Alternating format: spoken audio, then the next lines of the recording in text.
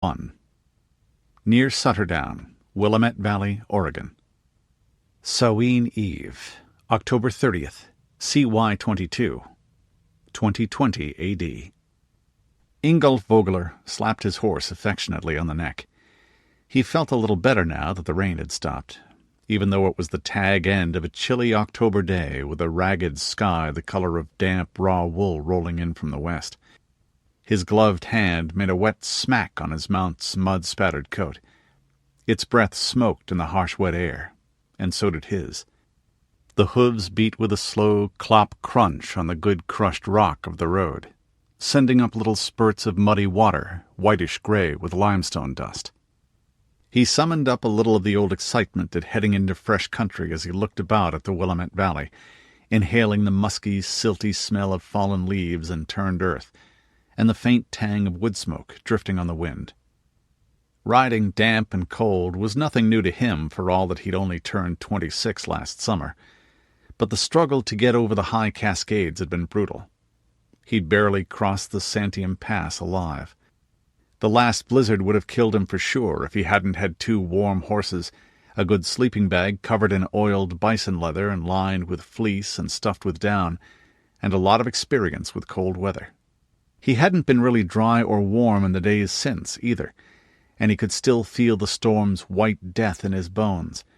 Though down here, 5,000 feet lower, things were just uncomfortable. Look on the bright side, he told himself.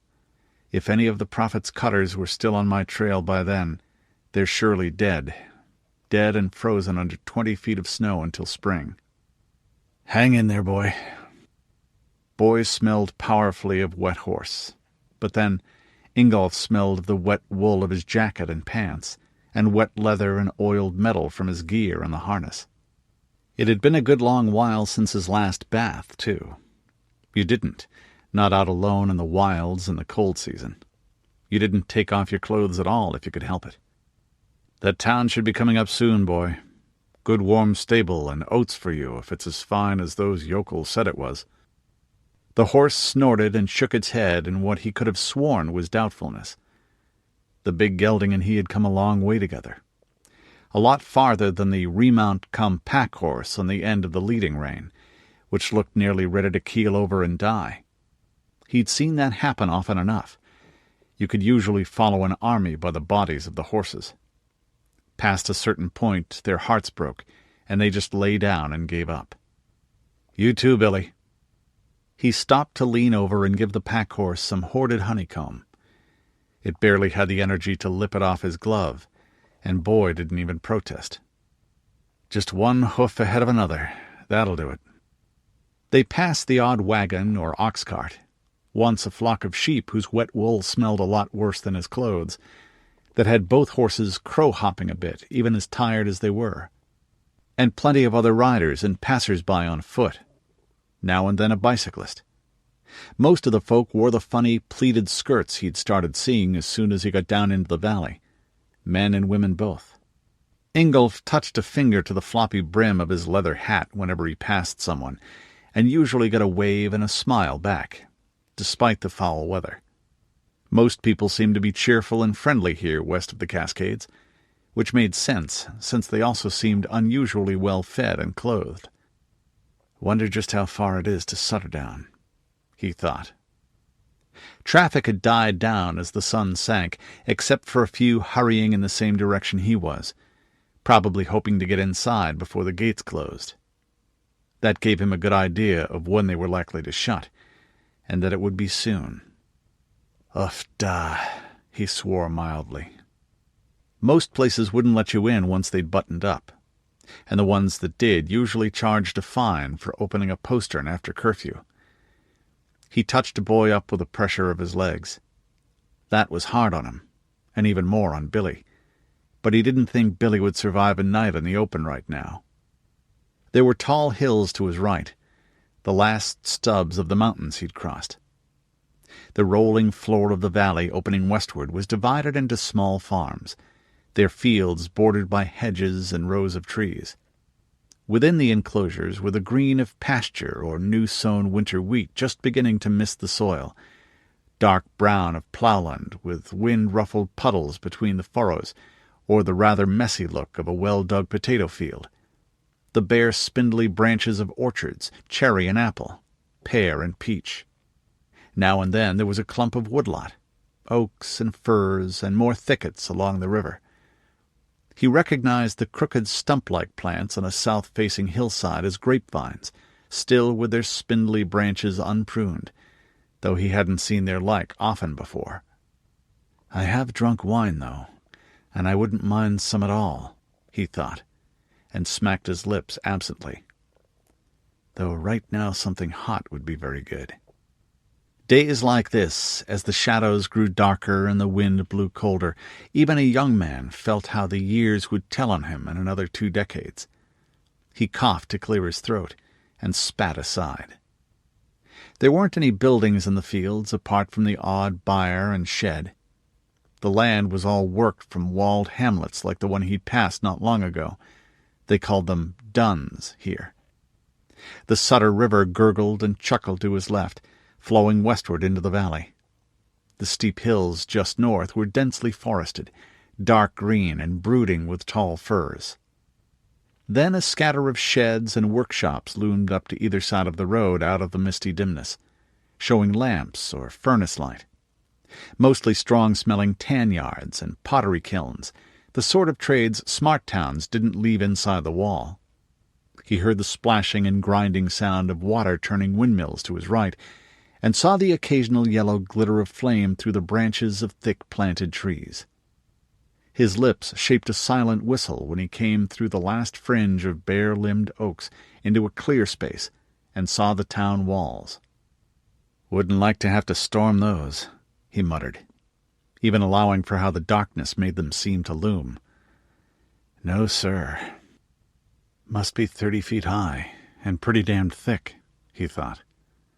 "And towers every 100 yards, half bowshot apart, and I'd say they're half again as tall. You don't see many things built after the change that height." He'd seen walls that had a bigger circuit. The town couldn't have been more than 3,000 or 4,000 people. Des Moines had 30 times that. But few that looked stronger.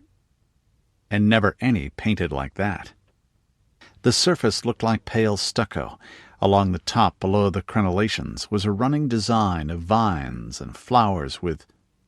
He peered through the murk. "Faces, I think.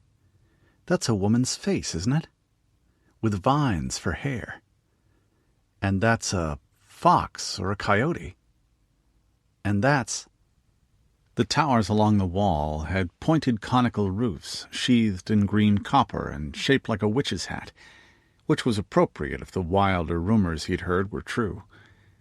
There were 2 hills showing above the ramparts, off west to the other side of the town.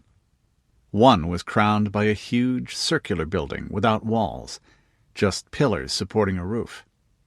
He could see the outline of it because a great bonfire blazed there, and even at this distance catch a hint of eerie music and dancing figures. He crossed himself by conditioned reflex at the sight, but without real fear. He'd never been excessively pious, even before he became a wandering freelance. Maybe the rumors are true, but nobody said they set on visitors here. And it didn't smell as bad as some towns did. Just wood smoke and barnyard, mostly. They probably had working sewers. 4 more towers around the gatehouse there. Right, that's where the bridge leads in. The town was built in a U formed by the river, which meant a natural moat on 3 sides. An old but well-kept pre-change bridge ran to the edge of the gate. A carved and painted statue, twice life-size, was set into the wall on either side. A beautiful woman with long golden hair standing on a seashell on the left. A naked man holding a bow and crowned with the sun on the right. As his horse set a hoof on the pavement, he heard a thunder of drums from the gatehouse towers and a screeching, skirling drone that sent Boyd tossing his head and snorting, and made the hair rise along the back of Ingolf's neck. His eyes were still flicking up to the source of that catamount wail when he halted before the guard gate. "Never heard bagpipers before, eh?" one of them said with a chuckle. "It's not someone biting the cat's tail, honest. We're bidding farewell to the sun, you see." Ingolf smiled back and nodded. "Just startled me a bit."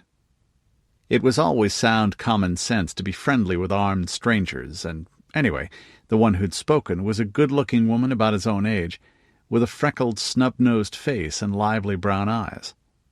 Which was a little odd, but while fighting women weren't numerous, they weren't so rare that he'd never met one before either. He'd campaigned with a couple who were pretty good, in fact, and one of them had been notably better than that. He took off the hat, slapping it against his knee to shed the water, and, incidentally, to let them see his face in the circle of light cast by the big lamps. Looking him over was their job, and he didn't have anything, well, not much, to hide. They'd see a big man, a little over 6 feet, and broad-shouldered, with a pleasant enough face despite a scar on his forehead, and a nose that had been broken and healed very slightly crooked.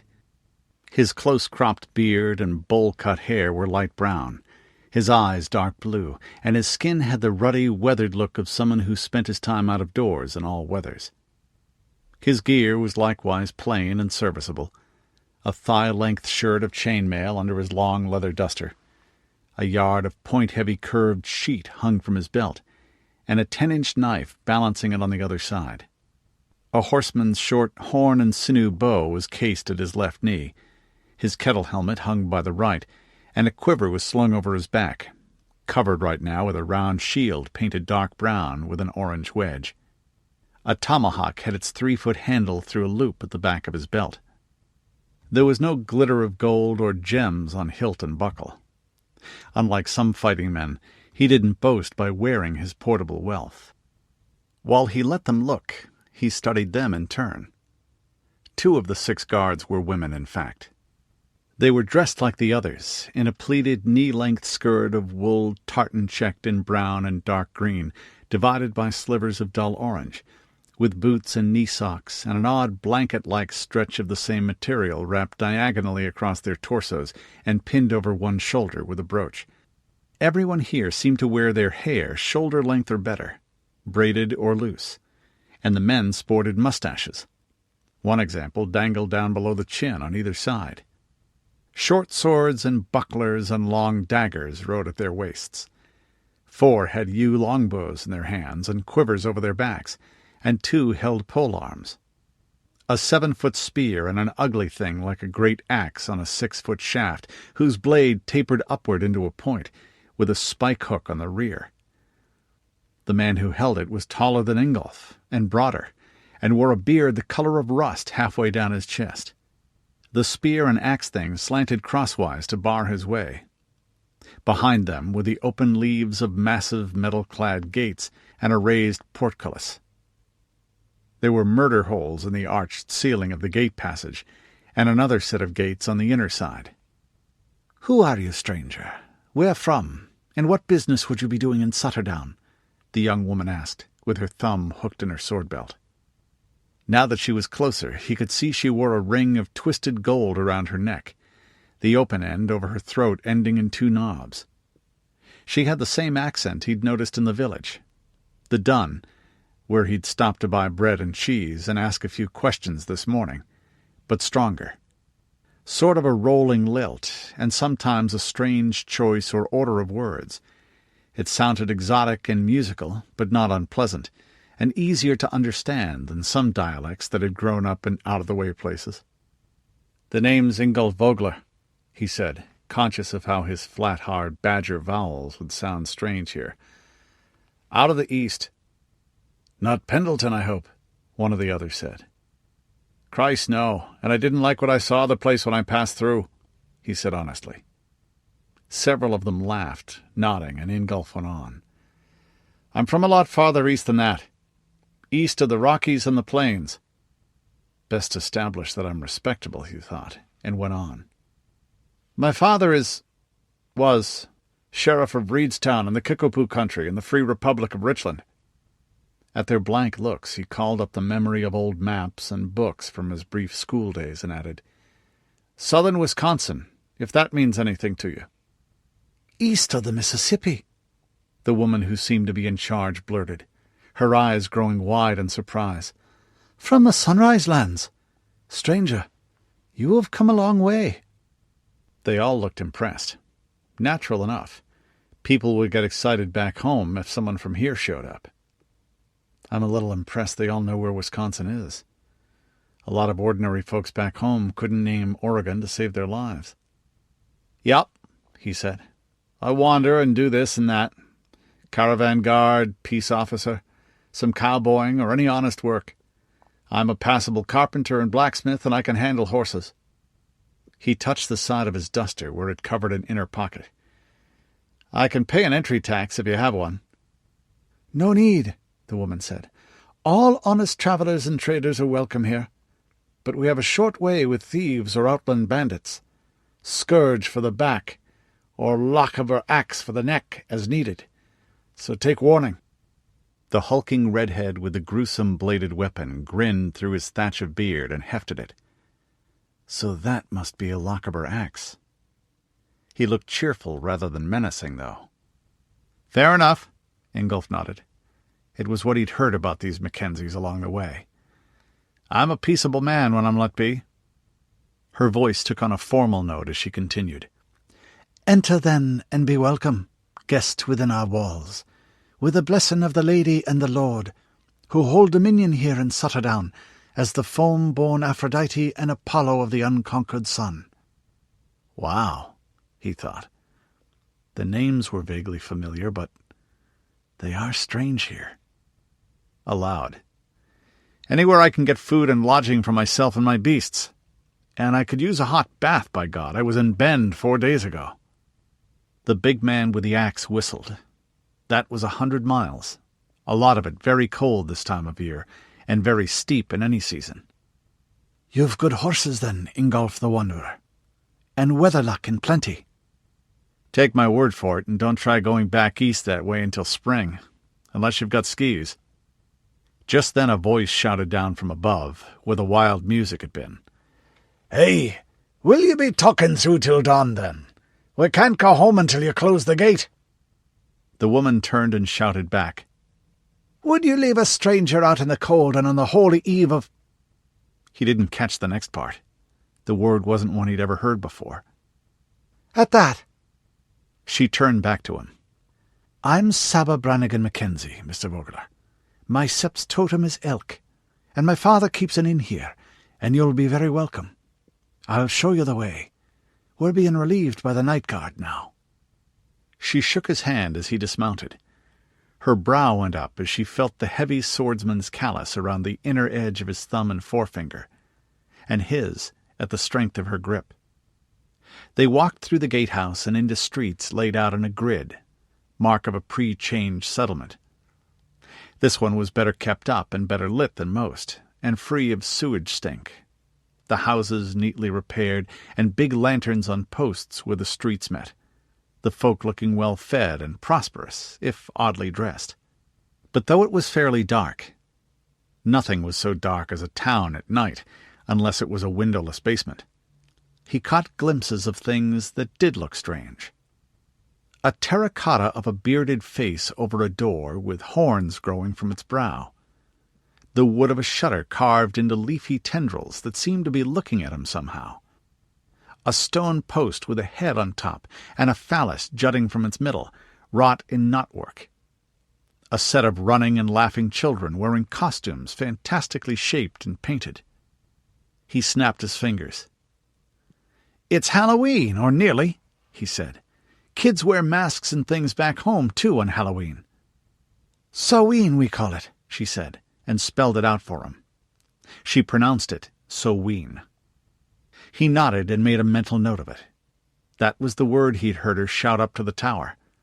Then she smiled and winked at him and added, "You'll find we take it, a wee bit more seriously than your basic trick-or-treat." Just then a snatch of song came from another group making its way down the middle of the street. Youngsters nearly full-grown, dancing amid a cold trilling of panpipes, and singing.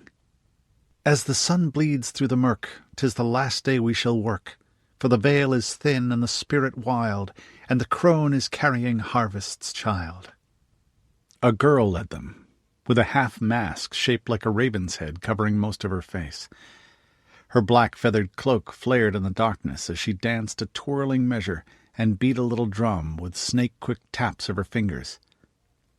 Saba made a sign with her forefinger and joined in the chorus. Sawain! Turn away, run ye back to the light of day, Sawain. Hope and pray, all ye meet are the gentle fae. Then the raven-masked woman stopped in front of Ingolf, and he had to check to avoid running into her. The dancer's eyes were wide and fixed behind the slits of the mask, holding his locked for a long moment. They were alight with a combination of fear and ecstasy and forgetfulness of self that was not quite like anything he'd ever met before. It made him shiver a little and suppress an impulse to cross himself. The rest of her group surrounded him, masked as horse and boar, dragon and wolf and elk. She sang again, swaying and beating counterpoint to the words. Stranger, do you have a name? Tell us all from whence you came. You seem more like God than man. Has curse or blessing come to this clan? Ingolf wondered for a moment whether he was supposed to answer, and then she danced away again, leading her band with their leaping shadows huge against a wall. Soween! Turn away, run ye back to the light of day, Soween. Hope and pray, all ye meet are the gentle fae. When the band had vanished around a corner, Ingolf swore quietly and shook himself. Saba smiled at him. Told you, she said merrily. He asked a few questions. In his experience, that got you further than talking about yourself, at least to start with, and it never hurt to learn. He found that the odd pleated skirts were kilts and over-the-shoulder blanket things were called plaids, that the ring around her neck was called a torque, and that couples exchanged them when they married. That she was a widow with 2 children. Her man killed on the western coast by Haida raiders a year ago. That she took turns with wall and gate duty and practiced with arms, above all with the longbow, as all fit adults did here. And that she was the eldest of 3 sisters, worked at her father's inn, and kept his books on that and a vineyard and fulling mill the family owned. She asked in turn, What brought you so far from home? We don't hear anything but fourth-hand rumors from that far east. I didn't get on well with my elder brother, he said, which covered a good deal of bitterness. My father died, and my brother became sheriff of Reedstown, and we quarreled. So I joined the bossmen's army, when we Richlanders sent men west to help marshal against the Sioux. For a moment he fell silent amid a wash of memory. The shush of arrows over the tilts of the wagons in the dark, amid the stale smell of dying campfires. A sudden roaring brabble, thunder of hooves and screams of surprise and pain. The panic-stricken tightness of his grip on the rawhide-wound hilt of his sheet as he ran half-naked through the night away from his fallen tent, slashing at figures that seemed to spring out of the ground before him, fighting his way towards the horse lines. The ugly shock up his arm as the edge cut muscle and cracked bone, the first time, and so different from a practice post. Glaring eyes and barred teeth, painted faces and horned headdresses, and the long knives in their hands glinting ruddy with the lights of sudden fires. Voices shrieking, Hoo-hay! Hoo-hay! It's a good day to die, Lakota! Kai! Kai! Hoo-hay! Then the guttural hoon, hoon of the blood call as the blades went in, the sick-making butcher's cleaver sound of metal hammering home in flesh, the frenzied screaming of a man scalped alive. That war took longer than anyone thought it would, he said carefully. They usually do, Saba said with a grim smile. And afterwards I couldn't seem to settle down somehow. Went east and west, north and south, to the dead cities often doing salvage. By then they were in the stables attached to her father's inn. The tavern was a rambling 2-story affair seemingly knocked together from several pre-change buildings. But the stables were newer, made of beam and plank with brick floors. He liked what he saw of the accommodation for the beasts, and he was pickier about that than about where he slept himself. Boy and Billy went into stalls, and he rubbed them down carefully, put on dry blankets, and saw to the fodder. Good Timothy clover hay without any musty smell, a hot cooked mash of oats and beans, and fresh water. It looked like the muck was shoveled out regularly, with fresh sawdust and straw laid down. He checked their feet, and made a note to have Bill reshod.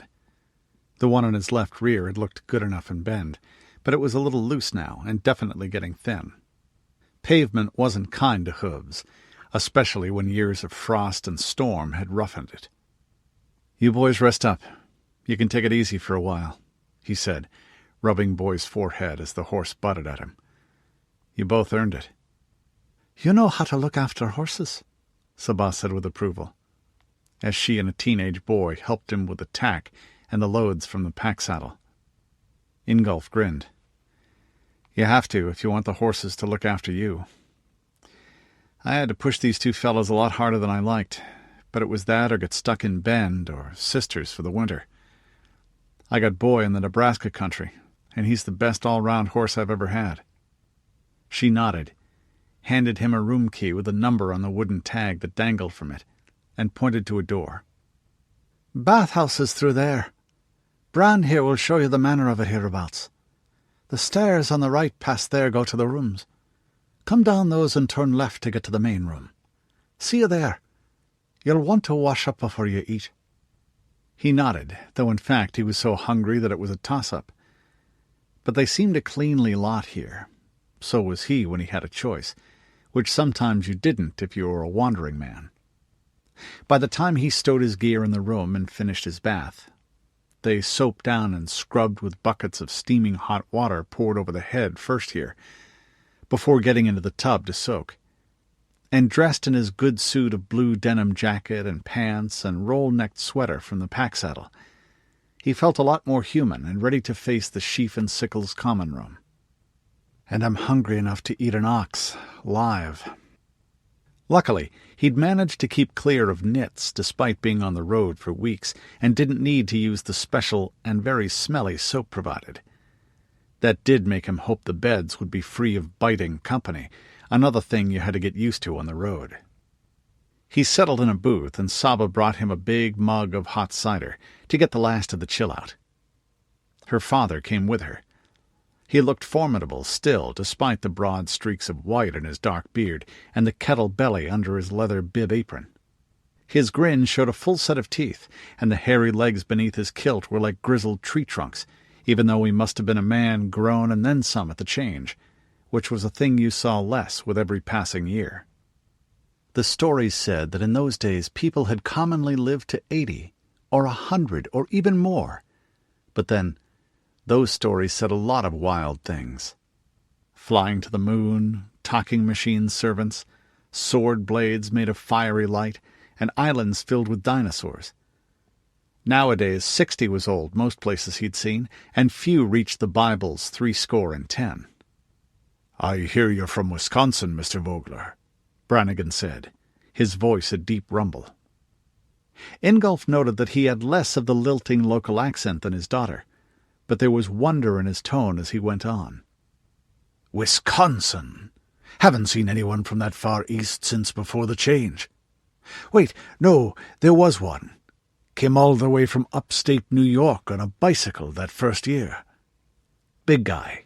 Went up north and became a knight or something. None since, though."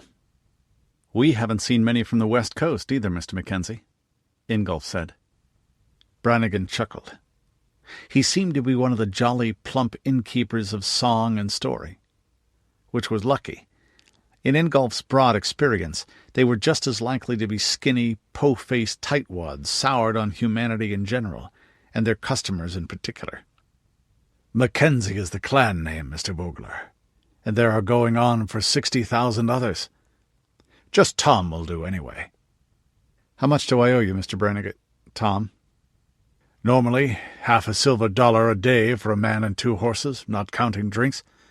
Today and tomorrow, nothing." At his puzzlement, "It's Samhain Eve. We set an empty place for a stranger at sunset tonight and tomorrow. A stranger from far away means double luck." Brannigan's grin got wider. "You could be a god in disguise, after all." "I thank you kindly." He sipped the cider and his brows went up. "And I thank you kindly. This is the best cider I've had since I left Kickapoo country." He smacked his lips meditatively. There were herbs in it, and the scent had a deep fruitiness that was like a memory of September afternoons in the hills of home when the maples blazed. For a moment, homesickness seized him, and he was back amid the bee-murmurous orchards in April, looking down from a bluff across fields like rolling snow, with petals blowing in on drifts over his father's house and onto the stark blue water of the river. "Thank you for a taste of home," he said sincerely. "Join me in one, and that I will pay for." He directed the invitation to both of them. Brannigan shook his head. "Maybe later. Business to attend to," he said. A little to Ingolf's surprise, Saba nodded. "I will. I mean, if we're not too busy, Dad." "Nope. It's a slow night. Everyone's getting ready for tomorrow," Brannigan said. Then he made a gesture, index and little finger outstretched, the middle two folded down under the thumb. "Or out defying the Fae, the young idiots. See you later, Mr. Vogler." She returned with the platters and some cider of her own, and sat across from him. He grinned and clinked his glass mug against hers, happier still when he saw she meant to eat with him. The odd grace she said over the food didn't put him off. You expected to meet strange customs far from home, and nothing here was as weird or as nasty as what he'd seen in the Valley of Paradise among the prophet's folk. "Your health, Saba," he said. "And yours, Ingolf. To the Lord, to the lady, to the luck of the clan." He was hungry enough that even with a pretty woman smiling at him, the plate was the first priority. Everything that went into the food was something he might have had at his family's board. Roast pork with crackling, gravy, potatoes, carrots, and cauliflower and broccoli, applesauce on the side, brown bread and butter. The details were different. The outer cuts of the pork were crusted with herbs. Chopped dried cherries in the gravy. Potatoes whipped creamy with dill and garlic and chives. The vegetables steamed rather than boiled. And a fruity red wine to go with it all when his cider was drained. Wholly homelike was the wedge of apple pie with whipped cream, and a piece of yellow cheese beside it. Sharp and dry and crumbly. Just right to cut the rich sweetness of the pie filling and the buttery taste of the crust. "Now that's real cheddar," he said, sighing with contentment. "We Richlanders make good cheese. It was famous even before the change, and this matches it. Is it yours?" "No," she said. "It's from Tillamook, on the coast northwest of here in Portland Protective Association country. That's where my man Rain was, trading for it, when the raiders landed." "Sorry," he said awkwardly. She smiled and sighed and patted his hand.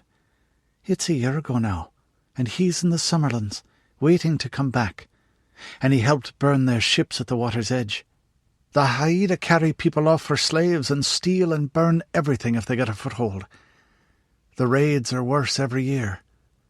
Battle luck comes from the Morrigu. A dozen others of our folk were there that day." She shook off the thought. "That's an interesting name, Ingolf. It sounds like one of ours." "It's not usual back in the Kickapoo either. It's after my grandfather's uncle," Ingolf said. "People used to tease me about it when I was a kid. What are your children's names, if I may ask? You do have unusual ones here, except for a few like Tom." "Ioralth's my boy. He's 3, she said. Her smile grew broader. "And Emer, my girl. She's just 1. Never saw her father, poor thing." "Pretty names," he said, "but I haven't heard them before." "We used to have the same names as most people. Some of the older people still do, Tom and John and Mary and David, that kind, like Dad. But a lot of people took other ones after the change, when we turned back to the old religion. Names from the ancient stories that teach us about the gods. Or they gave names like that to their children. My mother changed to Moira. and she changed me from Sally to Saba." "I like Saba better," he said. "So do I," she said, and wrinkled her nose at him. "I like Ingolf, and nobody will tease you about it here. It isn't silly like some of the ones they use up in the Protectorate. Odard and Raoul, I ask you." He took a moment to admire the sight of her. She'd switched to just her kilt and shirt and shoes, and everything he could see was just as he liked it. She was broad on the hips and shoulders and narrow in the waist, long-legged with strong round arms and the full bosom of a woman who'd borne and nursed children. Ingolf liked her frank eyes, too, and the way she returned his interest without being coy about it. He learned that she wove and embroidered and played the guitar, liked to hunt and fish in season. There was a small tattoo above the upper curve of her bosom, and below the finals of her torque a miniature strung bow that also suggested the crescent moon. "What's that?" he asked, indicating it with his eyes. She grinned at him. "Never seen a woman's breasts before, you poor man," she teased, and laughed with him. Then she touched the tattoo. "That's the warrior's mark. I got that when I turned 18 and passed the tests for the first levy. The militia, you'd probably call it." When she gathered up the empty plates and took them back to the kitchen, he watched the sway of her kilt with unfeigned pleasure. "I could stay here a while," he thought. "I'm not broke by a long shot, and this is where the voice and the dreams pointed." His mind tried to turn aside, but he forced it back. "I'll need a base while I look around for whoever it is I'm supposed to find." The door to the vestibule opened as he mused, and he looked up with the wariness his wandering years had bred. A group came in, 3 women and 2 men, all younger than him, but not by all that much. They all wore long swords and daggers, which they racked by the door. They all moved as if they knew how to use them, too. He noticed the twin girls first, since they were identicals and dressed so alike he guessed they worked at it. Both were tall, 5'9" or so, with yellow blonde braids down their backs, dressed in dark trousers and boots rather than kilts. When they took off their jackets, they revealed sleeveless jerkins of black leather over their shirts, blazoned with a white tree and 7 stars, and surmounted by a crown. The other girl was a year or 2 older and an inch or so shorter, with brown hair cut shoulder-length, and brown eyes and features a little too bold for beauty. She was in pants and a short-sleeved, thigh-length tunic of fine woven wool, forest green, over a full-sleeved shirt of indigo-dyed linen. The tunic had a slit-pupilled eye wreathed in flame on a black shield woven over her chest, and the same device showed on the buckle of her silver chain belt. It carried a rosary of worked coral and crucifix opposite a dagger. Saba returned with 2 small glasses of applejack. Ingolf smiled at her, lifted his and sipped cautiously. It was potent, but made from good mash, light crushed and well strained, and aged a couple of years. Just right for sipping liquor. "Who are those?" he said quietly, nodding to the group as her father bustled over to them. VIPs, he decided by himself. Tom Brannigan wasn't in the least servile, but there was an indefinable air of respect. Ingolf's eyes narrowed slightly in professional appraisal. "The big fellow with the bright hair, particularly," he said. One of the men was in a kilt and was about Ingolf's own height, 6'1" or a little more. A bit lighter than his own 190, he estimated, but not much. Broad-shouldered and long-limbed, well-muscled but moving like a racehorse, looking like he was about to leap even when completely still, and strikingly handsome in a way that was almost beautiful, without being in the least pretty, down to a cleft in the square chin. "Oh, that's Rudi Mackenzie," Saba said, with the tolerant tone of a woman towards a younger man she'd known when he was just hitting his teens. "The chief's kid." Ingolf's eyes flicked to look at hands and wrists, the way the young man held himself and moved, and the scars that showed when a sleeve of his saffron-yellow shirt of linsey-woolsey fell back from a muscular forearm. There was another along the angle of his jaw, He looked young. Probably looked younger than he was. The well-to-do didn't age as fast as ordinary folk. But formidable. "That's not just a kid," he said. "That's a fighting man, and a very dangerous one, or I miss my bet." "Well, yes. He fought with rain, and very well by all accounts. Took that cut on his face pulling my man out of the water with a hyena trying to spear him, but it was too late." "He's your boss man's son? The heir?" "Our chief's a woman," Saba said. "Juniper Mackenzie, herself. But he's her son right enough, and her tainest." At his inquiring glance. "A tainest is sort of an understudy. His father was Mike Havel, Lord Bear, some called him, the head of the bear killer outfit, over west of the river.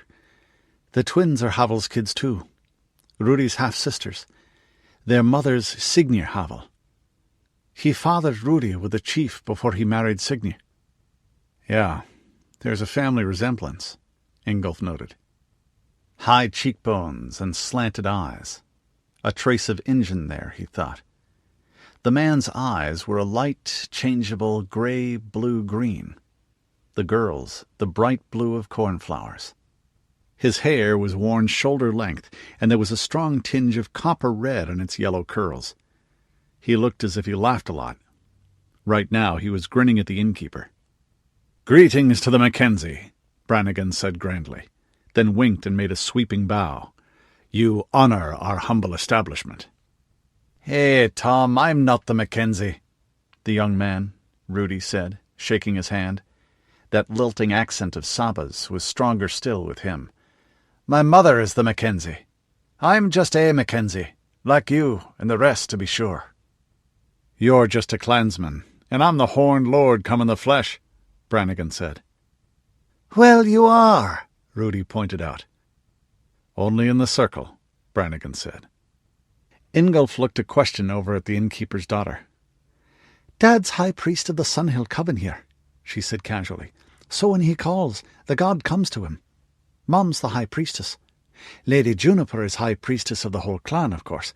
She's the goddess on earth, the living vessel of the mother." "Oh," Ingolf said. "And I'm not going to ask more about that until I know my way around," he thought. "You're not staying at Raven House?" Brannigan went on to Rudi, Ingolf thought. Rudi Mackenzie. "Nah, Mom and Sir Nigel and the infants are in, and some guests from overseas and a whole lot of other people from Don Juniper. So we just dumped the hunting gear there, said hello, and came on over. You mind putting us all up? The girls can share a room if it's tight, and you can put me and Oddard in another." "You snore, Rudi," the other man in the party said. That must be Oddard. He was dressed like the brown-haired woman in tea tunic, shirt, and pants. His were of beautifully woven dark blue cloth embroidered around the neck and hem with gold, but there was a circle on his chest with what looked like a Chinese symbol in it. Ingolf knew enough to recognize them. He went on with the air of a man making a concession. "You could chivalrously sleep here on the floor by the hearth and give your room to the princess. It would be more suitable to her state to have one all to herself." "I'm not sharing with you, Oddard," the brown-haired woman said, pointing a finger. "Of course not, Your Highness," the man said smoothly. "I said all to yourself, didn't I?" "Then you'd have to sleep on the floor too, Oddard," Rudi grinned, "which isn't like you, chivalry or not." No, you sleep in front of the hearth, Rudi, and I'll share with the twins." "And then you wake up, Oddard," one of the siblings said. Her sister just snorted.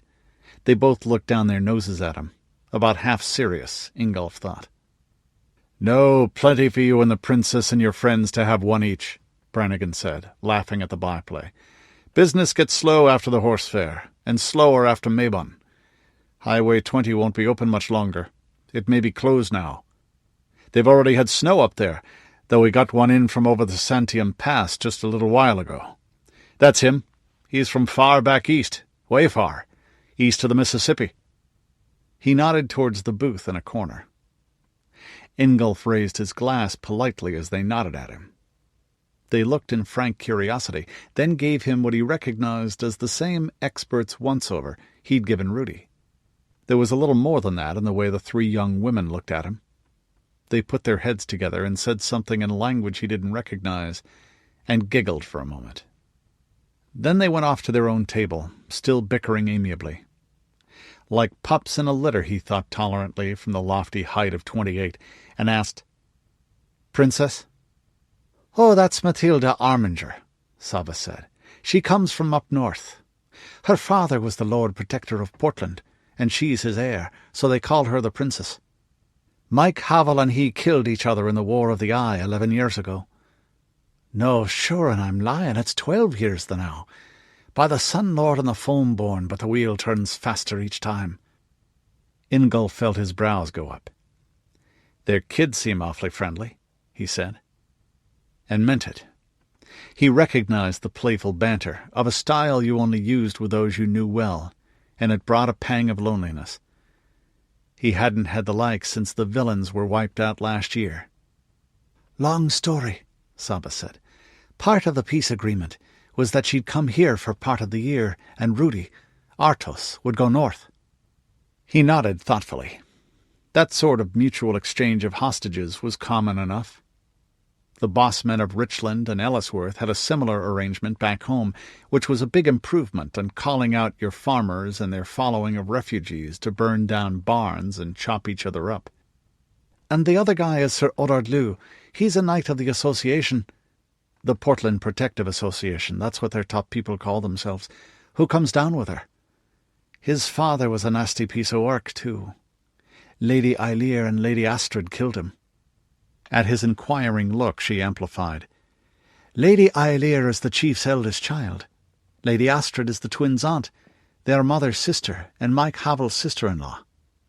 She's the Hareel of the Dunedain Rangers.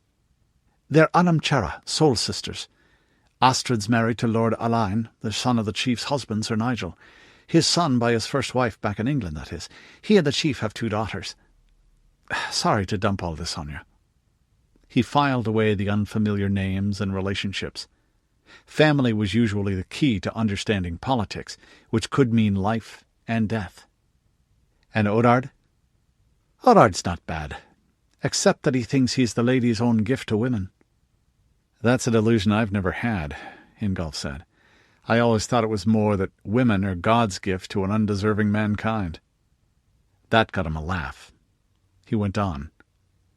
"You've got a mixed lot in here." "We do," she said pridefully. "The sheaf and sickle is famous all through the valley." She pointed out a few. "Those 2 are bear killers, from over to the west of here.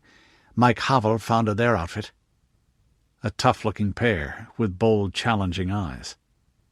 "See those little blue scars between their brows? That means they're initiates of the A-list.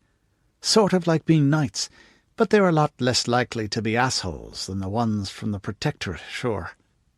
And that's a monk from Mount Angel, Father Ignatius. If they were more like him, I'd think better of Christians. No offence." "None taken," Ingolf said, sincerely enough. The cleric was a spare, muscular young man in a black hooded robe. Catholic clergy were still thin on the ground back east, but Ingolf would have pegged him for a fighting man, except for the dress. He read from a small book and told a rosary with his left hand, occasionally taking a sip of wine or a bite of a frugal dinner of bread and cheese and smoked fish. Ingolf listened as Saba spoke, but found his eyes straying to her more and more often, until she laughed at him and finished her brandy. "See you around, Ingolf Wanderer." He'd barely turned out the lamp in the small, tidy sleeping room when the door opened again. He reached for the belt with his weapons where it hung from the bedstead, and heard her quiet chuckle in the dark as the scabbard knocked against the wood. "I'm not that fearsome, am I, Ingolf?" she teased. "Let's find out," he suggested. The whiteness of her skin was half glimpsed in the darkness as she slipped out of her robe and under the quilt. Some hours later they lay in a happy tangle, warm while the rain tapped at the west-facing window. "Wow," he thought again. They're not shy around here either. Suddenly a thought occurred to him. It should have been earlier, but he'd been lulled by the friendly reception. Still, you could never tell. Your father isn't going to mind, is he? Then he yelped as she tweaked his chest hair hard. That's for waiting until now to ask. No, of course not. I'm a grown woman. It's my business who I worship the goddess with. He rubbed at his chest, and then settled her back on the curve of his shoulder. Worship is what you call it here? Beats fasting and prayer, I can tell you that. All acts of love and pleasure are my rituals, she said. It had the sound of someone quoting. Then she chuckled. And she is well and truly worshipped. He smiled himself. That was the oddest compliment a woman had ever given him, but far from the worst. And I haven't been with anyone for a year, since Rain died. Time to let him go. You're a strong man, and I think a good one. If you leave, I've had the night, and maybe a child. I always wanted more than two. And if you don't leave... Well, we'll see, shall we? She yawned and stretched and settled herself, with a thigh flung across his. He could feel her breathing slowing down to the deep, regular rhythm of sleep, and his own followed. Ingolf's dream was the same as always. The screams of his comrades, the terror of the blinding light that pierced hand and eyelid, and the sword hanging impossibly in the blaze, the voice tolling in his mind. When he woke, he thought himself still asleep for an instant, his chest heaving and sweat running down his neck. In a moment more he'd wake to the warm, stuffy darkness of the room, and find Saba beside him, and they'd go down to breakfast. He'd find what jobs he could do around the inn, or for neighbors, and get to know people before he started asking around. Maybe the voice would leave him alone for a while. Then he realized that the long, curved dagger raised above him was very real, and threw himself aside with a great hoarse shout. Saba screamed as well, as the razor edge kissed her flank and left a trail of red as it plunged into the quilt and let free a blizzard of goosedown. Thought too swift to notice with his waking mind made him ignore his sheet. The long weapon would be deadly awkward in these cramped quarters. Instead, he stripped the bowie and tomahawk out of his belt and rolled to the floor, bounding erect with a shoulder roll. There were a full triad of them. 3 knives glimpsed in the dark, hooded faces covered to the eyes by black half-masks. His stones tried to draw up into his belly as the faint light from the window glinted on the sharp metal in their gloved hands. A knife fight was bad enough at any time. Knives moved too fast to really see or block well. A knife fight naked in the dark against 3 opponents who didn't care if they lived or died. "The Ascended Masters have called your name, apostate," one of them hissed. "Did you think mountains and ice could save you from the Prophet's judgment?" Then to Saba as they spread out and approached. "Silence, pagan whore!" The speaker tried to backhand her out of the way as she struggled free of the tangled sheets. She caught the arm, heaved and twisted to lock it with a speed and skill that would have been a pleasure to see in better circumstances, and swung the elbow wrong end forward against the bedstead with all the strength of her arms and weight of her body. The joint broke with an ugly crackling crunch of tendon and bone, like a green branch giving way across your knee. Her hawk shriek overrode the cutter's scream of outraged pain. "Skatach! Skatach!" The knife-man's ululation at the ruin of his arm was cut off as her foot raked up and kicked him under the jaw with explosive power, toes neatly rolled back to present the ball of her foot. She snatched at the knife as it fell from his nerveless hand. Ingolf roared and lunged himself. The thrust of the bowie in his left hand rammed into a jacket lined with mail. Chapter 2. Sheaf and Sickle Inn, Sutterdown, Willamette Valley, Oregon.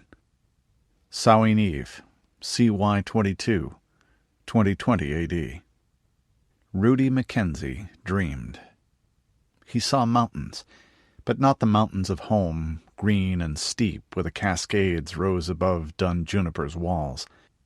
These were bare, save for a scattering of silvery-gray scrub, up great walls of rock and scree to the glaciers floating far above, and he was all alone except for Epona. His senses were sharp. The smell of cold rock and aromatic herbs and old sweat soaked into wool and leather, the rattle of stone under shod hooves, far and faint, baying like wolves, but he knew it was men. The horse's breath came sharp, and there was a sense of overwhelming grief and dread. A hoarse shout kicked him into wakefulness. He'd always been one of those who came alert easily.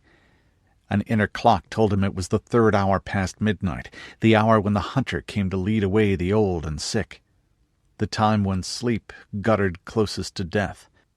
He swung his feet down and grabbed up sword and buckler and opened the door in the same motion, and went down on one knee to peer out first. Nothing in this short length of corridor. He had good night vision, even in the velvet darkness. The rain was back, and the drumming on the strakes of the roof made a white noise that drowned everything but the sharpest sound. In the room across, a lantern flared as a door cracked open. That was Odard, always cautious. His head came out at the same level as Rudi's. The twins were on this side and down one. As he watched their door open too, Enritva, or Mary, rolled out, coming up in a crouch with long sword in one hand and dirk in the other. No, it's Mary. She has that little scar over her hip bone. The twins tried to look as similar as they could, which was why he was careful about it. Matilda was the last door down, and a mirror showed there, stuck in the wax on the end of a candle stub. She checked the ground before coming out in her knee-length night shift, blades ready. The embroidered garment looked a little odd with a sword belt buckled around it. A faint clash, the sound of metal on metal, and more voices. Their eyes met, and she nodded. The scream had come from around the corner to his left. How far down was hard to tell. The new noise came in the same direction. None of them had their body armor with them, or missile weapons, or any shields beside the buckler. They only all had sword and fighting knife because they'd been reared to put them on as automatically as shoes whenever they went outside their own home hearth doors. Not worth taking time to get dressed, he decided. It would be if we had our war harness, but all clothes do in a fight is comfort you. Ritva dashed down to the corner in 4 deer-swift bounds, then dropped flat to peer around the edge, landing on her fisted hands with the blade still in them. Rudi called up his knowledge of the sheaf and sickles layout as the rest of them followed.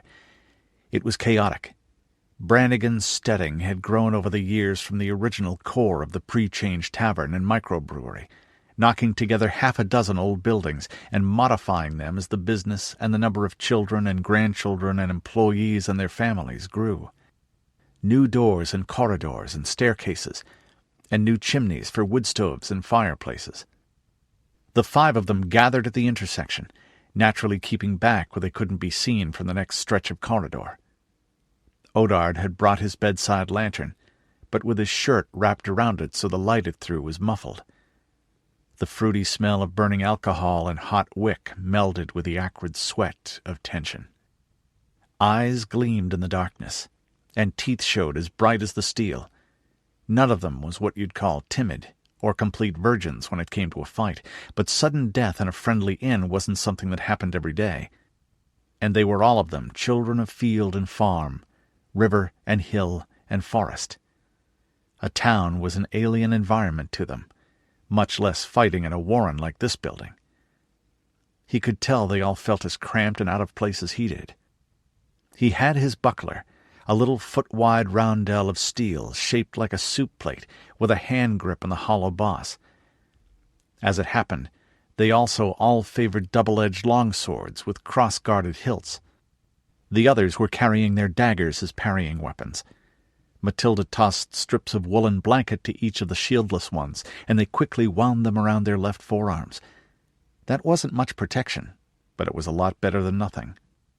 Always thinking ahead, that girl, Rudi thought with a taut grin. Let's see. 1/2 minute since I heard that first scream. "Follow me!" Left down the corridor, bare feet nearly noiseless on the wooden floorboards.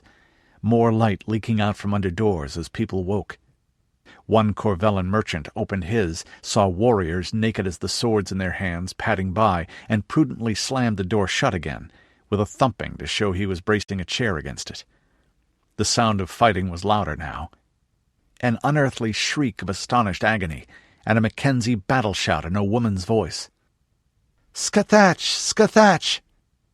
Someone calling on the dark goddess in her most terrible form. Scathach, she who brings fear. The red work of killing was being done within earshot. You didn't invoke the devouring shadow unless you really meant it. The corridor ended at the door to the kitchens. To their left was a staircase that went through a 90-degree turn as it rose to the second floor, and a row of guest rooms. Matilda slipped in front of him. She'd brought along her candlestick and mirror arrangement, and he nodded as she went up the stairs 2 at a time. The rest followed in a silent rush that froze for a moment as she reached the top and extended the mirror just up over the lip. They poised ready to attack if someone peered over the edge. Light spilled from above. Someone had lit a lantern, and their dark-adjusted eyes saw the dim flame as brightness. Then she put down the mirror and spoke in sign. 6 with sheets and shields. 3 facing this way, 3 the other. 1 door open between them. The fighting's coming from there. Decision flashed through him, and his hands moved, quick and fluent. Maddie, Ritva, Mary, you go back down, through the kitchen and up the other stairs. That's how they're planning on getting away. They turned and raced down and around the stairs, leaping recklessly despite the razor-edged steel in both hands, as sure-footed as wildcats. Rudi looked over and met Odard's slanted blue eyes. The other man smiled and shrugged ruefully. Rudi filled his lungs and called on the crow goddess in an enormous shout as he leapt. "Morrigu! Morrigu!" "Harrow Portland! Face Javias! Face death!" Odard yelled, the battle shouts of his nation and his house.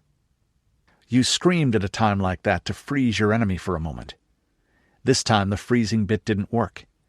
The men facing him and Odard attacked immediately, the forward pair moving with smooth precision, and the one behind alert on the balls of his feet, ready to step in if one of his comrades went down.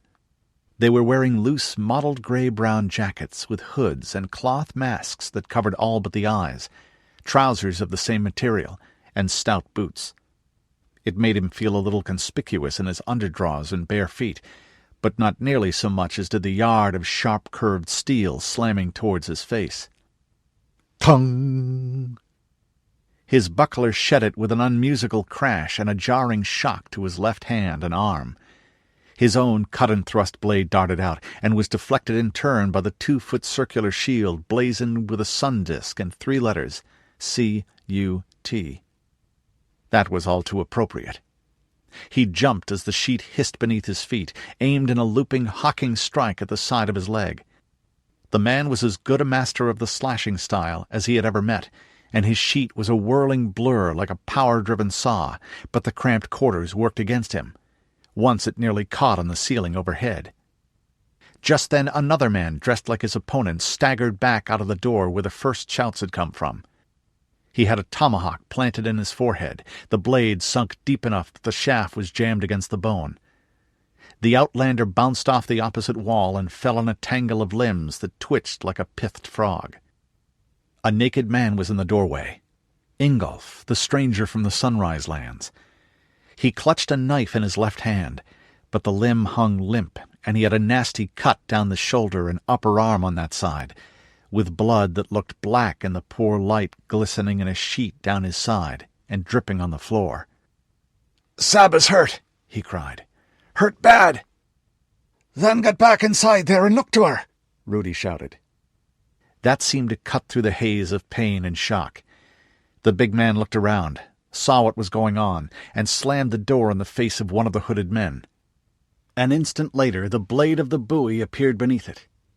The Easterner had driven it in as a wedge with a blow of heel to hilt, and the only way to get the door open would be to batter it off its hinges. 2 of the hooded killers started trying to do just that, kicking at the stout brown planks and then chopping white splinters out when that didn't work. As he spoke, Rudi cut downward, a savage chopping blow from the wrist, too fast for the movement of the shield to block. It struck, and hard, but the glint of chainmail appeared through the ripped cloth. The armor kept the blade from cutting, but his opponent grunted in pain and the shield dipped lower. Rudi could feel the muffled snap of something giving way up the steel and into the hilt. "We are the point!" He chanted the line as he whipped his sword across and caught another sheet chop on his own steel. The weapon slid together with a tinging crash and locked at the hilts, and he smashed the buckler into the man's injured shoulder, putting all the power of his 175 pounds into it. "We are the edge!" This time bone crumbled audibly, and the power went out of the grip holding his sword locked. The man wailed through his mask, blue eyes flaring open with agony and the despair of imminent death above the dark knit cloth. "We are the wolves that Hecate fed!" Rudi threw him backward with a flexing push of both arms, and then killed him with a snapping thrust to one eye. A gruesome crunch as the long point of his sword smashed through the thin bone behind the socket and into his brain. Blood and matter splattered the walls as he freed it with a sharp jerk of his arm. There was a motion on the stairs behind him. It had to be friendlies. "Healer! Get a healer up here now!" he called crisply. "And some more weapons! Bows! Spears!" The rear man of the three guarding this end of the corridor stepped into place before Rudi could turn on Odard's opponent. Odard and his man were fully engaged, a flurry of steel moving in blurring arcs, gasping breath, shuffling stamp of feet on the floorboards. The hooded man fought silently, but the knight shouted again. "Face Gervais! Face death!" His opponent had to be good to keep the young knight off, even with the advantage of a proper shield and a mail-lined coat. He was good, and so was the one who'd replaced the first casualty to face Rudi. What's going on here? There aren't that many folk around who are that good with a blade. It takes too much time away from working to feed your family. These aren't some gang of bandits. They're trained. They're someone's armsmen. Someone with a deep well to pick from. Two blond heads appeared at the stairs on the other end of this stretch of corridor. The hooded man left on sentry there called sharply, and one of the ones hacking at the door left off and raced to join him. The first had to give back a half-dozen paces before his comrade was at his side. If they were disconcerted at finding themselves fighting two identical stark-naked Amazons, it didn't show. Matilda followed behind perforce. There wasn't room for more than two with swords to deploy in the straight confines of the corridor. "Mail under the jackets!" Rudi called. Steel rang on steel. Even fighting for his life, Rudi grinned at the surprise they were about to get. The twins had been doing everything together all their lives, and a lot of that involved swords. Fighting Mary and Ritva together was like taking on a single organism with 4 hands, and they'd been trained by Astrid Larsen and Alain Loring, who were 2 of the 3 sparring partners Rudi had left who still beat him as often as not.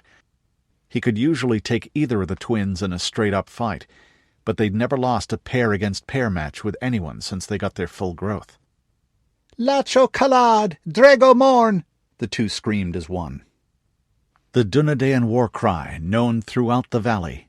"Flame light! Flee night!" "Duck!" Matilda shouted from behind them as she wound up.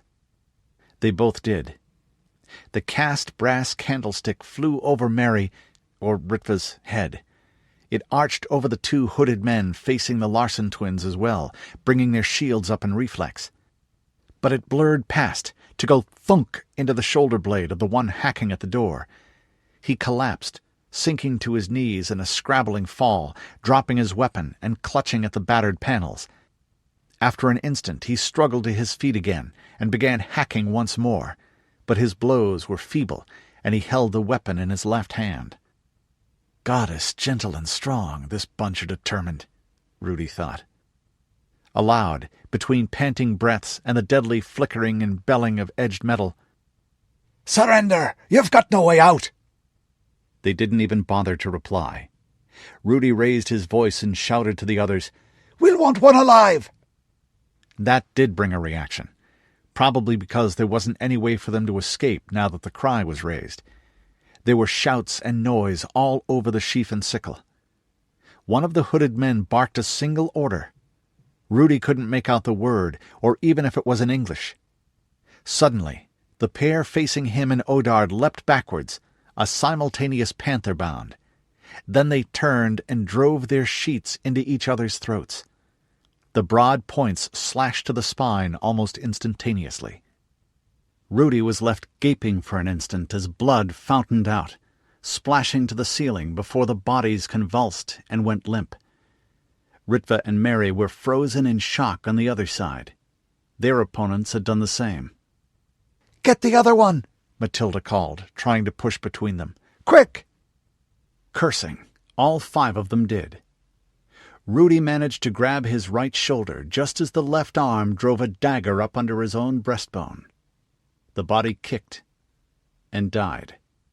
The young Mackenzie forced down an impulse to stand panting and bewildered amid the bodies and the blood that filled the corridor with its copper-iron stink beneath the sickly smell of pierced body cavities. Instead, he and Odard moved as if they'd rehearsed for days. They set their swords point down on the floor, put their backs against the wall of the corridor across from the wedge door, jumped up and lashed out with their feet. The planks hit his soles with a hard, drumming thump that shocked up through his whole body, leaving him feeling as if he'd been folded too far at the hips. There was a tearing, crunching sound as the upper hinge came half free of the wood.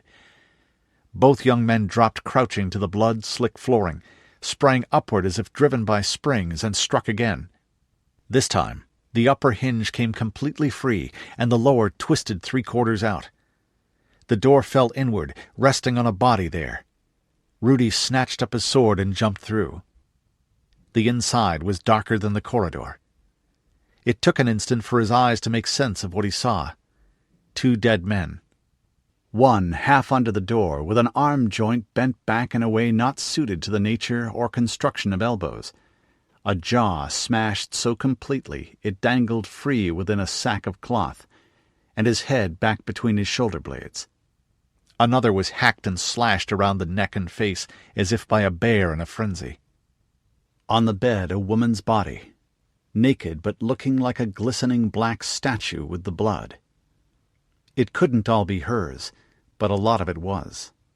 A long, curved knife had been driven into her stomach just above the pubic bone and ripped upwards. The stranger was trying to hold the obscene wound closed, despite the steady flow of blood from his own gash. His shoulders shook with the harsh sobbing of a man unaccustomed to tears. Astonishingly, the woman still breathed a little. As Rudi watched, she seemed to speak. He thought he heard "Ryan" in the echoing silence, and went limp.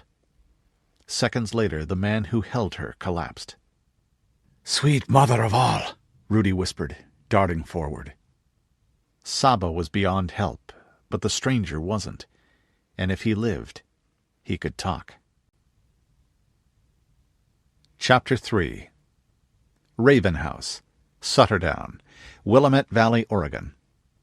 Samhain Eve, CY 22, 2020 AD. Nigel Loring looked around the great hall of Raven House and arched a wry white brow as Rudi and his friends trooped out to head for the sheaf and sickle.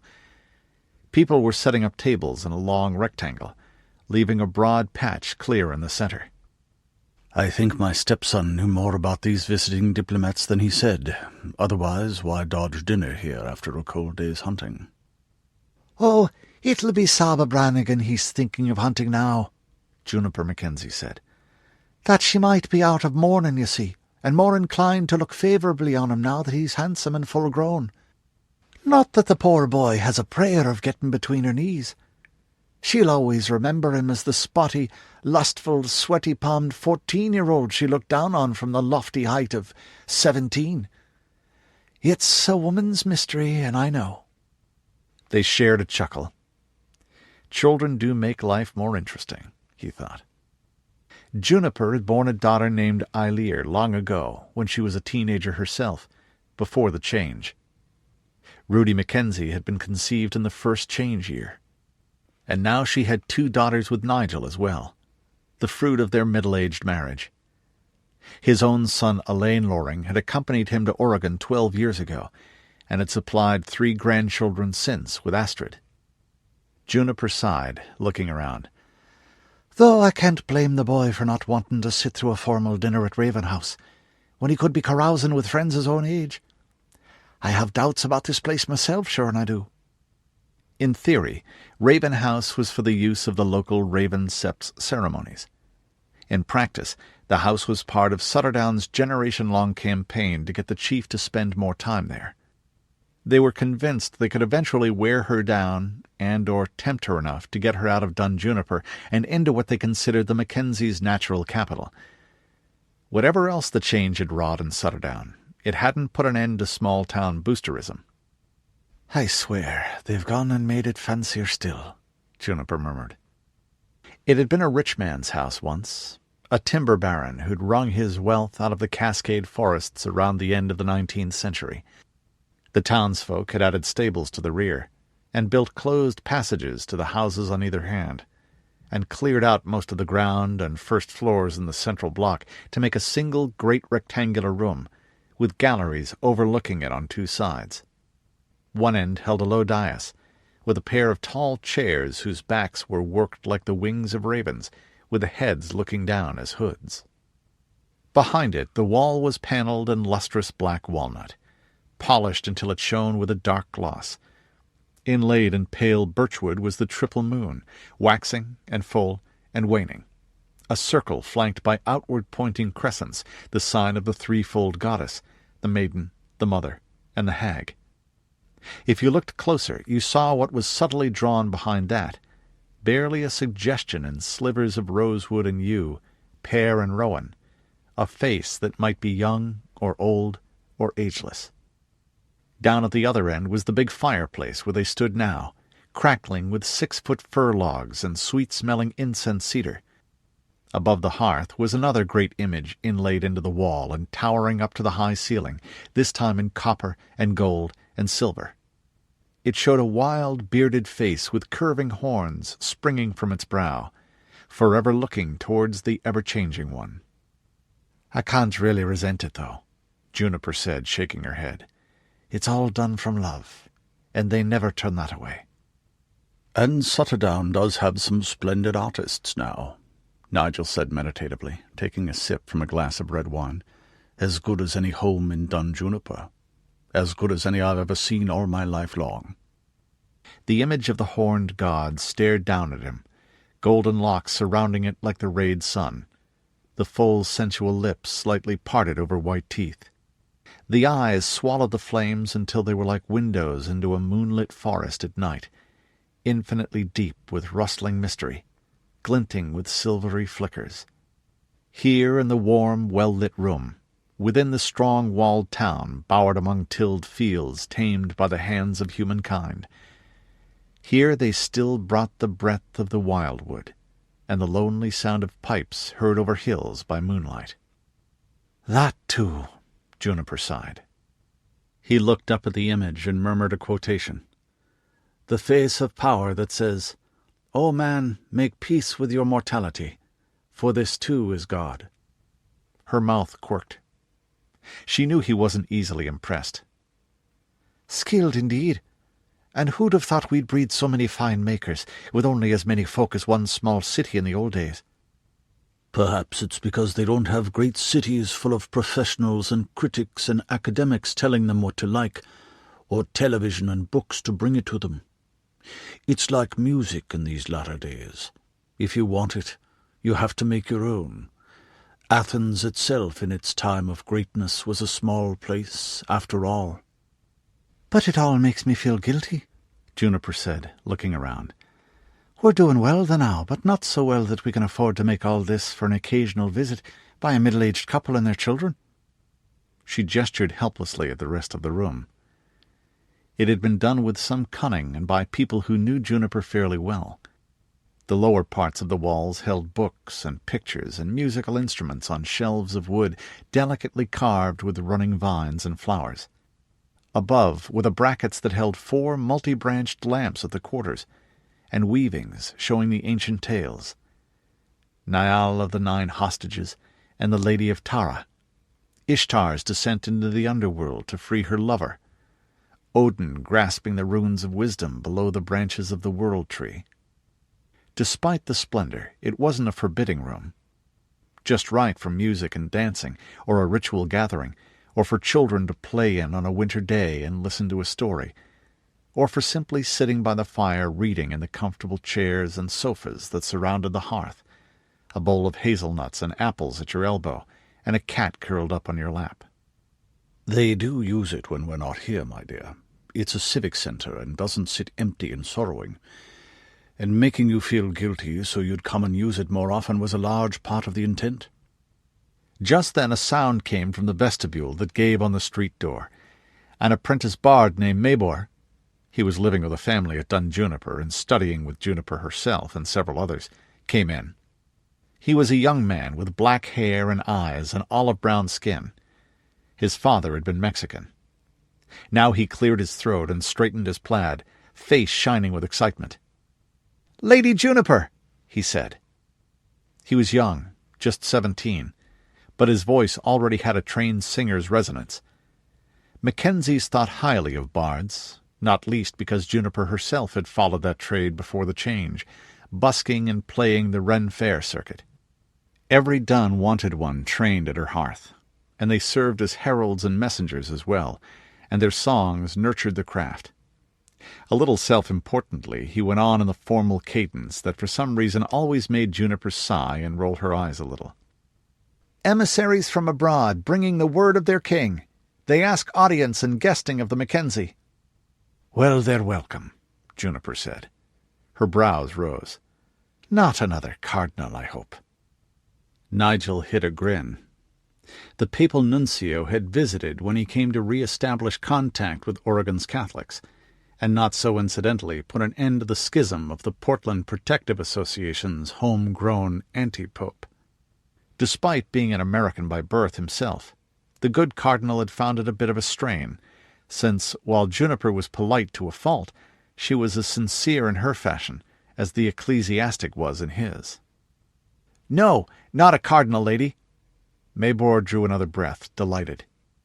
"I am to herald the Right Honourable the Count of Azay, Ambassador of His Britannic Majesty William V, called the Great, Defender of the Faith, King of England, Scotland, Wales, Northern Ireland, King of France and Spain and his dominions beyond the seas, Hammer of the Moors, Rex Britanniae Majoris et Imperator Occidentalis." Nigel's eyebrows shot up. "Good God," he said quietly. They'd heard some news from Europe since he arrived here on a Tasmanian ship, fleeing Mad King Charles, and dropping all unknowing into the War of the Eye. But no direct contact. There were 2 guards in full fig by the entranceway, longbow and quiver over their backs, sword and buckler at belt, and spears with the long heads polished bright in their hands. A mistake by Sutterdown, for while Juniper loved ceremony, she hated swank. Now the 2 snapped to attention and rapped their spear butts on the ground. 6 of the party that entered were guardsmen, one in the full plate of a man-at-arms and the others longbowmen in chain-mail shirts and open-faced sallets. Nigel knew the gear. He designed the green-enameled armor himself on the Isle of Wight, that first winter while they were fighting off the hordes of starving refugees and wondering if they'd survive to the next harvest. A tall man with a limp came through behind the soldiers. He was in riding breeches and a coat of Harris tweed, with a plain sword belt around it, and an equally plain longsword whose hilt had sweat-stained rawhide bindings. The man was near Nigel's own mid-60s, countenance scored by years and turned ruddy by a youth spent under the unmerciful sun of the hot countries. He still had a full thatch of hair, white with some grey, and his hard, scarred face was dominated by a great beak of a nose, above a wide, thin-lipped gash of mouth and a knobby chin. The little finger on his left hand was missing. His eyes were dark green, level and watchful. Marksman's eyes.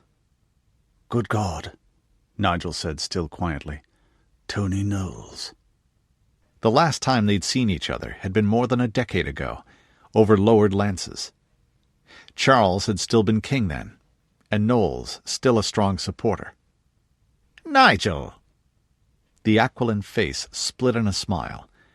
Not much of one, but a great ear-to-ear grin if you knew the man, who made Nigel Loring look like an excitable Latin. Nigel stepped forward, hand outstretched.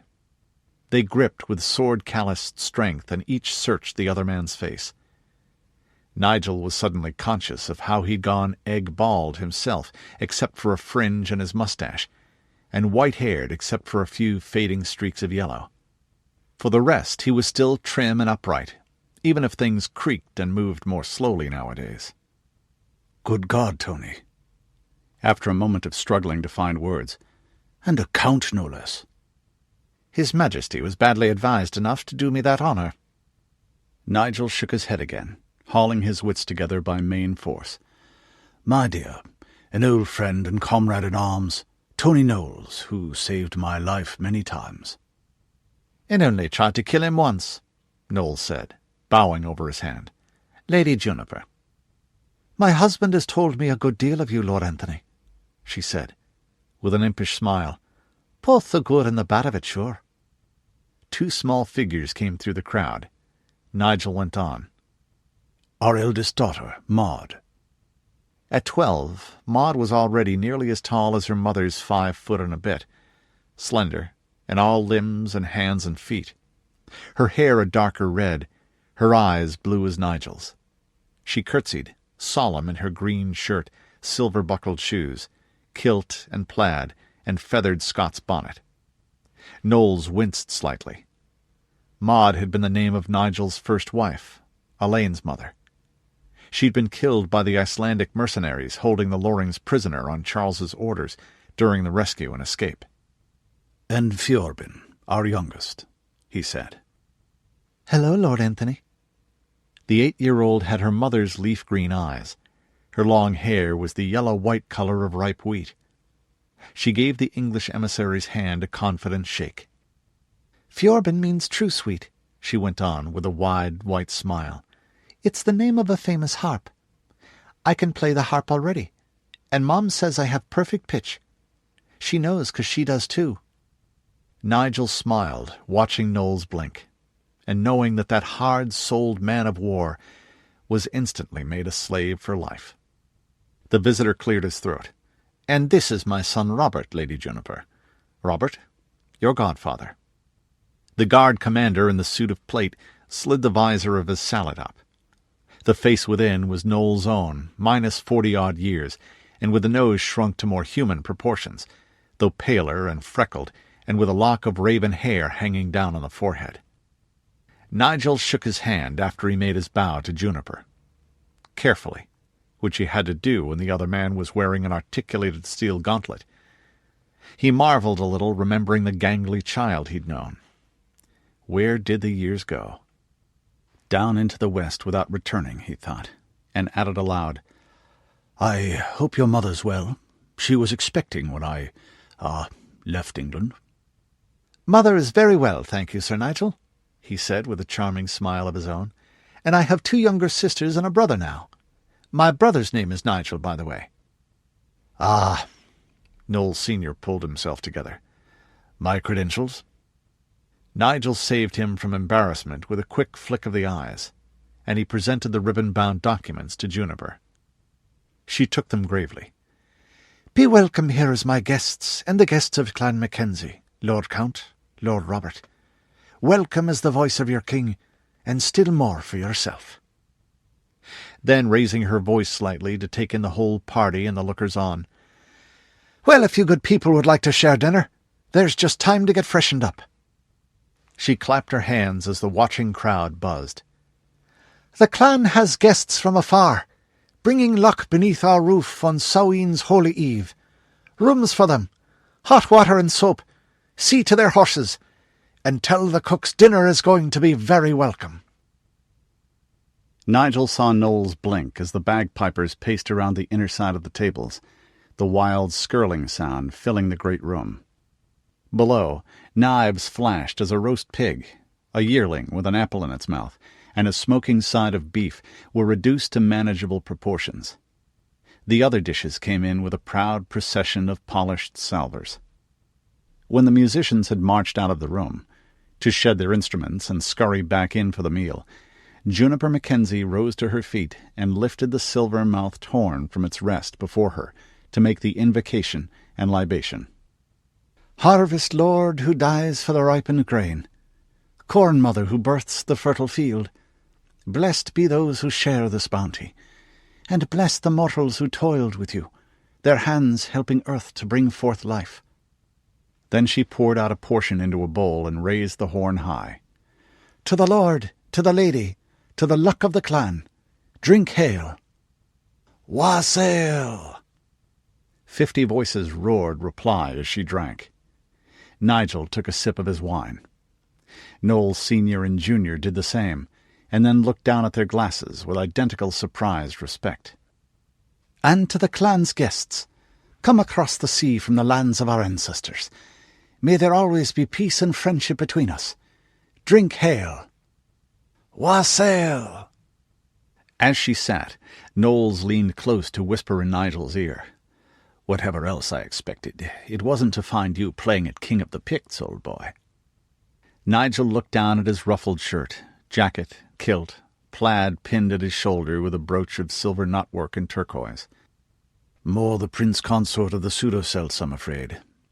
Make no mistake, Tony, Juniper is the chief, not I. I'm one of her military advisers. Almsman, we say, in my official capacity, and that's all. Juniper leaned forward to look around him at the Count of Azay, mock indignation in her tone. Pseudo-celts, is it? I'll have you know my mother was born on Achill Island in the Gaeltacht, no less, and my father was an American of Scots descent, mostly Scots. So, nil anon scail eile agam. Nigel knew that his old friend could understand the Gaelic. There's no other story, translated literally. He also knew that Knowles had learned the language for the same reason he had. The provost had used it as a sort of code.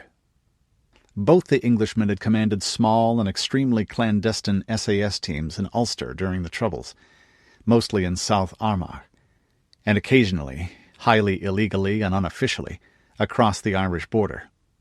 By her sly grin, Juniper was recalling exactly the same thing, and by his snort, Knowles had realized that she knew, and knew that he knew.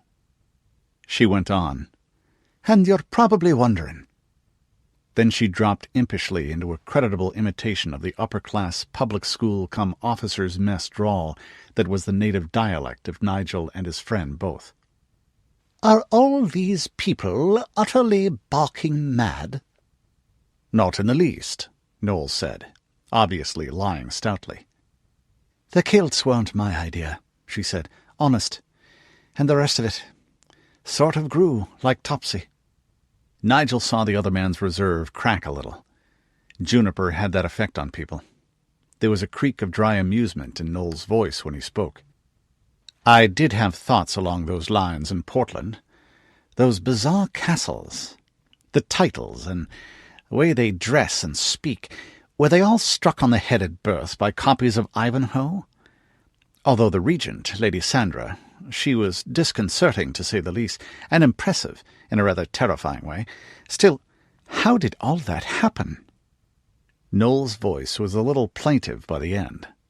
Nigel chuckled.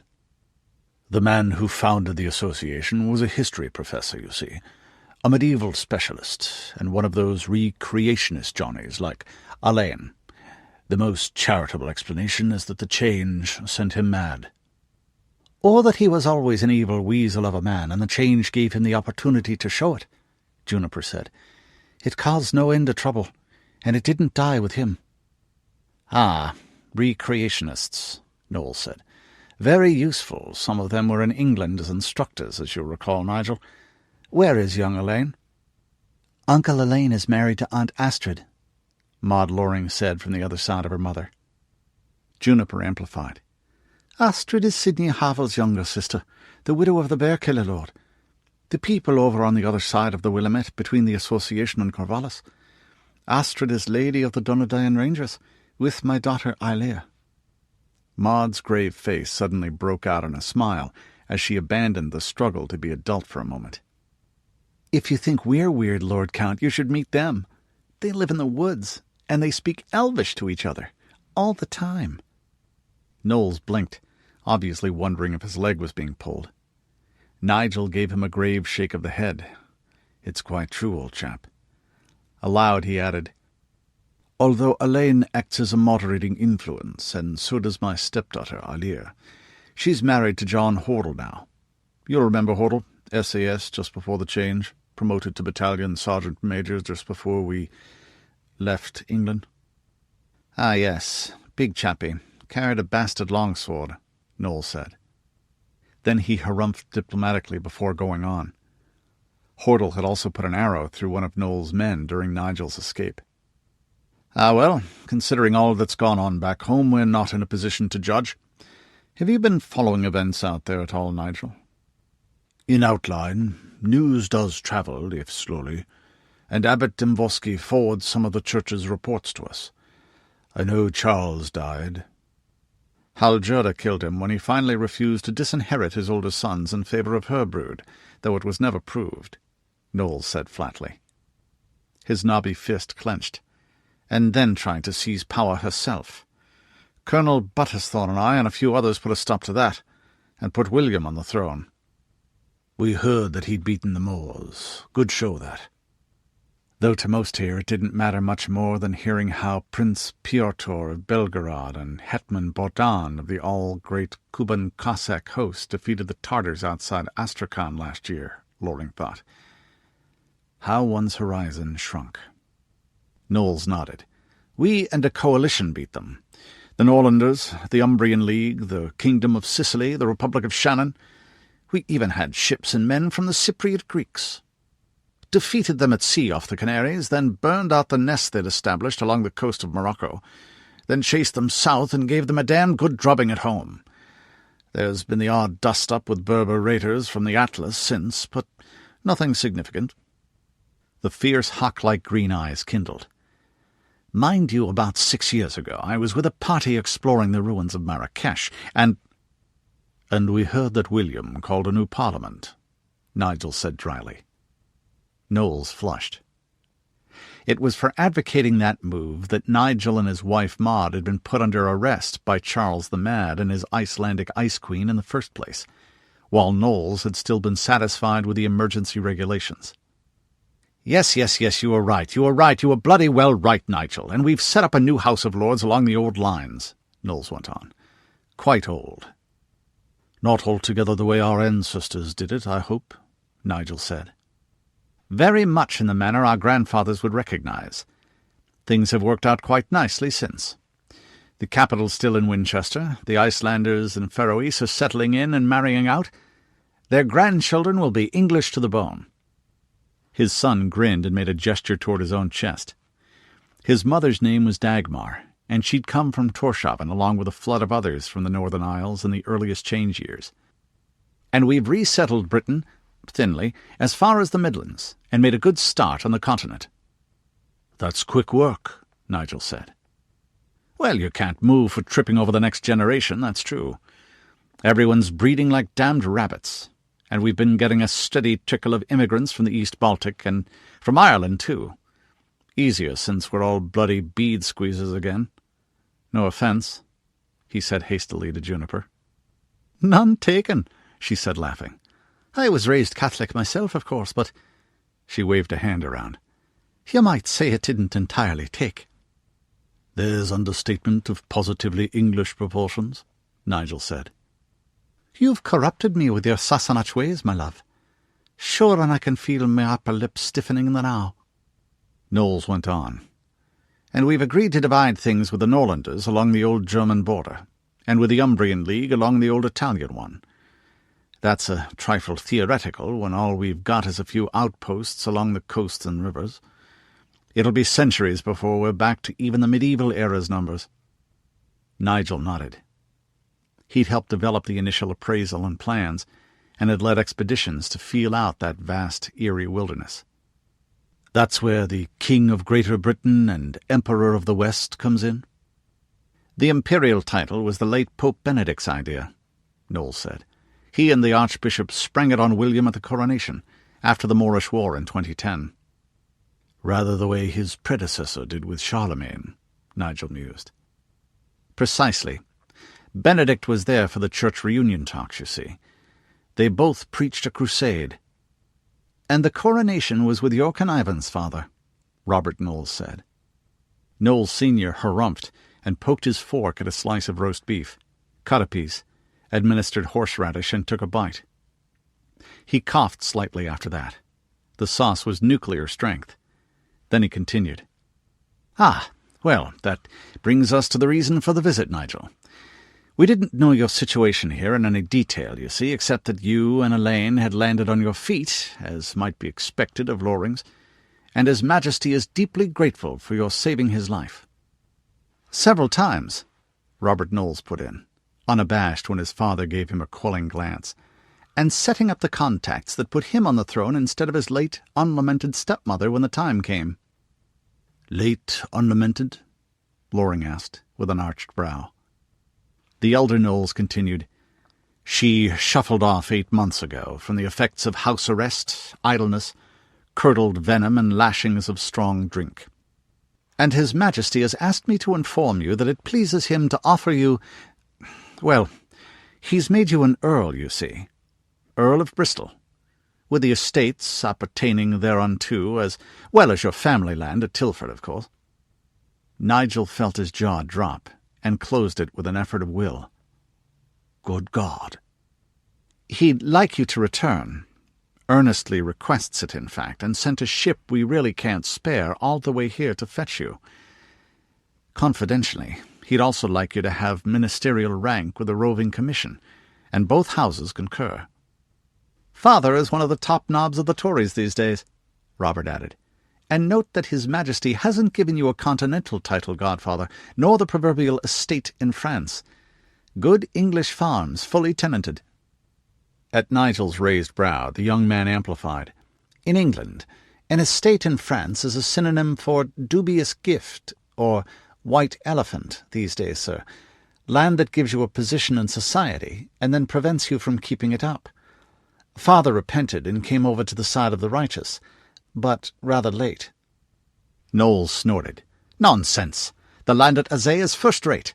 Better climate than anywhere in England proper, and there are the vineyards." "Bushy, overgrown vineyards, half dead." "And the chateau?" "The ruins of the chateau." "Ruins? Nonsense! It never really caught on fire. Not completely. And half the roof was still intact. It just— well, it needed a spot of work." "And still does, I rather think, Father. Work for my grandchildren." "Silence, whelp! In any case, Nigel, I've got a belt, a sword, and an ermine cloak for you, and a bally great parchment to go with it. Things festooned with enough seals and ribbons for a publican's licence, too." Nigel began to laugh, quietly at first, then wholeheartedly.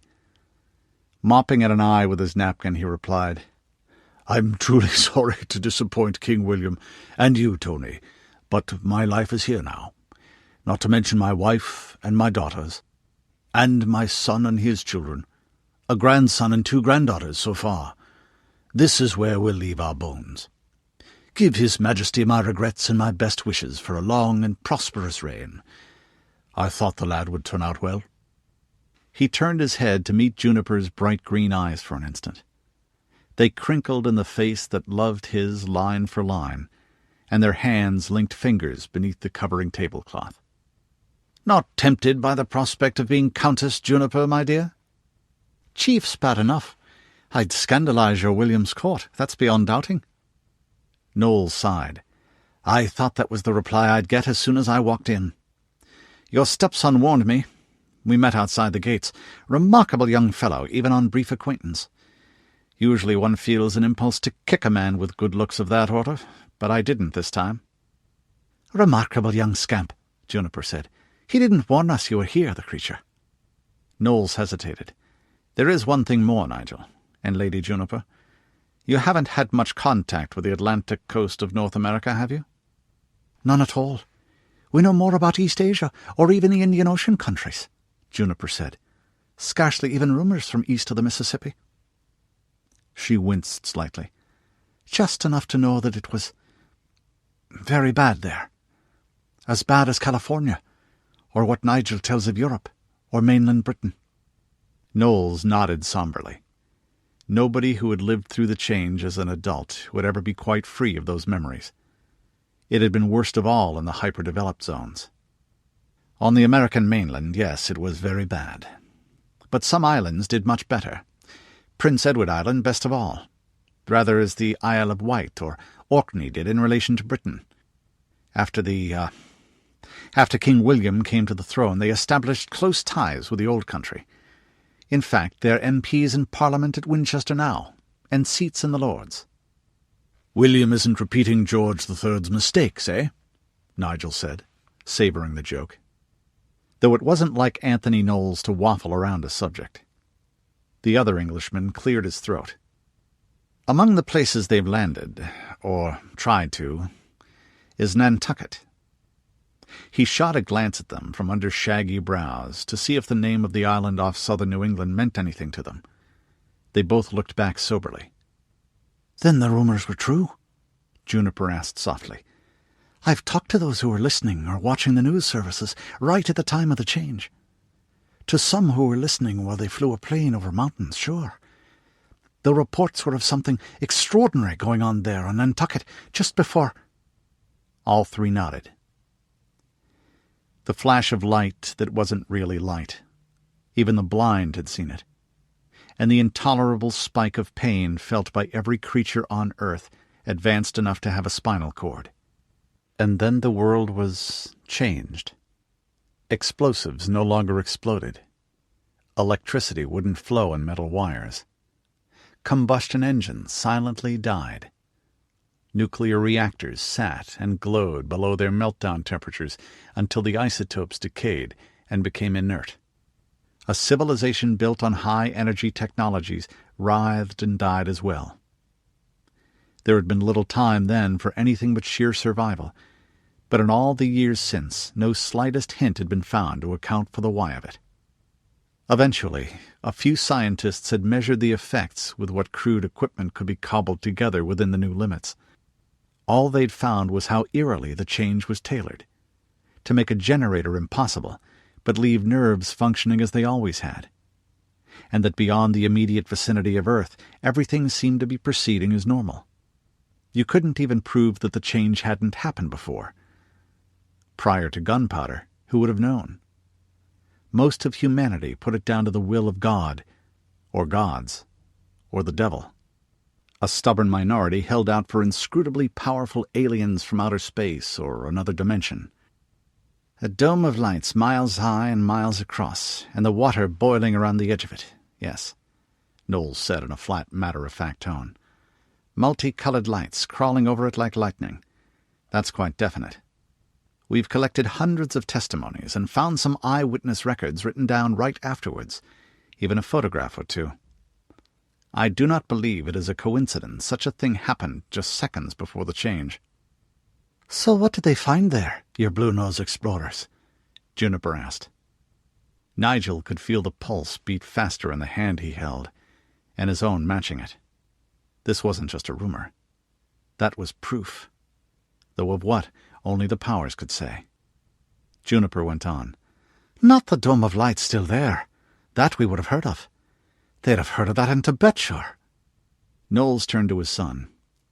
The young officer was in the red-coated dress uniform into which he'd changed when he shed his armor. But he'd also brought a small rectangular box pierced with holes from the diplomatic party's baggage. Nigel had assumed it was a gift of some sort. Now he brought it up from the floor and folded back the covers around it. A soft "croo-croo" came from it, and behind wire mesh strutted a bird, cocking its head at the light and looking with interest at a piece of bread nearby. Juniper's breath was the first to catch. She'd been a student of the wilds all her life, long before the change, and had read widely then and since about the life of other lands and times. It was an unremarkable bird at first glance. A long-tailed pigeon with a bluish-gray head, the back and wings mottled gray with black patches, paler underparts blush red at the throat and fading to rosy cream. The only thing startling about it were the bright red eyes. Juniper made a small choked sound, putting her hand to her torque as if the twisted gold was throttling her. Her eyes went wide as she turned to Nigel. Do you—" She stuttered, something he'd never heard before. Her eyes so wide the white showed all around the pale green iris. "Yes, my dear," he said quietly, and pushed a crust into the cage. Then he began to smile, joy and awe struggling with natural reserve as the bird pecked. "It's a passenger pigeon." "What is it, my dear?" Nigel asked sleepily. "I don't know," Juniper Mackenzie said, sitting up in the bed and reaching for her robe. "But—" A fist knocked on the door. She turned up the bedside lamp and hurried over. Nigel was on his feet, hand resting inconspicuously on the hilt of the longsword. When she threw open the door, a man stood there, white-faced and stuttering. Nigel's hand closed on the rawhide and wire binding of the sword hilt. He knew the signs of raw terror. "Lady Juniper, Sir Nigel, there's been a fight at the Sheaf and Sickle, terrible bad. Folk hurt and killed."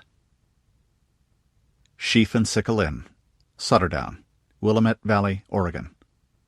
Soween Eve, CY 22, 2020 AD.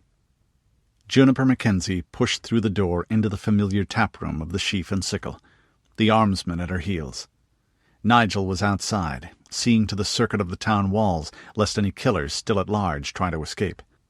She let out a quiet breath of relief at the sight of Rudi standing beside a table where a healer worked.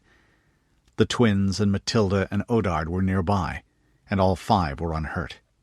The smells of blood and violent death were there, mingling horribly with the familiar homey scent of the place. "Well," she said, "it's a slaughter, this is, of my people on my land, and I'd know the meaning of it. It's the Morgoo and the wild huntsman we're dealing with tonight, and no mistake." Rudi nodded and gave her an account, succinct and neat as his tutors in the arts of war had taught him. She gasped at his account of Saba's death. His mouth tightened as anger drove the grue of horror out of him. Upstairs, Tom and Moira and their close kin were keening their daughter. The muffled sound of the shrieks rose to a crescendo, then died away into rhythmic moans, laden with unmutterable grief before rising again. "I'm a warrior by trade," Rudi said bitterly. "Saba wasn't. She shouldn't have had to fight her last fight alone. First I couldn't save her husband, and then this. May she forgive me and speak kindly of me to the guardians." "She's with her reign in the Summerlands, and with all her beloveds," Juniper said quietly, putting an arm around him for a moment. "I know, Mother. It doesn't make me feel any better, much less her children." "It isn't meant to," Juniper said, a little sternness in her voice. "That's why we keen over the dead. Grief is for the living." He nodded. They couldn't even do that, not being close enough in blood. "I'm glad we came here, though," he said. "It would have been worse if we'd stayed at Ravenhouse. These dirt were already here, waiting to strike. They might have gotten away over the town wall." They glanced aside. The healer's lips were pursed in disapproval as she worked at the big dining table. Far too many of the inn's guests were milling about and babbling nearby, despite it still being hours to dawn. A stranger was helping her, a monastic in a black Benedictine robe with the loose sleeves pinned back up to his shoulders. Most of the rest weren't making themselves useful. Some of the outlanders had even had the nerve to try and demand service from the staff. Rudi looked at Juniper, and she nodded slightly. He made a chopping gesture to his friends. The twins pushed the crowd back, once by the simple expedient of seizing a man by the elbows and pitching him 4 feet into the air to land mostly on his head, and then drew their swords and stood like slender black and silver statues with the points resting on an invisible line across the room, and Odard and Matilda beside them. Nobody stepped over it. After a moment, a few neighbors came to stand around them, glowering at the strangers. Some of the wiser foreigners headed back to their rooms. That gave them space and time to go view the bodies of the assassins, laid out on tarpaulins, Juniper had never become entirely inured to the sight of violent death, but she could make herself ignore the wounds and the tumbled, diminished look of a corpse when she must. "This is a strange thing. And you're right, my darling one. These weren't bandits. They're too well fed, and they've the look of trained men." "They were," he said grimly. "Well trained at that." "Nor was this any random killing, despite the wealth yonder stranger has in his baggage. Some ruler is behind this, and not one we're familiar with." "The association?" he said reluctantly. Matilda was standing out of earshot, her face still white as a sheet beneath her tan. She handled the fight well from what Rudi says, Juniper thought, but she's not as hard-bitten yet as she'd like to pretend, the which is all to the good. Lord and Lady preserve us from rulers who kill without regret, or look on it without being shaken, of which her mother is a horrible example. Rudi sighed in relief when his mother shook her head. Not quite their style. And those men," she nodded towards the bodies, "are strangers to this land." "Lady Sandra is ruthless enough," Rudi said quietly. "More than ruthless enough. But she has far more sense, and so do Grand Constable Tiffane and the Count of Odell, who's Chancellor now. None of them would risk anything while Matilda is with us. No, I feel something moving here. We've had the rest we were promised, after the war with Orminger. Perhaps it's coming to an end, and the powers sing a new song, with us as instrument and melody both." Her gaze grew wholly human once more, but harder now, and shrewd. She was chief as well as high priestess, the woman who'd pulled her friends and kin through the time of madness and the death of a world, and built the clan from refugees and shards. "It's best you know. It wasn't just an old friend of Nigel who was calling after you left Ravenhouse and came here, and I don't think it's entirely coincidence. We'll have to learn how the threads knit." Chapter 4. Sutterdown, Willamette Valley, Oregon. November 15th, CY 22, 2020 AD. Father Ignatius, priest, monk, and knight brother of the Order of the Shield of St. Benedict, stopped and looked around casually as he wiped his quill pen and sharpened it with a little razor built into the writing set that was part of his travel kit. The writing was a combination of letters and numbers that would make no sense to anyone who didn't know the running key. It was based on a medieval Latin version of the Gospel of Mark preserved in the Mount Angel Library, and using letters based on their position in the Greek alphabet for numbers under 26, but he didn't want anyone to know it was in code. A balance of risks, he thought. If I were to write in my room, everyone would assume it was a secret message, since the light and space are so much better here. Nobody paid much attention to him, which he'd counted on. Mount Angel, the town and fortress monastery that held the mother house of his order, was only 50 miles north of here, and the clan and the Benedictines had been allies since the early days after the change. They'd fought the greatest battle of the War of the Eye together, not far from his parents' little farm. He didn't remember that well. He'd been 10, but relations had stayed friendly, and a traveling cleric wasn't rare enough to be noteworthy in Sutterdown. And he was nothing remarkable to look at himself. A dark man of middling height, slender save for the broad shoulders and thick wrists of a swordsman. There weren't many people in the Sheaf and Sickles common room today in any case. This was the slow season for inns, as well as being a house of grief. He'd offered to move out, but the Brannigans insisted that he stay as long as he wished, and he suspected that they welcomed the prospect of work as a distraction. A round dozen guests didn't begin to crowd it, even when half of them were playing darts and the rest sitting, and occasionally singing, over their mugs of cider. A low fire crackled in the big stone hearth, giving off a pleasant smell of fir wood. One of the younger Brannigan daughters came out with a tray bearing his lunch. She looked a little haggard, but the smile was genuine as she set the bowl of stew and platter of cut bread, butter, cheese, and radishes down before him. "Thank you, my child. That smells delicious." "Sure, and you're welcome, Father," she replied. "Call out if there's anything more you're wanting. We're serving roast beef tonight, and there's dried cherry pie for after." If she noticed him moving his arm so that the broad sleeve of his robe covered most of the writing, she didn't give any indication of it. I like Mackenzies, he thought, not for the first time. They were a mannerly folk, if less stiff and solemn about it than some would prefer, and for all their free and easy ways, they didn't have the magpie inquisitiveness you'd find in one of the associations towns, or the single-minded pursuit of either mammon or some academic fad that grated on the nerves in Corvallis. Granted, their absurd religion was silly at best, and conducive to sin at worst. If only they could be brought to the truth, what an ornament to the faith they would be. O Lord, may it be soon. Do not keep your light from these good folk. Mary, pierced with sorrows, intercede for them. Still, evangelization was not his task, particularly not now, and Mackenzies were a difficult target anyway. Their cheerful eclecticism made ordinary argument about as effective as trying to wrestle with a sheepskin blanket. He signed himself with a cross and murmured a grace over the meal, then began to eat. The stew was mutton with barley and carrots and onions, tangy with herbs, what savory really meant, rather than the dark and salty which often had to substitute for it.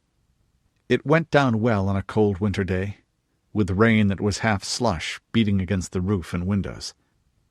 As he ate, he read, "The assailants were definitely Corwinites, and, to a high probability, of the personal troops of the false prophet, who are often used for special operations.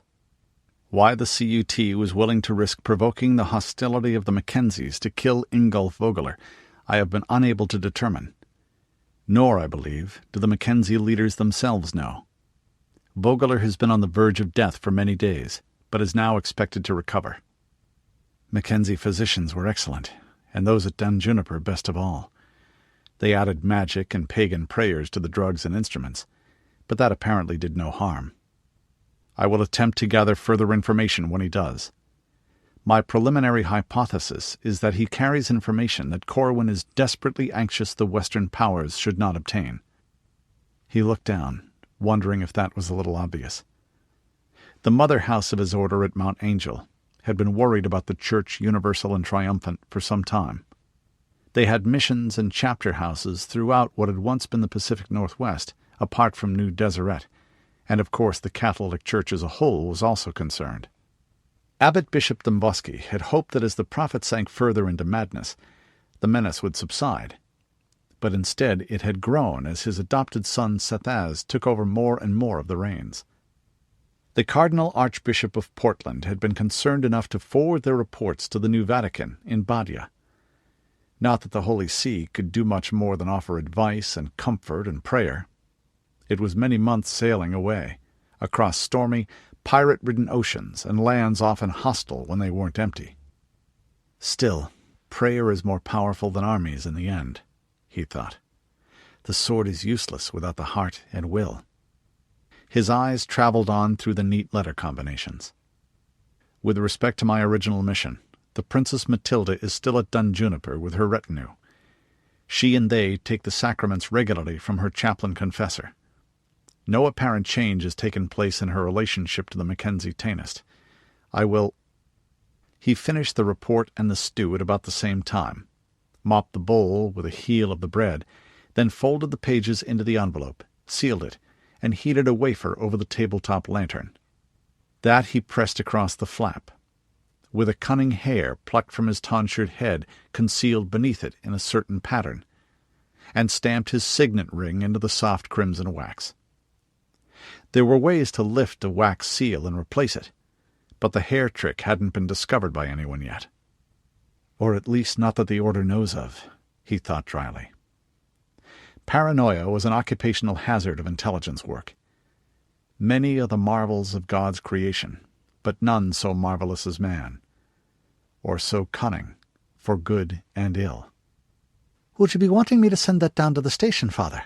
the Brannigan girl asked as she came back to collect the dishes. He smiled at the musical lilt. The Benedictines still encouraged scholarship, even if their main concerns were more immediately practical these days. One of his courses in the seminary had been on the post-change evolution of variant forms of English, and the Mackenzie's speech was a fascinating case of the semi-deliberate formation of a new dialect. The process was continuing in the second generation, and even picking up speed. "No, thank you, my child," he said, tucking the letter into his sleeve and picking up his sword belt. "I'll take it down myself and get in some practice." Outside, the dark afternoon was chilly, and the slush had turned to wet snow.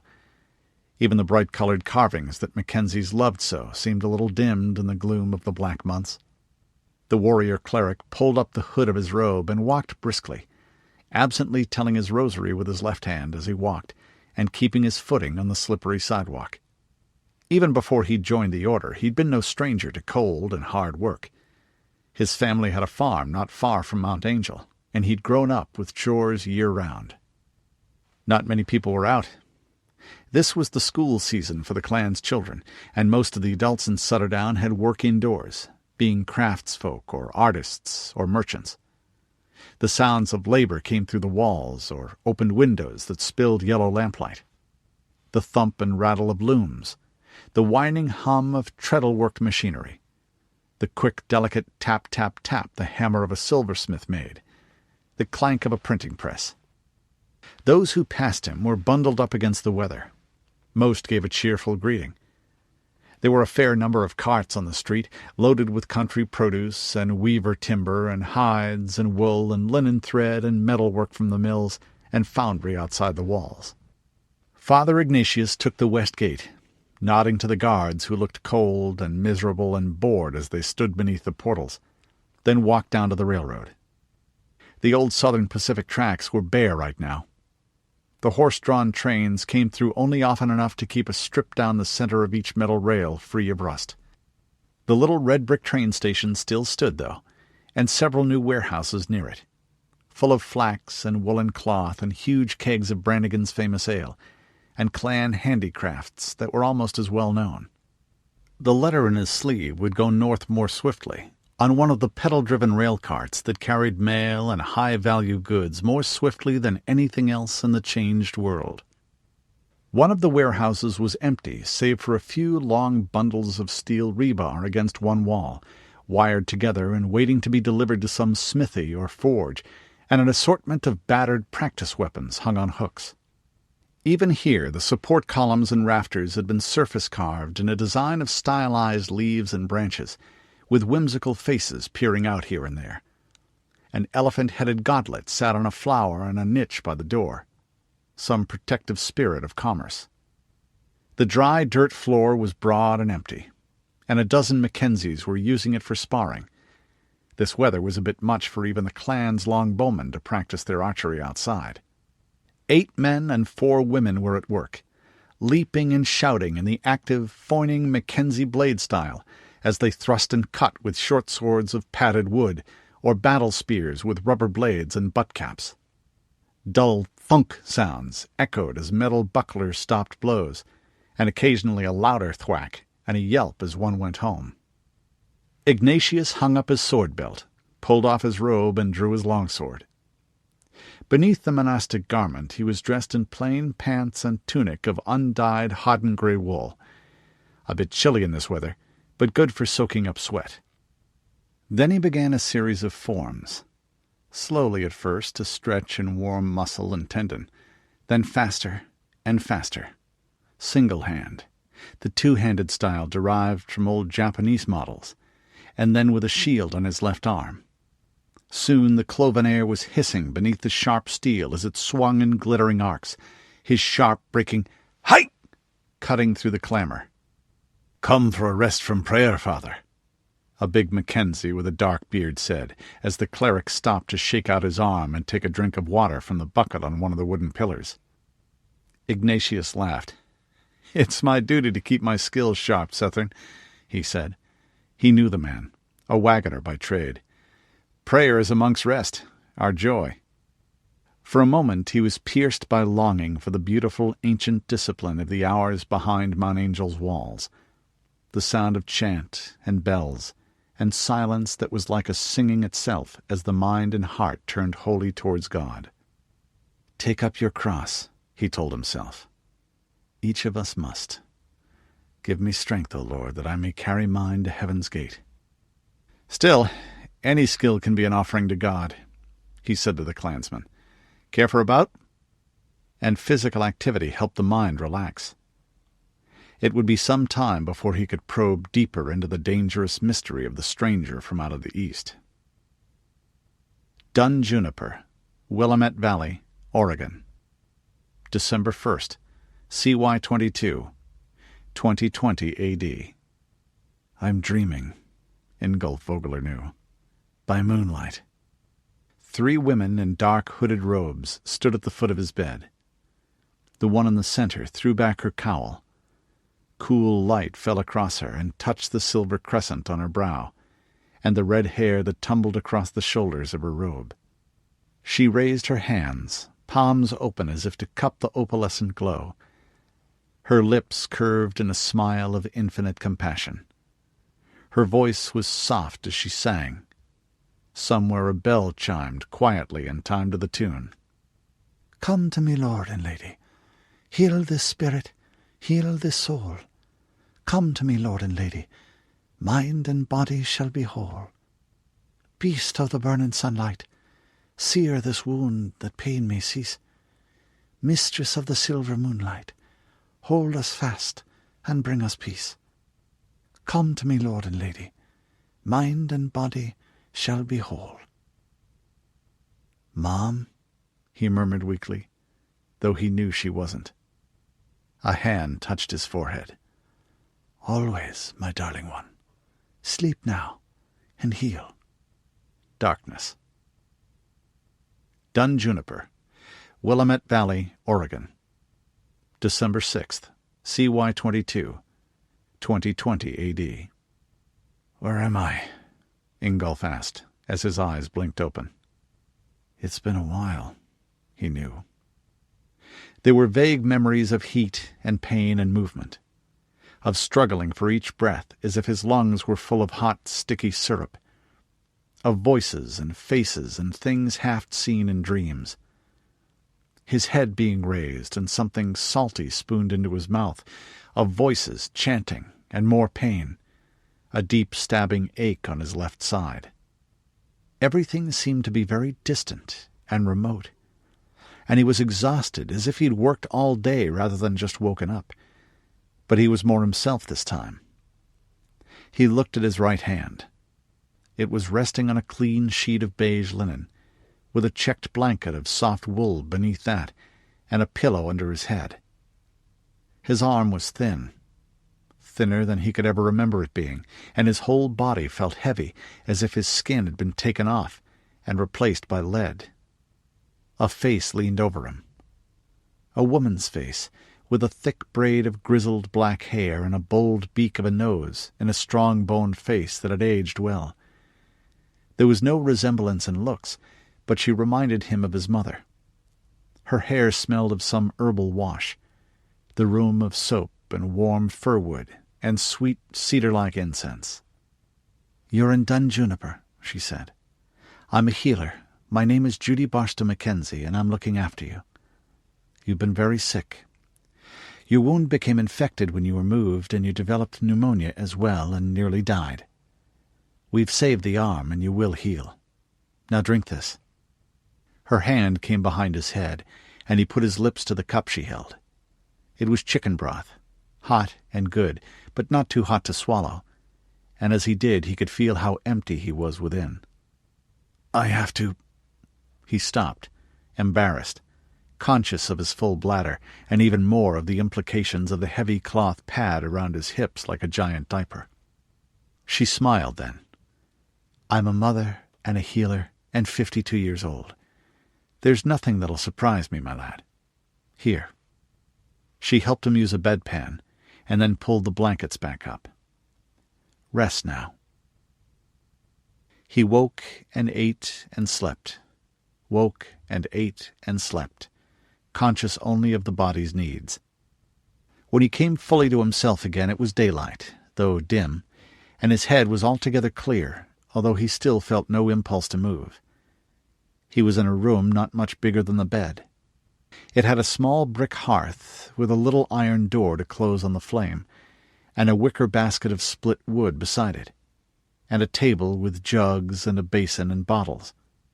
Aromatic steam smelling of pine and herbs jetted softly from a kettle on the hearth. A window with 4 panes of glass let in some light. Snow was falling against it, but he was comfortably warm, and streaks of moisture trickled down the fogged glass. Bands of carving ran horizontally across walls of smooth fitted plank, leaves and sinuous elongated gripping beasts. The floor was brown tile. There was a consciousness of potential pain in his left arm, but no actual hurt. He spread and closed his hand several times. The hush of snowfall was in the air, but he could hear faint noises, the familiar thock, thock of an axe splitting wood, the thump of looms, the voices of children playing, the ting, ting, ting of someone beating iron in a smithy. By the noise he judged he was in the second story of a building with thick log walls, and one in a settlement of some size, but not a city or even a town. Right across from him on the wall was a picture, made by carving a slab of wood and then painting to bring out the low relief. It was of a woman robed and mantled in blue, but he didn't think it was the Virgin Mary.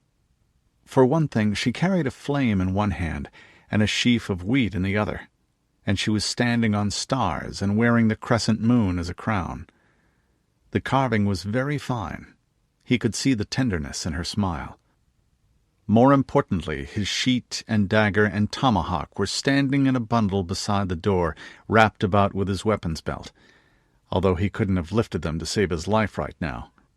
His own rosary and crucifix hung from the bedpost.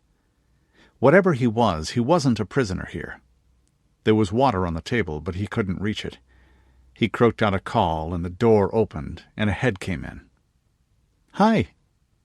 Another woman, much younger than the one he'd seen, but with a look of her as if she were close kin.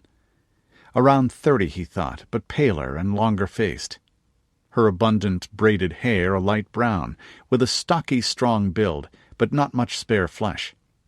She was dressed in a kilt and indigo blue shirt, knee socks and low-buckled shoes, with a stethoscope around her neck.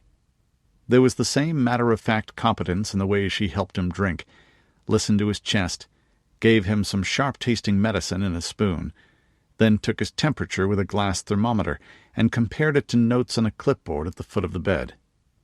"Perfectly normal, Mr. Vogler," she said. "For 3 days now, and the wound's been fully closed for a while. Mother will be pleased. She had to go back in to clean it out, you see.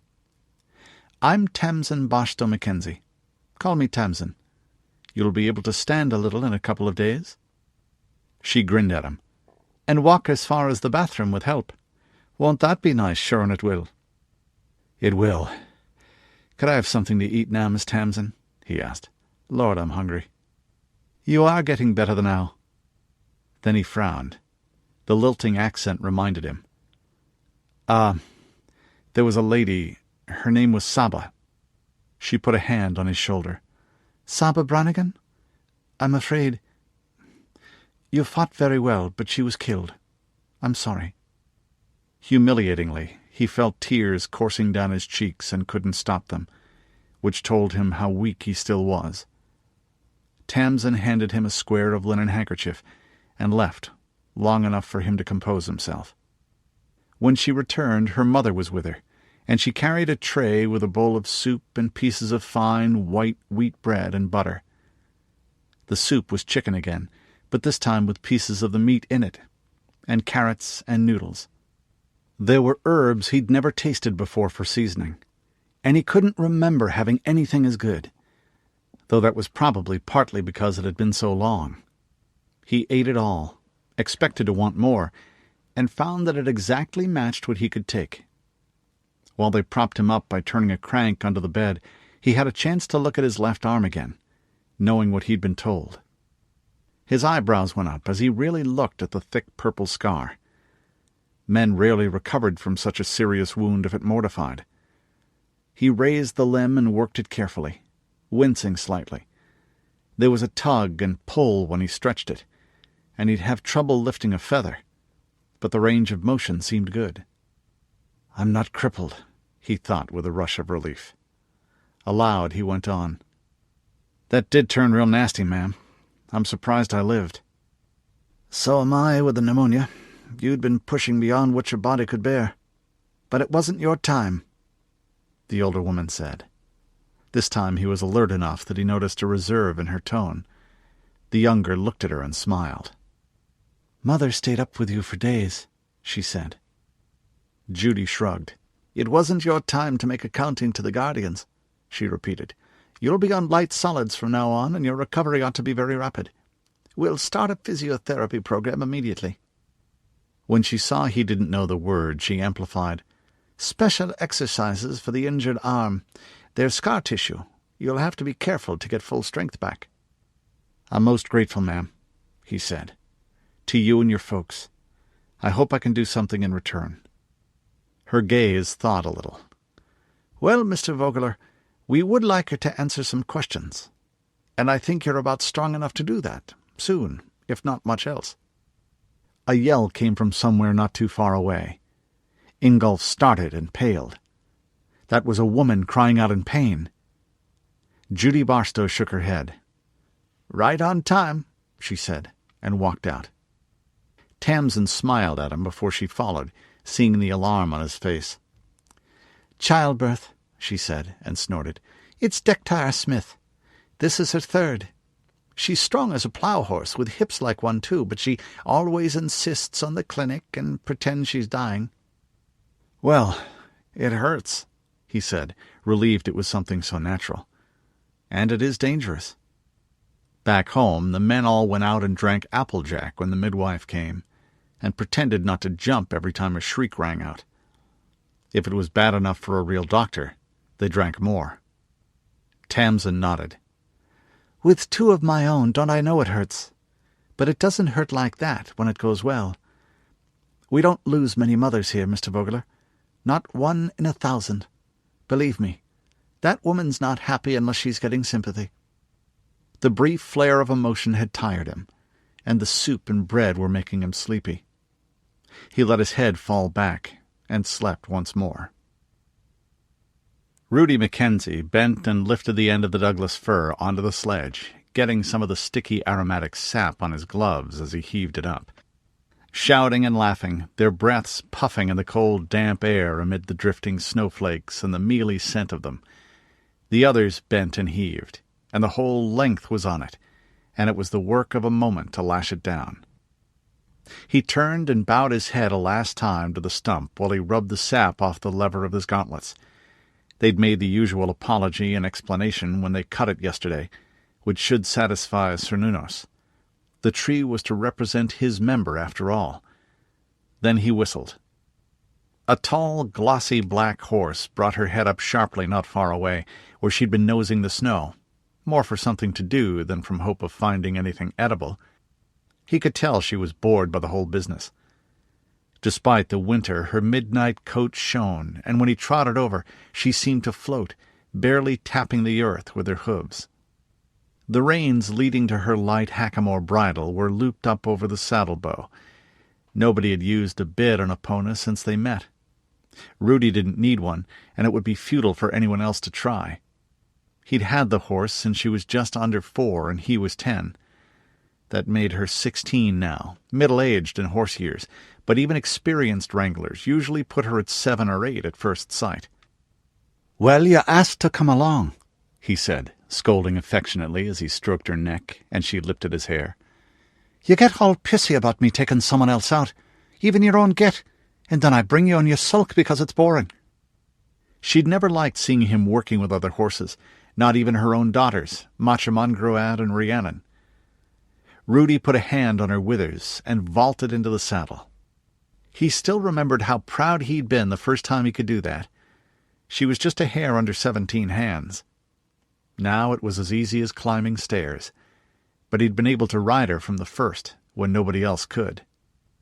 "We bring the Yule tree," he called. "On to the hall!" That got him a cheer.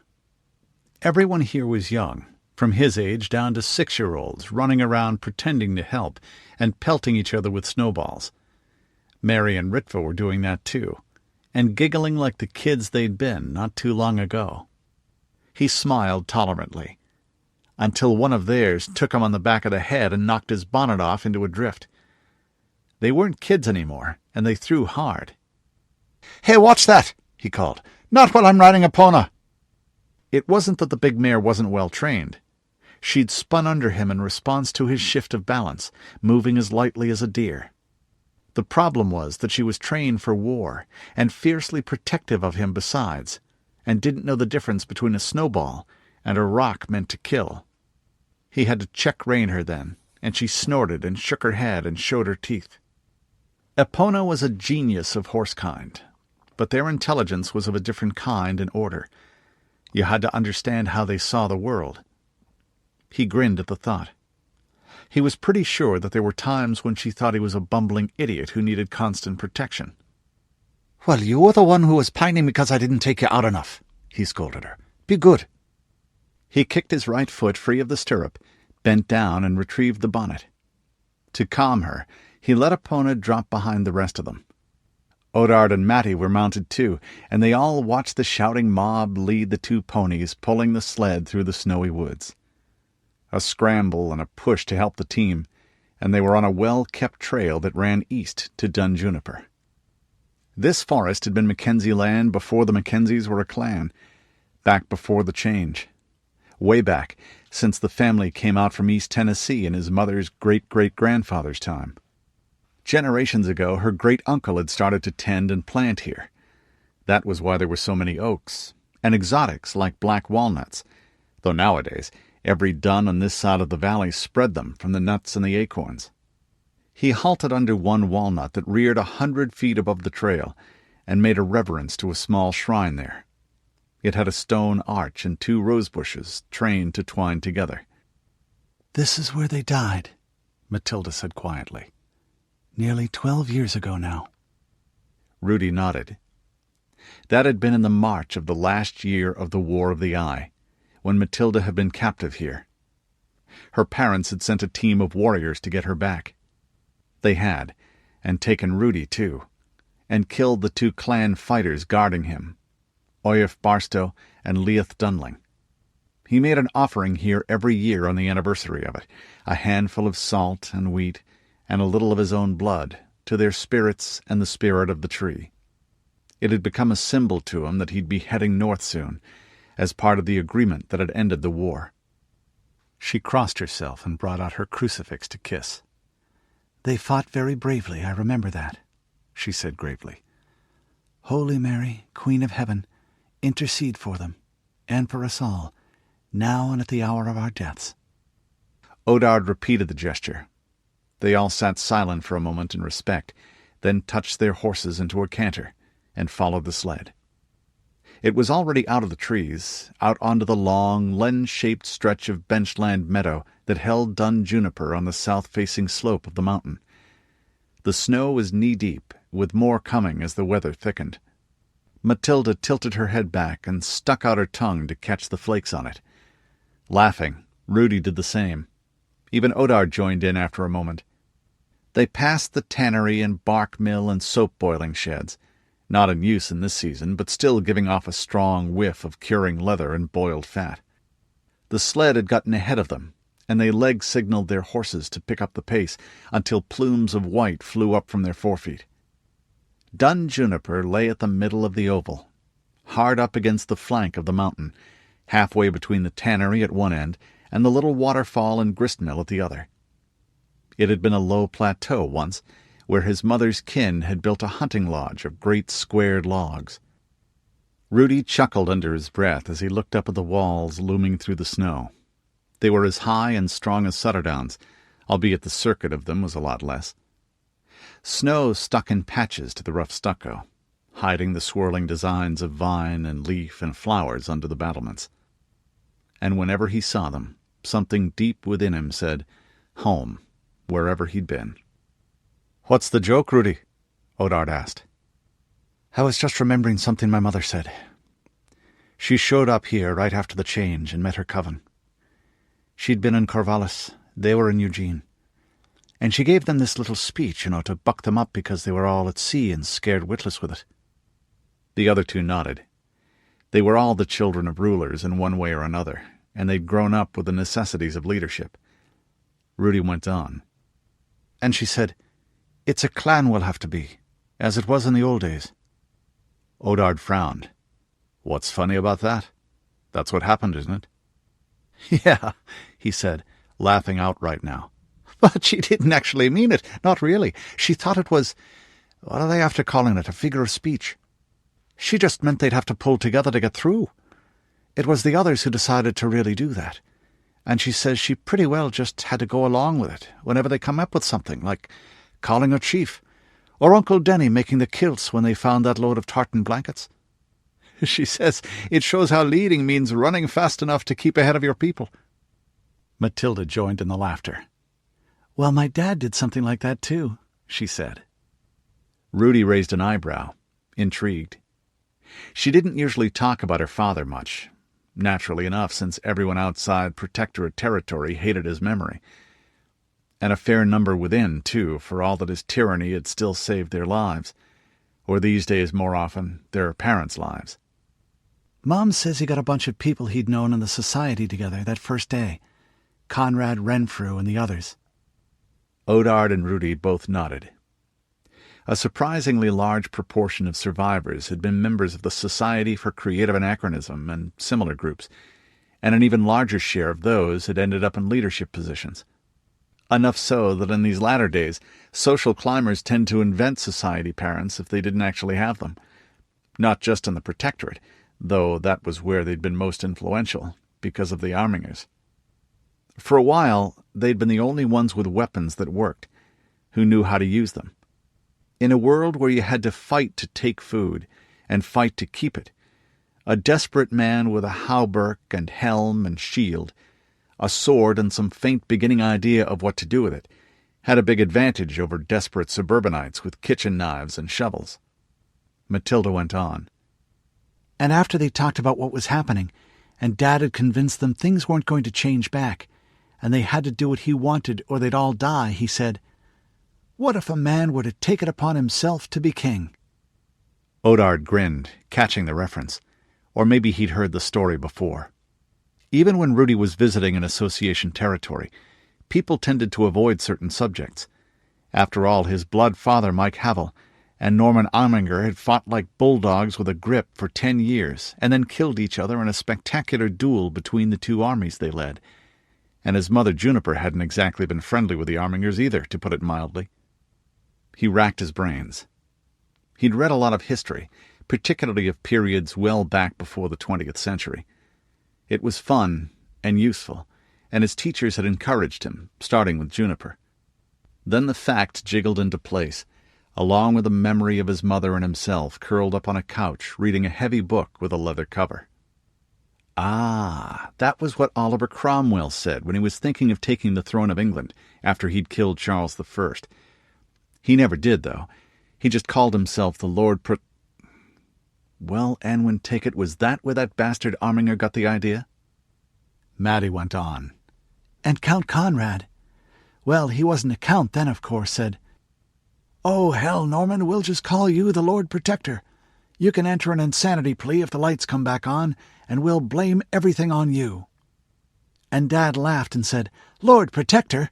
I like it. We'll call ourselves the Portland Protective Association.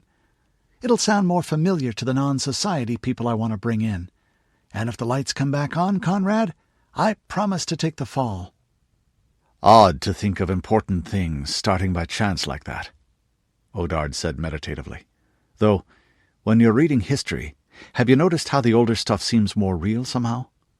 The people and the things they say and do, I mean. The closer you get to the change, the more weird things seem. Except things like the society. My mother's always on about that, and how her father was king of some territory by right of combat. That sounds more like real life. It's all the stuff around it that doesn't. Opinion polls and computers and Star Trek. The Ren fairs, where my mother sang as a bard, they seem to have been pretty normal," Rudi agreed. She'll be talking about them and it's perfectly sensible, and then all of a sudden it's the other stuff around it, like you said. Thinking about it's like trying to grab a live fish with your fingers. It's not impossible exactly, but it's not worth the effort most of the time. And she sees it on my face and calls me a changeling. They both gave chuckles of agreement as they followed the sledge through the 4-towered gatehouse. They were changelings, which was the slang term for people born after the world was remade. The gates were wide open. It was the middle of the afternoon and peacetime. But Rudi made a reverence with steepled hands and thumbs on chin to the posts on either side. Lou with his spear, Bridget with her sheaf and flame. There was a pleasant smell of wood smoke, cooking, animals, infinitely familiar and welcoming.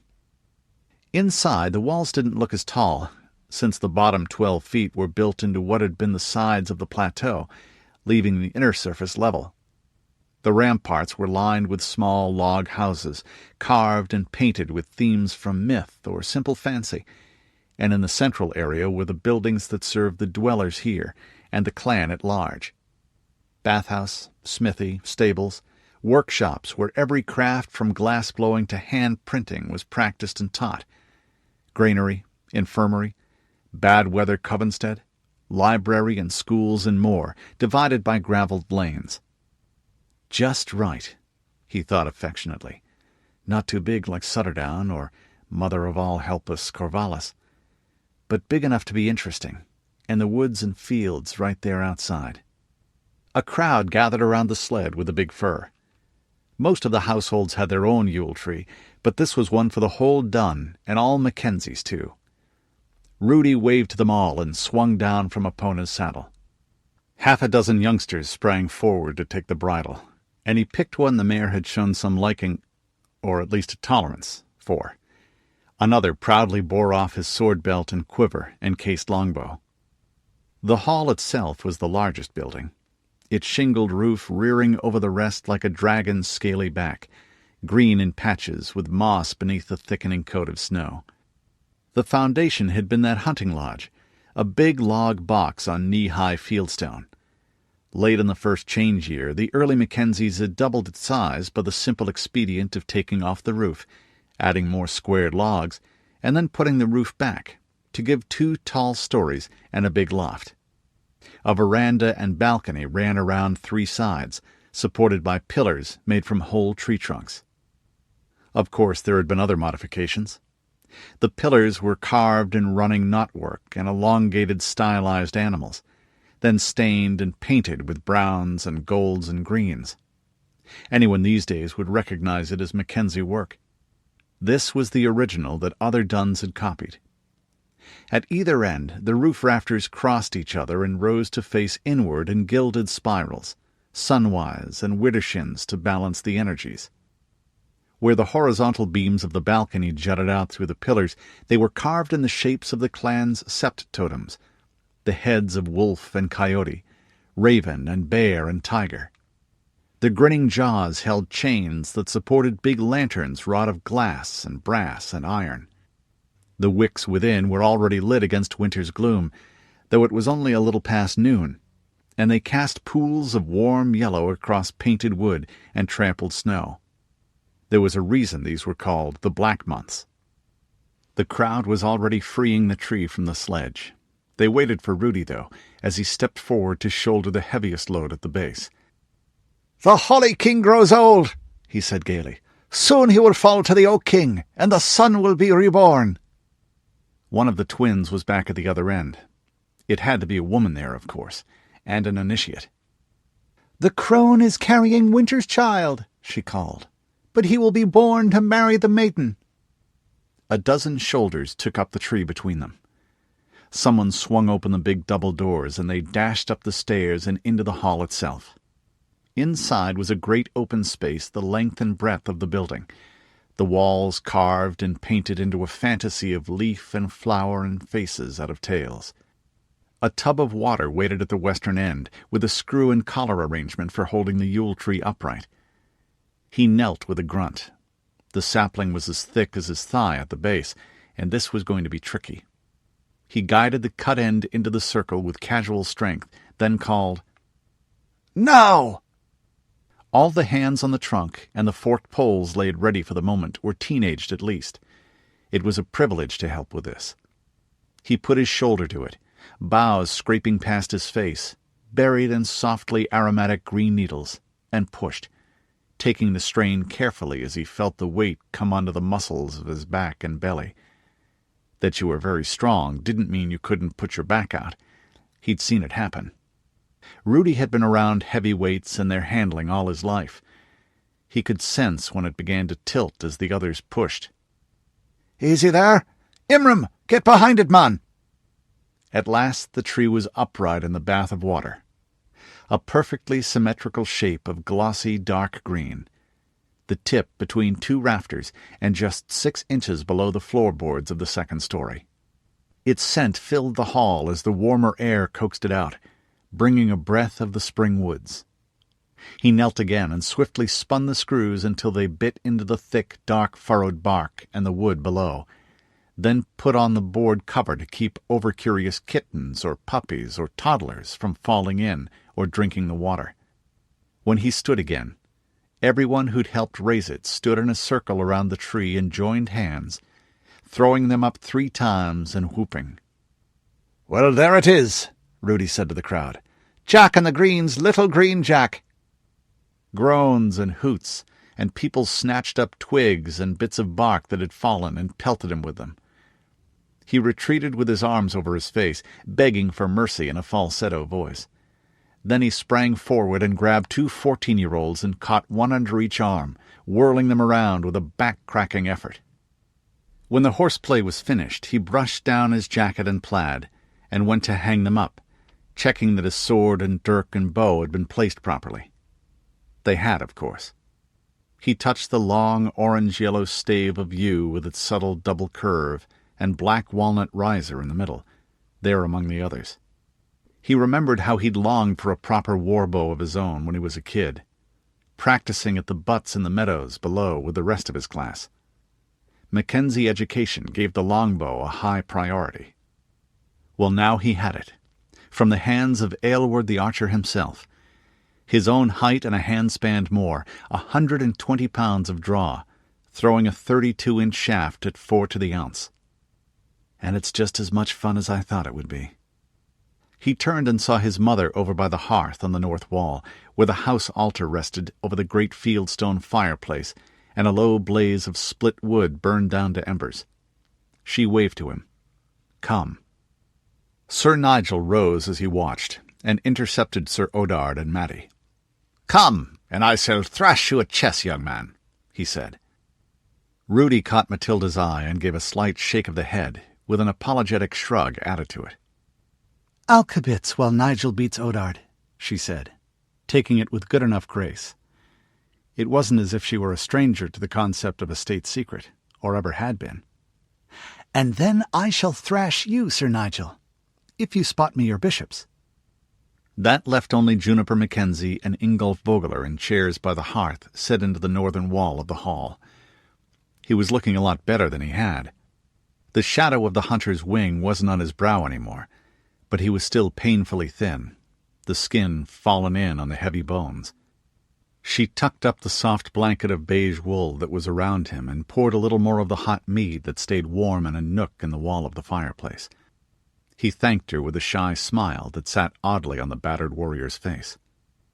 "Mom's like that," Rudi thought proudly. "She's everyone's mother, if they have a good heart and need it." He'd complained about that once, when he was young, and she'd told him, what was it she said? "Yes, love isn't like money. The more you give away, the more you get back, and the more you have to give." And then she'd laughed and told him she loved him best of all, and he'd been all right again. He came over to the hearth and drew up a chair to sit, sinking into the leather cushions and enjoying the warmth of the flickering blaze. "Glad to meet you when I'm in my right mind, more or less," Vogler said, offering a hand. After the shake, he looked thoughtfully at Rudi's long form. "Maybe we could spar a bit when I'm back on my pins. I'd like to take the measure of a man who can take down 2 of the Prophet's cutters fighting in his underwear and not get a scratch." Rudi smiled broadly. "I'd like that, Ingolf. They say it'll be a while, though. Sparring with the same people all the time could get boring and dangerous. If you fell into a rut and stopped being surprised now and then, you stopped learning. The hall was returning to normal for a winter afternoon near Yule, which meant people sitting around talking or reading or telling stories, having a beer together or making plans and arguing. But nobody would disturb the chief and her son at a conversation, and the buzz in the background actually made them more private. There was a plate of sandwiches on the table beside Ingolf, some honey-cured ham with cheese, some roast venison. He'd eaten only one, and one of the dried cherry scones. Ingolf grinned as Rudi picked up a sandwich and raised an eyebrow. Sure. I keep thinking I'm going to wolf down half a cow and then I get full. You know how it is when you're getting over something. He nodded, chewing and savoring the rich, strong taste of the deer meat. He did know how it was when you were recovering from a fever or a wound. He'd had one about as bad, and on his gut before he turned 11. After a moment, Juniper spoke softly. "If you're well enough now, Ingolf Vogler, it's your story I would have. Of your own will, you're not to blame for what happened.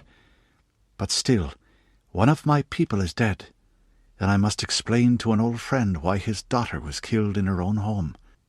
Also, I am the Mackenzie, and the welfare of land and folk is something the chief must account for at the last." The Easterner licked his lips slightly, took a drink of the mead, and spoke.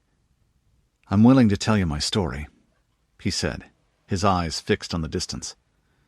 "Christ be my witness, I owe you folks my life and more, but it's just so damn strange."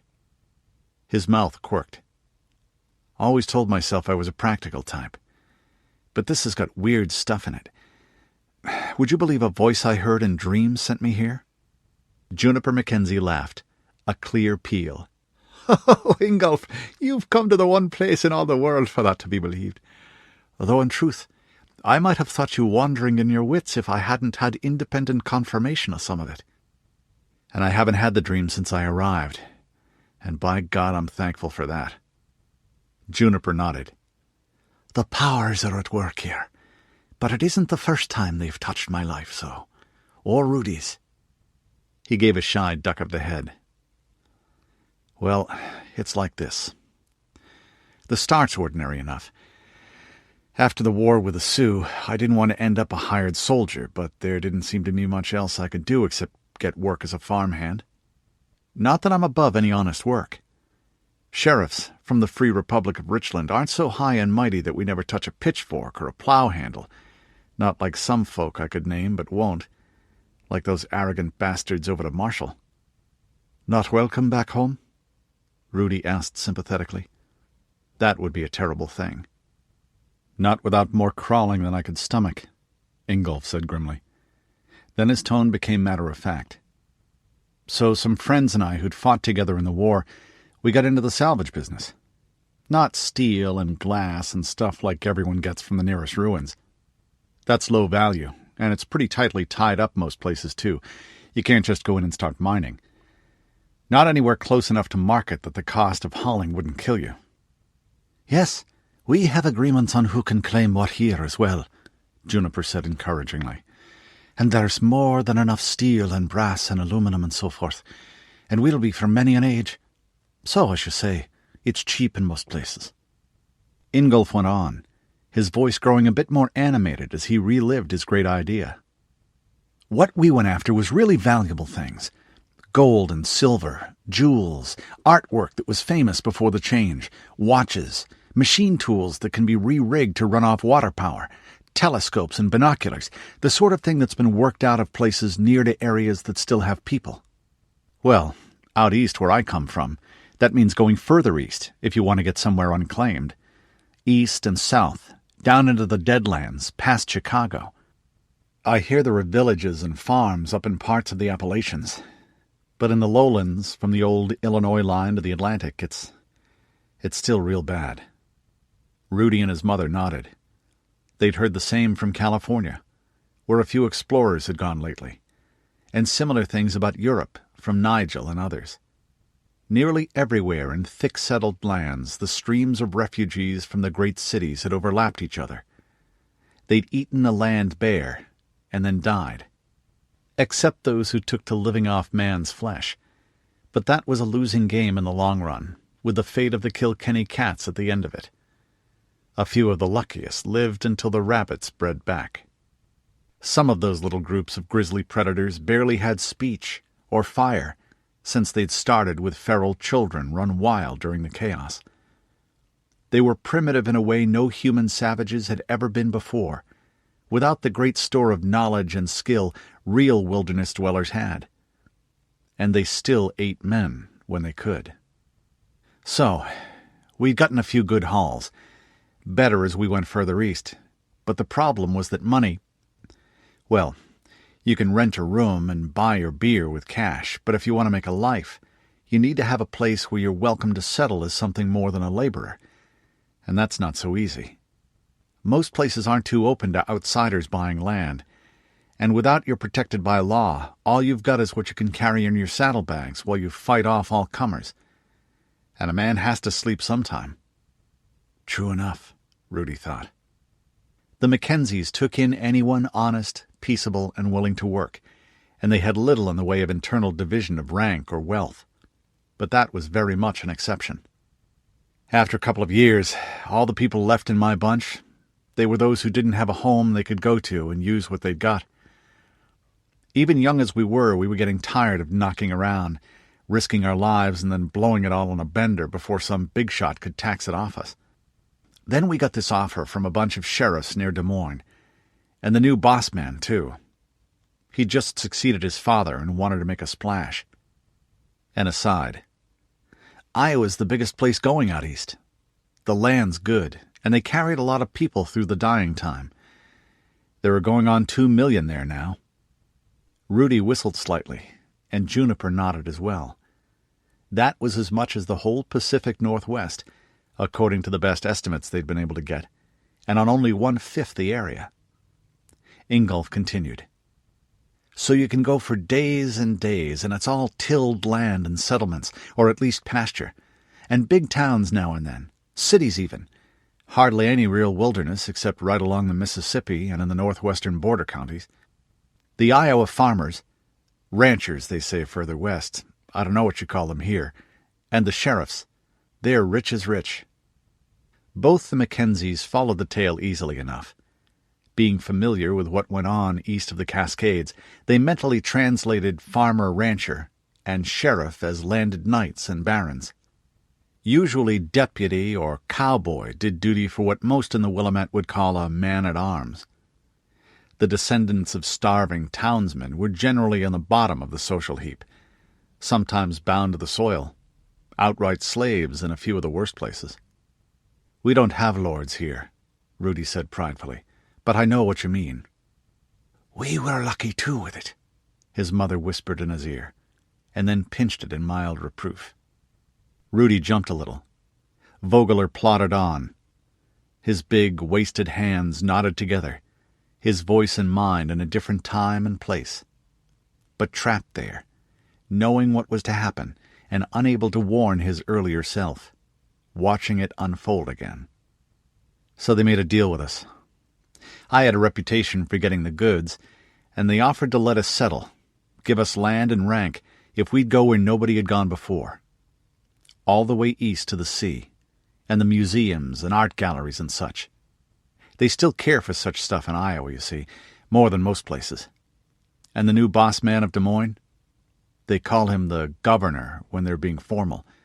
Sent along this little rat of a guy to check it all. And that would be the price of our new homes. We could all be deputies at least. I don't much like the way they treat ordinary people there, but beggars can't be choosers. Vogler smiled grimly. There was even talk of a sheriff's daughter for me, and plenty of talk about how I was a sheriff by blood. Not that they really think any cheesehead's anything but a bear from the backwoods, that bunch. I thought they'd keep the deal, though, or at least most of it, so we signed up. The hesitation left Ingolf's voice as he went on. Well, it was a good deal, and like I said, we were all young. For a prize like that, we'd go to Hellmouth and back, we thought. What I didn't know was who the little ratty guy, Joseph Cutner his name was really working for. Neither did the boss man who paid his wages. So we crossed the Mississippi south of Clinton, all my bunch. We called ourselves Vogler's Villains, same as my troop back in the Sioux War. Chapter 5. Cape Cod, near Innsmouth, Massachusetts. August 14th, CY 21, 2019 AD. Ingolf cursed as sweat ran down into his eyes from the lining of his helmet. It was made from old kitchen sponges, and soaked the padding under his mail shirt. It was fiercely hot, with only a slight high haze, and wet as a soaked blanket with it. And the air buzzed with mosquitoes even a little past noon. If you went into the shade, they ate you alive. At least he wore what they called a kettle helmet, with a wide, sloping brim like a droopy canvas hat. He'd always preferred that to a close helm. The extra visibility and better hearing more than made up for any lesser protection, and it kept the sun off your face and neck. Plus, in weather like this, it let you breathe. All he could smell right now was his own sweat, and boys, and forest green from the scrubby sandy woods of oak and pine around. But his nose still tingled with trouble coming. Birds sang and insects buzzed. A swath of monarch butterflies swirled up from a patch of milkweed growing in cracks in the pavement. They passed another dead car, a heap of rust and shattered glass amid a scorch mark that showed where it had burned. There were bones in the ditches, under rampant weed and brush. Every time he rode Boy off into the endless woods, they crumbled beneath the shod hooves, leached by 20 years of rains and frost, by acid soil and scavengers. But still so many to start with, they were everywhere, the skulls popping like eggshells. The woods were also full of wet, stagnant pits where basements had been. The houses had all been wooden frame, and they'd all burnt at one time or another. There must have been tens of thousands of them once all through this wasteland, and the thought made his skin crawl a little even now.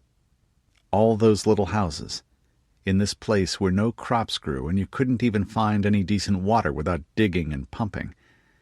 Nothing but short, twisty pines. He found he hated this part of the Lost Lands even more than the dead cities. At least they were honestly alien. This, never a city reverting to forest, was neither one thing nor another. A sudden intense longing filled him, to see a herd of black and white cows grazing in green meadow, or smell bread baking, or to ride by a farmhouse in the snow and hear the rising, falling hum of a spinning wheel and a girl singing by it as she worked, and smoke drifted low from the chimney. Anything that meant real life. I thought I'd grown up free of the change, not hag-ridden by it the way the old folks are, the way Dad was, so he'd drink too much and cry whenever he couldn't keep himself from thinking about it. I can't even remember it. Not even the flash and the pain, nor the years right after when things were worst. I was too young. But here there's nothing but death and ghosts, and it's as if you can hear them all screaming and sobbing, hear it drifting on the wind. It'll be 1,000 years before they stop. He flung up his clenched right fist in its steer-hide glove and barked, "Halt!" The whole train stopped in a slow clatter of hooves and squeal of brake levers. 5 big, rubber-tired steel-frame wagons, drawn by 6 horses each, and the 20 of guards and ostlers and salvage experts who made up Vogler's Villains. Not that every single one couldn't fight at need, including the 4 women. They all looked around.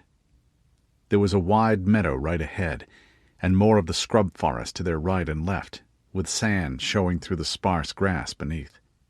The meadow had the broken asphalt of the roadway looping around it in an oval, and 2 roads leading south, so it had probably been a roundabout once. Nothing much grew there but some low green brush and a couple of dead trees poking up through them. Cowers stood in the stirrups and sniffed. "I think that's salt water," she said. "The maps say the ocean should be close. Here, unless everything's silted up. Innsmouth's that way."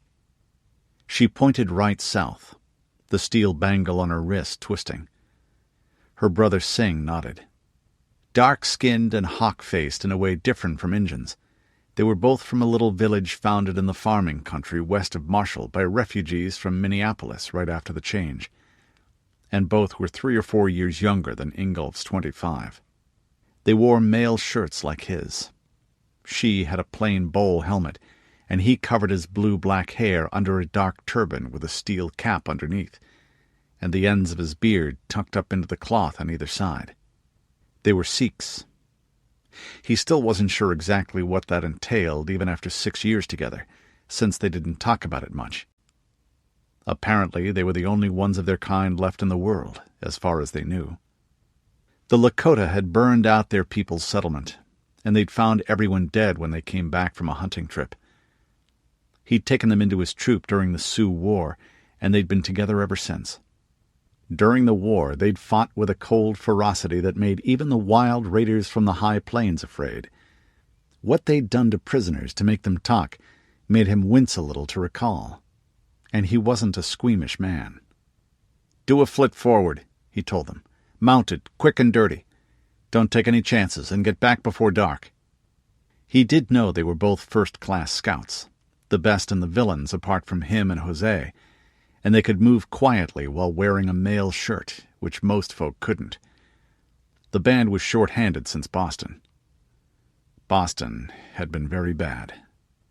They nodded. Singh grinned in the thickness of his black beard. He was a big, burly man, nearly as big as Ingolf, and the muscles bunched in his brown forearms as he picked the reins off his saddlebow. Sometimes when he'd had a drink or two, he'd straighten horseshoes with his hands for a joke. "We shall be like lions, Captain Ingolf," he said, and his sister nodded, a rare smile on her face. "Like a lioness," she added. They always say that, and they never say why it's funny, Ingolf thought, as they heeled their horses into a walk. Kaur dropped a little behind, covering her brother with an arrow on the string of her saddlebow. "I know what lions are." He had seen pictures in old books, and once a trader had brought a skin through, just before he left home. "They've got him down in Texas." One of his best men came from there, having wandered up the way people did every now and then, and joined the boss man's army when Ingolf did. He'd told stories about them, how they'd bred up in the bush country until they were a major nuisance along the Rio Grande, the way tigers were farther north. Sort of tiger-sized, but colored like a cougar. And the males have a big black ruff around the neck, and they hunt together in packs like wolves. Okay. A lion's big and fierce and sneaky, and so's Singh. Well, his sister is medium-sized and fierce and sneaky, but why's it funny? "All right, we'll camp here," he called loudly. Then he squinted at the sun. They still had 8 hours to dark, this time of year. "Jump to it!" Everyone knew what to do. Some cleared the brush, others drove the wagons into a circle and linked them with chains and knocked down barriers of timber, shoved and fastened coils of razor wire under the vehicles, saw to the rest of the defenses, built fires, scavenged firewood, got the cooking gear ready. They had plenty of food, besides hoarded dried fruits and such to keep them from scurvy. This area swarmed with deer and duck, rabbit and bear, and some of the rivers were thick with fish, where the old-time poisons weren't still leaking from rusting storage tanks or lingering in the mud. The natives were too thin on the ground nowadays to keep the game down, and they weren't really very good hunters, most of them. Not of animals, at least, he thought grimly, as he swung down and handed over Boy's reins. The stock were watered from buckets, and the wood teams also collected any green fodder around and piled it up for them to stretch the remnants of the parched corn. The villains were cheerful enough, more so than he'd expected. There was even some laughing and horseplay, and after the main work was done, someone got out a guitar. "I'm going to see every one of you gets a home out of this, if I can. So help me God and his mother." He smiled to himself. Homes for the ones who didn't just want to blow every penny on booze, Whores and fancy duds, at least. And me? I'm going to be rich if I can, with a fort and land of the horizon. None of my kids are going to have to earn a living like this when I have 'em. And God knows I've earned it. And as for you, my dear brother Edward, you can shit sideways, fold yourself in half, and go blind back there in the old homestead. Maybe I'll come visit my nieces and nephews, with gifts fit for a bossman's heirs." Kuttner came over, and Ingolf hid a grimace. Although the little man had turned out to be a lot tougher and less of a complainer than he'd expected back in Des Moines, and a hell of a lot better in a fight. That hadn't made him any more agreeable, just less disgusting. He was about 30, a bit below average height, 5'6" or so, thin and wiry, with close-cropped brown hair and an unremarkable face that looked distorted somehow, without being in any way abnormal if you considered it feature by feature. "We should push on to Innsmouth, see if we can find a usable boat," Kuttner said. His voice always sounded as if he was in a hurry, which he generally was. "Mr. Kuttner, you know I'm the best in this business, don't you?" he said, swatting at a mosquito. It went squit and left a smear of blood on his cheek. He had bites under his armor, too. "Yes, Mr. Vogler, but—" "Kuttner," he said, getting a little less polite, "did you ever wonder why the best man in this business is only 26 years old?" Kuttner stopped, which was a wonder because he liked to talk better than listen, and looked at him out of his ordinary brown eyes. "No, Mr. Vogler, I can't say that I have. Why?" "Well, 2 reasons. First, it's a pretty new business, the way my villains do it, because there hasn't been enough call for it till now. Second, those that take it up don't usually live very long, if they come anywhere near this far east. I am alive, and I aim to get back to Iowa still alive and collect what was promised. Are you sure we have to do this? The boss man didn't mention Nantucket when we talked. We've got the stuff he wanted from Boston, and that was the last on our list." "And I lost 4 good men doing it," he thought, but didn't say. That was a cost of doing business, and everyone in the villains knew they took the most dangerous jobs. That didn't make watching an old friend die by inches of a punctured gut much better, or make it easier to make yourself give them an end to pain as the last gift. "I have written instructions in the boss man's authority," Kuttner said, running a hand over his close-cropped hair. "Yeah," Ingolf began. The sound of drumming hoofbeats interrupted them. They could see a fair way down the roads to the south, littered with the rusting, vine-grown heaps that had been cars and trucks. Kaur and Singh were coming along at a gallop, riding on the sandy median strip. The hard drumbeat of the hooves echoed through the woods, setting birds to avalanche-loud flight. It wasn't a sound anyone around here had heard for a long time. Just when they'd broken free of the narrowest section, something flashed in the sunlight, and Singh's horse stumbled, then went down by the stern with a short, thick throwing spear in its back near the spine just behind the saddle. It began to shriek, enormous sounds that sounded like a woman except for the volume. "Shit," Ingolf said and looked around. "We're getting short of horses." Jose had the section on guard, and he was already on it, leading his 5 riders toward the pair at a round trot. Kaur stopped, shooting over her brother's head into the woods. Something screamed there. Singh crouched with his shield up, and another javelin went bang off the surface, and a third hit the horse again. When Jose's men joined in the shooting, he came erect and gave the wounded beast the mercy stroke, then started salvaging his gear. That meant there weren't any more of the natives close enough to see. "Everyone keep an eye out all round," he snapped. A few started guiltily. Everyone had picked up their weapons at the alarm, pikes and broadaxes, crossbows or bows, but a few had been staring at the action, rather than their assigned sectors. Kuttner had his sheet out and was looking around without more than a tightening of the lips. Singh dropped to the ground from where one of the rescue squad had taken him up behind. "Ranjit was a good horse," he complained to the air. Then to Ingolf, "Captain, the woods are thick with them already. More coming from the direction of Innsmouth. I saw no bows, but we did not stay to be sure." "About what I expected," Ingolf said, and looked at the circling woods, all beyond throwing range. "Good work. Cut a horse out of the remount herd." Kuttner had the grace to look a little abashed. The captain of the villains went on to him. "There were bound to be a bunch of them in Innsmouth. They like to lair up in ruins when they can, and it's a good place for them. Water, fishing, hunting here in the brush. This is the best spot to take them on. Without we give 'em a good hiding right away, we'll have little ambushes every second hour."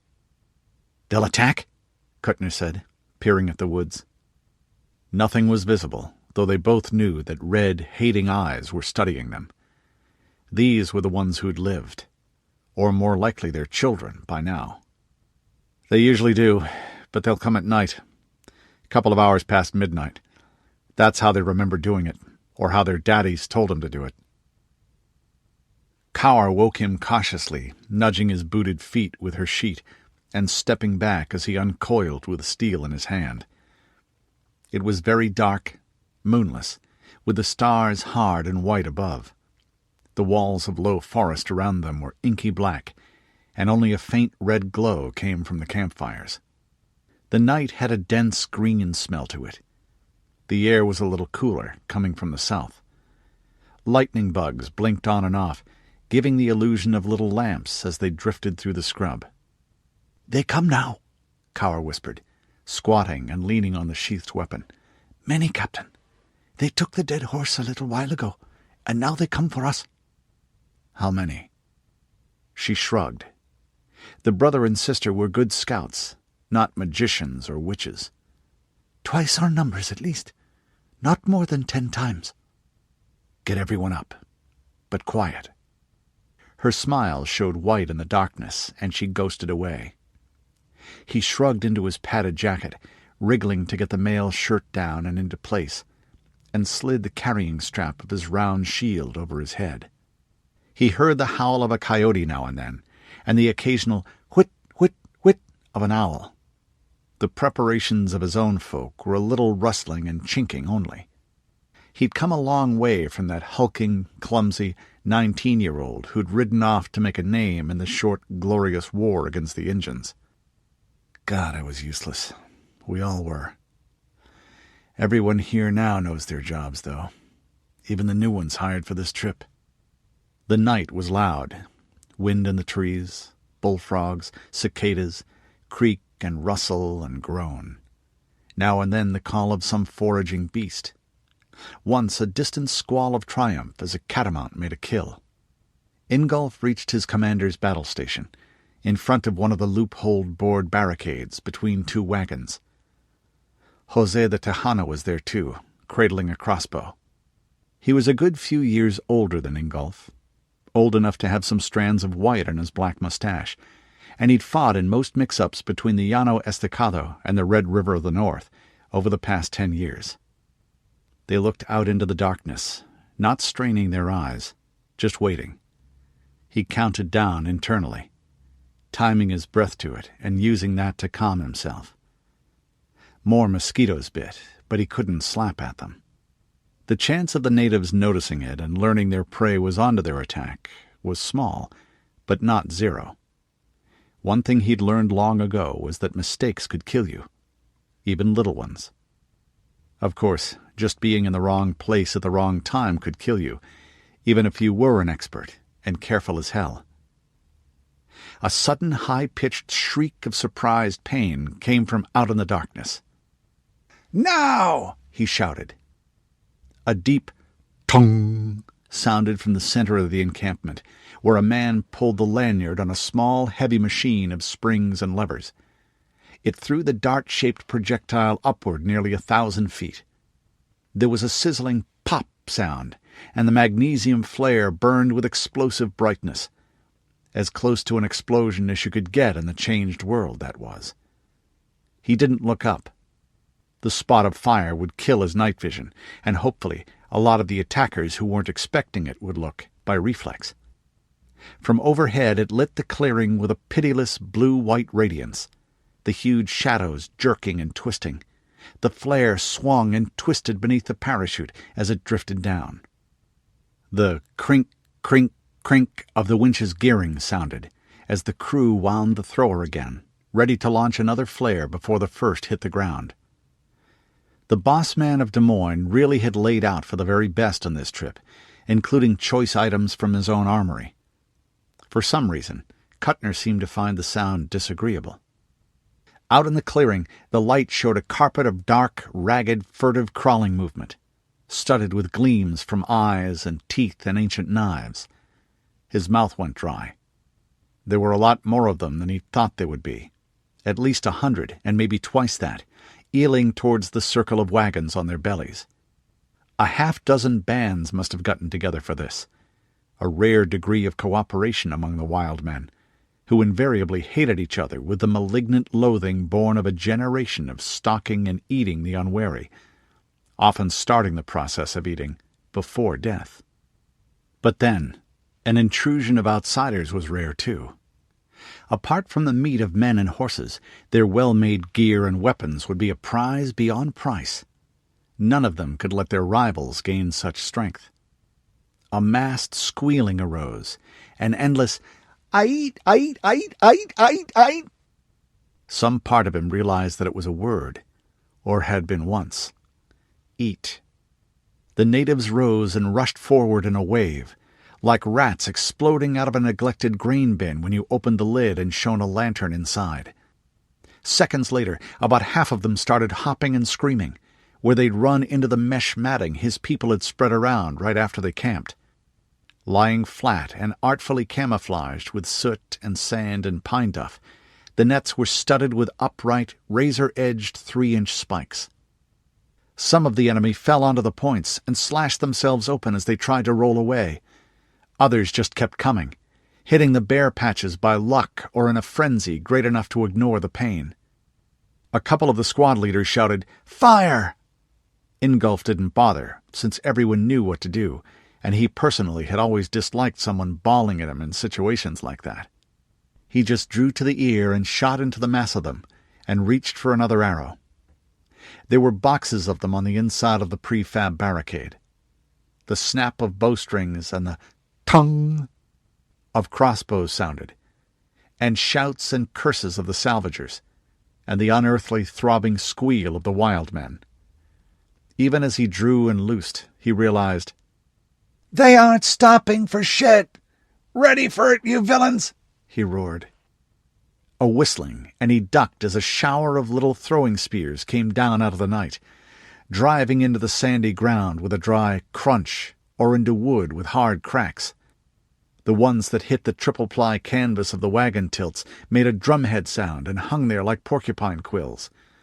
One went into the barricade next to his eyes, and he could see that the head was a ground-down table knife. He used the moment to slide the shield from his back and run his left arm through the loops, and then the luckiest or fastest of the natives were at the barricade. This was the south-facing edge of the wagon fort, and they were thickest here. "Richland!" he shouted as he surged up. He wore his sheet over his back when he was on foot, the hilt jutting up by his left shoulder. He swept it out and cut with the same motion.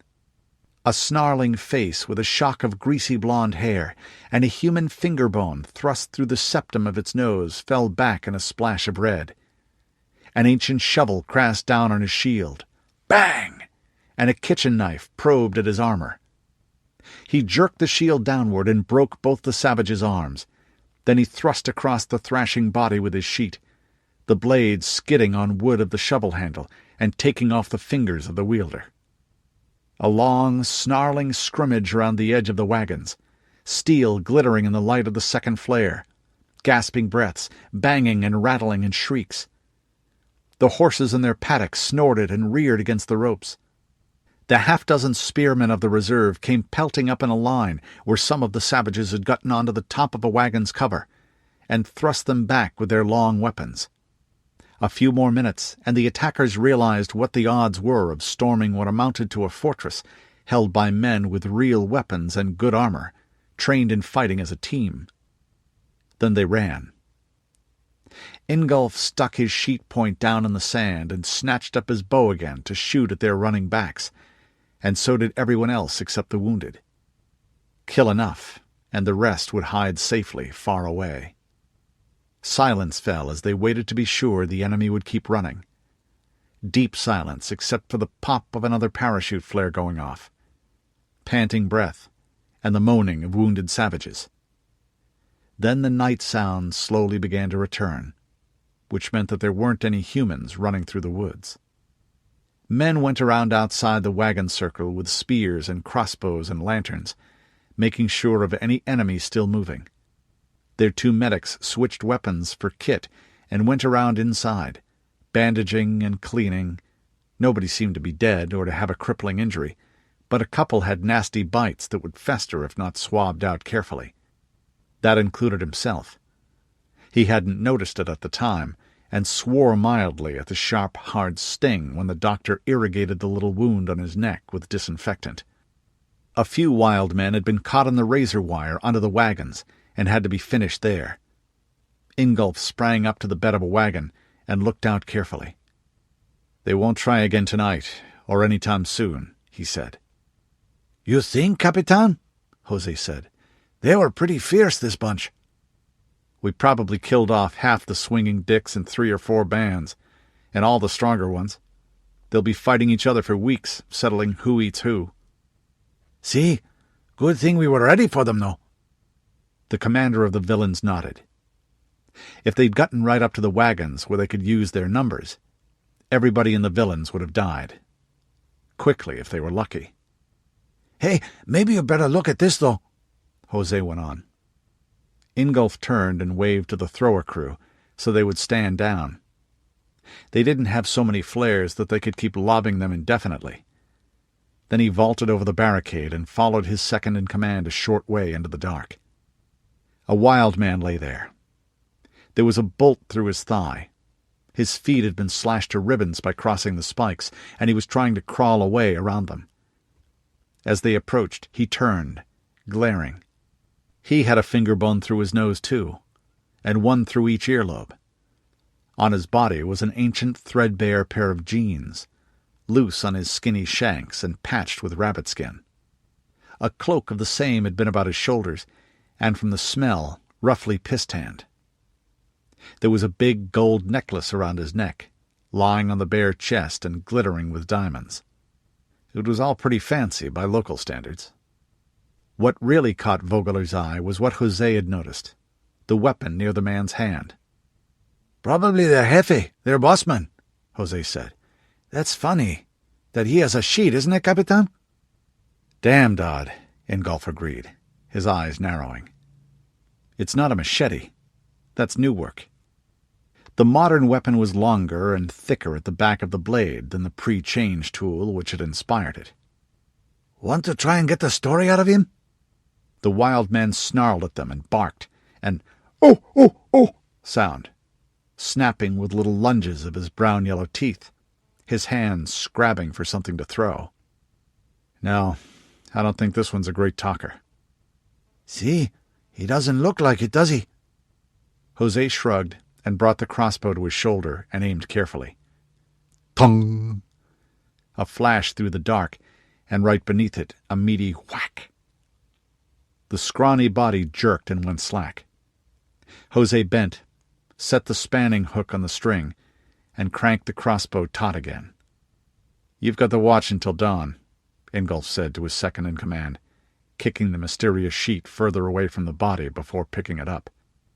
He didn't want to go near the dead man. The lice and fleas jumped ship when a man died, and these probably carried disease. Safer to leave the burial detail for a day or so. Which reminded him, if they try to drag the bodies away, let them. "Capitan?" Don't want them stinking the place up. Any worse than it is now, he thought. Smell was inevitable when you cut men's bodies open. At least the sandy soil would sop up the liquids. It would be safer to bury any remaining tomorrow. "This is the most defensible campsite we're going to find around here, I think. So you'll be stuck in this location for a while." He took the captured sheet back onto the lamps. Not much point in trying to sleep more tonight. And as he cleansed his hands and arms with sand and then water, he studied the weapon. It was a fairly typical example of what horsemen used everywhere he knew of, from the Big Muddy to the Rockies and south to the Rio Grande. A yard-long piece of slightly curved steel, 3 fingers broad at the widest spot near the tip, sharpened all along one edge, and 4 inches down the other from the point for a backhander. The hilt had a simple crossguard and a full-length tang, with fillets of wood on the grip and a wrapping of braided rawhide that was coming loose in 1 or 2 spots. The pommel was a plain brass oval. This one was better made than most, forged by a real smith and not simply ground and filed out of old-time stock. He tapped it against a wagon's frame, and the almost bell-like sound was right, and so was the elastic way it sprang back when he bent it against a tree stump by sticking the point in and leaning on it. Still sharp, he thought, feeling cautiously with his thumb. Shame the way it's been let rust. Looks like it hasn't been cleaned or oiled in a month. Maybe a bit less with the air here. He rotated his wrist, whipping the steel through a blurring figure 8. The air hissed behind it. It was lighter than he preferred, but it felt alive in his hand. Over at the fire he got out his cleaning kit and went to work. When he'd finished and held it out at arm's length towards the flames, his brows went up. There was a rash of rust pits. No way around that, the way it had been neglected. But the surface of the metal rippled in the firelight under the thin coating of linseed oil he'd applied, full of wavy lines. Not just forged, but layer-forged from a mixture of spring and milled steel, and then hardened on the edge. There was a very slight roughness in the steel along the working part, the point, and about a foot back from there. That was blood-etching, the way the salt and acid of blood attacked the softer layers, even if you cleaned it immediately. This beauty would set you back $50, $60 in Des Moines. More in Richland or Marshall, since the Iowan capital attracted the best craftsmen. This was the price of a good ordinary horse, or 2 months' wages for a laborer. But it was a working tool that had been used hard, not a dress weapon. No fancies like inlay. Wait, I lie, he thought. Symbols had been graven in the surface in the same spot on both sides, not far from the hilt. A stylized rayed sun, and within it 3 letters, C and U and T. Well, that's what it's for, he said. Then he called out, Hey, Cower, Sing! The scouts came over. Sing was still rubbing a cloth on the serrated head of the mace he used for close and personal work. It smelled if you left the results in the grooves. There were spatters on his turban as well. Ranjit is well avenged, Captain, he said, his dark eyes sparkling. Ingolf felt a little uneasy about these two on occasion. Revenge was all very well, but there were times when he thought the pair of them were a bit monomaniacal on the subject. Take a look at this, Ingolf said. One of the wild men had it. They both looked surprised. They hadn't seen anything more complex than tying a knife into a stick since they got east of the Illinois Valley. It's modern work, Sing said, turning it over in his big hands. Well done, too. He'd been a blacksmith's apprentice before his village was wiped out, and still dabbled usefully in it.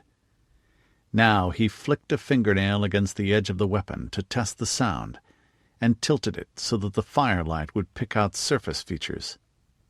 See the wavy line along the cutting edge, just a finger's width in? I have heard of that. It is done by coating all the blade except the edge with clay, then packing it in red-hot charcoal, letting it cool, and then retempering. It makes the cutting edge very hard, glass-hard, without turning the whole blade brittle, but it requires great skill. The heat treatment has been well done, too. He was waxing enthusiastic. His sister leaned forward, a frown on her dark, comely face. What is that doing here, Captain? She said, toying with a long, single braid of her hair. These wild men, they can't even take apart a pair of old garden shears to make knives. Make sheets? She made a complex, dismissive sound that involved gargling and spitting. Yeah, that's the question, Ingolf said. So they must have stolen it off the body of someone in from the Midwest, like us. I don't think I know of more than 3 or 4 other expeditions that have gotten east of the Ohio. There could be more that we don't know of. More so if they were small and done quietly, Singh said.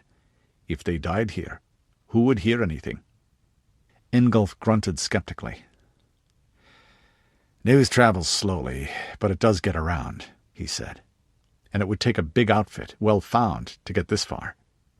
He took the sheet back, reversed the blade, and held it out to Carr. This is a little light for my arm, but it should be about right for you.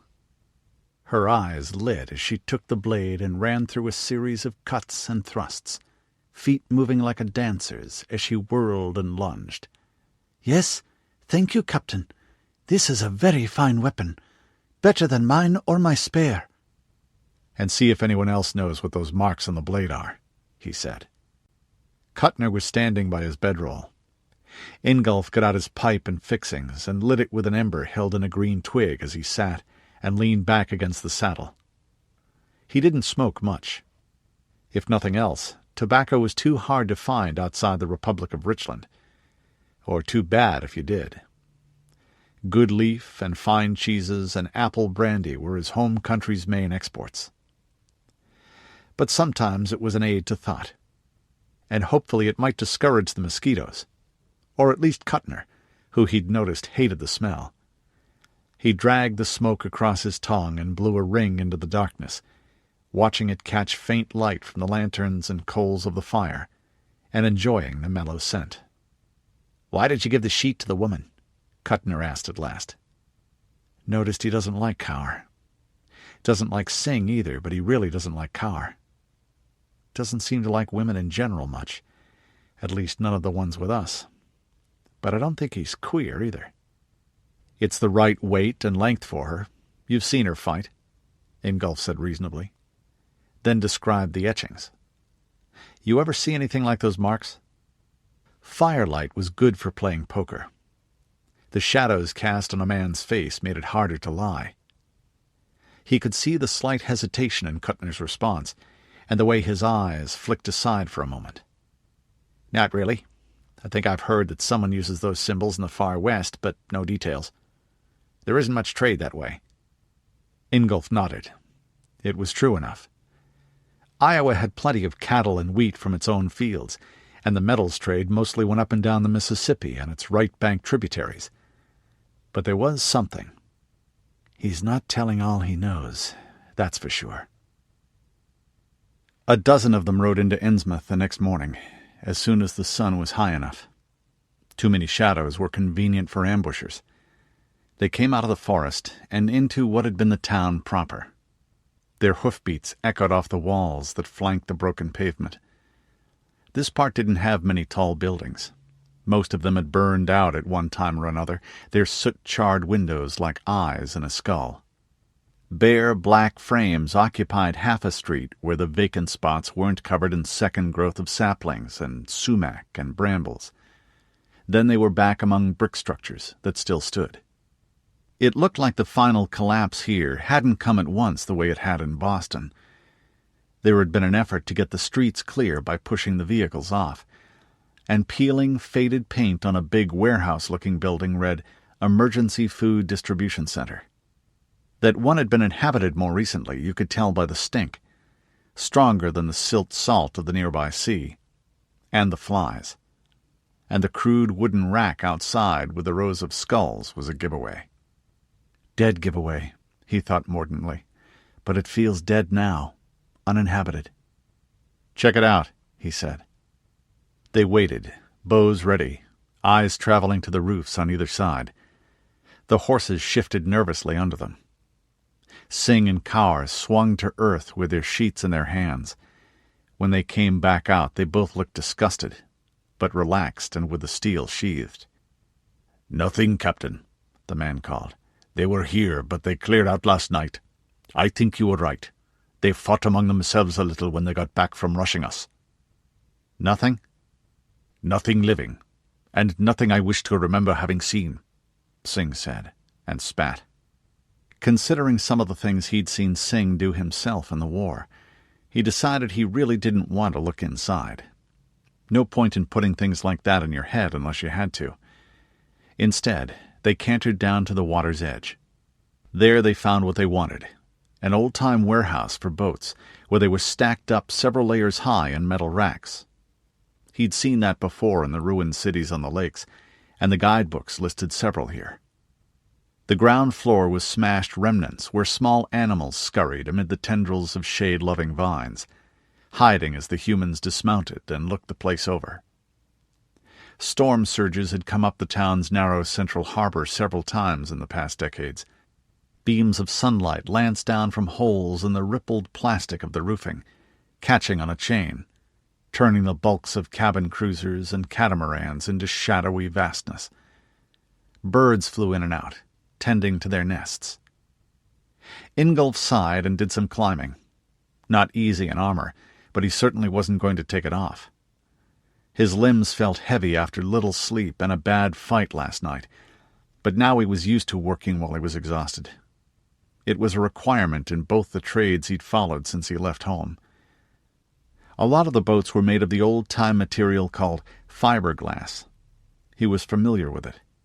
Some bowmakers used it instead of horn on the belly of a saddle bow, though it was getting rare back in civilized country. It had the advantage of not rotting if kept out of the sun, and at last he found a good sailboat with a folding aluminum mast. "This one'll do," he called down. More birds flew up at the echoes. Everyone in the villains was used to working with pre-change machinery, and more than one of this group had dealt with boats before, on the lakes. It was still long hours of nightmare work to get the rusted slideway working, with only the spells of watch duty to break the hot monotony. He had barked knuckles and a sweat bath worse than the usual summer in armor by the time the boat was in the wheeled cradle on the ground. Scavenging had found them enough dacron and cord to rig the simple lugsail. As the others were stowing the supplies, Jose drew him aside and spoke softly, with a glance at the boss man's agent. "Capitan, this cabroncito wants to go to that Nantucket place really bad. Let him go. So he's close to the boss man. Close enough his farts don't make no sound anymore, but that don't make him no friend of ours." Ingolf smiled at the other man's worry. "And which friend of ours would I pick to send with him to do something I'm afraid of, Jose?" The Tejano blew out his lips in a gesture of frustration. "Okay, I know what you mean. I still don't like it." "I don't like it. Doesn't mean it doesn't have to be done." Then Jose grinned, a quick white flash. "So now I can plan how you take cover and sing both. I'd feel better here with them to spot for us if the wild men sniff around. They're the best sneakers we got." "That's why I'm taking them. And you know they don't work apart. It's the smallest number that'll do the job. Me, the Sikhs, Kuttner. Unspoken went, and the least loss if we don't come back. Losing 3 more wouldn't fatally weaken the villains for the trek back to the living lands." He clapped his second-in-command on the shoulder and nodded back towards the wagon camp. "Just keep it together for 10 days. If we're not back by then break camp and head west on the 11th day. That's an order. We've already got all the stuff the sheriffs and the boss man wanted, apart from this, and enough gold to start a mint. We'll catch you up, but you move. You hear me, trooper?" "See. Doesn't mean I have to like it either." The harbor mouth hadn't silted up quite enough to catch the sailboat's keel, possibly because it was protected by the half-sunken hulk of a great ship whose bow reared out of the water like a dull red hill. There was a little lurch of contact as the 4 of them labored at the sweeps they'd found, and then they were out over the bar and out into Long Island Sound. Ingolf found himself relaxing as the green-brown shoreline faded. That wasn't very logical. Drowning killed you just as dead as a sharpened shovel in the brain, and if they were shipwrecked anywhere around here, it was right back into the stew-pot. The fresh breeze and clean salt air and bright sunlight must have something to do with it, and the fact that he was finally out of his armor. It was bound up with a couple of cork life vests, like all their gear. They had enough smoked venison and biscuit to last them for a few days, fishing line and hooks, map and compass, and their weapons. Birds went by overhead, gulls and some sort of pigeon moving in a big flock. Not far away a whale broached. He couldn't tell what kind, except that it blew its spout forward in twin jets. The wind was from the northwest, just off the starboard quarter. He looked at the map again, at his compass, and then up at the sun. Spray came in over the rail and flew backward, stinging his eyes with the salt, and he squinted into the brightness over the blue water and its white-topped waves. "Should be there just before sunset unless it moved," Ingolf said, lolling back with the tiller under his arm. Neither Kaur nor Singh spoke, which was fairly typical. They were ready at the lines, with the care of people who liked to do things right, but weren't entirely sure they could. Their experience in boats was more limited than his, and he was no expert, just competent enough to set a straight course in not too bad weather. Kuttner didn't speak either, which wasn't like him. He usually had some order or observation or complaint. Now he was tensely silent. Ingolf shrugged. "I like him better this way, except that he looks like he's about to snap like a lift beam under too much weight. I suppose it was too much to hope he'd get seasick and call the whole thing off." Instead, he concentrated on his sailing. As they passed out of sight of land, the Sikh's silence grew a little tense too. After an hour or so, Ingolf spoke. "Hell, you two, we don't even have to tack for a while. I've been out on Michigan in rougher weather like this." "And nearly died," he didn't add. For all his cheerfulness, you had to show willing and look confident if you were the leader, which necessity made it easier. He also let out a whoof of relief when a low line of beach showed on the southern horizon. The sun was only a handspan over the horizon to their right, and it was starting to cast a glitter path on the water, tinging it with red. As they came closer, Ingolf began to frown. "Sing," he said. "Take the tiller." When the other man had, he moved cautiously to the bows and stood with one hand on the stay line that ran from there to the mast, peering ahead. Then he unshipped his binoculars, careful to settle the loop around his neck. They were big military-grade field glasses, an heirloom from his father, irreplaceable if dropped over the side, and took another look. A long shore, sandy beach backed by 50-foot bluffs, interrupted here and there with lower parts, and— "What's wrong?" Kuttner said. The book said Nantucket was covered with scrub and thicket, with a few trees here and there, and lots of those houses like back on the Cape, he said. "Well, it isn't. That's forest there. Dense forest. Oak, I think, maybe hickory and some pine, but lots of oak. That could have grown up since." The three villains looked at him. Surely nobody could be that ignorant. "Not in 22 years it couldn't," Ingolf said. "And it's sandy there. And there's the salt wind.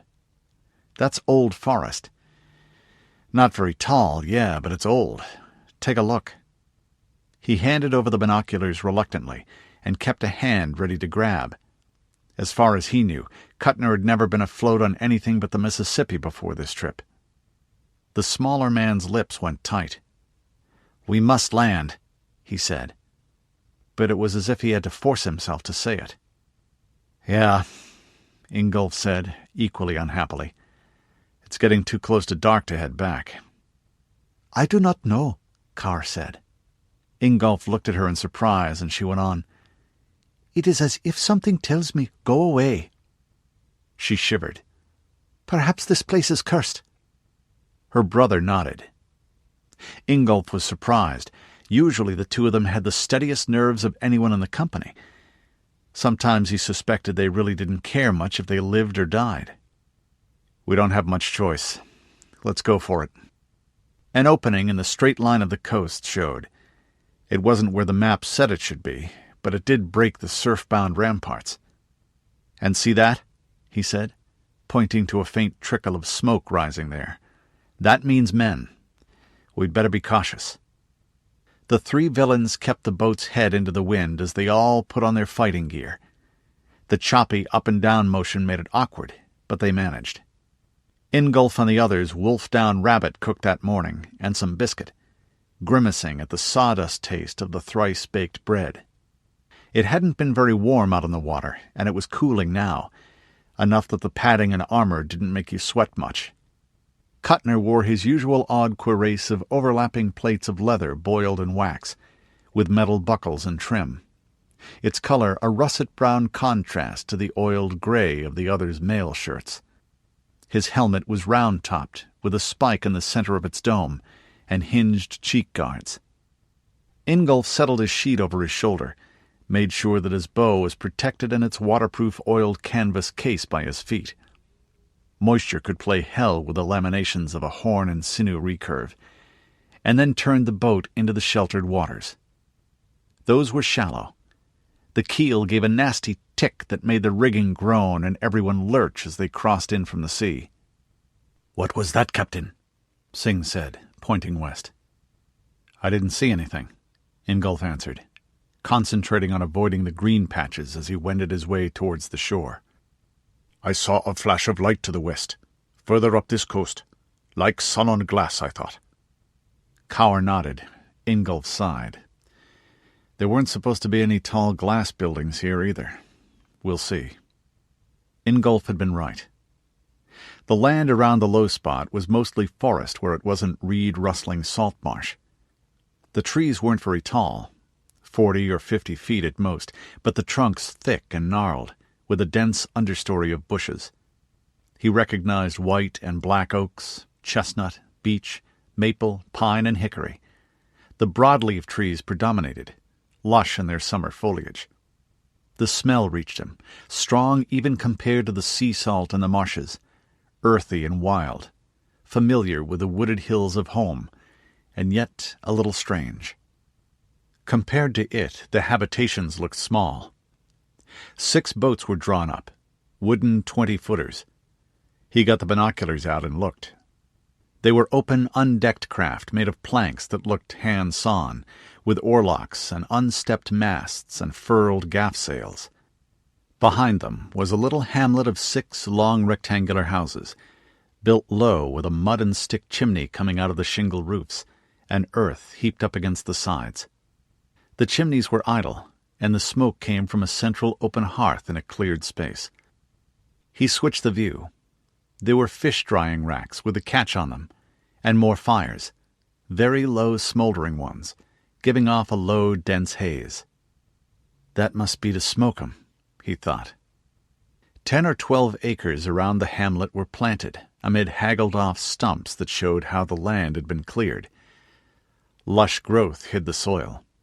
There were cornstalks wound with beans, pumpkin vines, tomatoes, the tops of potatoes, turnips, and more. A buzzing midden 1,000 yards away looked to be mostly oyster shell. When the wind backed and shifted, they got a powerful whiff from it. Otherwise, the community seemed pretty tidy. There was even a paddock fenced with split rails, though no stock in it he could see. "I don't think this bunch are wild men," he said. "Not the usual kind, at least. How many do you think, Singh?" 40, 60 if they pack close in those houses," Singh said. "Perhaps 20 fighting men at most, counting boys." His sister gave him a look, and he cleared his throat and went on. "And perhaps some strong women. That would be as many as could row those boats as well. You are right, Captain. That is not a wild man den. Those are people." Ingolf nodded. "Doesn't mean they're friendly people, necessarily." He focused on the edge of the woods. "Looks to me like they cleared out when they saw us coming in, but they're watching from there." Decision firmed. "We'll go in, but cautious. Get one of the anchors and some line." 200 yards from shore, they dropped it. It splashed in and sank away to the bottom 20 feet below, and he could see the puff of sand as it struck through the clear water. Then they jerked the heavy rope to see that the flukes had set, and paid out line as they sculled the sailboat closer to shore. He halted them when the bow just touched bottom. That way they could snatch themselves out fast if they had to, pulling up the line. They dropped another anchor and secured it with a slipknot. He took a deep breath. "Let's go." The water was cold on his skin as he jumped in and waded ashore, filling his boots. The long shadows of twilight went ahead of them. The others followed, holding their bows above their heads to keep the wet off. Then the Sikhs went on ahead, while Cutner and he covered them as they looked in each of the long huts in turn. When they came back, Singh handed him a leather pouch. The deerskin was well tanned, butter supple, and worked with a design of porcupine quills and shell beads, with bits of plastic and old glass added. "That's good tanning," he said, sniffing at it. The rich, mellow scent of leather was strong, along with smoke and some herb it had once held. "Brain and bark, I think." Singh nodded. "There are 3 or 4 families in each of the houses, Captain, from the bedrolls. The tools are mostly from before the change. But look at this." It was a hoe, with a skillfully shaped handle. The head was a large shell, probably adequate in this light sandy soil. "Right." Another deep breath. "Let's talk to them." He walked beyond the buildings. They all held up open hands, yelling about their peaceableness and waving "come on." Eventually people did, moving out of the thick brush along the forest edge with a skill that made him blink. A dozen men in hide breechcloths led, aged from early teens to their 40s. Their hair was shaved on either side of the head and gathered up into a standing roach, with a pigtail behind, and they held light javelins settled in the groove of a yard-long throwing stick ending in a hook. They had steel knives, too, and hatchets. Behind them came an older man in similar dress, and a woman in a buckskin tunic that reached to her knees. As they got closer, he saw that her braided hair was gray-streaked yellow, and she was the man's age, or nearly, looking a bit older because she'd lost most of her teeth. He was Injun, though of no tribe Ingolf knew, with ruddy light-brown skin and flattish features, stocky and looking very strong for his size, with thick, scarred forearms. He thought, looking at the younger men again. A couple looked like white men, a couple like Injuns, and the rest mixed. Nothing odd there. I've seen enough blue-eyed Sioux out west and red-headed Anishinaabe up north. People had shifted around a lot right after the change and settled where they could. The woman looked at him steadily. When she spoke, it was as if the English language came haltingly to her, the sound a little rusty, and there was a trace of an accent he didn't recognize, one that turned R to ah.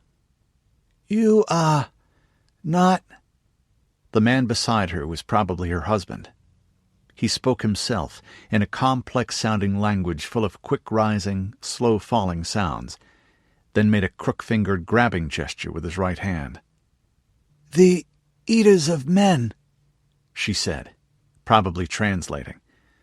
It sounded that way, not quite English phrasing. The other locals lowered their weapons, a few smiling at the strangers. "No, we're not, ma'am. We're from the Midwest. Wisconsin, me. We're explorers." Suddenly tears were running down her face. "Oh, it's been so long. Came out here from Innsmouth 3 weeks after the day," said the woman who'd been Juanita Johnson once, and now thought of herself as Sun Hair. "The emergency committee had cut the ration to just 1 little bowl a day at the distribution center, and there was fighting every day with the refugees." The day? She must mean the change, Ingolf thought, nodding.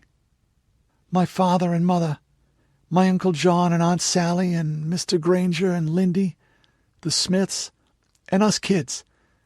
I was 15. Things were already very bad. And the rumors—" She licked her lips again, then took Ingolf's bowl and reached out to spoon more fish stew into it with a wooden ladle. The cauldron was made from the bottom half of an aluminum trash barrel. It was good stew, full of chunks of white cod meat and scallops and vegetables. The firelight shone on the faces, the warriors closest, and the 20 of women and children behind. He caught glimpses of a naked toddler huddled up against her mother, of another younger one at the breast. They murmured among themselves, mostly the odd-sounding language, but in it were English words he caught, or half-caught. It was cooler now that the sun was down. Not chilly, but close enough to it that the fire's warmth was grateful on his skin. A couple of the older people had cloaks or blankets around their shoulders, made of glossy pelts. Later we realized they must be true. A few times in the years after that, boats came here, hunting, and we had to run or fight. Dad and Uncle John loaded everything we could find. The tools and seed and the 3 goats from Uncle John's place we'd hidden from the committee, and we headed out. I didn't know where Dad was really hoping for. He talked about going north to Maine, but there was a storm, and we were cast ashore here. We managed to get most of our stuff out, but the boat was wrecked. She frowned. I haven't thought about it for a long time. I knew about Nantucket. I'd been there. This isn't Nantucket. It looks a little like it, but the trees and the people, we're the... Another word in that language. She smiled and thumped her forehead with the heel of her hand. The people, or the sea-land people. They're Indians, and they'd never heard of white men, or metal, or growing corn, or anything. They said nobody had. They used to visit the mainland before the day. Only they say it was all forest too, and relatives of theirs lived there, not cities and things. Then there was a dome of fire, colored fire, and when it went away, they were here. When my family got here, they were sick. Someone had already come here and left. I think it was chicken pox. Most of the people died of it. There'd been about 100, but only 24 lived. All the watchers shuddered at the word chicken pox. Some of them made signs that were probably for protection against evil magic. But they're good people, and they had food. They knew how to fish and hunt. We stayed and we helped with the sick and learned to talk to them and showed them things, and they showed us. My dad died 6 years later, drowned while he was out fishing. Mom got sick with something a year after that. I don't know what it was. It was awful. She had this pain in her stomach. Uncle John built boats for a hobby, so he knew how... Ingle finished the food and set the plastic bowl aside as Sunhair rambled through her tale of years, of children born and folk dying, of learning and forgetting. I don't think she's really wandered in her wits, he thought. Just a little strange, like a lot who had a hard time in those years. Hers wasn't as hard as some. But, Christ, this is weird. He knew the history of America before the change, at least in outline. He was a sheriff's son, after all, an educated man who could both read and write fluently and cipher well. He'd read through an entire book on it, the Time Life one, and another bound together from several carefully preserved National Geographics with wonderful pictures. This island was near where the first English had settled, 400 years ago, and the Injuns they met had been farmers, albeit without iron or cattle or horses. How long since Nantucket had been covered in oak trees, peopled by folk who'd never seen corn? His mind quailed at the gap of years. Of course, it must be possible. It's here, isn't it? And if God made the change, why not this? Kaur and Singh were looking bewildered. Kuttner looked like he was 3 sheets to the wind, and had been smoking something strong along with it. His eyes glittered, a look like lust. He leaned forward and cut in. "And Nantucket town? There?" he said, pointing east. Sunhair began to cry. Her husband put an arm around her. "That's where my boy Frank went," she sobbed. "And he never came back. He never came back to me." "I don't like doing this to them," Ingolf said, looking back at the sea-land people. This was as close as they came to the great fishhook harbor where the map said Nantucket town should stand.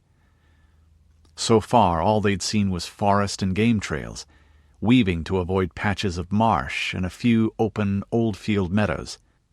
They were lamenting, weeping and throwing their hands rhythmically into the air at this act of suicide by their guests.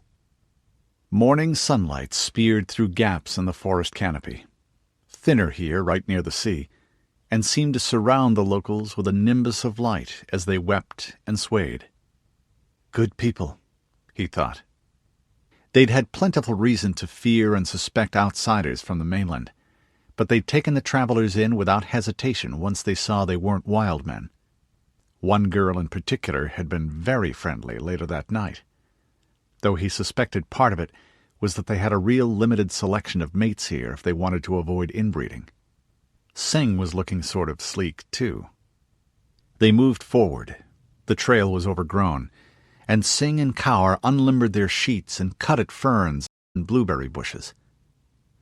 Then they were in open country, on a neatly trimmed stretch of green, though that might be the Angora goats the Sea Land people kept, descendants of the original nanny and her 2 kids. Light flashed, through his eyes, through his upraised hands, through his mind as he shouted in protest. The moment of pain was endless, and over instantly, and Sheriff Ingolf Vogler sat in his chair of judgment, looking down at the bound thief. It was a formal room, with a shelf of books and black-bordered pictures of his father and brother Edward on the wall behind. "Christ," he wheezed. For an instant, 2 complete lives warred for possession of his mind, and he realized he didn't even like the pompous, self-righteous bastard he might have been. Troop Lieutenant Ingolf Vogler looked down at the Sioux arrow that sprouted in his chest. He toppled slowly forward in the flame-shot night, dropping his sheet as the choking salt invaded his lungs, dead on the day of his 19th birthday. Ingolf Vogler looked at the slowly rotating hologram model of the molecule and knew he wasn't going to get the para-smallpox to do what he wanted. "Save, store, and restart from 1C, he growled, reaching for the can of mango cola. Somewhere, his body took another step forward. Images of the land ahead of him strobed through his eyes, or perhaps not through his eyes. A quiet cobbled street lined with brick buildings. Ruins.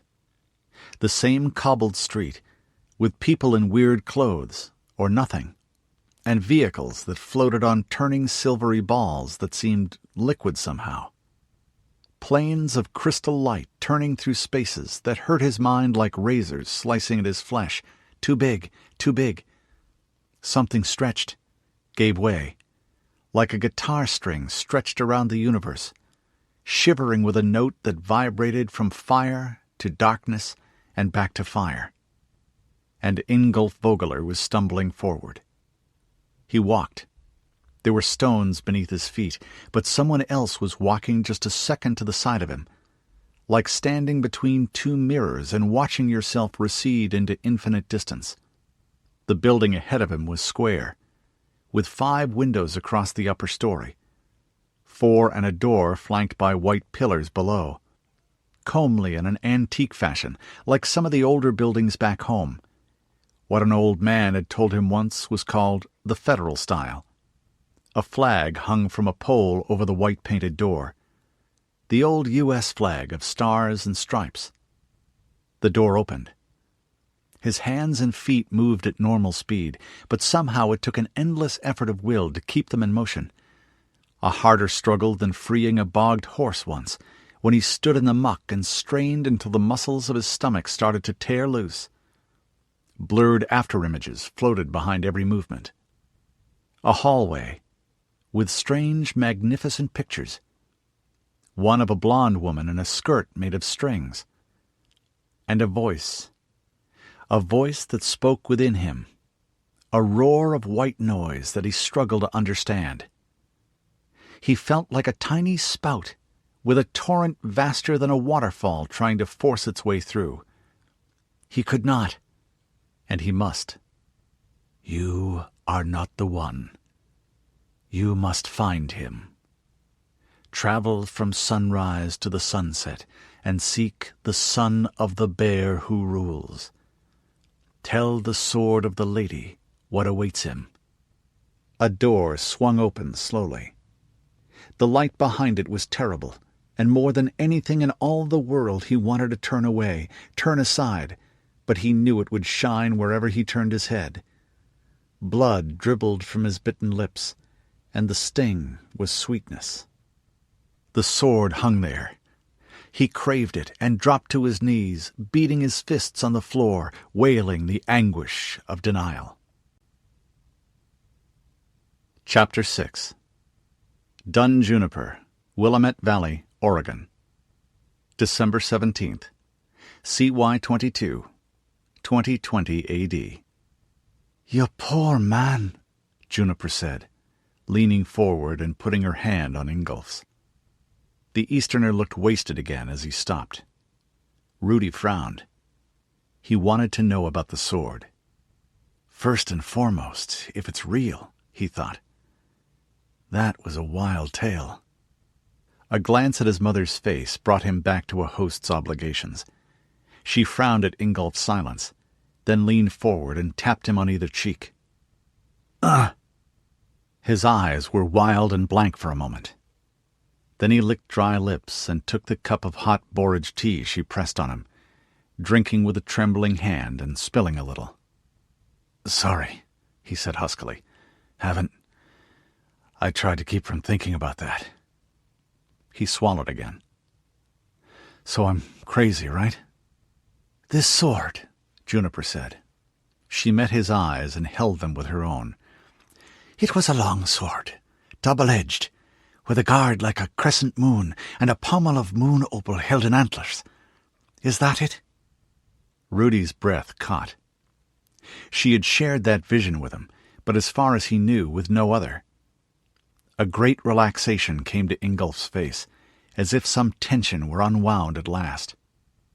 "Christ, I'm not crazy, then?" "No, my poor Ingolf, you're not. It's far worse than that." Just then Aunt Judy walked into the hall. She gave an angry hiss as she saw Ingolf's face, came up and took his pulse. Then she examined his eyes. He moved his face obediently to her prodding, passive as a child. "Junie, are you trying to kill my patient? I said he could talk, not be run out like a dish rag." "I'm sorry, Judy," Juniper said meekly. "We can stop now." "We certainly can. I want this man in bed, now. I'll get some green oat milk and wine to calm him." Ingolf began. "You want a good night's sleep, so you can tell us the rest tomorrow," Juniper said. "We've a guest room ready for you here in the hall, and Judy's word is final on matters of health." Unprompted, Rudi came forward and helped the other man rise, then took an arm around his shoulder. When they'd put Ingolf to bed, he stopped in the corridor outside the guest room and looked at his mother. "Who's the sword for?" he asked bluntly. Juniper looked at him, and he was shocked to see that the leaf-green eyes were full of tears. "Oh, my son," she whispered, "you know as well as I. What did they call Mike, your blood father?" "The Bear Lord." "And what did the powers speak through me when I held you over the altar in the Nemid?" He didn't need to speak that either. That was when she'd named him Artos in the craft. And, to himself, he whispered what she'd said. "Sad winter's child in this leafless shaw, yet be son and lover and horned lord, guardian of my sacred wood, and law, his people's strength, and the lady's sword." "I don't want to go," he said softly. "I thought, not yet." His eyes went out past the walls of his home. "I'm not a boy anymore, Mother." They both knew what he meant, that he was old enough to know how easily and quickly a man could die. Ingolf's tale had rammed that home anew. He went on. "And I don't want to leave you and Father, and Maud and Fjorben," he said, "or the clan, and home. Someday, yes, but not yet." Love and sorrow warred in Juniper's eyes. "I don't want you to go either, my darling. I just don't think you've much choice." Rudi's temper flared for a moment.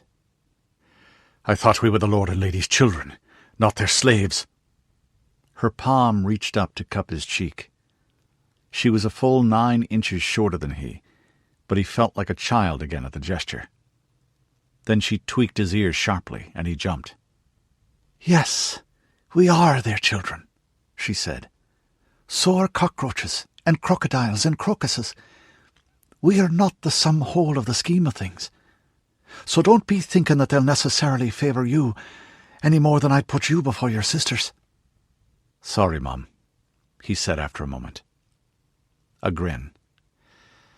"I've been hanging around with Christians too much, sure and I have. Nice people, a lot of them, but they've got a strange way of looking at things." "Oh, my dearest one," she said. Her voice choked a little. Suddenly he noticed how many grey threads there were in the mane that had always been so fiery fox-red. When did that happen? He asked himself, and put an arm around her shoulders.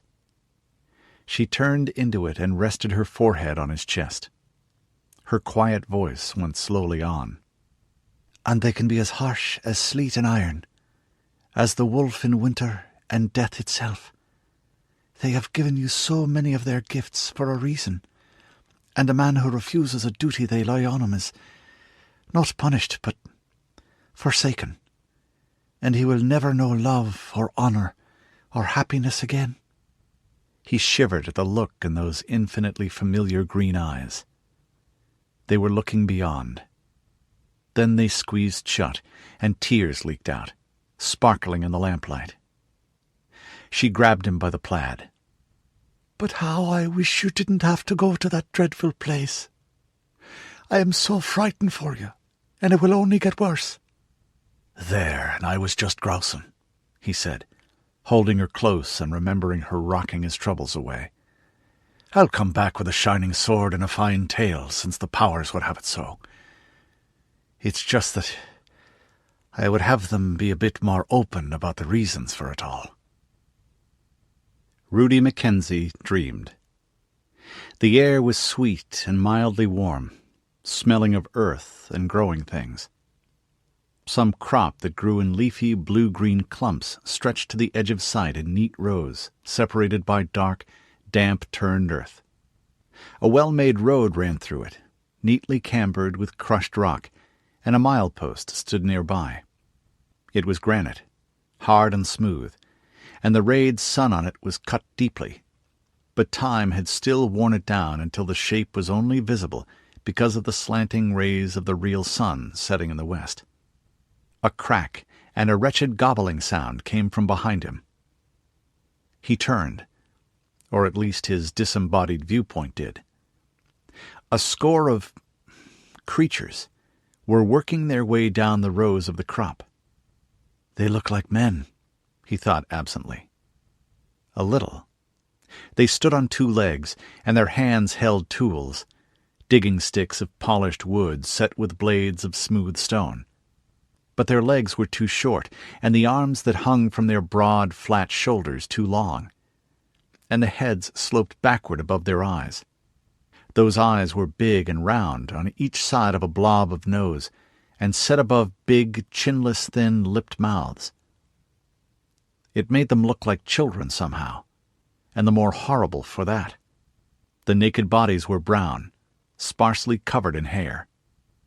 A nondescript-looking man with a loose headcloth covering half his face rode a horse behind them, a long coiled whip in his hand. He swung it again, seemingly to relieve his boredom. The creatures were working steadily and well, jabbing the sticks downward in unison every time they took a step forward. Another worker jerked and moaned as the lash laid a line across his shoulders, then turned his 2 big eyes down and drove the stone-headed tool into the earth again. No, they're not men, but their ancestors were, Rudi's bodiless presence thought. Then he woke. Shudders ran through him, and he could feel sweat running off him to soak the coarse brown linen of the sheets. That turned chilly quickly in the damp, cold air of winter. The girl who was sharing his bed had awoken too. She snapped a lighter on the bedside table and touched it to the candle in its holder. "What a dream!"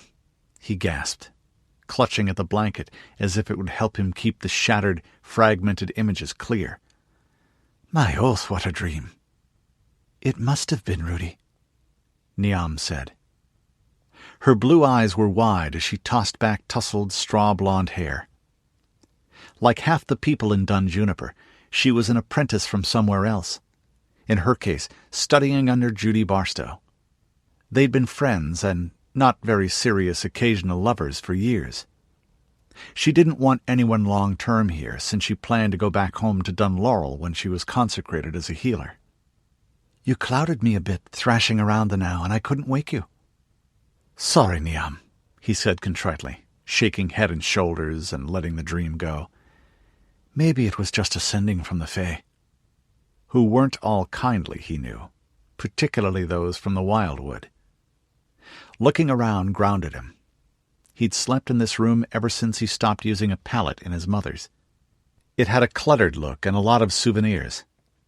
There was his baseball bat and glove. He'd been first batsman for the Dun Juniper Ravens Little League team as a kid, and the images of the Lord and Lady over the hearth he'd carved when he wasn't much older. A shelf was stuffed with his books, and ones he had out from the Duns' library. A stand in the corner held his armor and weapons. The blanket was of his mother's weaving, done while he was a captive of the Association in the War of the Eye. A bit worn now, but still beautiful, with its subtle pattern of undyed wool in shades of white and brown and grey. He smoothed it and lay back. "What was it, then?" she said, yawning and laying her head on his shoulder. "A sending, or just a dream?" "It's never just a dream," he said. "But you know how it is." She nodded. There were dreams, and then again there were dreams, and deciding which meant what was as important as it was difficult. "On the whole, I think it was the powers telling me to get my shoulder to the wheel and my arse in gear," he sighed. "Oh," she said. Then, "Something to do with that cow in Ingolf?" His mouth quirked in the candlelit dimness. Cowan was a term for those who didn't follow the old religion, and not an altogether polite one either. "So much for secrecy. Yes, but don't ask me anything more about it." Eep. "Anatomy. I'm just studying anatomy." Castle Totenangst, Willamette Valley, near Newborg, Oregon. January 14th, CY 22, 2021 AD. "Yes, I gave them hospitality in Gervais," the Dowager Baroness of that holding said, glaring at the three faces across the broad malachite table from her. "Why shouldn't I?" She was a gaunt woman with grey streaks in her blonde hair. Sandra thought the green silk of her long cotardy dress went badly with her rather sallow complexion. The Lady Regent of the Portland Protective Association answered calmly, "Why? Because it would have made me look very bad if it came out that a noblewoman of the Protectorate had done that, particularly if this man they attacked had been killed and our own children were there. Questions raised in the Lords. Questions raised in Corvallis at the next meeting. Embarrassment. Fines laid on the whole association. I do not like being embarrassed, Mary. Do you understand?" Sandra was an unexceptional woman in her 50s, petite and round-faced. Her stare could still make others flinch. It did now. "I understand, my Lady Regent." "Good. Then don't let it happen again. You have my leave to go. In proper form, Mary," she said. The Baroness halted, made a sardonically precise curtsy that bowed her head just a hair more than manners required, and stalked out. Sandra steepled her small, elegant fingers and cocked her head a little, looking at the door through which Mary Liu had just gone in high dudgeon. It was massive, of light-coloured oak over a steel core, and Liu hadn't been able to slam it, which must have annoyed her no end. "Do you know the problem with the Dowager Baroness Gervais?" the Lady Regent asked. Conrad Renfrew, Count of Odell, took a walnut out of the bowl on the table between them and cracked it between finger and thumb, tossing the nut meat into his mouth, and thought for a moment while he chewed. "Is the problem that she's an evil, murderous, spiteful bitch who's conspiring with these assassins from the cow country?" he replied meditatively. He was a thick-set man in his 50s who'd always been built like a fire-plug and had put on a little solid flesh lately.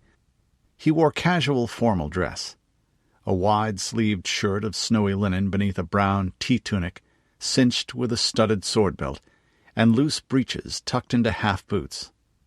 A heraldic shield on the tunic's chest held his arms, sable, a snow-topped mountain argent and vert.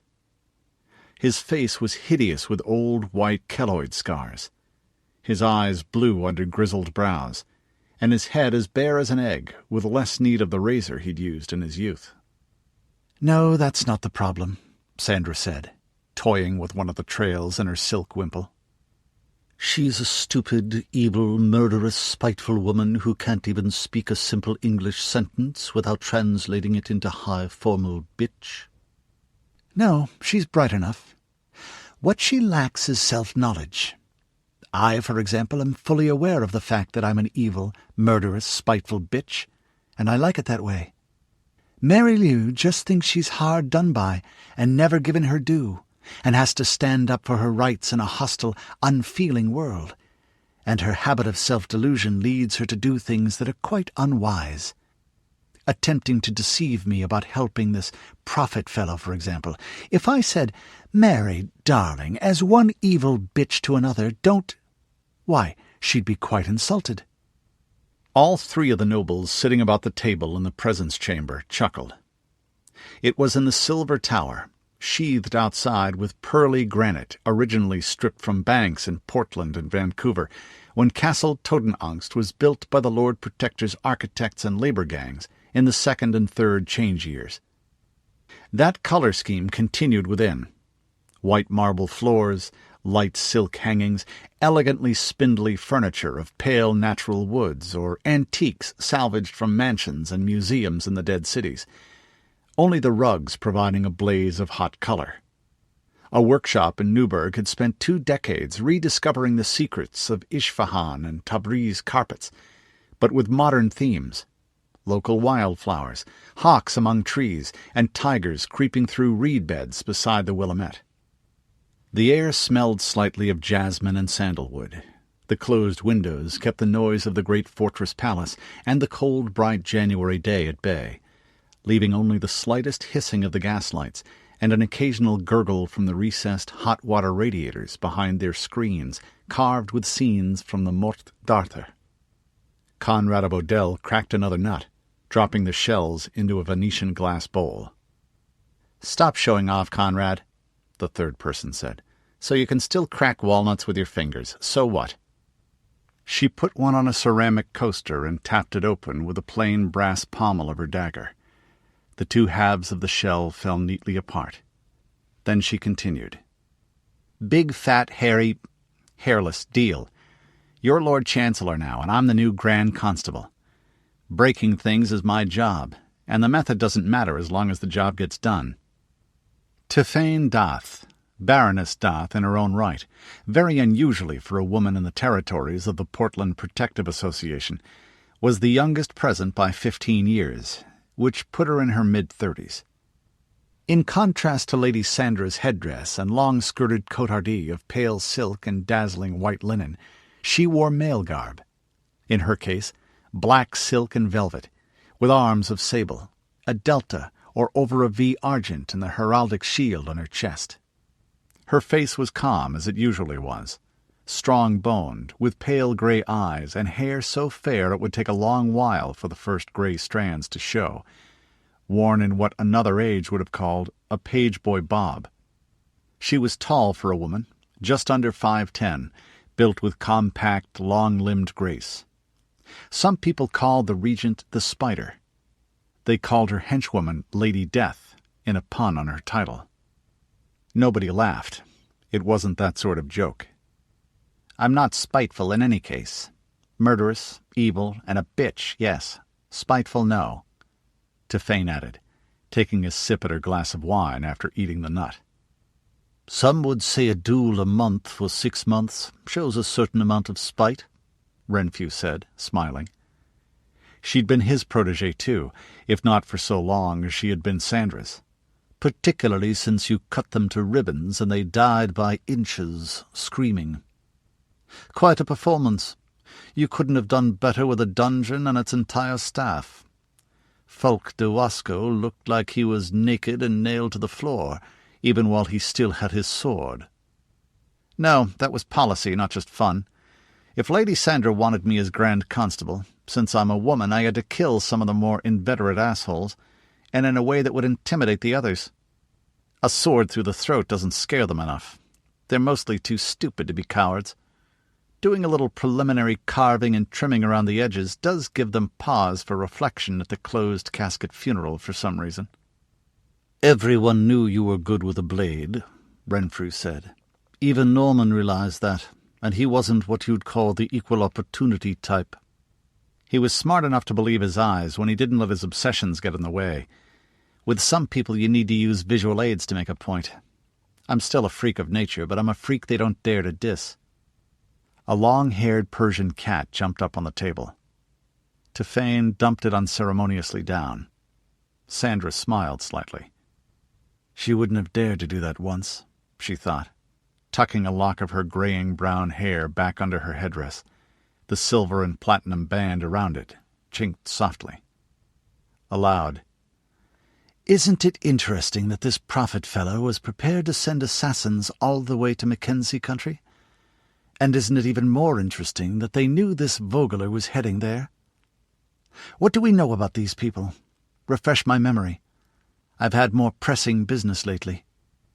"It's a father-son team running a cult," Tefane said, speaking without consulting the notes in the folders before her. "Our sources aren't certain if the son is natural or adoptive and the natural son of the woman who ran the cult before the change." "The Church Universal and Triumphant, yes?" "Yes, my lady. Generally known as the Cutters, or at least their musclemen are, or the Corwinites from their headquarters. It's in the country just north of the old Yellowstone National Park. They were there before the change, and already had a couple of rungs missing from their ladders, if you ask me. But the prophet moved in and took them over with a group of followers in late '98, and added a lot of new stuff." "He's not native there?" "Rumor has it he was in California on the day of the change itself. He'd been blowing up scientists in the '80s and '90s, had a major hate-on for technology, and he was in jail in Sacramento. He escaped in the confusion, felt that God had personally answered his requests with the change, and headed for Montana. That he got there does say something about his survival skills." They all nodded thoughtfully. California had been a charnel house as bad as anywhere on the globe that day when the lights went out, and the water stopped coming through the pipes that kept nearly 200 million alive in a natural desert. Not 1 in 1,000 had lived through it, the ones who'd run early and fast. Reports said there were places where the desiccated corpses still lay 3 deep on the edges of the Mojave, despite a generation of sun and wind and crows and coyotes. "Dead as L.A.," went the proverb. Tefane went on. "The new management of the CUT started small just after the change, but they've been expanding recently, both by straightforward conquest and by conversion. They cover most of what was Montana by now, and chunks elsewhere. If they take over, you convert or die, so it snowballs. I've looked into the theology. They're—" Her tone remained flatly unemotional as she paused for a moment to search for the appropriate phrase, and then resumed, "Mad as Tom O'Bedlam, living on a different planet. Fucking bughouse nuts." "Yes, I've perused it a bit too," Sandra said. "Even stranger than the late unlamented Pope Leo here.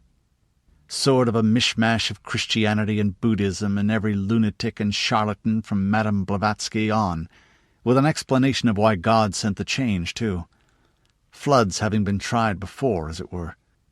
And they're getting uncomfortably close, if they win this war with New Deseret. I wish we had access to this Easterner Vogler who was involved. The Mackenzies didn't exactly brief Matilda on it. Conrad's brows went up. When the scars on his face moved, he looked more like a gargoyle than ever. The CUT are a bit far away to worry about, surely. That's the time to worry. Knowledge is power. And now that we've absorbed the Palaus— "The western half of it," Tefane said with pedantic accuracy. "There's only Boise and Deseret between us and them." Conrad shrugged massive shoulders. "You're the sovereign. They're basically a bunch of sheepshaggers, though, and they think anything with gears in it is sacrilegious, don't they?" "Yes, but you should read more widely in history, dear Conrad. There are any number of cults which have caused no end of trouble, though their first followers were few and poor, especially when they preach salvation at the sword's edge. In the event of trouble, how are we placed?" She knew most of the answer, but it never hurt to go over the facts again. Conrad's blue eyes took on a slightly abstracted look. He'd been an accountant by trade before the change, as well as a fellow member of the Society for Creative Anachronism, and a close friend of Norman and Sandra Arminger. "The Treasury's got a full year's revenue on hand in cash. Our paper is trading at par, and we can borrow at excellent rates if we have to. The customs and excise taxes are blossoming nicely with the way trade's picked up. It would be even better if it weren't for the Haida raiders and plain and simple pirate scum all over the Pacific Basin." "The pirates will have to leave to the naval powers like Tasmania. But for the Haida we need a warden of the coast. But who to appoint Marchwarden? Piotr has the most lands in that direction, but I wouldn't appoint him to supervise an orgy at the Slut and Brew," Conrad said. Tefane nodded. "There's Jewel Strangeways, Lord de Natart's. He's competent and even fairly honest, and he already has County Tillamook in ward for Lady Anne. It'll be—" "5 years until she reaches her majority," the regent said. "By then he could have the place organized. He already dealt with that Haida raid October before last." "A matter in which our Rudi had a hand," Sandra said thoughtfully, stroking the cat in her lap. "He attracts trouble as sparks fly upward, that boy." "Coincidence?" Conrad rumbled. "I'm far too paranoid to believe in coincidence, Count Odell." The other two smiled. "Neither do I," the man said, and Tefane nodded. "De Natart's for Marchwarden of the West, then?" Sandra nodded, and he went on. "The basic Mesni tithes are coming in without too much trouble as well. It's easier now that we don't have to split them with the church." Sandra smiled like a cat. That had been one of the many reasons she'd unobtrusively arranged for Pope Leo to shuffle off his mortal coil, and for Portland's church to be reunited with Rome, or rather with the Umbrian hill town of Badia, which was where the Swiss Guard had escorted the remnant of the Vatican when Rome went under. Poor Norman! He did so want a pope of his own in true medieval style, and Bishop Rule was just the sort of madman to suit the role, once he'd decided that God considered everything since about June 15th, 1297 a mistake. Of course, the change was some evidence for that. On the whole, though, Pope Log is preferable to Pope Stork. Despite the occasional tussle with Benedict and his successor, Pius XIII, over things like the nomination of bishops, and despite how useful a tame inquisition had been, one sane pope 6 months away was far easier to deal with than an all-too-active lunatic in Portland, and it had made reconciliation of a sort possible with Mount Angel and the other so-called Free Catholic bishoprics. Mount Angel's mutant order of warrior Benedictines was becoming uncomfortably influential, through its budding university and with its daughter settlements helping the more badly battered areas get on their feet again. Stalin had meant mockery when he asked how many divisions the Pope had, but in the end his bewildered successors had found it didn't matter, and men-at-arms and castles could come into the same category. At seventh and last, men were ruled from within their heads by ideas as much as by clubs from without, and a careful ruler kept it in mind. The Church of Rome had outlasted any number of systems that looked stronger than iron at the time, and had ridden out many storms that claimed to be the wave of the future. She was wise with years, and infinitely patient, and bided her time. Best to take advantage of that, for herself and her daughter, and her daughter's children to come, rather than trying to build dams against it. Conrad nodded as if reading her mind. "We're making a mint off the salt works on the coast, and the Columbia tolls, too. Basic population has more than recovered from all those laborers who left after the Protector's War." They both scowled slightly. Of all the conditions imposed after the Portland Protective Association's qualified sort of defeat in what everyone else called the War of the Eye, the one allowing peons to leave without paying their unpayable debts had hurt hardest. Everyone had a lot more land than farmers to till it, even now. People were wealth in the most fundamental sense, strong hands and backs to work and fight. Between natural increase and immigration from the more chaotic areas like Pendleton, which unfortunately goes to the other realms as well as to us, and the 50,000 left in the Palaus when we annexed it. Sandra smiled her cat smile, and Tiphane Dath nodded, and Renfrew grinned. It had even been voluntary. At least it was voluntary on the part of the collection of sheriffs and strong-arm types who took over there after the change, she thought, and their sons.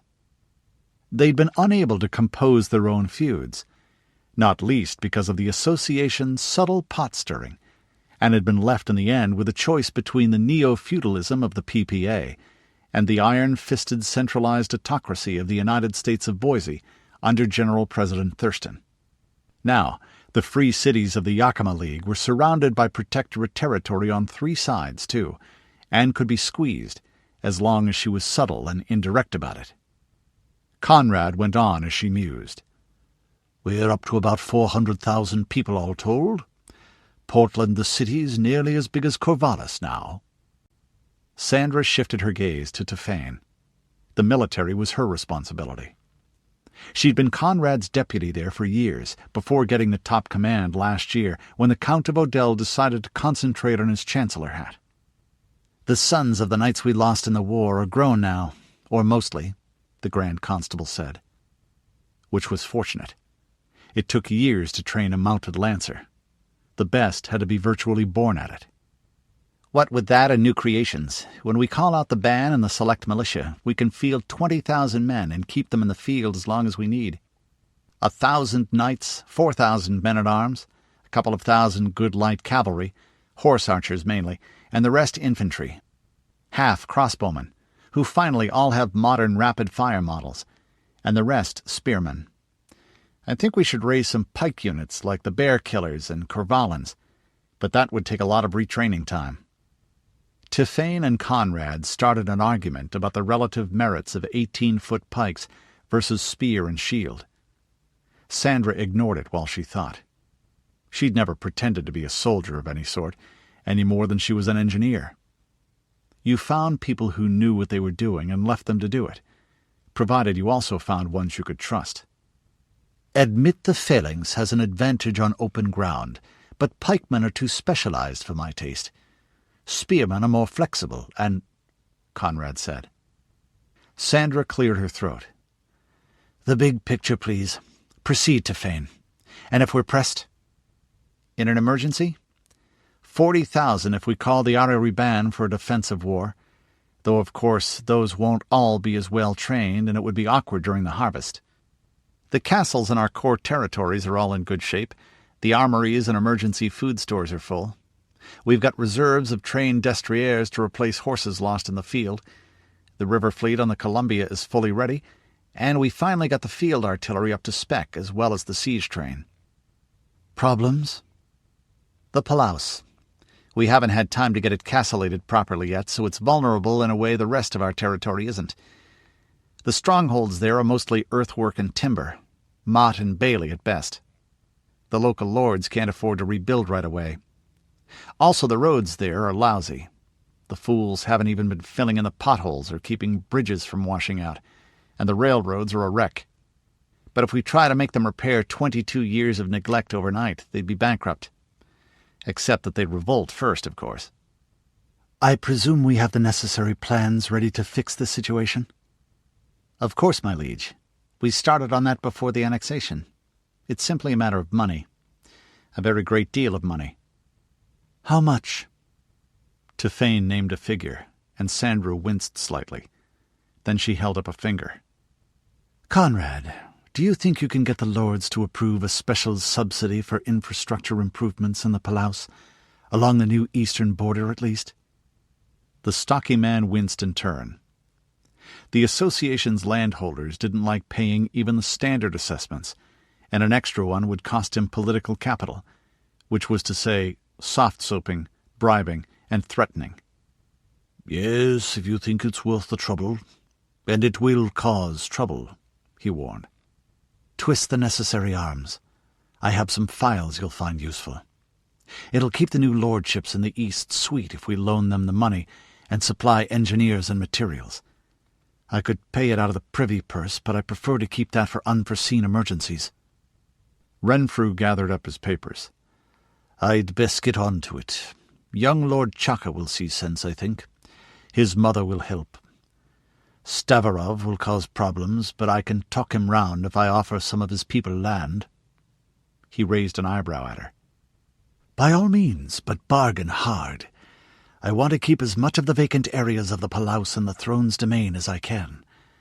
Granting land is a lot easier than getting it back, unless there's a convenient case of a sheet for treason. He nodded and made a formal bow, kissing her extended hand and grinning like something carved on a waterspout. Farewell for the nonce, Sandra, you evil bitch. That's my sovereign liege lady and regent of the association, evil bitch, to you, Conrad. Laughing, he bowed again and turned to go. Sandra pulled at a tasseled cord. The door opened smoothly and showed the corridor outside, with the guards standing to attention. Their mail gleamed with a grey-oiled sheen as they brought their spears to the salute. When the door closed again, Sandra stood, gently stirring a cat out of her lap. "Come," she said to Tiffany. The warrior woman helped her into a long robe of white ermine, and they walked out onto a balcony, closing the sliding glass doors behind them. The day was bright and sunny for January in the Willamette, with only a few drifts of high cloud. You could just see Mount Hood's white cone to the east over the battlements. Above it a glider swooped, its long, slim wings dark against the aching blue of the sky. The two women's breath smoked as they looked down into a flagged hexagonal courtyard 20 feet below. It was overlooked by 2 stories of barracks and storerooms on all sides, as well as the Silver Tower. Totenangst was full of things like that, unexpected crannies and vantage points. She'd put most of them into the plans herself. Norman had been much more straightforward, and not nearly as fond of Peake's work as she. "They say this castle had a man's bones in it for every ton of concrete poured," she said, with a nostalgic smile for the grand adventure of those early years. "Sometimes I think we only got away with it because nobody could believe how crazy we were." Tiffany nodded. She'd been newly come to the household then, and barely 14. "I remember a bit of it. They used to throw the bodies into the mix sometimes. You kept telling the Lord Protector it could wait until we had the farms fully up and running again. And he said it could wait, but he just didn't want to. He wanted his castle, and he wanted it now." Poor Norman. That was his great fault. He was in too much of a hurry to realize his dreams. It killed him in the end, as much as Havel did. If only he'd known how to wait, he'd be alive today, and we'd have it all. I miss him. The courtyard below was one where her private guard exercised. Rudi and Matilda were there now, in Protectorate-style armor, based on early medieval models. She was resting for a moment, watching him take on 3 knights of the household. Odard called the start with a flourish of his white-painted wand. "Comite!" The knights spread out. Rudi waited for a moment, smiling faintly. Then he leapt, so quickly that it wasn't even a blur, more as if he stretched out impossibly for a second. A flat crack sounded as he slammed into the closest of them, one big kite-shaped shield slapping into another. Rudi's tucked close into his left shoulder in perfect form. The knight was knocked flying with both feet off the ground to land flat on his back with 70 pounds of armor and gear to drive the wind out of him. His sword pinwheeled through the air to land with a dull clang. Rudi whirled before knight or blade landed, caught his sword in his own shield, and cut backhanded into the side of the second's helmet with a crashing bong, and met the third blade to blade before he could strike himself. The knight was good. The household took only the best and trained rigorously, but he seemed to be moving like a slow-mo scene in the movies in the old days, while Rudi wasn't. Or he moves like that tiger we had at the baiting, the one they matched against the bison bull. So much power, and so fast. After a flurry impossible for an untrained eye to follow, the Portlander stopped and looked down at the rounded point of the blunt practice sword just inside the split skirt of his mail hauberk, and prodding at the leather of his breeches. In a real fight, it would have hamstrung him and opened the femoral artery. He swore admiringly and stepped back, letting the point of his own blade drop to the earth and his shield dangle from the guys, the diagonal strap around his neck. He and the young Mackenzie high-fived each other as the other two clambered groaning to their feet, grinning ruefully. "He's very good indeed, isn't he?" Sandra asked. "Yes, my lady," Tiphane replied, without taking her cold grey eyes from the scene below. "When my team took him back in the war, he was 10, and he cut a grown man badly with his knife and would have killed another if he hadn't had a mail-line jacket on. Now, you know what the pagans say of him?" Sandra nodded, smiling. "That his secret name is Artos, and that he's the chosen sword of the lady? Yes? There was the prophecy at his birth, and that thing with the raven right after the war at his mother's wedding. That was a wonderful touch if Juniper stage managed it." Tiphane shuddered slightly at the memory. She had been there, although not in the front rank, and she tried not to remember it, because when she did, the all-sufficient cynicism her mentor had taught her was shaken. The rumors hadn't lost in the telling over the years either. Instead, she hung on to her clinical detachment as she went on. "Well, he's so far up the bell curve that I'm tempted to believe it myself sometimes. It's not natural, and I helped train him these past 12 years on his visits." "I do believe in his legend," Sandra said, then chuckled quietly at Tiphane's raised brow. "Oh, not the pagan gods. They're as much a myth as Jehovah or the risen Christ, whatever dear Juniper thinks. Myths are lies. But I believe in the power of myths the way I believe in rocks. Rulers have had the various pantheons carrying water for them since the first con man met the first sucker and priestcraft was born. That was long enough ago that they were probably both walking on their knuckles." Matilda took up her shield and walked out to face Rudi. The mail hauberk she wore rippled in smooth grey white, a treasure that had taken a team of experts more than a year to make from double coils of titanium wire. "And my daughter?" Sandra asked. Tiphane pursed her lips. Her duties had included the warlike part of the princess's education since the girl turned 9. She also knew that Sandra Arminger hated inaccurate information with a passion. "It's a disadvantage being a woman, of course, even if it's not as much of a one as our macho idiots think. The princess is very good, enough to hold her own on most battlefields. About as good as Odard, say. That means she's better than him in natural talent, since he has an extra 20-odd pounds of muscle on his upper body, and she really works at it. But she's not in the same class as Rudi. Not in mine either, frankly. She's fast. Far faster than average, and very strong for her weight. But Rudi's faster than that." Sir Odard was standing ready again with a referee's white baton. He waited until they faced off, then brought it down sharply and shouted, "Kumite!" Tiphane hesitated for a moment, then went on. "He's faster than me. and I've only lost a hair off my best speed so far. Tiffany was a little past 35, and she'd been an up-and-coming junior gymnast before the change, only out of the running for future Olympics because she was too tall. Sandra had rescued her and seen the possibilities. And he's strong even for his size. He can lift and toss twice his own body weight, even in a full hauberk. I've got a lot more experience, which makes up for it. So far. Interesting, Sandra said, narrowing her eyes. Of course, Matilda will be ruling, not fighting with her own hands. She only has to be good enough to win respect among, as you so accurately put it, our macho idiots. Iron on their shirts, iron between the ears. Tiffany chuckled slightly, which was the equivalent of a belly laugh for her. And the joke is? Sandra Arminger said. Normally the remark would have won only a slight narrowing of the eyes in amusement. Here we are in the land of the iron-shirted machos, and the people making the decisions at the top are nearly all women. You, my lady, me, Mary Lou, the Dowager Baroness of Dayton and Malala, and Juniper Mackenzie and Sidney Havel down south. Sandra's own laughter was warm and genuine. Well, not so surprising, Lady Doth, Grand Constable of the Association.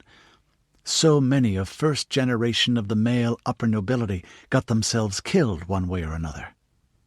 That happens in this business, Tiffany replied, tapping at the long hilt of her own blade. You have to be smart and lucky to die old, which our distinguished Chancellor looks to be doing. I probably won't, she added clinically. Too many people hate me, and more will before it's over. You should start grooming possible replacements. Matilda and Rudi were circling, the big, round-topped, kite-shaped shields up under their eyes, long swords held over their heads, hilt forward. Matilda attacked first, boring in with a fixed snarl visible even from above and through the bars of the practice helmet. "Harrow, Portland! Holy Mary for Portland!" "Morrigu! Morrigu! Blackwing!" Blades clashed, banged on shields, rattled on mail, thrust and cut and parry in arcs that glittered silvery cold in the winter sunlight, striking at head, hip, thigh, neck without pattern or warning. The supple young bodies moved with a beautiful minimalism despite the weight of the metal confining them. "Matilda seems very determined," her mother said. The heir to Portland moved aside from a shield-up rush by letting one bent knee relax and swing her out of the way, cutting at the back of Rudi's leg with a viciously economical swipe. He caught the blow aimed at his hamstring, on the long tail of the shield, whirled. Oh, she is. She's got the anger, the fire in the belly. Most of the best fighters do. She hates being taken lightly or coming in second in anything, which I can sympathize with, and it drives her hard. It's like fuel. Once you learn to ride it rather than be ridden. Rudi, on the other hand, always struck me as a very sunny-spirited boy, Matilda's mother observed. Tiffany's long fingers tapped at the vines carved into the marble of the balustrade. True, and he kills without fear or anger or hate, with regret even, simply because it's necessary. That's rare, and it's rarer still among the really first-rate. God help the enemy that finally frightens him or makes him mad. When they went back into the chambers, Tiffany sank to one knee and formally kissed Sandra's hand. "My Lady Liege," she said, "I'd better start getting things ready, if you scent a war." "My dear, as one evil bitch to another, it's beginning to smell very much like that." Alone, Sandra sat again and toyed with a cat that leapt into her lap, teasing it with the ends of her wimple. She had always found that an aid to thought. "Hello, Mother?" Matilda said, as the guards thumped the door shut behind her. "Ah!" The slight figure in the chair started, and the cat gave a silent meow and jumped down. Matilda turned and called, "Agnes, the lights, please." A silent maid-come-secretary in double tunic and tabard came out and turned up the gas lights, and returned to wait against the wall at the far end of the chamber, hands folded. "I was deep in thought, love," her mother said. "Is it dinner time already?" The early January sun had set. Oregon was farther north than you might think from the climate, and the winter days were short. Soon the yellow flame made the mantles glow bright, and Matilda sank down on the rug near her Sandra's feet, taking off her hat. It was the usual round, flat type with a roll of cloth around the edge, and a broad silk tail at one side. "Not quite. I thought I'd sit with you for a while if that's okay and you're not too busy. I always enjoy sparring with Rudi. It makes me better even though he wins. But I don't like it as much as he does." "Likes to fight, does he?" Sandra said thoughtfully. "Oh, yeah. He says there are only 2 reasons to fight." "Which are?" "Joy and death." Her mother's brows went up. "Joy and death?" No. For joy, to stretch yourself with a friend, or death, to kill as quickly as you can. Nothing in between." She frowned. "I can see what he means, but it isn't that way for me, not most of the time. I mean, I like practicing with arms, but you put a sword in Rudi's hand and he's transported, and waxes poetic about it. He's a young man of some depth, our Rudi. But if it's going on for dinner time, you should change to a cotardie for the meal," Sandra said gently. "We'll have important company. You have to wear skirts occasionally, you know, or people will talk." "Or people will think I'm Lady Tiphain's girlfriend," Matilda said dryly. "Or vice versa. Accent on the vice." Sandra gurgled laughter. Her face was still smooth in her 50s, and the wimple was kind to it, but that made the laughter lines stand out around her brown eyes. Matilda joined in the chuckle.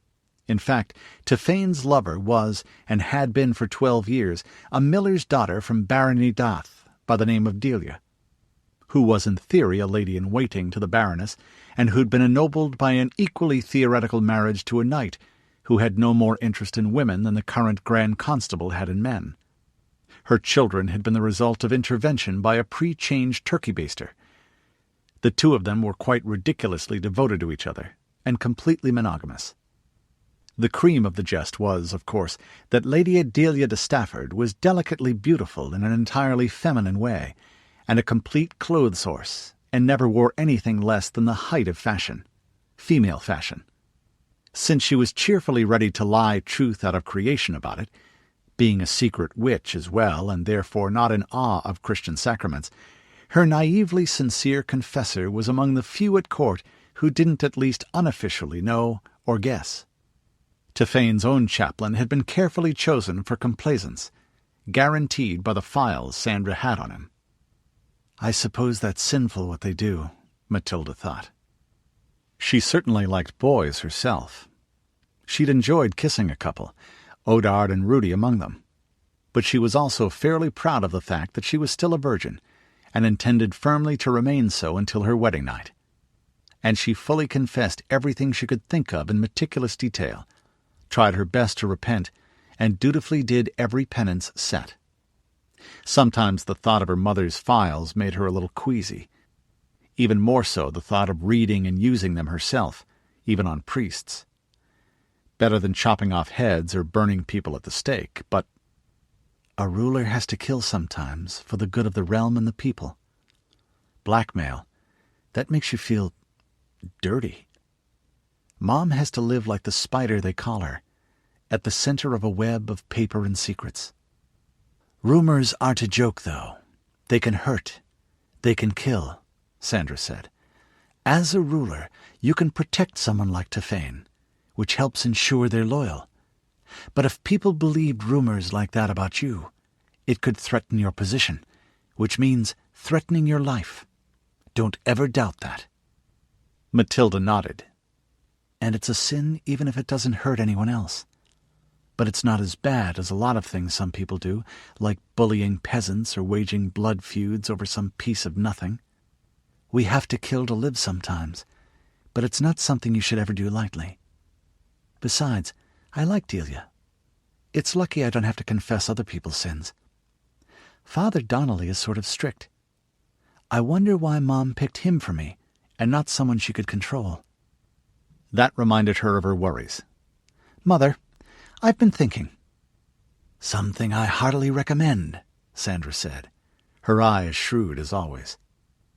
It was a bit daunting sometimes to realize that she was always thinking, and always had been. Even more daunting to think of living like that, never saying or doing anything without having a dozen possible consequences dart through your mind. "Mother, when I'm protector—" She'd come of age for that in 5 years. You had to be older than the heir to a lesser title. "Will I really be protector?" "Ah," Sandra said. She sounded satisfied somehow. "I was wondering when you'd ask that." "Well, will I be? Like father?" Sandra smiled again. "There will never be another Norman Arminger," she said. "What you mean is, will you really hold the power as I do?" Matilda nodded, and her mother went on. "That depends entirely on you, my dear. It won't be easy. Half the nobles will want to marry you, or have their sons marry you, and rule through you. And you must marry, and fairly soon. A ruler's first responsibility is to have an heir, to keep the peace after you've gone. It would really be best if you married and had a child before you come to the throne.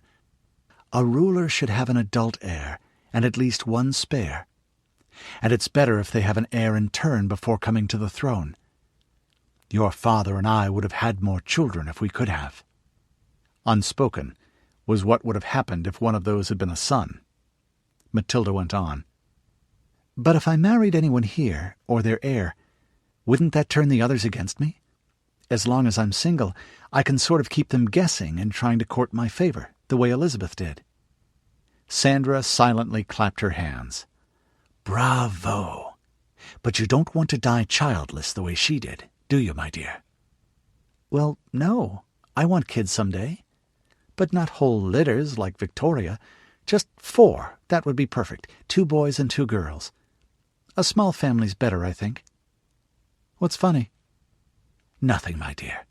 Just reflecting on how perspectives change. Like you said, I can't not have any. I mean, we don't have a lot of relatives. Nobody like James Stuart was to Elizabeth I. It's my kid or they fight over the throne till the last one standing takes it. And they might rip the protectorate apart doing it." She made him away. "James wasn't any great prize, but he was better than a civil war." "Smart Stuarts were few and far between," Sandra agreed. "Charles II, maybe, though he was lazy. Then there's Rudi. He wouldn't be, here a lot. He'd never want to live here all year round, and the Mackenzies are definitely going to hail him chief after his mother, now that the Assembly's made him Retainist. And the fighting men here all respect him. A lot. If it didn't turn everyone against me, those who were against me would really think 3 times about revolt. I could call on the Mackenzies for help.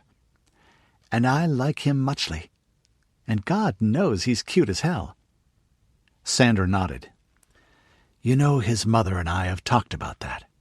But it would be chancy. He's a witch. He'd never take the faith even in form. And the church isn't as much under our control as it was in your father's day. Plus there'd be the question of what religion your children followed. No witch could ever rule here, and no Christian in Juniper. A lot of our believers and priests would be angry enough at a pagan consort. That could mean trouble. Assassination attempts, say. If I died without an heir, who would succeed?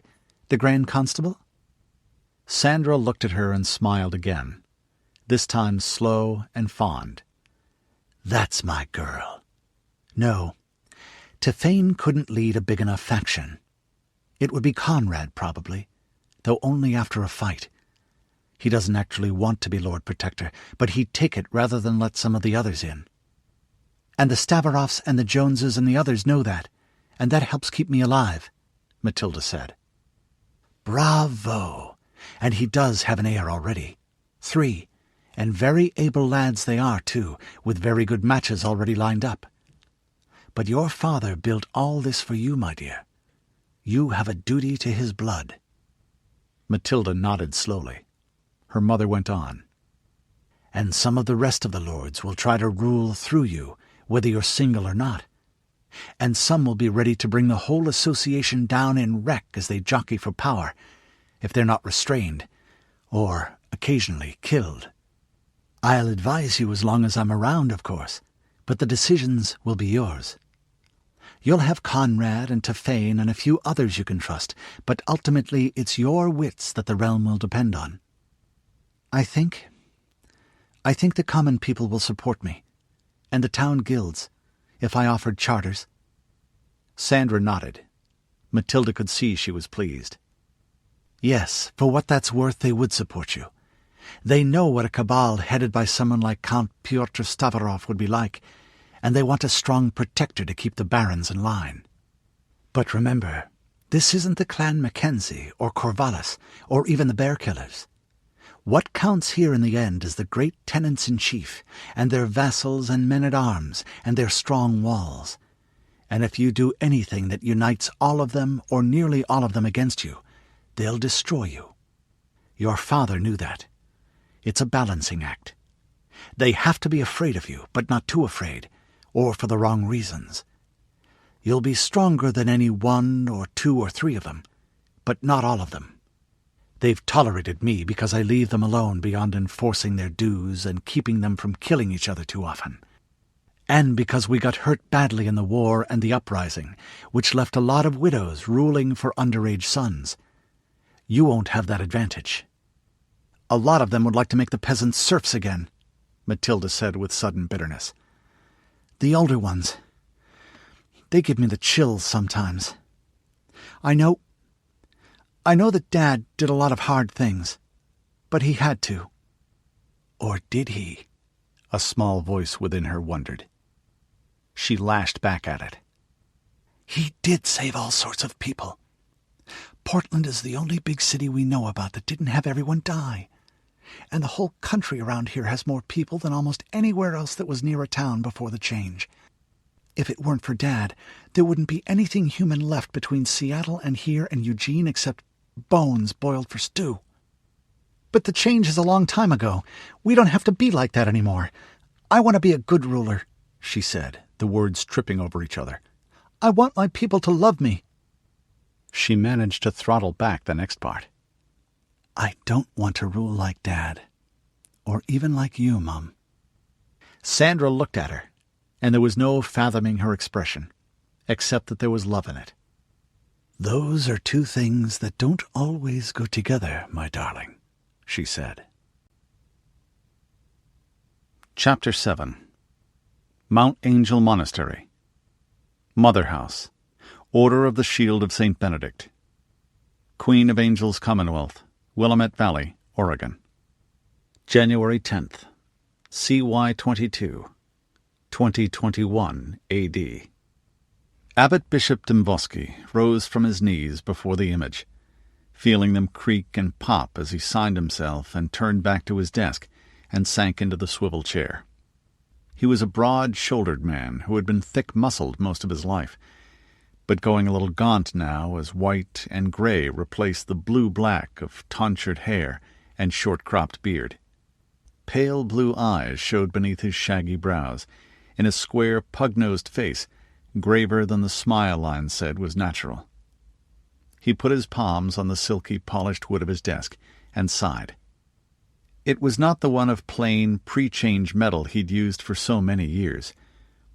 On this last Christmas, he'd come in to find that the brothers had replaced it with one they'd been working on in secret for years. This one was mostly burl-grained walnut, and the panels on the sides and front were carved with biblical scenes, and the top shone with the intricate patterns of the dark grain. He sighed again. He hadn't had the heart to demand that they replace his old desk and turn this one over to the town mayor down in town, as had been his first impulse. I still miss that old monstrosity, he thought. I have seen so much change in my life, the change most of all, that I find myself craving stability more and more. Perhaps not the worst of yearnings in a monk, but I must be cautious that it does not cloud my judgment as head of the order. Even God knew mortality and change when he became flesh in this fallen world, and we must remain supple before time's gales. The top of the desk was painfully neat with its piles of paper, inkwell, seal, pens, and typewriter for very private correspondence. He had been a soldier before he found his vocation, and then again after the change, when Mount Angel became the core of survival in this corner of the Willamette, and he was a precise and methodical man by nature and training. The office walls held a crucifix, a Madonna and Child done in a spare style that looked and was both Eastern and very old, and abundant bookcases, stocked with works on everything from agriculture and medicine to theology, tactics, and engineering. There were few personal items. A framed photograph of a middle-aged woman with a square face, tired and lined and resembling the abbot's own more with every year. Also framed was the rule of the Order of the Shield that Pope Benedict had returned with his approval when contact was re-established, together with an addendum in his own hand. "Well done, thou good and faithful servant." He opened several files and arranged them before him, pulled the plug out of the speaking tube and called, "Send in Father Ignatius, please, brother." The young soldier monk came in, bowed and kissed the bishop's extended ring, then stood at the order's equivalent of parade rest, feet at shoulder width apart, head slightly bowed above braced shoulders, hands clamped together beneath the concealing sleeves of the robe. Behind an immobile face, Dembowski smiled at the earnest discipline of the young man. It reminded him of himself once, though there were aspects of the younger generation he would never understand, short of heaven. We are separated by the death of a world and the birth of another. Perhaps never since Noah and his grandchildren has there been such a division. "Your reports on the Vogler affair have been excellent, my son," he said. "Be seated." Ignatius perched uneasily on the edge of the chair. "Thank you, Father," he said. "You have familiarized yourself with this?" the bishop went on, tapping another folder. The younger cleric drew a deep breath. "Yes, extraordinary. Nantucket is the center of some disturbance of space and time, possibly the epicenter of the change itself." "That is apparently so. The Holy See's information and the evidence that the British visitors brought make it plain." "I wish they had stayed longer, Father." Dembowski shrugged. They had told all they knew. "What is also plain, not least from your work, my son, is that the Mackenzies have other information from this Vogler with respect to Nantucket, information that they have not shared with us." Ignatius frowned, though his hands rested motionless on his thighs, one sandaled foot flat on the ground and the other bent back slightly beneath him. Dembowski's lips quirked slightly. The young man was in the first position for swift drawing, quite unconsciously ready to leap, whirl, and strike. Mount Angel's martial training bit deep.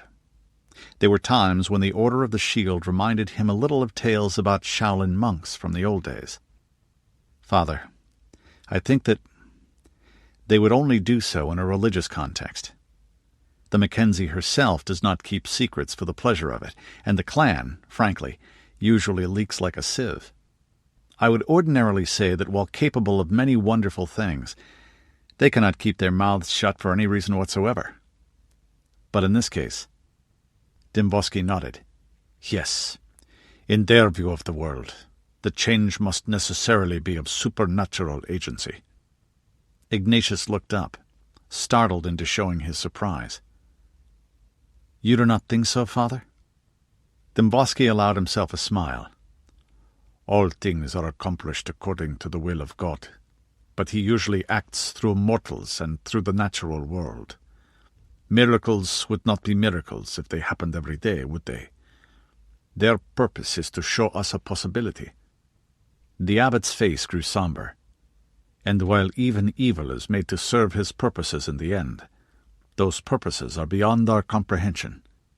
If it serves his purpose to deliver the world to a catastrophe such as the change, he may well have done it by allowing, the aliens that the Kovalans postulate, or wicked or heedless men misusing or misunderstanding the laws of nature.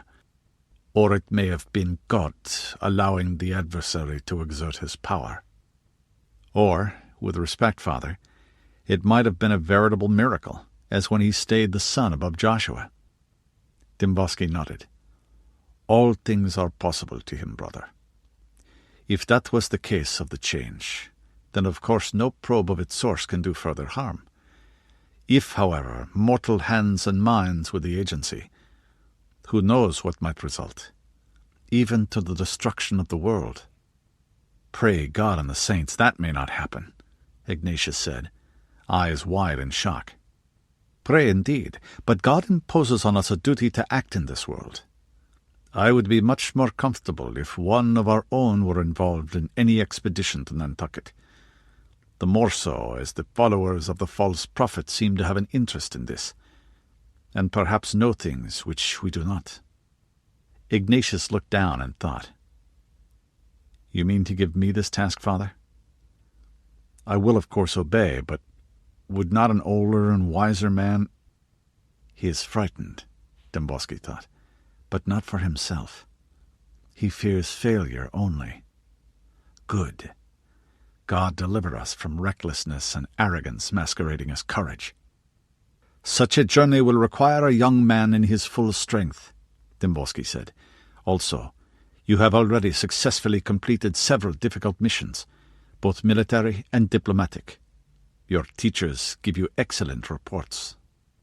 Thank you, Father, but how exactly am I to gain access to any mission the Mackenzies launch? I am reasonably well liked there for a Christian cleric and an outsider. But I am a Christian cleric and an outsider, and the clan are clannish. I presume that is your intention, rather than the Order sending an expedition of its own? Dembosky nodded. Needs are infinite, resources always limited, my son, he said. With the threat of the CUT, the Order will need all its strength. One man of unusual abilities we can spare. More we cannot. His blue eyes grew shrewd. And if the Mackenzies send their tainest? They will, Father. Given the legends which surround his birth and early life, it would appear inescapable to them. And he is a most formidable man. As a warrior, I have not met his match, save possibly the Grand Constable Dath. And he has equal intelligence, and much more charm as well. Dembosky nodded. Just so. He supposed there must be some people who liked her, but even putting her private life to one side, personally he'd met snakes who had more charm than Tiphaine Dath. He knew the Cardinal Archbishop had contemplated excommunication, and had only refrained when a tacit agreement was reached that she would abstain from the sacraments most of the time. Aloud he continued, But consider also the relationships which Rudi Mackenzie, Arthos Mackenzie, has acquired in that storied and adventurous young life of his. Ah, Ignatius said, and bowed his head in respect. The princess. She and Rudi Mackenzie have been raised together and took the oath of Anamchara, which requires the sharing of secrets. If Rudi is to investigate these matters for his mother, he will tell her. She will not allow him not to. What do you think she will do, Father? Ignatius said. I have little knowledge of her beyond matters of public record and a few meetings. She will, I think, find some way to accompany him. With respect, I cannot see her mother allowing that. Neither can I, Dembosky said dryly. The unspoken, and teach your grandmother to suck eggs, made the young man flush, but the abbot smiled to lessen the sting and went on. Nevertheless, she will try. She may or may not succeed. We cannot in good conscience abet her possible defiance of the regent. It would be politically suicidal as well. But we can help her if she succeeds in it, Ignatius said. Just so. She is a most loyal daughter of Holy Mother Church, in an independent and occasionally self-willed manner, Dembosky said. Well, she is a princess, born to rule, not an apprentice dairymaid, Ignatius said. Dembosky nodded, wryly to himself. "And to you, my son, a princess born to rule is the most natural thing in the world, whereas I must every now and then remind myself that such things do again walk the world, the changed world, even if griffins and unicorns do not." Aloud he went on, "Considering her parentage, we have been blessed indeed that she earnestly seeks the good. Hence, she is likely to accept our help if events take the turn that I expect. But her contacts are primarily with her confessor and the hierarchy in the association diocese, are they not, Father? I assume we are keeping this hypothesis secret from them?" "Yes, it is necessary. Working through the regular hierarchy in the association territories is an unacceptable security risk in this matter. They are too intimately involved with the Protectorate's secular governance. Frankly, I would be afraid of the Lady Regent learning too much if we consulted in that direction. Nor do they have any man of your particular abilities. And the Princess does not share the prejudice so many association nobles have against our order," Ignatius said, nodding thoughtfully. "Precisely, brother. If anything, she favors us, from appreciation of our work and also from reasons of policy as a counterbalance to the Dominicans, many of whom regret the ending of the schism and the disbanding of Antipope Leo's Inquisition." Ignatius had lost his doubts. His mind was working quickly behind an impassive face. Dymvosky nodded. "We must consult others of our brothers, speak at length, and pray for guidance. But I think, my son, that your first step on this journey will be towards Portland." Flying M Baronial Hunting Preserve, Coast Range Foothills, Portland Protective Association, Oregon, January 30th, CY 22, 2021 AD. "This is a bit different from our last hunting party, back last Samhain," Rudi thought. He inhaled deeply.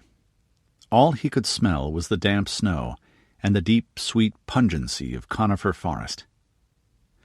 The sun was a little west of noon and well south, which made him squint as he watched the edge of the woods ahead, with a snowy natural meadow narrowed down to a point between two steep hills.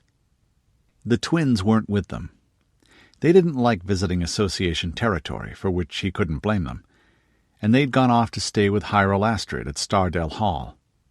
Matilda was the only woman in the half-dozen actual hunters, though there were a few young ladies-in-waiting and a middle-aged chaperone back at the lodge.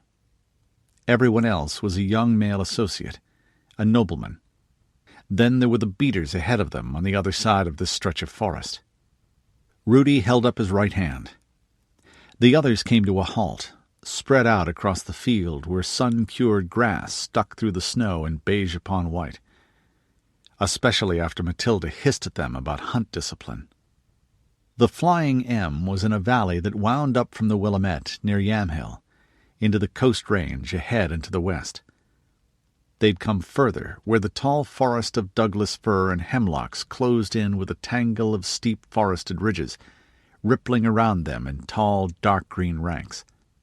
The branches were heavy with the white of the recent snowfall, and the Alaskan air mass was still over the valley, keeping the air well below freezing. The wind was cold in his face, and the sound of the hounds was a musical belling at least a half a mile further on, though sound was tricky among woods and hills, particularly after snow. 100 yards behind them, the horses were starting to snort and plunge in the hands of the grooms. Epona bugled her challenge to the scent of predator drifting in from the westward. "He's coming," he said, softly but clearly. Grins of excitement to match his own ran up the line, breath coming heavier and puffing white in the chill air. The villagers in the first manor east of here said the tiger was a big male, and it had taken several sheep and a cow. They were terrified that it would be a child next. That might be simply fear talking. The old man-eaters who'd escaped or been released right after the change had died out by now, though the memory of them remained vivid. As humans grew scarce and better armed, Stalking natural prey like deer and elk and feral cattle and swine in the burgeoning wilderness became a wiser strategy for their descendants. Those who learned, lived. Still, nobody wanted to take chances. To a tiger, a human looked temptingly edible, just about the size of a deer, and winter was their hungry season, too. You had to teach them to avoid men and their homes. There was a deep stillness, the snow hush drinking sound, with their own breath as loud as the quiet creaking of boughs under their white burden. He was in Portlander outdoor dress, quilted jacket and stout wool breeches and fur-lined leather boots, his feet only a little cold, but he'd kept his own yew longbow rather than the crossbow they favored. The shaft on the string had a hunting broadhead, a razor-edged triangle whose ultimate origin had been a stainless steel spoon. Matilda was armed clan-style, too. She'd grown up using longbows part of the year, and the rest carried hunting crossbows with spring-steel prods, the wicked four-bladed heads of the bolts glittering when the intermittent sun broke through the clouds. Everyone had a hunting spear, too, with a broad, razor-edged head and a crosspiece below that, standing upright with the butt spikes driven into the ground. Crack, crack, crackle. He caught that, and Odard, and Matilda, then the others. That was the sound of frozen, snow-laden brush breaking under heavy paws as the great cat moved quickly. Rudi's consciousness focused down to a diamond point, everything growing crisp and clear and slow. Then a call, as the king predator realized there were men in front of it as well as behind. A moaning, building to what wasn't quite a roar, then a deep, guttural, snarling sound of anger and fear.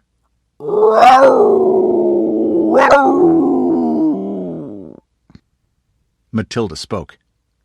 "He's going to break cover. Rudi and I have first shot." The tiger eeled through the brush at the edge of the clearing with a delicacy astonishing in an animal that weighed as much as a pony, and stood looking at them from 200 yards away.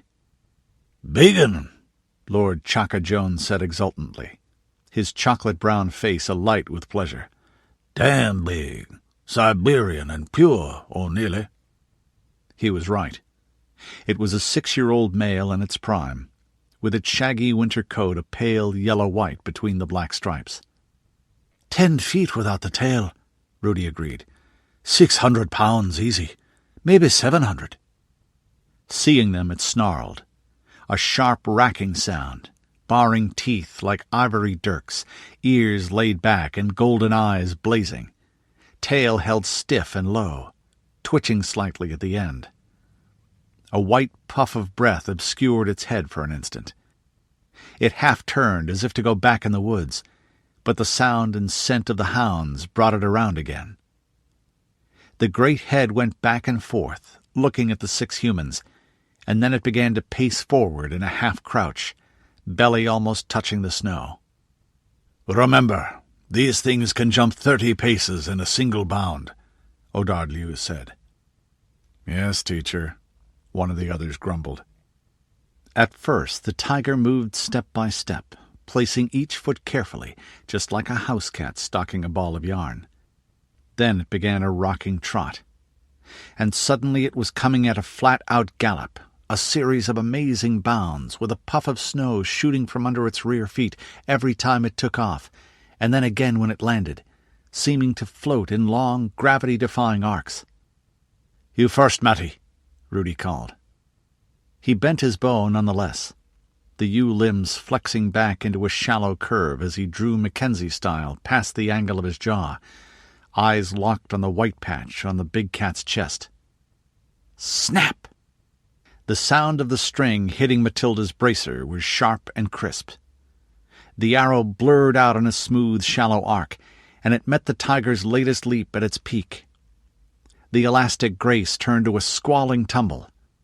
The tiger landed whirling, trying to bite the thing that had hurt it, and he could see the peacock feather fletching of her shaft against its rear flank. That would kill it, but not quickly. Then it screamed and charged, belly to the ground now, broad paws churning a mist of snow that glittered in the sunlight. Snap! Snap! Snap!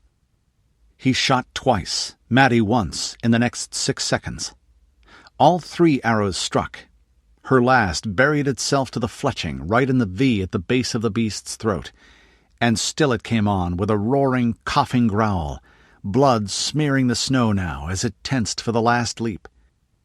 Then it collapsed, the fierce grace turning to tumbling limpness, flopping not 5 feet from Matilda's boots.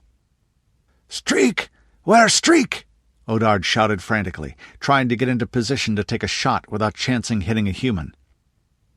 Rudi pivoted automatically. He saw blurred yellow and black. A second tiger just taking off for the final killing bound, its huge paws spread with the claws ready to grip and the mouth gaping for the bite to the neck. He shot once and threw himself forward under the leap, snatching his spear as he went by.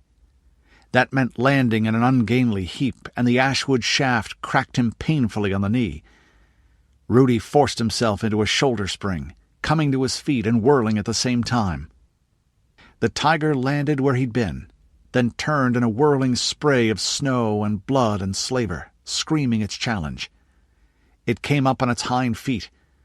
His arrow had struck it low in the belly, but the wound wasn't crippling or a quick kill. Now it hunched and drove for him.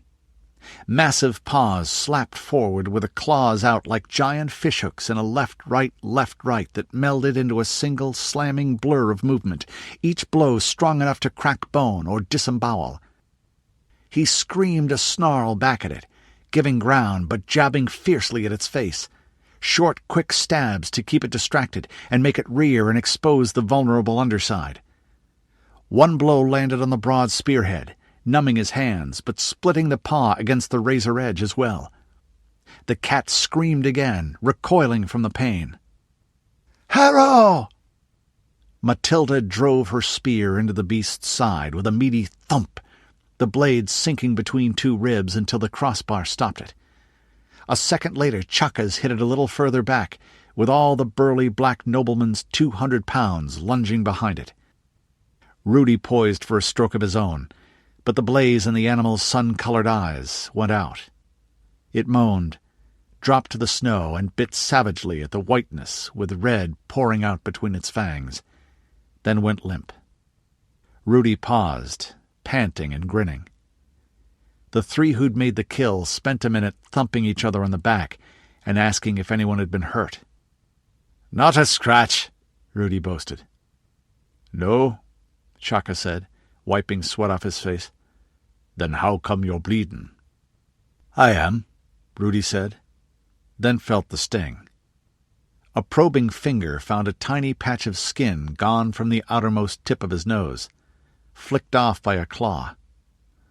3 inches closer and his whole face would have gone the same way. He shrugged off a complex shudder and cleaned his spear by jabbing it repeatedly into the snow and the wet earth beneath it, then wiping it down. The air was full of the smell of blood and the rank tomcat musk of the tigers, and their own sweat.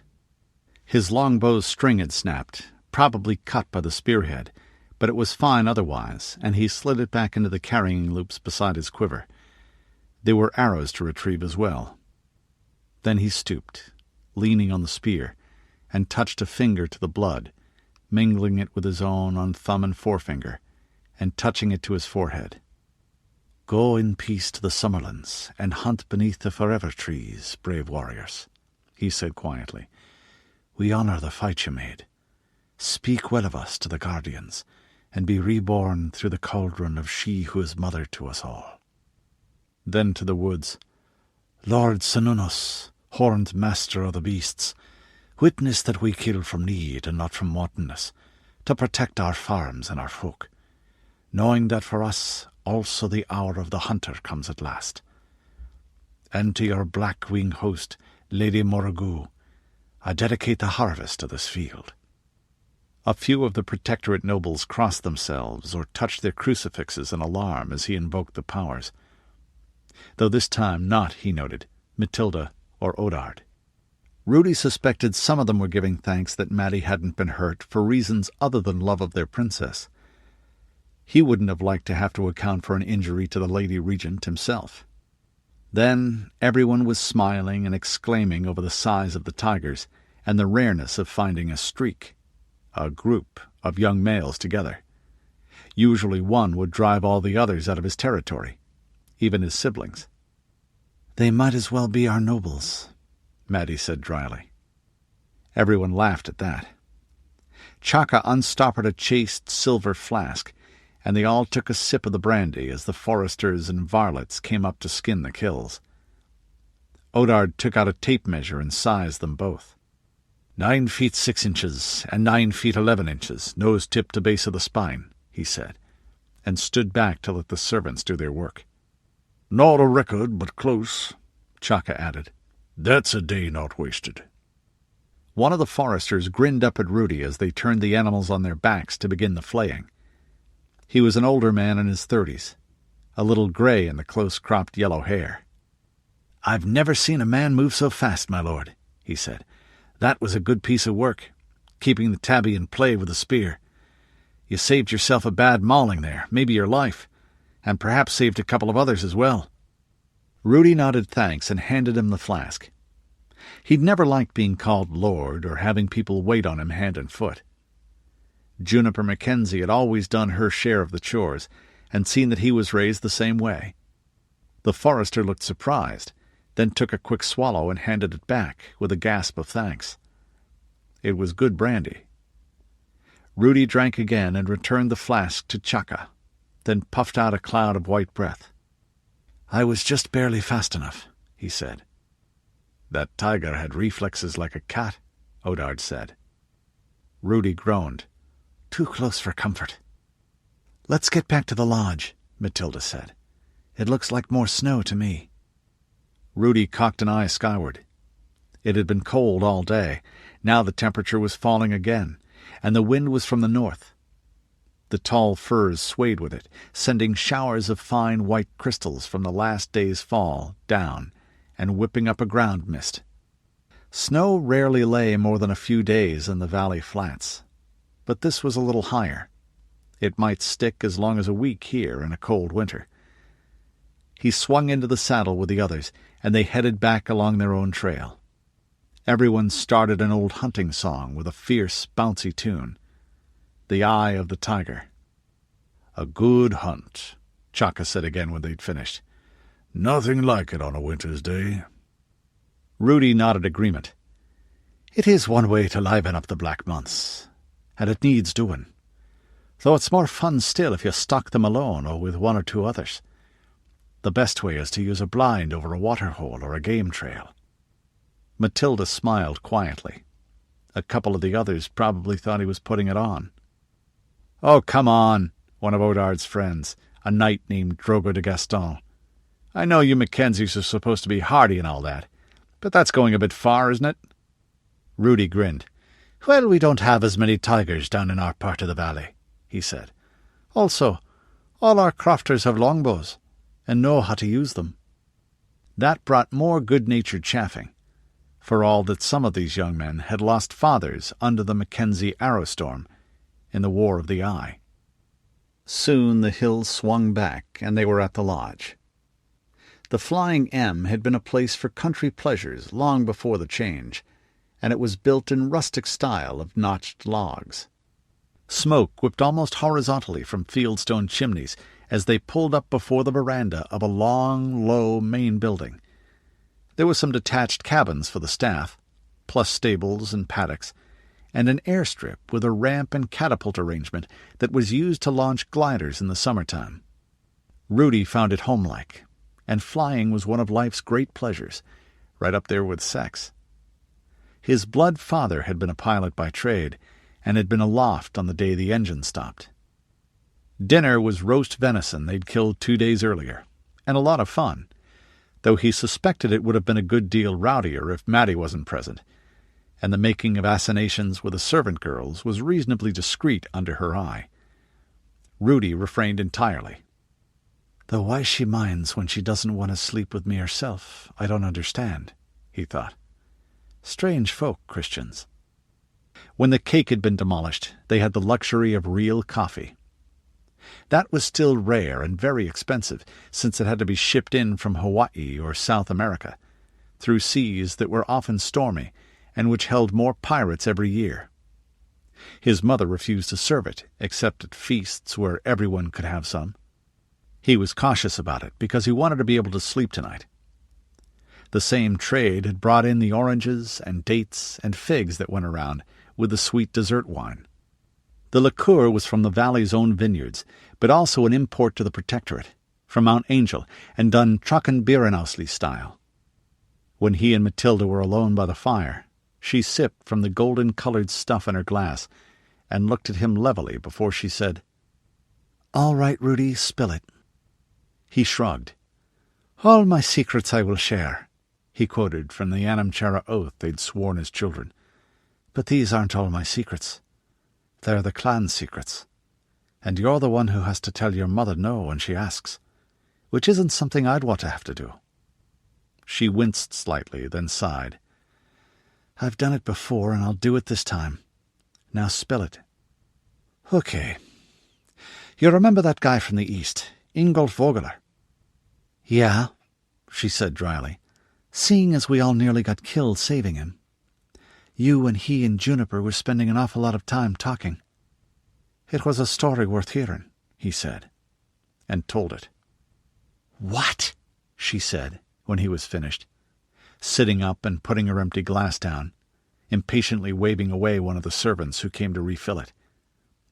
When they were alone, "Are you bullshitting me again, Rudi?" Her eyes narrowed. "Because if you are, this is no time for one of your jokes." No, I swear it by Bridget and Ogma. May they curse me with stutters all my life if I lie. And that's how we had it from him." Matilda's mouth dropped open slightly. "And you all believed it? Juniper believed it?" "We had reason," he said, going a little grim. And he noted that she thought he was more likely to be credulous than his mother. Well, fair enough. Juniper had once told him there was nobody more skeptical of charlatans than those who'd been genuinely touched by the divine. "And I've seen a few try to fool her over the years. Anyone stupid enough to try came away sorry and sore. Nobody tried twice. I'm not all that happy about it, you know, Matty. Things are awkward. Mother went to the Nimid." "The sacred wood? Why, what happened?" Matilda said, startled and alarmed. She had never been there except as a spectator for public rites, like Juniper's wedding to Sir Nigel at the end of the War of the Eye. Even that was pushing the limits of what her faith permitted. She knew what Rudi was talking about, though. A circle casting and questions asked of the powers. That was dangerous at the best of times, and when Juniper Mackenzie called, they were all too likely to answer.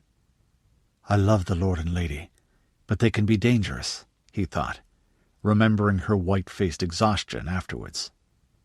"And they show us the aspect that is in our hearts. Whether the pot hits the kettle or the kettle hits the pot. I think that's why they move so indirectly in this world. They are too real for it to be safe for us to meet them face to face on this side of the veil. So we see them in dream and vision and prophecy, and through their world itself instead. Even for people like Mom, meeting them face to face isn't something that can be done too often." He looked up at her. "What is that bit in your Christian Bible about asking for bread and getting a stone?" "They told her something about me. Have been saying it since I was just born, and it frightens her. Frightens her for me, and also for all of us." Maddie bit her lip, then shook her head as if clearing it. After an instant she burst out, "How can you think they're good if they do things like that?" Rudi found himself chuckling ruefully. "You can't tell everything to a 2-year-old, can you?" Then he quoted, with malice aforethought, "Father, if it be possible, let this cup pass from me, eh?" Matilda winced and smiled at the same time. Started to say something, then decided not to. They'd learned a long time ago that religious arguments were pointless, particularly when, as she said, arguing doctrine with a witch was like trying to cut fog with an axe.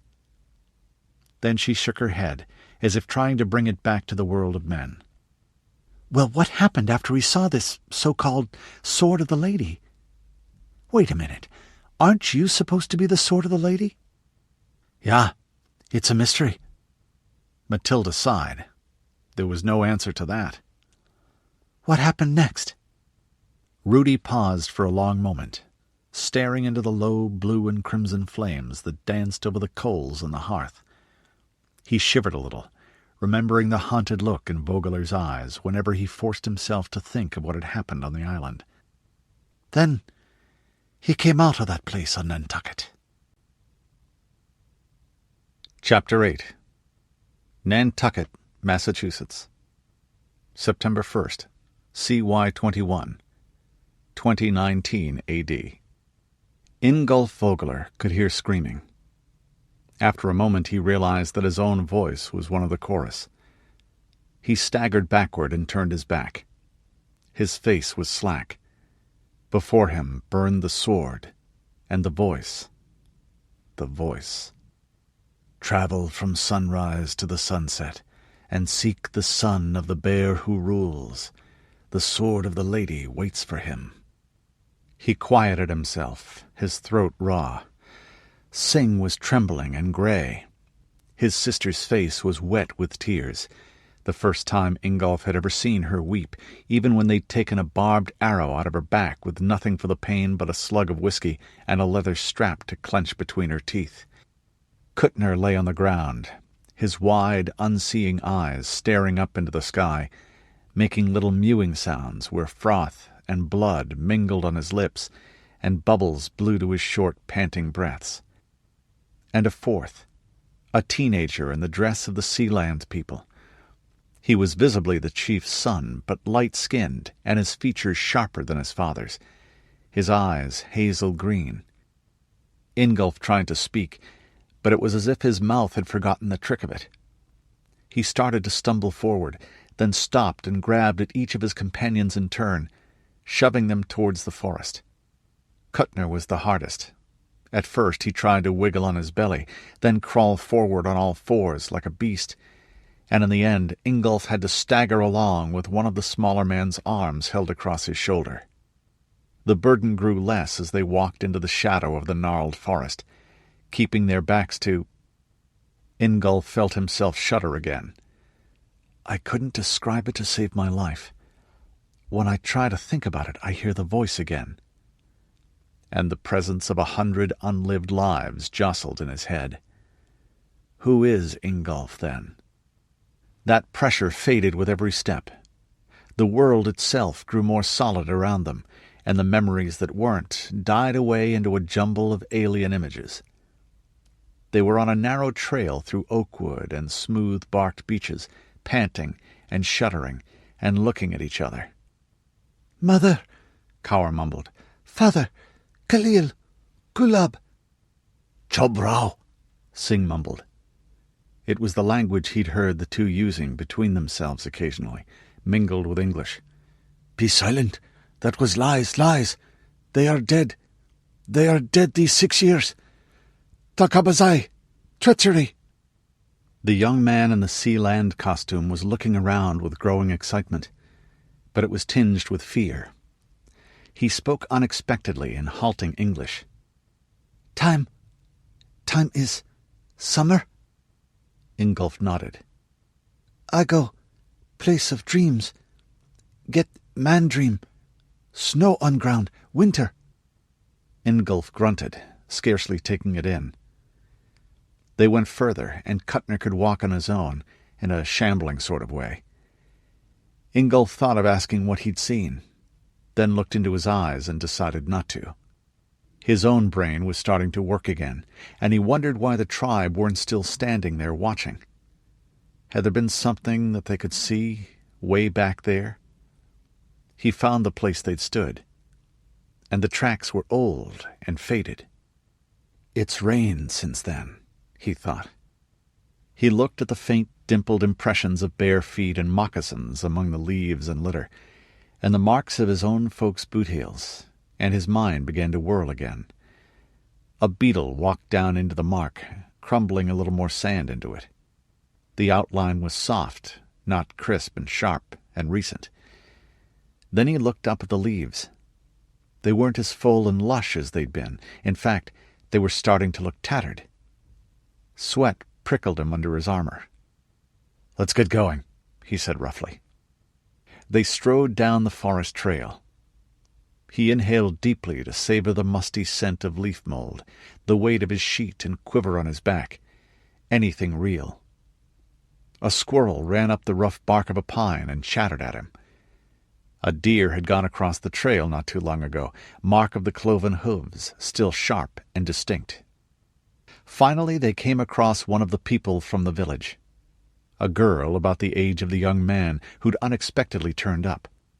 She was clothed in a deerskin wrap around her waist, with long reddish hair falling past her shoulders, and carried a reed basket full of wild blueberries. She stopped as she saw them, gave a small shriek, dropped the basket and fled with a twinkle of heels, screaming rhythmically as she sprinted. By the time they'd reached the little inlet and the garden fields around the houses, everyone was lined up. They looked frightened. "Ah," Ingolf thought, flogging his brain into action. "They're afraid we're back from the dead." "We're not ghosts," he called, despite a momentary uncertainty. What if they were? The young man with them suddenly cried out and dashed forward. Sunhair pushed past her husband and caught him fiercely to her. "Frank! Frank!" The tense silence broke in joyful shouts. "You should stay," Sunhair said a day later. "Can't do that, ma'am," Ingolf said, shaking her hand. They were at the water's edge, and the tide was in. It was barely dawn, and the water further out looked like purple streaked with cream as the sun broke over the eastern horizon. Kuttner had recovered enough to be looking visibly impatient. Even the gull's sharp overhead seemed to be urging him on, though he knew that was probably his own fear. Singh and Kaur were already on board and hauling up the anchor, which was a hint, too. Her husband was there to see them off, along with most of his folk and his son Frank. The older man spoke to his wife, but his eyes were on Ingolf. She translated the sonorous words. "My man says you have brought back his son, who he thought was dead for half a year. You have good luck with your spirit that turns aside evil magic, and you are a strong man who can hunt and fight and make strong sons and daughters. If you stay, we'll give you our daughter for a first wife, and build you a house and a boat for fishing and whale catching, and help you clear planting land. The family—" She waved around at all the people present. The word she was looking for was probably tribe or clan. "We'll be glad to welcome you. Your friends, too." Touched, Ingolf held out his hand to the older man. They shook, a firm, hard grip. "Tell him I'm honored," he said, which he found was true. "But I have my own people, who are depending on me. I am promised to them." The chief of the Sealand tribe nodded. Then he held up one hand with a palm out in a gesture of farewell.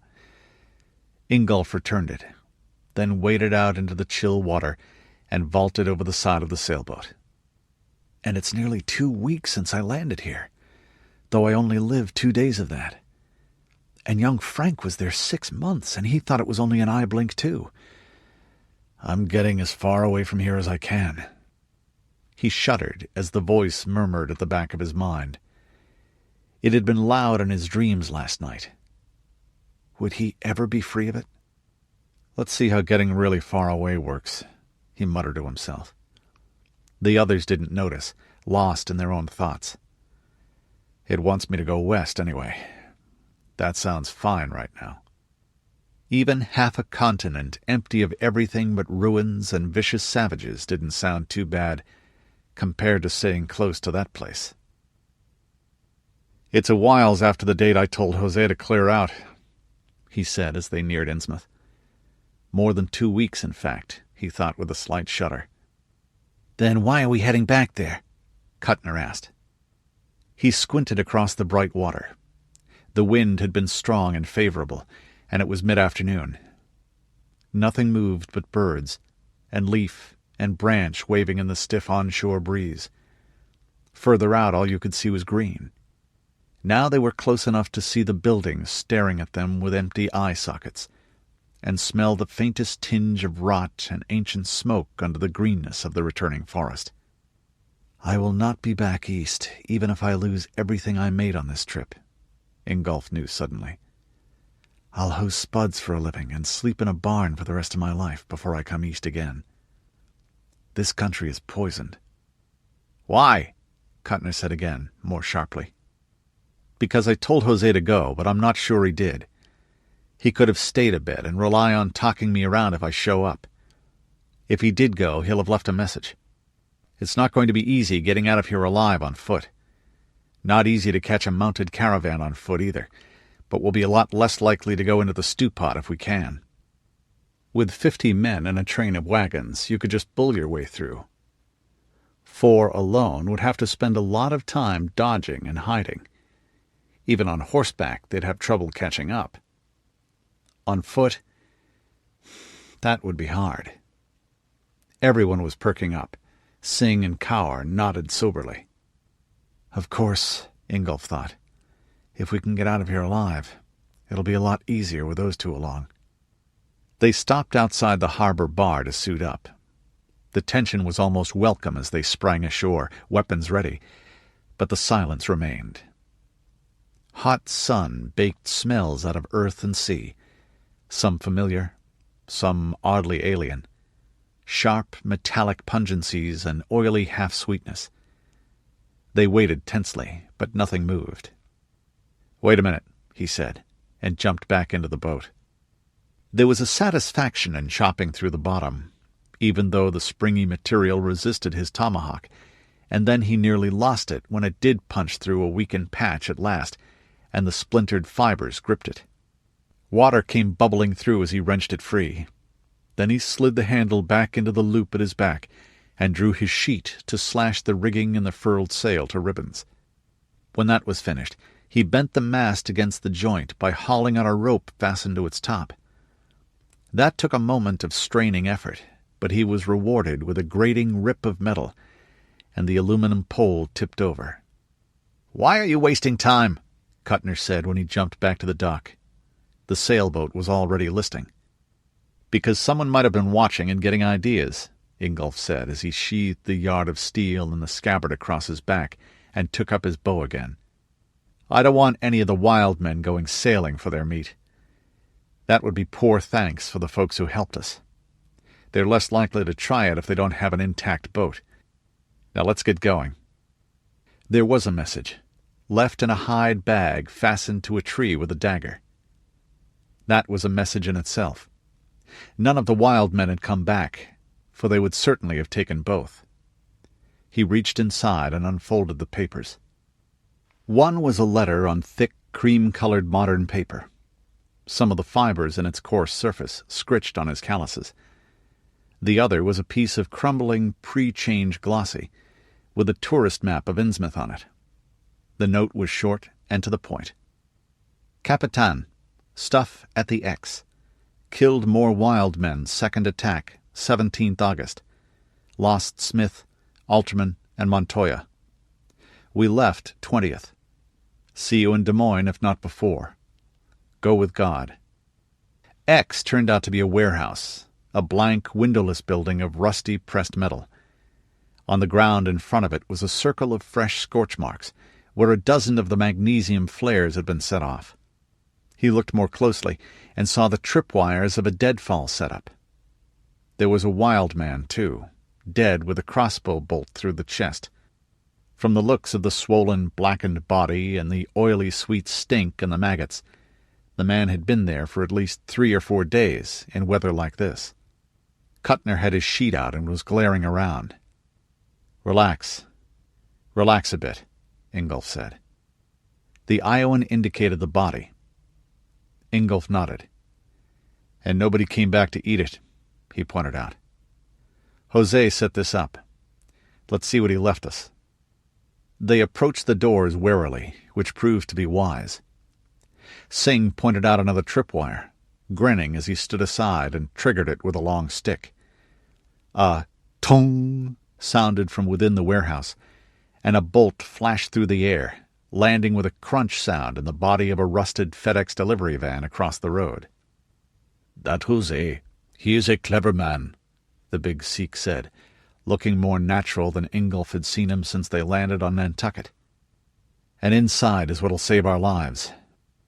He'd been pretty sure of what was inside from the barnyard smell.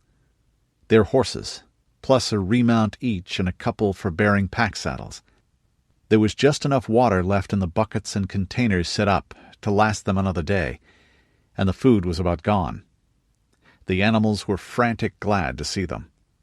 Boy came and nuzzled him carefully, making extra sure it was him, and incidentally checking him over for anything edible. He gave the horse some dried apples he carried, pushing off the others and trying to decide whether he was angry or grateful. "Some of both," he decided. Sure, they would have died of thirst soon, or the wild men would have eaten them. And I really like Boy. On the other hand, in the end, people matter more than critters. He didn't weaken the villains much by leaving these, and he probably saved our lives. And Jose isn't sentimental about animals. That was true even by the standards of a farm boy, or a horse soldier who'd seen the trail of equine carcasses a hard-pressed pursuit left. Their tack was there too, plus some extra supplies. Jerky and dried berries, spare arrows, pre-sized horseshoes so their mounts could be cold-shod, tools, and basic camping gear. And a substantial share of the melted-down gold and selected jewelry, neatly lashed into bundles of convenient size. Convenient for a pack horse, and convenient to grab and run if you had to leave the beast behind. Ingolf swore admiringly and shook his head. Jose did think ahead. But then, the Tejano had been a wandering paid soldier for a long time, nearly as long as the profession had existed post-change. He told a lot of stories, including some where the hired soldiers robbed the ones who hired them, and others where the employers were suddenly struck with the thought, after the fighting was over, that dead men didn't draw pay. "Jose's loyal to his friends," he thought. "That's for damn sure." "Let's get going," he said, lifting his saddle and blanket off a crate stenciled to proclaim that it was full of TV remote controls, whatever those were, from South Korea, wherever the hell that was. "I want to be a long way from here by dark." Central Illinois, October 30th, CY 21, 2019 AD. The prairie's just so goddamned huge, Ingolf thought. That was the biggest thing about it, the sheer size, and around here it was nearly flat, with a roll you had to concentrate to see over an hour or so of jogging along at walk, trot, canter, trot, walk. In a generation, the grasses had conquered anew the empire that the settlers' steel plows had ripped away, and the wildfires had burned out most of the remnants of house and barn and fence. Tall grass rippled in endless green, bronze, surging waves under the mild, dry breeze, to a horizon infinitely distant in every direction. The sound of it was an endless growing and then fading again as each wave went by, over and over, like ocean foam on a sandy beach. Even the noonday sun seemed to hang unchanging for a while overhead. The scent it baked out of the grass was like lying in a haymow, but wilder and with a spicy tang to it, and there was the first hint of winter to come. It was just cool enough to be comfortable in a mail shirt with a padded gambeson beneath, but the crisp air held a hint that told you a blizzard could hit any time from now on and leave you hip-deep in snow. The land wasn't much like the forested hills and tilled river valleys of Ingolf's home, but the weather gave him a pang of nostalgia for the long, cool days of Indian summer along the Kickapoo. Homelike, too, with the geese and ducks who made ragged V's in the afternoon sky above, their honking a lonely chorus to accompany the beat of hooves and creak of saddle leather. He'd spent a lot of time in country like this, in Iowa and Nebraska and southern Minnesota. The only trees were clumps marking old windbreaks around farmsteads, and many of those were dead and burnt. A few maple and bur oak saplings that had taken root in breaks in the asphalt. It protected them from the fires and competition from the grasses. This wasn't his kind of country, but it was a kind he'd ridden often enough, and that was a kind of homecoming. "Don't get overconfident," he said, sensing the growing cheer of his companions. "We're not home until we cross the Mississippi, or catch up to Jose and the guys." Singh grunted. "If we ever do, after the way we've had to go back and forth," he said. Which was fair enough. The last delay had been when they tried to take a shortcut and got stranded in thousands of square miles of renascent wetland the maps didn't show, before finding the trail again. You couldn't just barrel down the old interstates, not these days. This road was a guess at Jose's probable choices. Too many bridges and overpasses were out. He couldn't even rely on his second-in-command taking exactly the same route back as they'd used coming out, since the local wild men would be on the lookout for that. He could have gone further south, to cross the Illinois where it runs north and south instead of east and west, Ingolf fretted.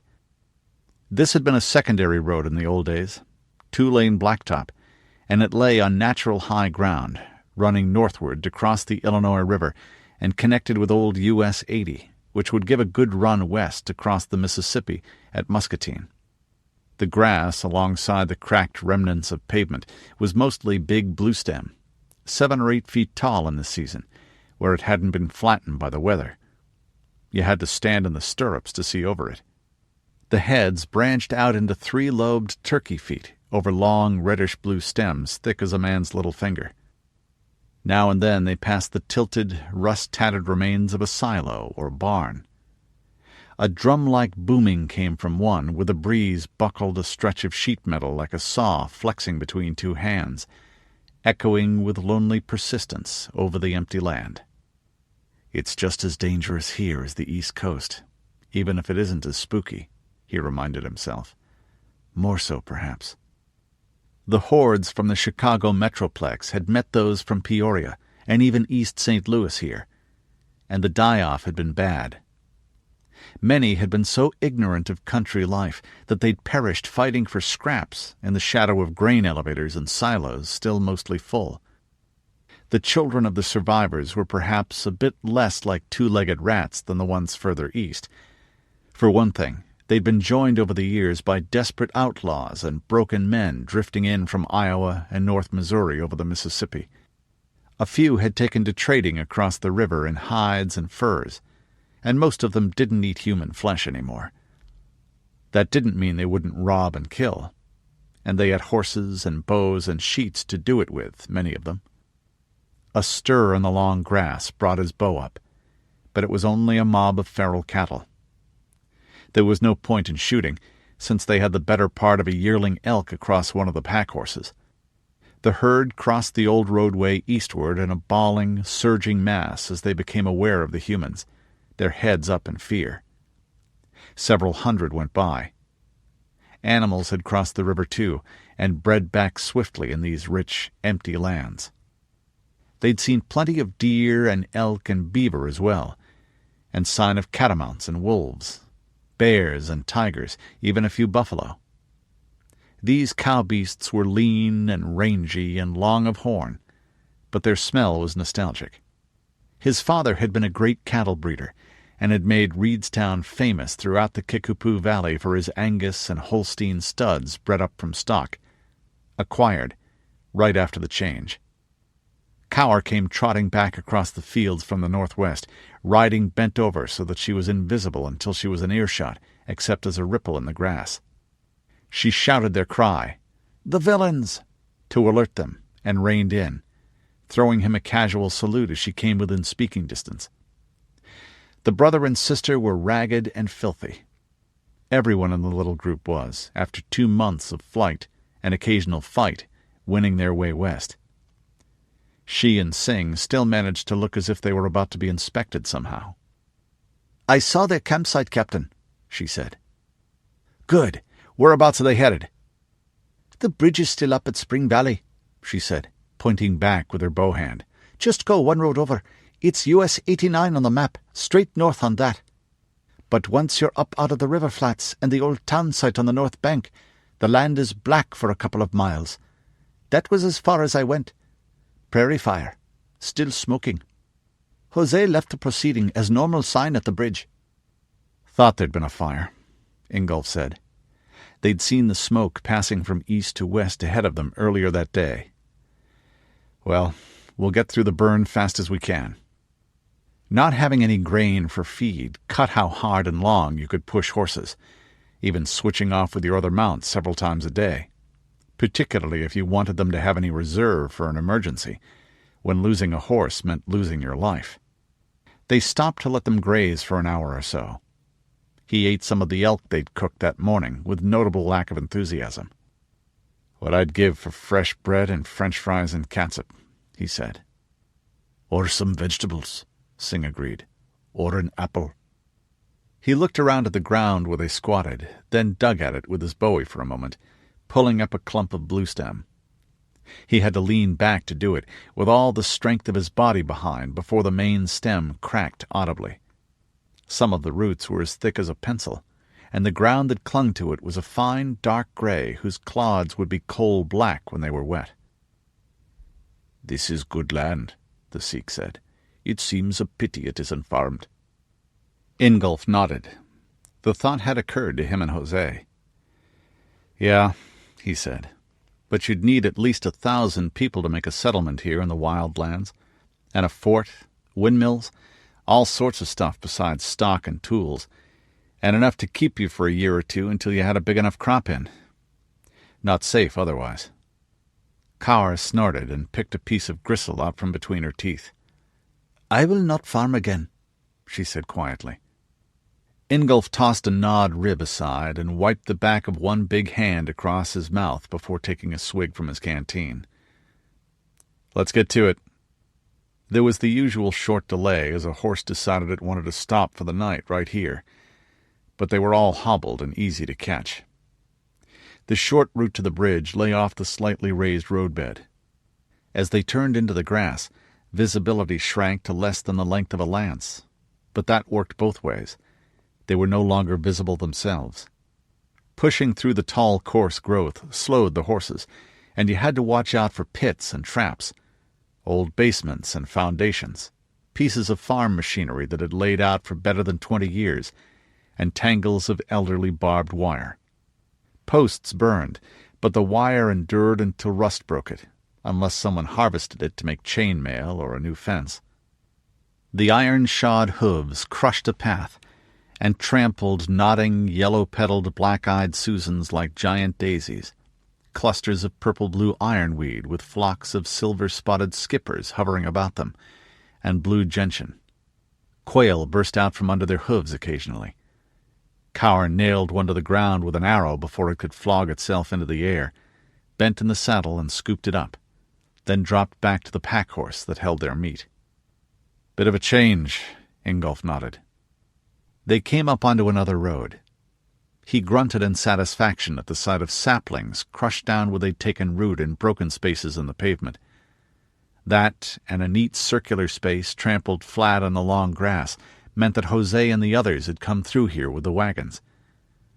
He looked at the campfires and over at Kaur. "Last night?" "Last night," she nodded with satisfaction. "By God, if we're lucky, we may actually catch them by first dark." The river ran through a depression in the flat land with scalloped sides, an irregular ribbon of woods through the grasslands, bare-branched gray except where faded yellow and dark red tatters told of autumn's blaze and burn. The road bridge was a metal truss on concrete piers. A fresh gash in the railing on the western side showed where someone, almost certainly the Billons, had pushed an ancient truck over the side. It stood like a new island downstream. the water rippling around it, shedding the rust of a generation to join the Mississippi. Ingolf sniffed. The scent of burning was strong now, and there was still a little gritty ash drifting in, making him blink watering eyes. They all wet down their bandanas from their canteens and tied them across their mouths before they left the ruins of the little city of Spring Valley.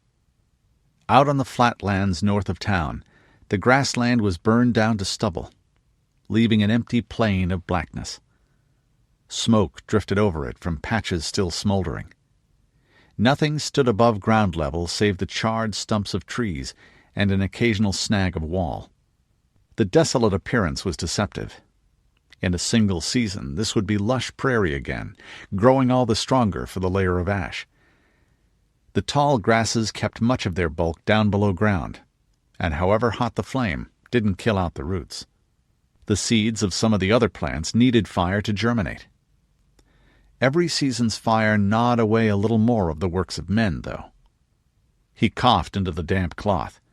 "I hope our folks get out in time," he said, worry in his voice. They all nodded, familiar with the dangers of a prairie fire. In old dry grass like this, the wall of flame could be 20 or 30 feet high, traveling faster than a galloping horse and ready to scorch out the lungs of anything it caught.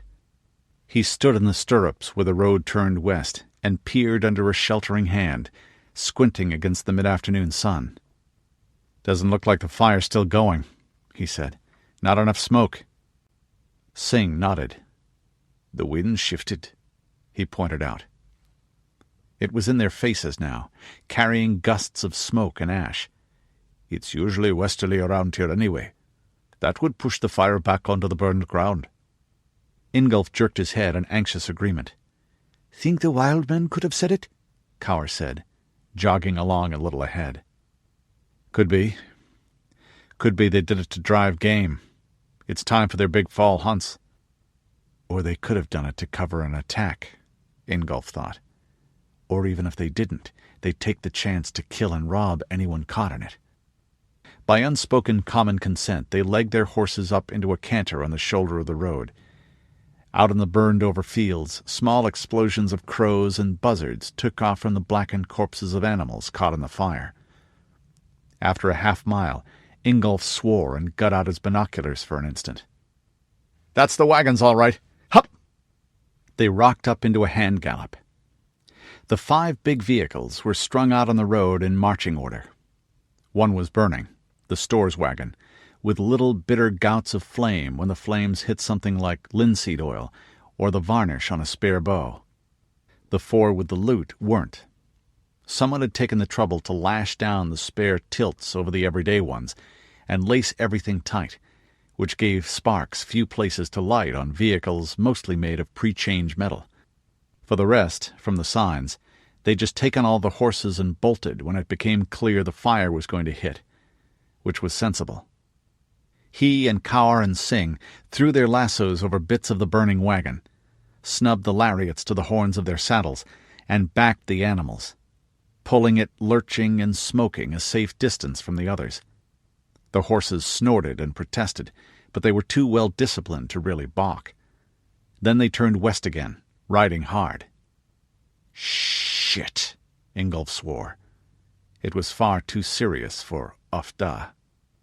The first body was an ostler named Sauer they'd hired east of Kelowna.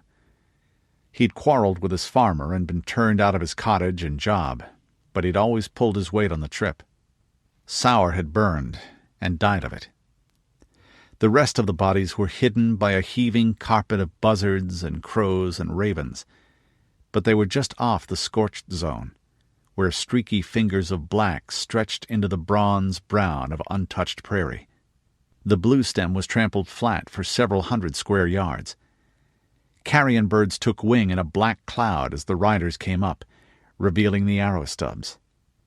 "Hit them as they came out of the smoke," Singh said grimly, pointing to where a ragged line lay, along with several dead horses. Ingolf nodded, his throat too tight to speak.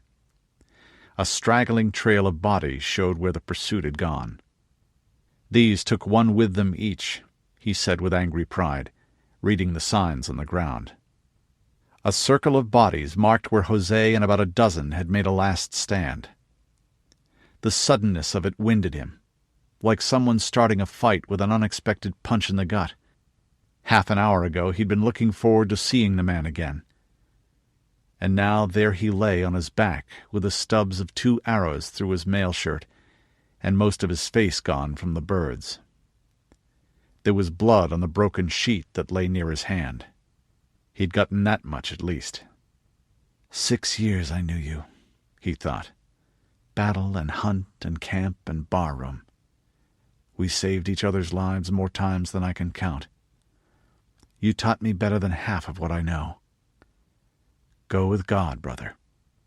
He dismounted and knelt for a second with head bowed over clasped hands, asking that there be mercy for the soul of Jose Menendez, one-time sergeant in the Lomas Altas Emergency Guard, of late troop leader in Vogler's villains. Then he covered the ravaged face with a broken shield. And for you, Greg, Tommy, Dave, Will, he thought, fury building. You all deserved better than this. Singh was gray-faced and shaking. The wild men will suffer for this. Their tents will burn and their women will weep, he said thickly. We will avenge them. We will... Wait, Cower said. Would the wild men leave their armor? Harness on the horses? Ingolf took a deep breath, and then another, scrubbing a hand across his face, the rough leather of his gloves scratching and pulling at the hairs of his cropped beard.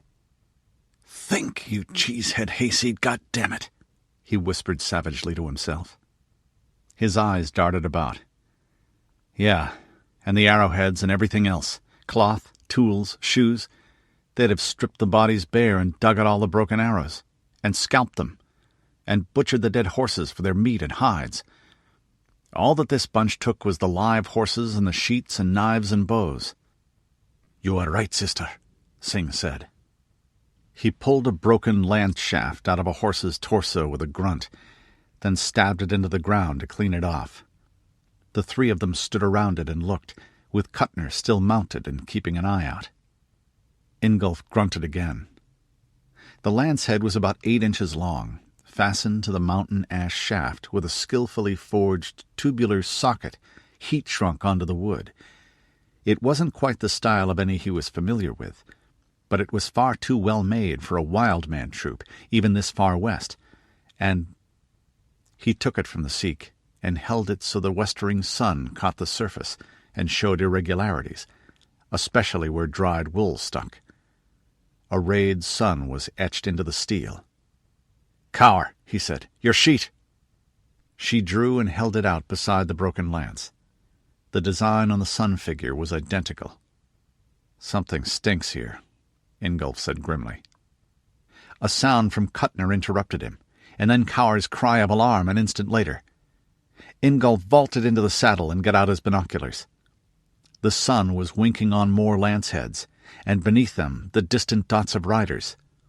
He rough-counted. At least 30, he said. His head twisted around. The ground here was flat as a tabletop and devoid of cover, no place to make a stand. We'll head south for the river. There's rough country there. Wait, Kuttner said. Give me 2 more horses and I'll lead a drag. The 3 villains looked at him, surprised. Leading a drag was a standard trick of plains country warfare, to raise a plume of dust and deceive watchers. Volunteering for it here was also suicide. Better me than all of us. You can escape and tell the boss man in Des Moines what happened to his expedition. Nodding in grudging respect for the man's loyalty, Ingolf started to help. It took only a few seconds to rig some gear on the end of a rope. Kuttner took the leading reins of the 2 pack horses and spurred his mouth straight east. He didn't even bother to take his remount. Ingolf felt a slight pang. One of those horses was carrying the bundled proceeds that Jose had left for them back in Innsmouth. But living through this and finding out who was responsible for the massacre was more important. The 3 of them paused only to sling spare quivers to their saddle-bows, and then turned south at a gallop, each leading a single remount. Grass whipped at his thighs and the horse's face. Boy ran with his head lifted, and the sound was a constant shh beneath the drumbeat of hooves. Distantly behind them a bugle blew. The enemy, whoever they were, had spotted them. Now everything depended on how fresh the killers' horses were and how their luck went. They went flat out for 2 miles, just outside the line of burned ground, then reined into a canter. The horses were beginning to blow, fruits of 2,000 miles of hard work. Luckily, they'd all been reshod recently, so they'd be less likely to go lame unexpectedly. They all looked over their shoulders as well. Kuttner's dust plume was clear, where his drag scratched the ashy soil of the burn. And behind him, "A bunch of them split off after Kuttner," Cower said. "At least a dozen are still after us, though, Captain." "A dozen's better odds than 30, Ingolf grunted thoughtfully. It puzzled him. The stunt Kuttner had pulled was the sort of thing you did for comrades in arms or close friends, and the man had never even tried to be that, despite their going all the way to the Atlantic and back together. He'd always been a disagreeable, bossy son of a bitch. They'd come to grudgingly respect him, but no more. They turned onto the burnt ground. Trying for the river would be impossible otherwise, but it made their dust plume a lot worse. As they switched horses, Singh and Ingolf exchanged glances. They both rode a lot heavier in the saddle than Cower, by at least 30 or 40 pounds. Her horses were less tired to start with and would last longer in a stern chase. Useless to try and get her to bug out, though. Ingolf's next glance was over at the sun. 3 hours to dark, he thought. Just low enough to get in our eyes, not enough to do us any good. A few instants after that, the extra plume of gray ash told him their pursuers had crossed onto the burned ground too. Canter, trot, canter, walk. The dust grew closer. The enemy were pushing their horses hard, or they had lots of fresh remounts, or both. Probably both. "Uff da," Ingolf swore. That they couldn't hope to win an arrow duel was so obvious none of them had to say anything about it. There weren't any good options when you were outnumbered by 5 to 1. But riding over an open plain and shooting was about the worst possible choice, if you had any choices. "Which we don't," Ingolf muttered to himself. "They think they can pin us against the river before we can cross," Cower said clinically.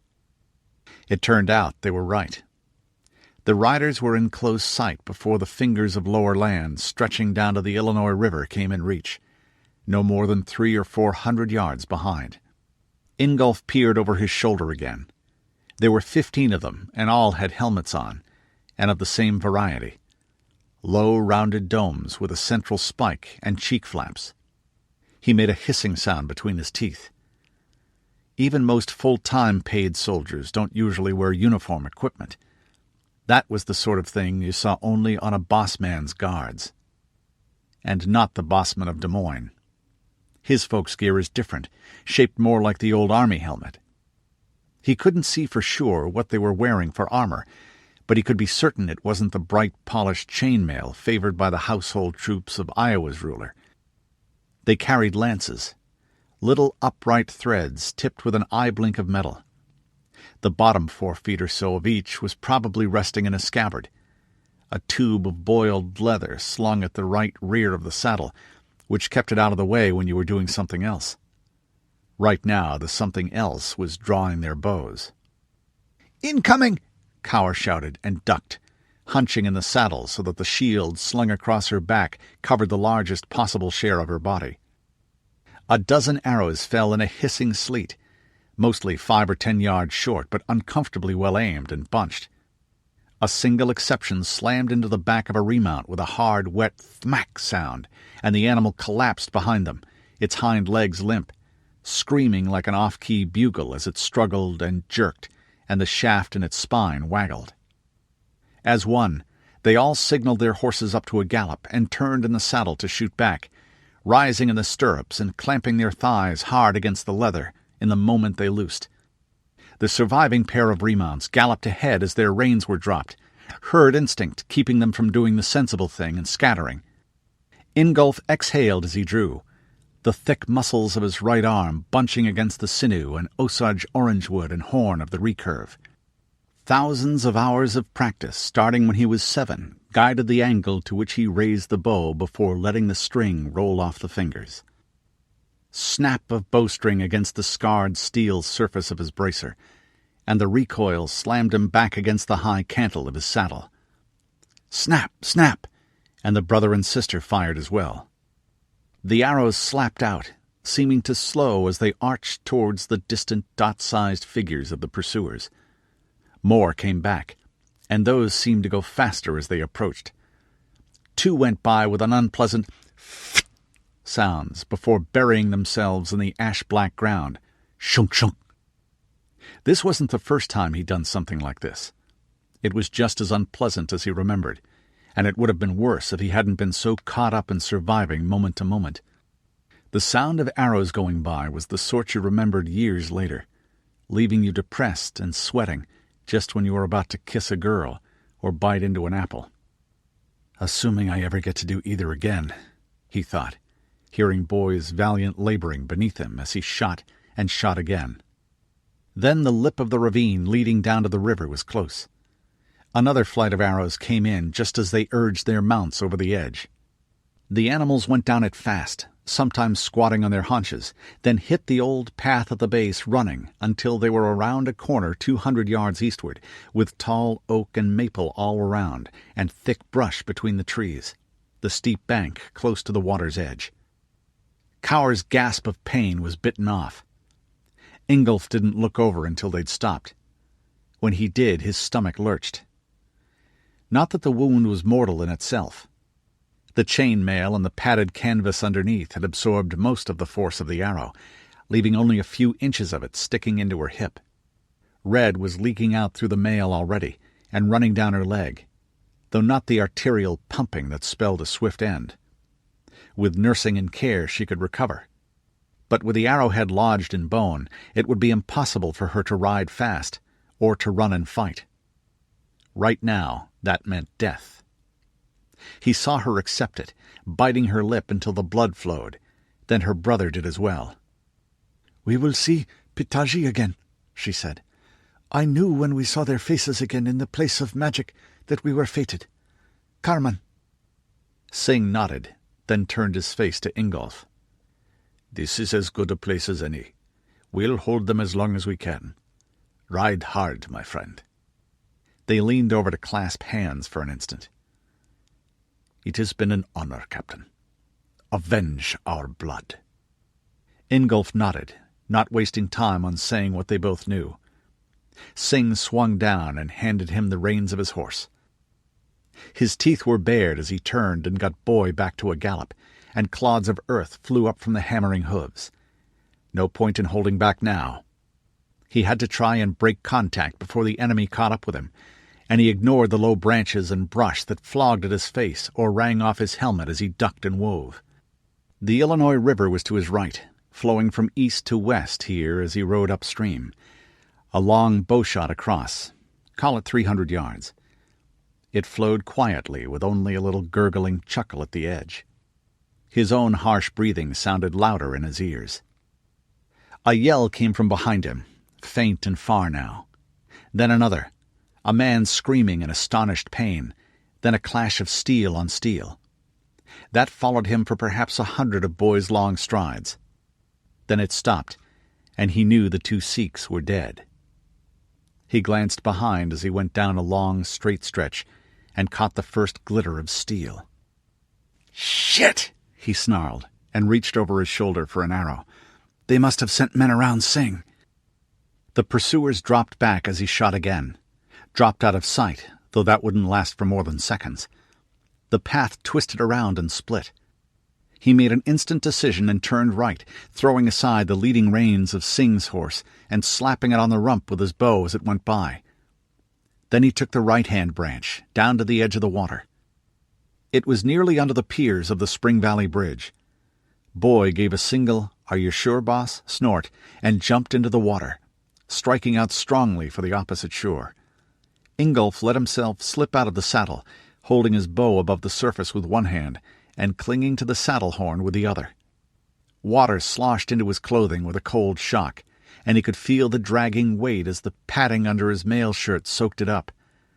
You could swim in war gear, but not for long. He was 3/4 of the way across and in the shadow of the bridge when the first of the enemy went pelting past the spot he'd left, galloping flat out. That meant the men in the lead were either very brave or completely reckless. There were any number of nasty tricks you could play on a narrow trail. 1, 2, 3. The total had gone up to 9 before one of them reined in, bringing his horse up on its hind legs. That took skill. So did avoiding a tangled collision by the two behind him, who split around the rearing horse. The too alert one pointed to the ground, then across the river. Yelling, the 3 horsemen spurred down to the water's edge and into it. Shit! That had been a long shot, and it hadn't panned out. But 3-1 was a lot better odds than 12-1. As Boyd came out of the water, he thought quickly while hooves went clattering on rock and making wet sucking sounds in the muck. The horse shook himself, spattering more water around. Ingolf got into the saddle and headed east again on the south side of the river this time, urging the most out of his mount. The trees grew thicker as they blurred past. This path had been gravelled once, but it had seen only the hooves of deer and elk, mustangs and feral cattle for the past generation. 1 hour to sunset now, he thought. Only an hour. Rock grew higher south of the river. Layers of banded sandstone that caught the dying sun blood-red. They made sound echo, and sometimes treacherously die off or seem more distant than it was. The more so as he bore south, and high walls closed around him on both sides, dark where the rock blocked the sun. Hooves clattered on stones and thudded on sand where the ancient floods had carved this passage. There. The right spot, where a bulge of rock narrowed the passage through the canyon. His bow went into the saddle scabbard, and he brought his shield around from his back and slid his left forearm into the loops. He reined in and slid from Boy's saddle while the animal was still moving. It carried on around a curve in the canyon wall, slowing down and looking back. The man plastered himself flat against the rock. In the same motion he drew his sheet, holding it high with the point back, suddenly conscious of his own panting breath and how paper-dry his mouth was, while the rest of him streamed water. The pursuer's gallop hammered at his ears, bouncing off the stony walls around him, making it hard to judge just where they were. He could hear their barking, yelping cry, too. "Cut! Cut! Cut!" "I'll give you a cut, you son of a bitch," he snarled to himself. A lance point flashed as it came around the corner, giving him a fractional second's warning and showing where the man's arm must be, poised to thrust it into his back as he fled. "Richland!" he bellowed. As he shouted, Ingolf pivoted with tiger precision and swung, whipping the long cutting blade forward with every ounce of strength his shoulders and back could muster. Combined with the speed of the galloping horse, the sharp metal cut through a mail-shod gauntlet, through flesh and bone, and flesh, and then through the tough shaft of the lance itself. The mounted warrior rode on for a dozen paces, screaming in shock and staring at the stump where his hand had been, the blood spurting out with fire-hose speed, then toppled and lay flopping and twitching.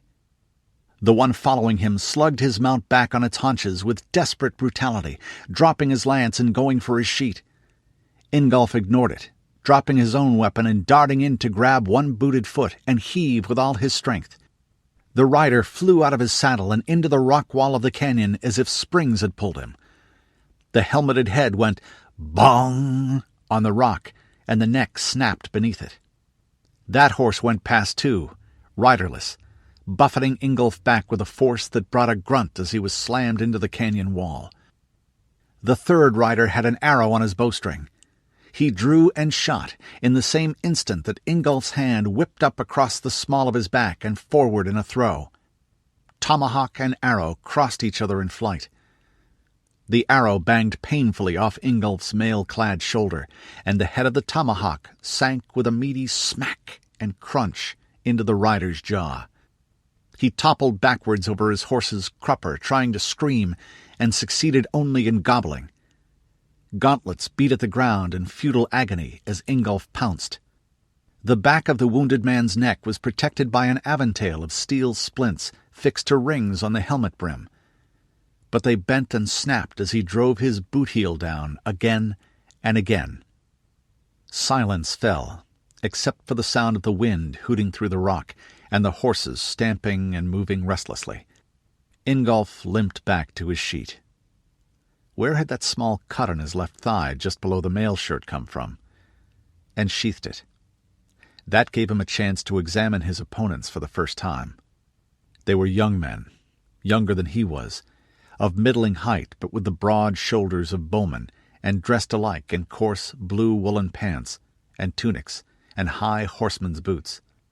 They'd all been armed with dagger, sheet, bow, and lance, and all wore the same equipment, not just the helmets.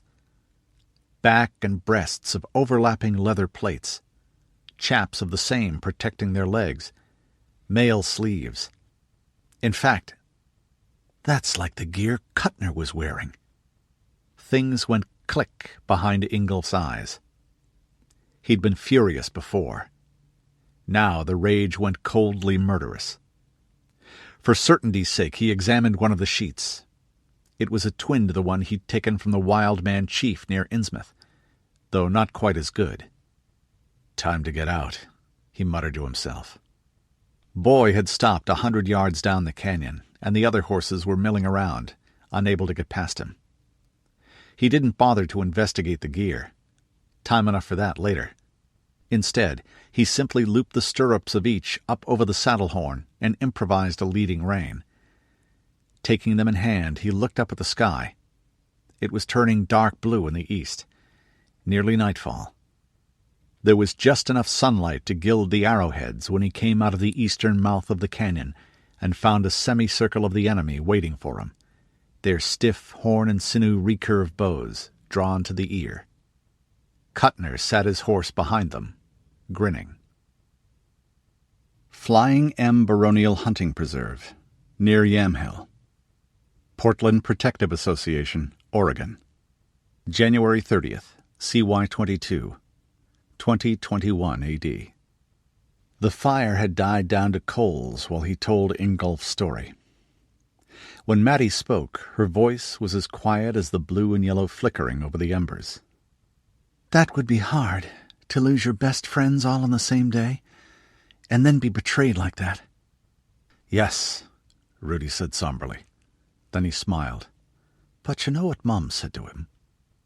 "What?" "She told him what his friends' names meant. The Sikhs. He hadn't known. She said—" His gaze went beyond the wall, recalling that night in Dun Juniper. "Lion," the Mackenzie chieftain said softly. "And lioness." Ingolf looked up, startled out of memory. "Ma'am? That's what Sing means. Lion. And Kara means lioness. Your friends died faithful to their ancestors, Ingolf. We'll have to get by the cutters? The cutters, yes, when we go east," Matilda said thoughtfully. She picked up the poker and stirred the embers. They crackled and let a few dull red sparks drift upwards. The hall was silent now. They were alone, though there were servants within calling distance. Rudi sat up. "Wait a minute," he said sharply. "What's this we?" Matilda looked at him, her brown eyes hurt. He'd seen it done better, and they'd spent a lot of time together since they were children. "We're Anamchara." "Yes, we are," Rudi said. They'd been children when they went through that rite, back during the War of the Eye, when she was held prisoner by his people and before he'd been taken captive by hers. They'd done it to make sure that they weren't caught up in the quarrels of their parents. That didn't make it any less real, or less binding. "But that doesn't mean you can run off with me, soul sister," he said. "You're heir to the Protectorate, for sweet Bridget's sake." "And you're heir to the Mackenzie," Matilda shot back. Her back had gone stiff, and she wasn't trying the puppy eyes on him anymore.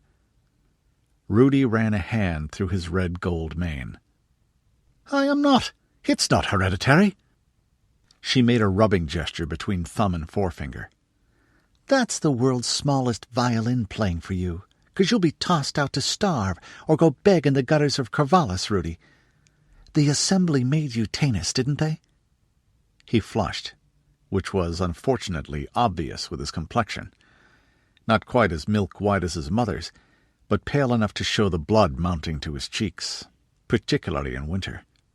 There wasn't much doubt who the clan would hail as chief, but he didn't want to think about his mother taking the voyage to the Summerlands. Not yet. That might be a long time anyway. She was only in her 50s, strong and healthy. "Look, Matty, I'd love to have you go along. There's nobody in the world I'd rather have my back. But you can't go. Your mother would never let you do something that crazy." She pounced. "If it's that crazy, why is your mother letting you do it?" "I'm of age," he said, and instantly regretted it as her lips narrowed. Oops. Maddie doesn't come of age until she's 26. That had been part of the agreement at the end of the war. "And besides, you heard about the dream Ingolf had. I'm supposed to be doing this. Mom doesn't like it, of a surety she doesn't, but she knows I have to." "Pagan superstition," Matilda spat. "Hey!" Rudi replied, dismayed. I did get her angry, and no mistake. Then she took a deep breath and relaxed. The problem was that she relaxed the way a lynx did, waiting on a branch for something edible to pass by, and he recognized that expression. It was too much like her mother's. She was thinking. "Well, who is going with you?" she said reasonably. "Ingolf, of course," Rudi said. Anamchara did have to share their secrets. "And one more. I think a Dane, Sam Elwood's son. He showed very well in that dust-up with the Haida last year." Matilda nodded. They both knew the young man well. "And?" the young woman went on ruthlessly. "And 2 rangers." Matilda's eyes narrowed dangerously again. "Any particular Dunedain?" she said. "Well, my sisters." At her look. "Well, half-sisters." She nodded quietly, got up and left. Rudi stayed and sat staring into the fire. Then his eyes turned towards the staircase where his best friend had gone. They'd known each other half their lives. "That was much too easy," he muttered to himself. Chapter 9. Stardale Hall, Mithrilwood, Willamette Valley, Oregon. January 30th, CY 22, 2021 AD. "Eaten dan Ingolf Warren?" Astrid Larsen said, when Ritva finished the tale that Ingolf Vogeler had told. Mary and Ritva Havel halted on a footbridge. For privacy, they and the commanders of the Dunedain walked the path of silver waters, past waterfalls frozen into arching shapes of glittering white, fantasies that shone with an almost metallic luster beneath the pale brightness of the winter sun. Likely they would melt in the next few days. Mithrilwood, what had once been the Silver Falls State Park and a good deal around it, was higher than the Willamette Valley floor and colder, but not as winter-frigid as the great mountain forests that ran eastward from here until they met the glaciers of the High Cascades. "Then the man Ingolf surrendered?" The language they were speaking was Sindarin, the tongue most often used in a Dunedain steading. There was a slight tinge of distaste in her voice. "Ale da, nanath muintharan, Astrid," Ritva said in the same language. Her version used more loan words than Astrid's book-learned variety. She had learned it as a living tongue. "Well, da, Aunt Astrid." Light flickered bright through the boughs of the firs and hemlocks, and the bare branches of oak and maple. It was still 3 hours to sunset, though there were clouds gathering in the north, and she thought it smelled like more snow tonight. She went on. "Ian dan Iguina," which meant, "The man lives." "His friends asked him to avenge their blood," Astrid pointed out. There was a persistent rumor that she was an elf, or at least half-elven. Ritva had to admit that as far as looks went, it might have been true. Her mother's younger sister was tall and willowy graceful, with white blonde hair that fell almost to her waist and features that had an eerie cast, eyes too large and rimmed and streaked with silver through their blue, chin a little too pointed, which was the way elves were supposed to look pretty well. Only the slight lines beneath those disturbing eyes belied it. She was 36 this year. Aparasad pilindi terra aldamo mengiel, Mary Havel scoffed. Sort of hard to avenge anyone after he'd gotten a dozen arrows through his brisket. As it is, he escaped eventually. We didn't get the details on that, and he still has a chance to get vengeance, someday maybe. You have a prosaic soul, Mary, Astrid said regretfully. She used the same tone she would have to diagnose a skin disease. The lady of the Dunedain could tell Mary and her sister Ritva apart easily. How, nobody knew. Their own mother had more difficulty. Her consort Elaine was with them, and her Anamchera, Eilir, and her man, John Hordle. But the 6 of them were alone apart from that. The thing that worries me most is this story about the sword, Eilir Mackenzie said in sign. Eilir was the same age as the lady of the Dunedain, the same 5'9" height, and had the same graceful sword-blade build. Her features were a little blunter, her hair dense raven black, and her eyes green. She had been deaf since birth as well. John Hordle snorted and spoke in a basso rumble. Well, if there's a bloody magic sword involved, at least the sodding thing isn't stuck in a stone. Astrid scowled at him for a second. The big Englishman could make even the elven tongue sound as if it were being spoken in a country pub over a pint, or possibly at the top of a beanstalk, since she barely came to his shoulder, and he was broad enough that he looked almost squat. Beside him, Elaine Loring walked like an Apollo, 6 feet of long-limbed blonde handsomeness, with the first grey threads appearing in his mustache in his 40th year. Astrid nodded at her soul sister, speaking with hands as well as voice, as had become second nature since they met in the first change year. It's the sword that bothers me, too. Obviously it's important. Obviously this prophet doesn't want us to get it. Or at least that's the way it looks to me. From what Ingolf said, he made at least 2 attempts to probe Nantucket. One that failed completely, and then by stealth with Ingolf's band, through the spy they had at the court of the bossmen of Iowa. Elaine spoke thoughtfully. Or the prophet could have planted it all as a story to get Rudi out of the valley, and where he could get at him. Plenty of people know that, prophecy, Ritva said helpfully. Yes, that prophecy about Rudi. Astrid smiled at him. No, I don't think so, she said. If they just wanted to kill him, there are a lot less complicated ways. Which they seem to have tried at Sutterdown, Eilir pointed out. No, Astrid said. Rudi only got involved with that by chance, if chance you call it. They were after Ingolf, which means they didn't want us to hear the story, and it couldn't have been collusion to give credence to his story. He very nearly did die before he told us. They were trying to kill him, all right, Ritva said, recalling the night in the sheaf and sickles upper corridor. Her nostrils widened slightly, smelling again the iron-copper rankness of blood and fear sweat. Her sister Mary nodded. That slash on his shoulder and arm must have let out half the blood in his body. From the look of it, the cutter was aiming at his neck. She described it again, and they all nodded. Everyone here was a warrior, and intimately familiar with the ways edged metal had with human flesh. "We're both going," Mary added flatly, preempting her aunt as she drew breath to speak. "Going where?" Elaine said, arching one brow. "On the quest, Uncle," Ritva said, feeling a great happiness bubbling up under her breastbone. "The quest for the sword, with Rudi, with Artos. I mean, isn't it obvious?" Out of the corner of her eye she saw Aunt Astrid opening her mouth. They moved to forestall her. You can't go. You're Hiril Dunadayan, the Lady of the Rangers, and there may be war here. You can't go off into the wilderness, Mary said. You're like Elrond or Theoden, Ritva added, using the clinching arguments.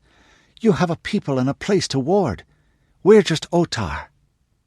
The word meant warrior squire, one rank down from Roken, knight commander. But there should be Dunadayan involved, Ritva added. She did not go on to say that it was the best they could do in the absence of real hobbits, dwarves, or elves, though the thought made her smile and exchange a glance with Mary. They loved the stories of the elder days. The two of them wouldn't be here if the tale didn't speak to their hearts. But Aunt Astrid took them with an appalling literal-mindedness sometimes. So did a lot of other people in the Dunadayan Rangers, for that matter. But this is the 5th age of Middle-earth, or possibly the 6th. The 3rd was who knows how long ago, and things have changed. Elaine caught her eye, and one of his moved in the slightest hint of a wink. "I think that would be wise, my lady," he said gravely to his spouse. "After all, Thandriel sent his son Legolas on the quest of the ring, and Gloin sent Gimli likewise.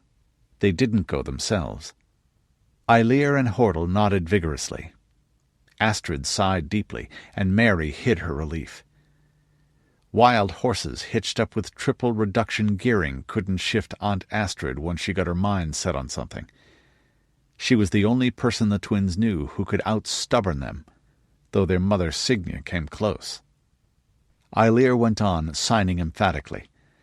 "I'm not leaving Beregond and Iorlas. They're too young. And I'm your Anamchara, not your nanny. You're most certainly not dumping your 3 on me and going off on an adventure." "I suppose so. Though Thandriel was thousands of years old, and I'm 36. Oh well, it's the doom of men." "I suspect we're all going to get our fill of adventure much closer to home," Elaine said grimly. Then he shook off his mood. "But we'll have some time to get ready, and time to live in." Astrid sighed again. Yes, Mary and Ritva have leave go on the—" She hesitated, then brightened. "The quest of the Sunrise Lands." "Ring," Mary said. "Cool," Ritva echoed. You have to admit that Aunt Astrid has a way with words. She always comes up with a neat phrase. Voices were singing as they turned and walked along the path beneath the cliff towards Stardell Hall, a party of hunters in from the woods with their dogs trotting at their heels, bows in their hands and a brace of elk over their pack-horses. But it might have been anyone here. A good singing voice wasn't exactly an essential qualification for membership in the Dunadayan Rangers, but it helped. This tune had a happy sound with a fast tripping chorus. "Sing ho to the greenwood. Now let us go. Sing hey and ho. And there shall we find both buck and doe. Sing hey and ho. The hart, the hind, and the little pretty roe. Sing hey and ho." Stardell had been old when the change came. Originally built by the CCC as the headquarters for the park. There was some cleared land nearby for turnout pasture and gardens, snow-covered now. But this steading got more from hunting, and more still in payment for the services of the rangers. The core of it was tall forest with the high-pitched shingle roofs of the log buildings scattered beneath. Homes and workshops, stables, barns, and a granary built of rough stone. A covenstead and a small chapel for the Catholic minority. Ritva looked up. Several of the larger trees bore flets, round platforms cunningly camouflaged high above the ground, some with walls and roofs above. There were more of those farther up in the mountains, and cave redoubts as well. The flet on the big Douglas fir was where she and her sister stayed when they were in the steading. It had bunk beds and a very pleasant little cast-iron stove. There were people in plenty bustling about on the ground, near 200 at this time of year. This was the largest of the ranger stations, and their main work was as seasonal as farming. guarding caravans and running down bandits and evildoers, with a sideline in destroying man-eaters, carrying messages and small valuable parcels, rescuing the afflicted and defending the helpless. Evildoers liked camping out in the cold no more than respectable folk. Bandits were no more able to cross snowed-in passes than merchants, and this was the time of year when messages could wait. There were shouts of greeting as the Hyrule Dunedain and her kinfolk came back from their long stroll. A pair of tow-haired girls of not quite 3 came out of the hall, stumping along in their snowshoes with the mittens dangling on strings. At the sight of Ritva and Mary, they sent up a shout. "Gwanoon! Gwanoon!" "Yes, we are twins," Mary said, and took Famelin up on her hip. Ritva took Hinluin. "And so are you, little Yellowhair," Ritva said. "And you too, little Blue Eyes," Mary said. "They're so cute they almost make you want some of your own," Ritva thought. "Someday. Not yet."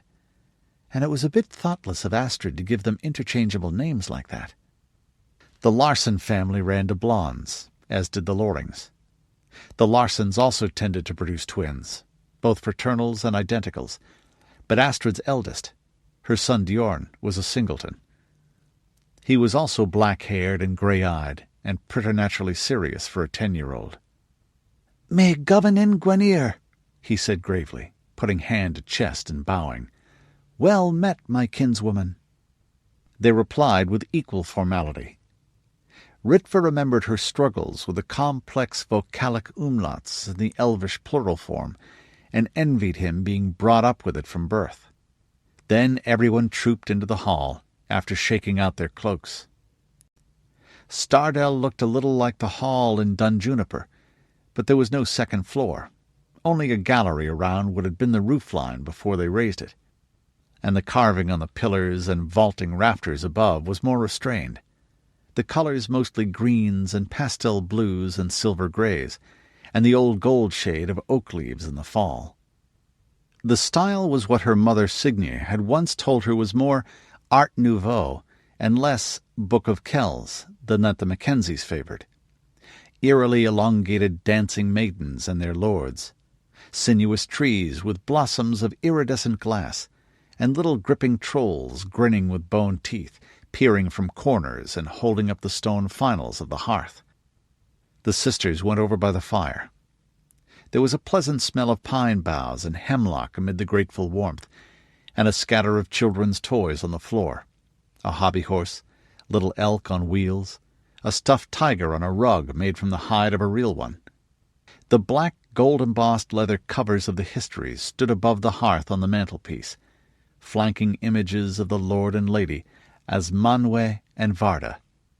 A Corvallan was waiting there, a small, rather dumpy man in the 4-pocket jacket and pants that people from the city-state favored when they were traveling. Ritva hadn't seen him here before, and he was looking around with the "I'm seeing it, but it can't be real" expression outsiders often got in Stardell, lost amid the pleasant, liquid trilling of Sindarin conversation. "May Governon," Astrid said curtly, and then dropped into English. "Well met, if you prefer the common tongue." "Lady Astrid, Lord Elaine," he said, bowing courteously. "I'm here about that little problem you were concerned with." Elaine grinned to himself. Ritva caught the expression and suppressed an urge to giggle, and heard Mary snort as she did the same. It wasn't a good idea to diss Aunt Astrid at the best of times. Right now she was feeling sore as a tiger with a nail in its paw because there was finally a real quest for a sword of power, and she couldn't go. "I'd feel mangly bitter about that myself in her position," Ritva thought. Mary gave her a little nod. "Squared. This is going to be fun, to watch." "It isn't a little problem," Astrid said, glaring at him with a cold fury that made him wilt visibly. "By the treaty which ended the War of the Eye, all the realms of the meeting pay a subsidy to the Dunedain Rangers for the work we do.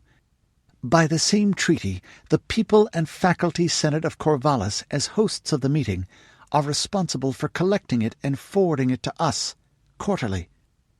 "There have been problems. Not everyone pays on time, and I'm sure you realize that means we have to take out short-term paper." "And I'm sure that is your problem and not mine," Astrid roared, an astonishing husky sound. Everyone in the hall stopped and looked.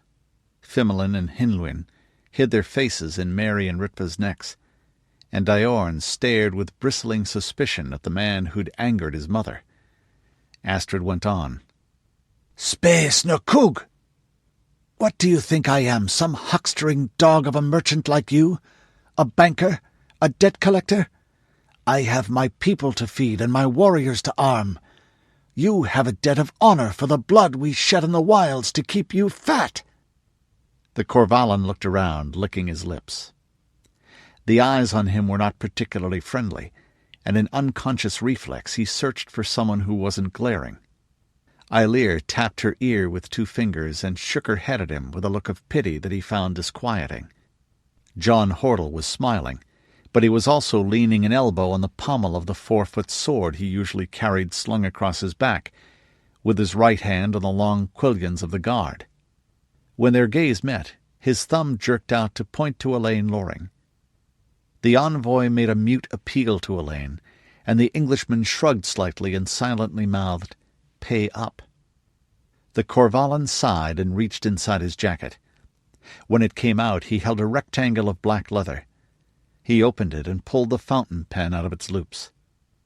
"Will you take a check drawn on the Faculty Senate's account with First National of Corvallis, Lady Astrid?" "By all means," Astrid said, all graciousness again. "Make it payable to Dunedain Enterprises Limited, if you prefer the common tongue. In Edhelen that would be Gwaith I Dunedain, Hearth." Corwin, Valley of Paradise, Montana. February 1st, CY22, 2021 AD. The Church Universal and Triumphant had come to the high green pastures of Paradise Valley a decade before the change. Their leaders had told them that the end of the world would come soon, in nuclear fire. The elaborate maze of underground shelters and stockpiled weapons hadn't been very useful when the end came instead with a soundless flash of light, but the massive stores of foodstuffs and tools and clothing most emphatically had. Still, they had been deep in quarrels with the local ranchers when the prophet arrived with a few followers, fleeing the great dying of California. The church had taken him in, and its leader proclaimed that his vision was from the ascended masters. Sethaz felt himself sweat as he backed out of the presence. It was getting worse, the darkness and the smell and the long ranting harangues.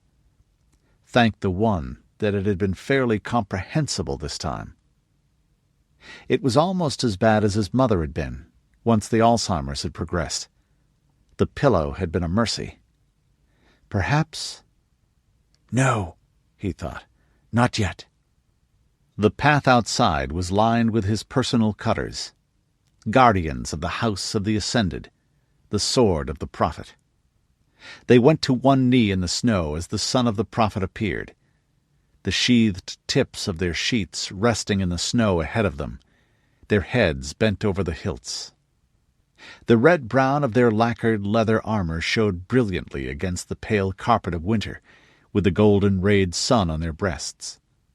If they'd been on a mission instead of guarding the house of the prophet, they'd have worn white cloth over it. The cold lay on his face as he looked up at the Absaroka Mountains to the east, so intense that it made the air seem liquid. Snow peaks cradled the Valley of Paradise on both flanks, floating high and holy where the air thinned between the world of man and the beyond. Between him and the mountains loomed the unfinished bulk of the Temple of the Dictations, swarming with workmen even in winter.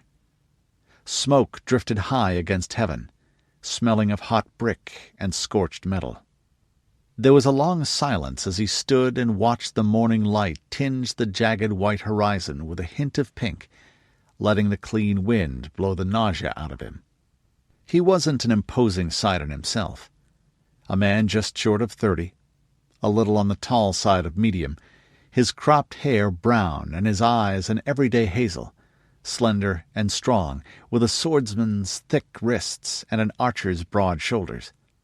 Yet the aura about him was enough to keep others at a deferential distance.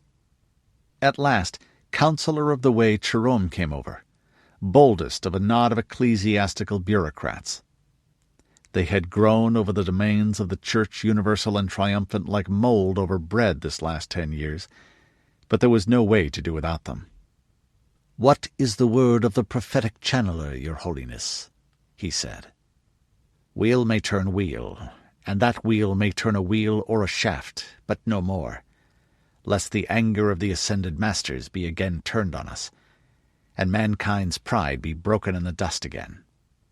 The stout, shaven-headed man in his wool and furs bowed over linked hands, but he couldn't hide a flicker of relief. Sethaz inclined his own head very slightly, but a mark of acknowledgment all the same. It would have been very awkward if the gearing necessary to run windmills to pump water had been declared abomination. The guardian of the way was what a secular state might have called an interior minister, and it would have been his responsibility to enforce the edict. There was enough trouble making sure that all the women covered their hair. "May I ask how the prophet is?" he asked, greatly daring.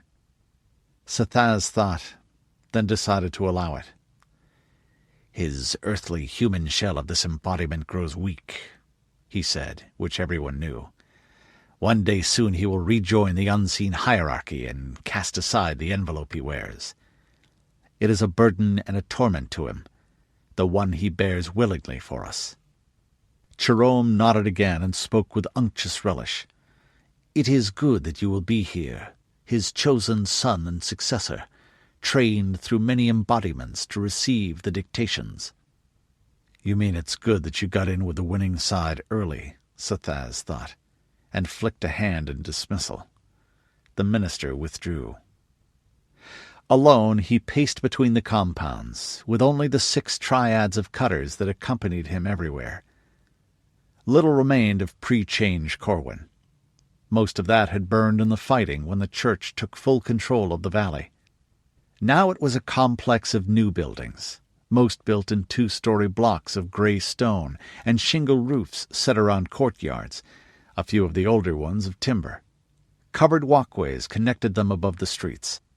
In the summertime the gardens were very beautiful, but now they lay dormant, banked under earth and straw and mounded snow that glittered with ice crystals. The snow was colored brown with dirt where sleds carried loads through the tree-lined streets. Grain in sacks, salvaged metal bound for the smithies for weapons and tools out of them, firewood, charcoal, frozen sides of beef and mutton, 1,000 other things that came in as tribute from the regions that acknowledged the dictations. People swarmed as well. Women in headscarves and long skirts and overcoats, men in pants and jackets and fur caps, officials of the church in their heavy robes, expressionless slaves in thick rags carrying burdens or pulling sleds. All paused reverently when the priest climbed a podium set beside the street and read a brief passage from the dictations. He caught a snatch of it. "Vigil of the violet flame, but the soulless minions of the Nephilium prevailed over the men of Camelot, and—" "Amen, amen, amen," the chorus thundered out when he'd finished, and then the folk turned back to their business. Sethaz went in under an arch marked with a sun disk. He liked to do unannounced inspections. If you relied too much on written reports or scheduled visits, there was always the danger you'd end up in a puzzle palace of deceptions, stage-managed by underlings. The guards there, trainees were strictly segregated, slapped left fist inside right hand and bowed low. This building was one of the prophetic guards. The courtyard was roofed over, rising in a laminated timber barrel vault with many skylights, with the cells of the students looking down from all around, and open classrooms, offices and libraries and refectories below. The layout made it easier for a single observer in the courtyard to keep track of everything that occurred as well. It was called the Panopticon, and the dictations attributed the method to the ascended master Plato. Several dozen of the youngest students knelt in one end of the court, resting from physical training and chanting, "The beloved Maha Chohan gave me a grant of many good and fine life streams. Like a golden chain girdling the earth is the unseen hierarchy of the ascended lords. Without the unseen hierarchy, the earth would long ago have passed into oblivion. The electrons which compose it return to the universe, and the souls, depending upon it for existence, snuffed out like candles before the wind." A senior student prowled behind them with a rod of split ash, waiting for an error or hesitation. The faces of the novices were glazed with the effort of the endless repetitions.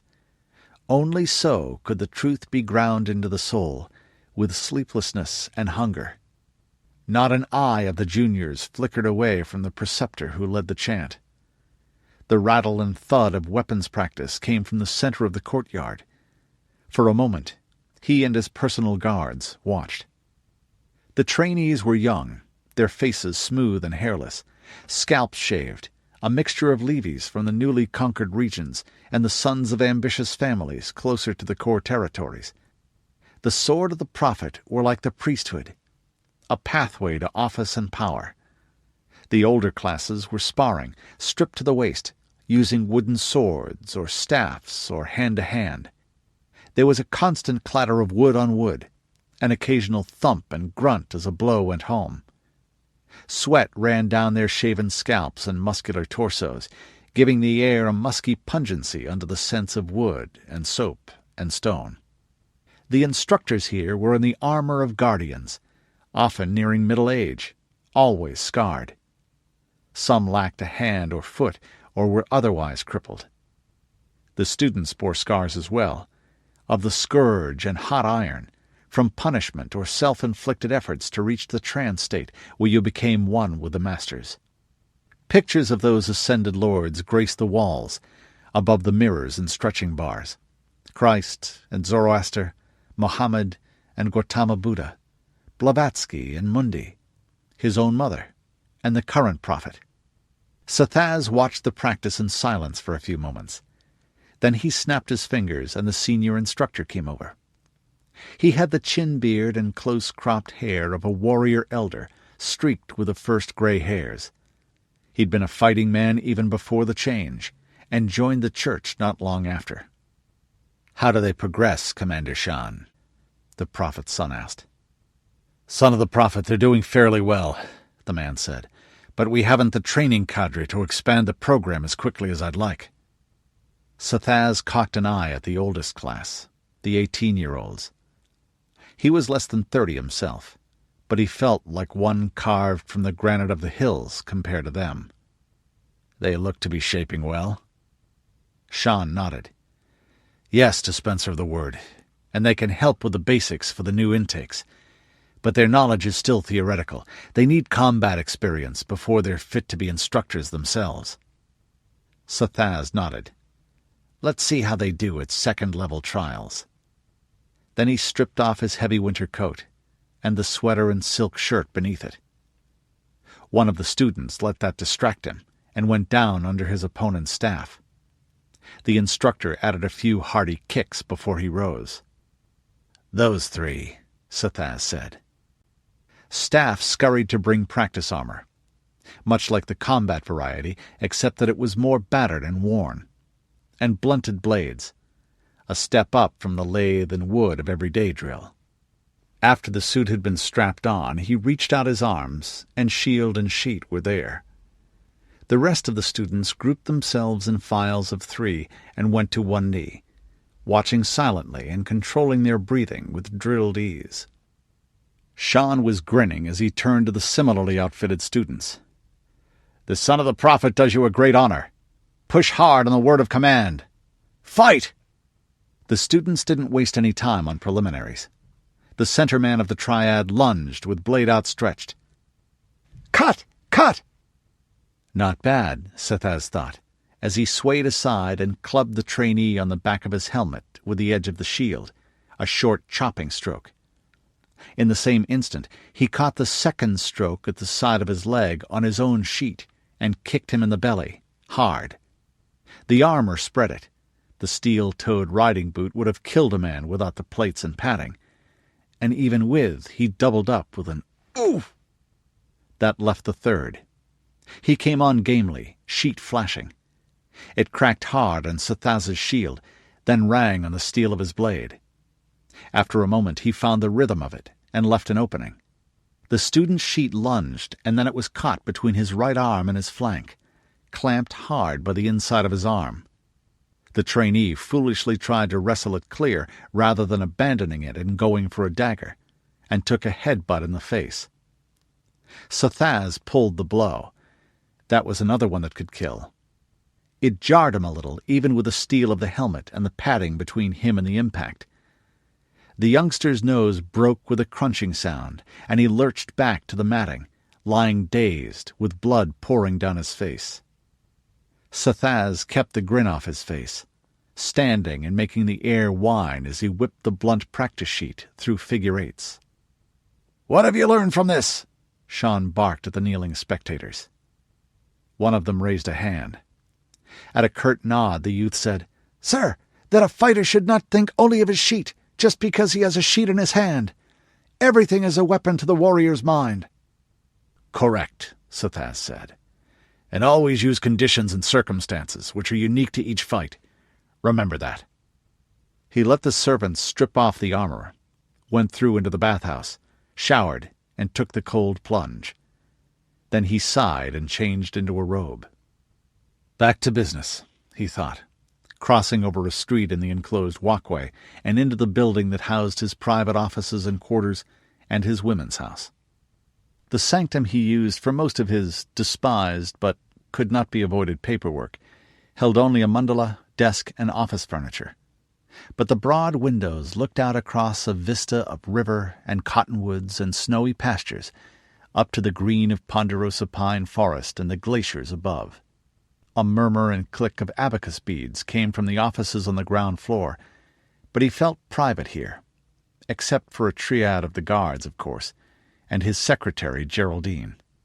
It had been a refuge when he was younger, still uncertain, and feeling his way as the prophet withdrew into his visions, and the generals and priest bureaucrats jostled for power. More servants brought him fresh bread and a bowl of lamb stew with onions and potatoes as he read through the most important dispatches. Things were going well down in the Powder River country. The last of the powerful ranchers there were asking for terms, ready to accept the dictations. And the Sioux had finally yielded all the High Line, retreating eastward into their strongholds in the Dakotas, and agreeing to allow missionaries from the church to preach in their camps. "Let's hope that works," he thought. "They make poor slaves, but they'd be very valuable subjects." He clapped hands to have the tray taken out, and sat sipping borage tea, which left another matter, one less easily solved with a few regiments or preachers. "Bring him in," he said. The secretary genuflected and went to the door, and a near-naked figure was thrust through to stumble to a halt and stand blinking. Kuttner was in his thin drawers, teeth still chattering from the cold of the unheated basement cell. His hands were bound before him, and the guards had thrust a pole between his elbows and his back and were steering him by it. They pushed him down on his knees. Kuttner bent to touch his forehead to the tiles of the floor. There was a crusted, slow-healing scar on his left cheek, ending in an empty socket. "I beg for mercy, son of the prophet," he wailed. "I have failed the prophet and the Church Universal and Triumphant. Mercy!" Then he sensibly fell silent. There was no excuse for failure. It showed a lack of proper openness to the dictations. "I am disappointed in you, Kuttner," Sathaz said, offering none of the usual titles or formulae of politeness. "We had great hopes, and the prophet himself has said that the matter of Nantucket is important." If that's not just his madness speaking, Sathaz thought, then pushed the deadly siren song of doubt away. "I must have faith." Kuttner licked his lips. He was a capable spy, and they'd spent years infiltrating him into the household of the young boss man of Iowa before he inherited from his father. His file indicated that he was cynical, but fundamentally loyal, ambitious, and highly intelligent. Brains were in far shorter supply than zeal. Now there was something in his single remaining eye that made Sethaz a little uneasy. "Son of the prophet, the prophet's words were truer than my weak and doubting spirit could have imagined. There is something dangerous on the island. Something I don't understand. Something beyond the world of men. Our previous expedition disappeared without trace, until I found that sheet with our mark. My attempt penetrated the mystery." "Yes," Sethaz said, looking down at the report on his desk. "How much of it can I believe?" he mused. "Kuttner used to be a reliable man." "And we'd have known more of it if you hadn't let this man Vogler escape. To be precise, he penetrated the mystery. You were lost in visions." Kuttner licked his lips again. "I was sure that he had made submission to the church and was ready to learn the dictations," he said. "And you thought you had established a secure control link." "I was not wrong, son of the prophet. I just didn't have time to use it. I was careless." "And lost an eye because of it," Sethaz said. "Though that is fortunate for you," he thought. "If you had not been so badly wounded, we might have suspected collusion." Kuttner went on in desperate haste. "But, son of the prophet, he did tell me of his vision before I revealed myself.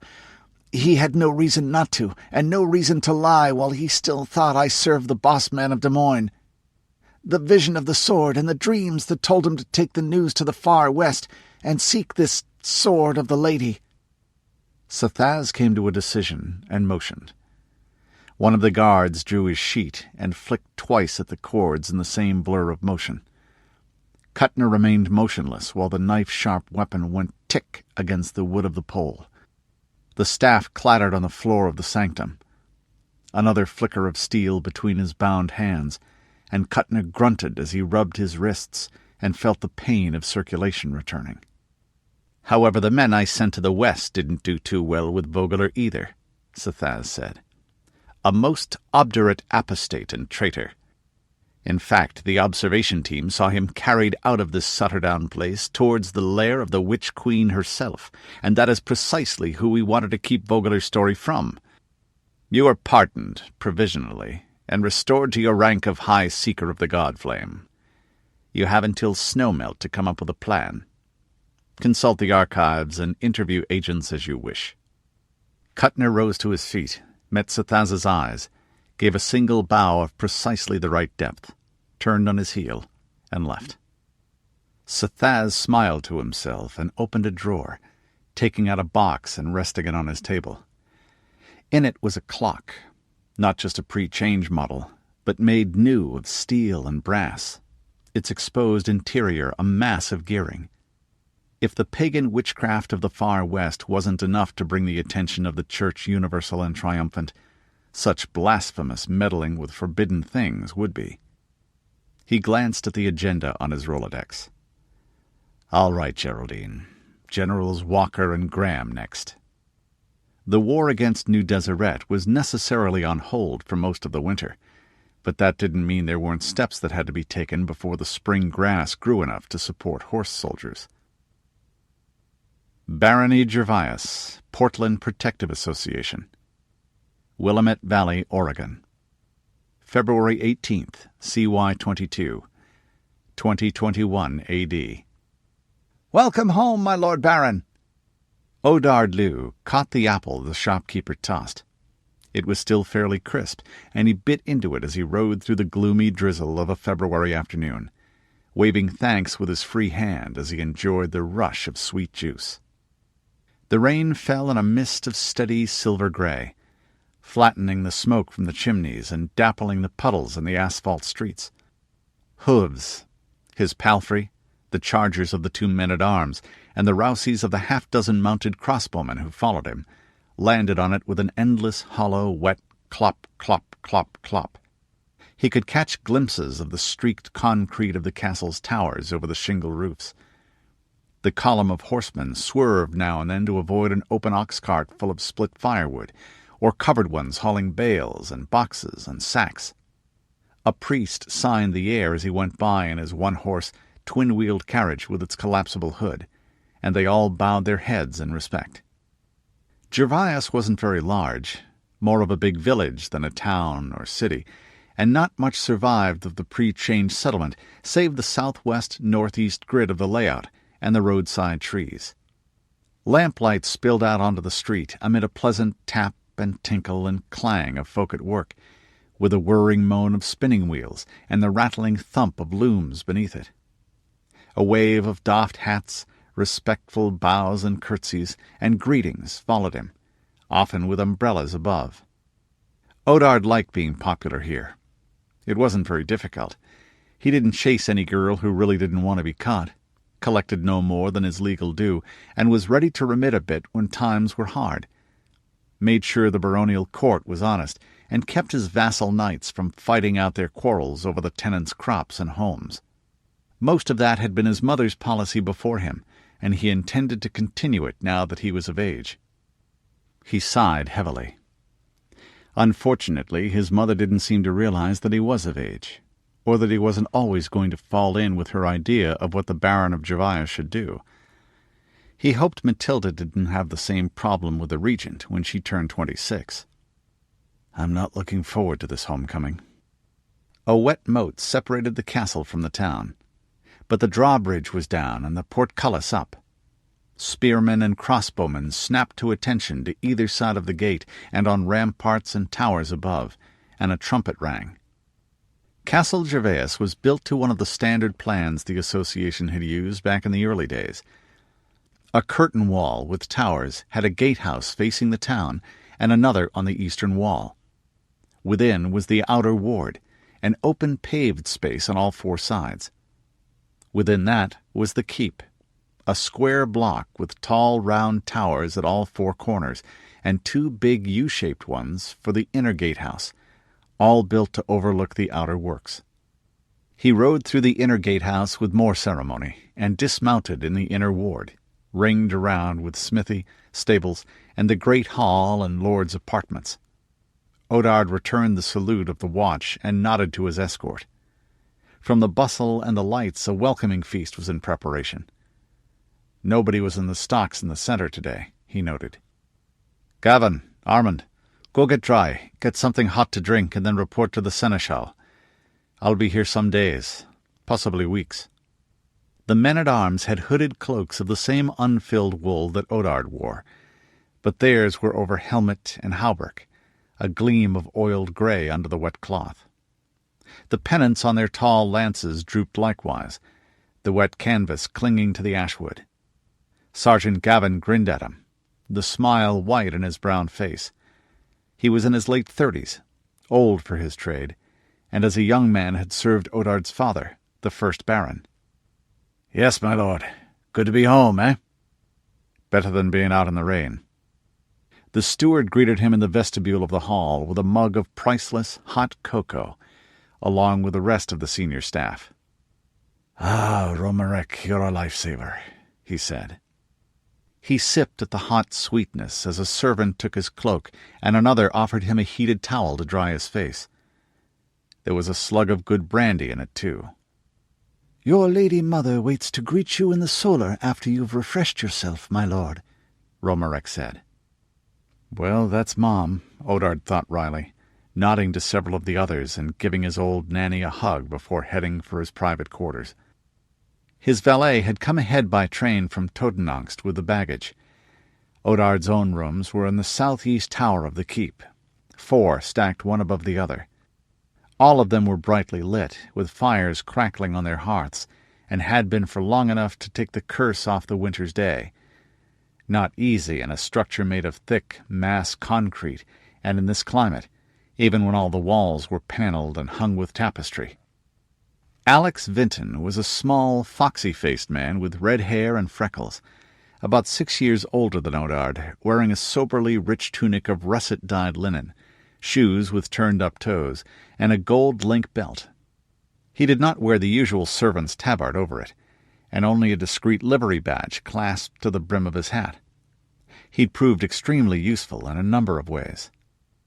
"Hi, Alex," Odard said, lowering himself into the steaming, lavender-scented water of the bath. "Christ, that feels good. Been busy?" "Yes, my lord," he said, folding the clothes Odard had discarded. "I've been back 2 days now, and there's quite a bit of gossip." "Oh, God and his merciful saints." Odard steepled his hands in mock prayer and rolled his eyes upward. "Tell me she didn't have those assassins here at the castle." No, my lord," the valet said. "The hunting lodge over at Fairfax." 10 miles away and in a swamp. That's something," Odard said meditatively, scrubbing at his fingernails with a small brush. He was a fastidious man and bathed every day when he could. "When did she meet them?" "She didn't, my lord. She had her younger brother Sir Guelph do it." "That's also something. Not much, but something." Alex held the towel for him as he stepped out on the mat, then helped him dress with foppish care in the latest fashion, just below the court appearance standard. Dark trousers cut closer than had been the custom in his father's time, tooled leather shoes with little golden bells on the upturned toes, and ceremonial gold spurs on the heels, a knee-length tunic of heavy indigo-dyed silk with silver embroidery on the square-cut neck, and elbow-length sleeves whose flared points extended halfway to his knees, and a white silk shirt beneath. He added a ring or two and examined himself in the full-length mirror, smiling at what he saw. "Not bad," he said, taking a belt of leather covered in worked silver plates and buckling it around his waist. It had a purse and a 10-inch poignard. The hilt had patterned silver and gold wire inlaid in the black staghorn grips, and a pommel in the shape of a silver cat's head. You didn't usually wear a sword inside in time of peace, but a gentleman didn't go unarmed outside his own chambers either. Alex added the round hat with the roll around its brim, and flicked the long silk tail from the side to lie over Odard's right shoulder. The badge of the four was the Monarme of the House of Louis, in a turquoise that set off his eyes. "You're the pattern of chivalry, my lord," the valet said unctuously, then spoiled the effect with a grin. "All right, I admit it. I like looking well," Odard said. "Tell the comptroller when he has to pay the bills, my lord," Alex said, grinning still wider. There was something to that. Barony Gervais was rich in anything grown or made within its boundaries or available in local trade. But the silk came from Burma or New Singapore or Hinduraj, and it cost. Regular trade with the portions of Asia not irretrievably wrecked by the change was just getting started again. The price of fashion was one reason he was just as happy to get away from court for a while. "See if there are any details you could find," he said to the valet. "Talk to Guelph's men. Maybe you can smoke out something."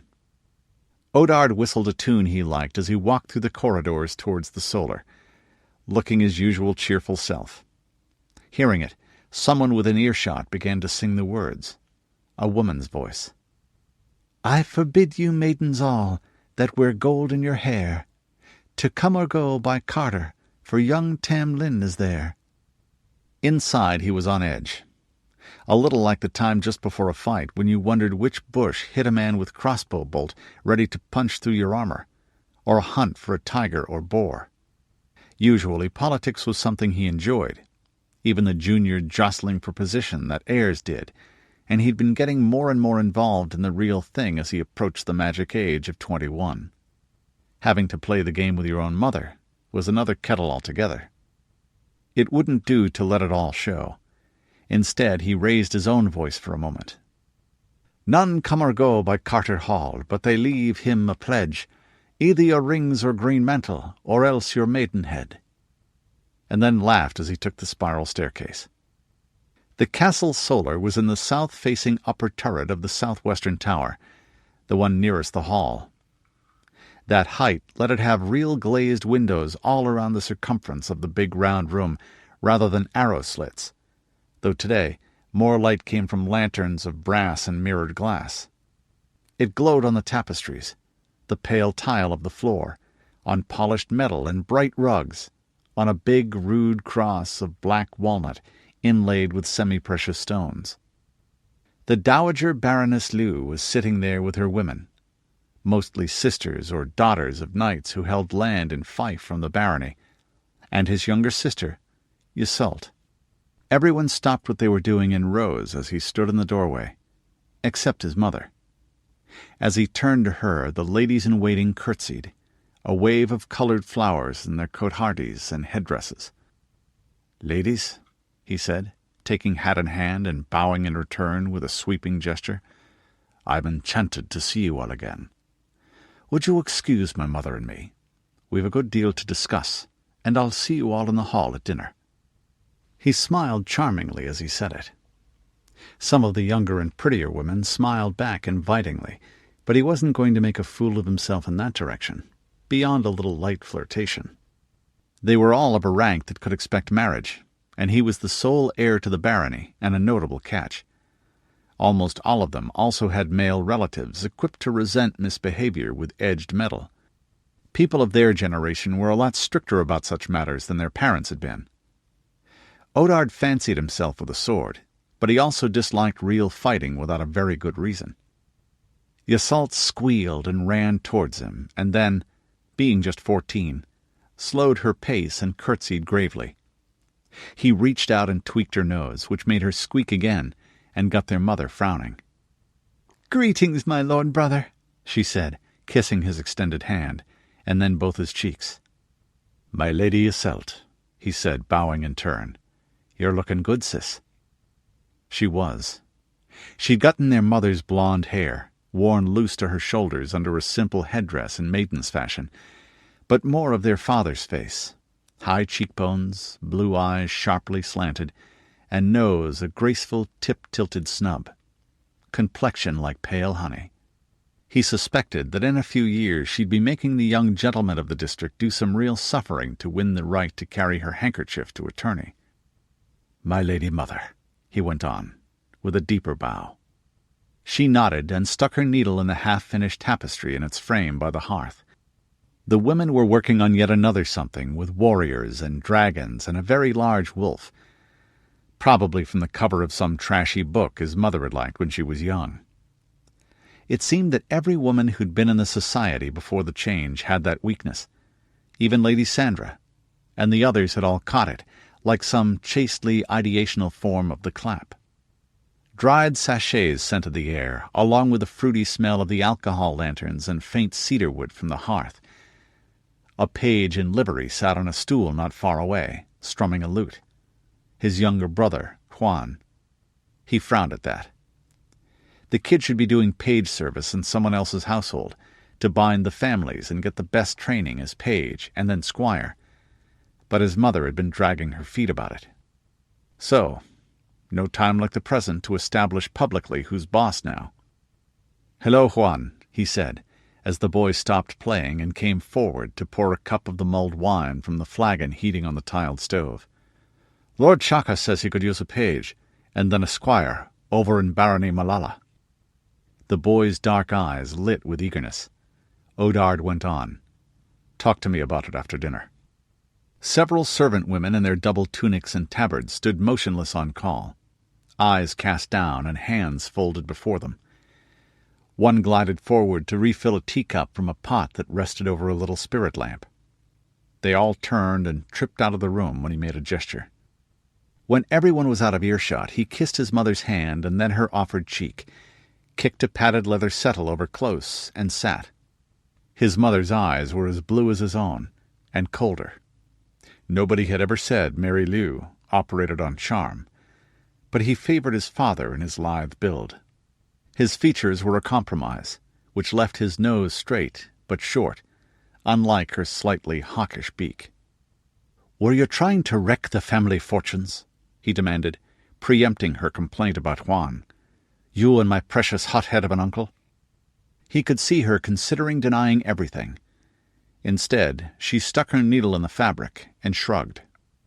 "It was an opportunity to get some revenge for your father and my older brother," she said flatly, "with plausible deniability. Plausible to the spider? O'Dard asked incredulously. You expected to keep it secret from the Lady Regent? She frowned, lines appearing between her plucked fair eyebrows, and touched her wimple. That was a risk, she admitted. Risk to my own precious personal hide, Mother.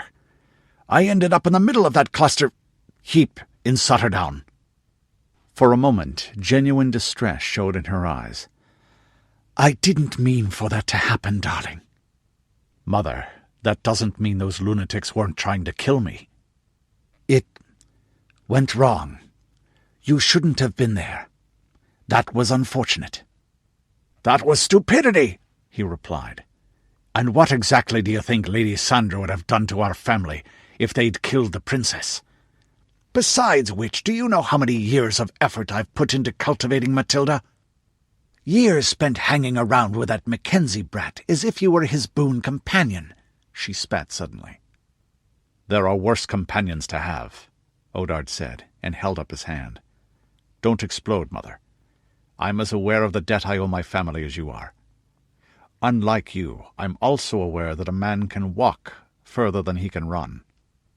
I made a policy decision, and one that ended putting me in a fight to the death with the men you let use my land as a base, he repeated.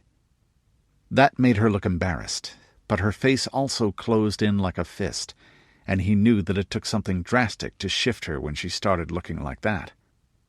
I suppose I'll have to be frank, O'Dard thought. Deplorable.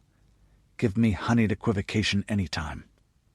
Mother, I came of age several months ago, he pointed out with gentle implacability, holding her eyes. I am the Baron. If you wish, you can select one of the domain manors as a dower house, and establish your own household there. And sit and rot with the servants and some gossiping old biddies, he thought grimly. Or you could have apartments at court, and have Lady Sandra keeping a very close eye on you 24/7. Shocked, she followed the thought. Darling, I just want to be of help to you. He smiled. She is my mother, after all, with all that implies. I know, Mom. You do a great job of keeping the comptroller and the bailiffs in line and the main tithes coming in, which frankly makes my life a lot easier.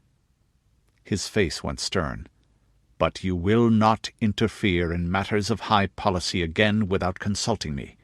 Mine is the final word. Do you understand? Their eyes locked. After a moment, hers turned aside, and she nodded. But contacts with the new power in the East could be valuable, she said. I have assurances from them, passwords and signs. Perhaps, but I will be the judge of that from now on, he said. And not so incidentally, there's something very strange going on here. That man, Ingolf, the cutters are so hot to ventilate, saw something out there in the barbarian lands. Rudi and his mother are very interested. Matilda's interested. Which means I am interested. And I want any information you get. Understood? And I will use it as the princess requires. From now on, a double block and tackle and a team of oxen couldn't get me away from her. She nodded again. Excellent. Let's go down, then. He rose and extended an arm. She followed and laid her fingers on it, and together they paced down towards the hall. And someday, one way or another, I will be Lord Protector. Chapter 10. Dun Juniper, Willamette Valley, Oregon. April 14th, CY 23, 2021 AD. Everyone who could in Dun Juniper was out on one excuse or another after the long confinement of the black months. The bright chill air booming down from the mountains smelled of fir sap, sweet grass, apple blossom, the faint, cool scent of hawthorn blossom from the hedges. "We should start the quest soon," Ritva said. She was panting slightly after the sword and targe bout with her sister Mary. Ingolf and Rudi watched with professional appreciation for their quicksilver lightness of movement. The Easterner also looked as if he appreciated their looks. Ritva thought, looking at him. He is shaping up nicely. Possibly. Mary took up the conversation seamlessly, leaving Ingolf looking a little nonplussed. It took a while to get used to their conversational style. The high passes will be open in a few weeks. Or there's the Columbia Gorge. It's year-round. They were all armored for practice. A blunt blade could still kill you. Rudi was in a clan-style brigandine. The twins wore what the Dunedain used for light armor on scouting trips. A mail shirt a lot like Ingolf's, but riveted to a covering of soft, dark green leather to make it quieter and less conspicuous. A crowd of excited 6-year-olds went by, shepherded by a teacher in an arcade, an ankle-length version of a wrapped kilt and plaid, showing them plants and telling them the names and uses. Usually they'd have ignored him or waved. He'd grown up here after all, chief's son or no, and Dun Juniper wasn't all that populous. Now a number of them looked at him with awe, and some pointed and murmured. Now, by the Dagda's Club, how do you start off on a secret quest when everyone knows your face and who and what you are, and how that ancient prophecy about you seems to be coming to life? Rudi said, mouth quirking. Hell with me if I know, Ingolf Vogler said. Then he brightened. But at least I haven't had any more of those damn dreams. The pasture below the Duns' gates and past the hillside orchards was thick grass, starred with yellow dandelion and blue camas flower. It stretched away on either hand beneath a bright blue sky, and the scent alone was enough to make a man feel as if he was 16 and had just gotten his first kiss. It must be better for someone recovering from wounds and illness that took him close to death. Sure, in the regard of the powers can be uncomfortable, Rudi said. He began a pattern of cuts and thrusts, moving slowly at first, and then speeding up, feeling muscles warm and stretch. The long sword moved easily in his hand. I doubt you'll have any more trouble with them, provided we go and see about this sword, he said. I thought you were the sword, Ingolf said dryly. Rudi cocked an eyebrow at him and grinned. The Eastern Wanderer was a nice enough sort for a Christian, but he was obviously a bit disturbed to be fulfilling a prophecy made by the pagan gods. Well, it's never simple when they are involved, he said cheerfully. Both, neither, all at once. You can't bind them with words, not even true ones. I suppose if I got the villains in and out, I can get you there and back, Ingolf said. His face went bleak. And I won't have a dirty little traitor along this time either. Rudi blinked, not letting his eyes narrow. I'll be careful to listen to your advice, he said, carefully. You having the local knowledge and the experience and such. Ingolf was examining a practice sheet he'd made up. The long, point-heavy slashing swords were what he'd trained with all his life, and it would be more trouble than it was worth to switch styles.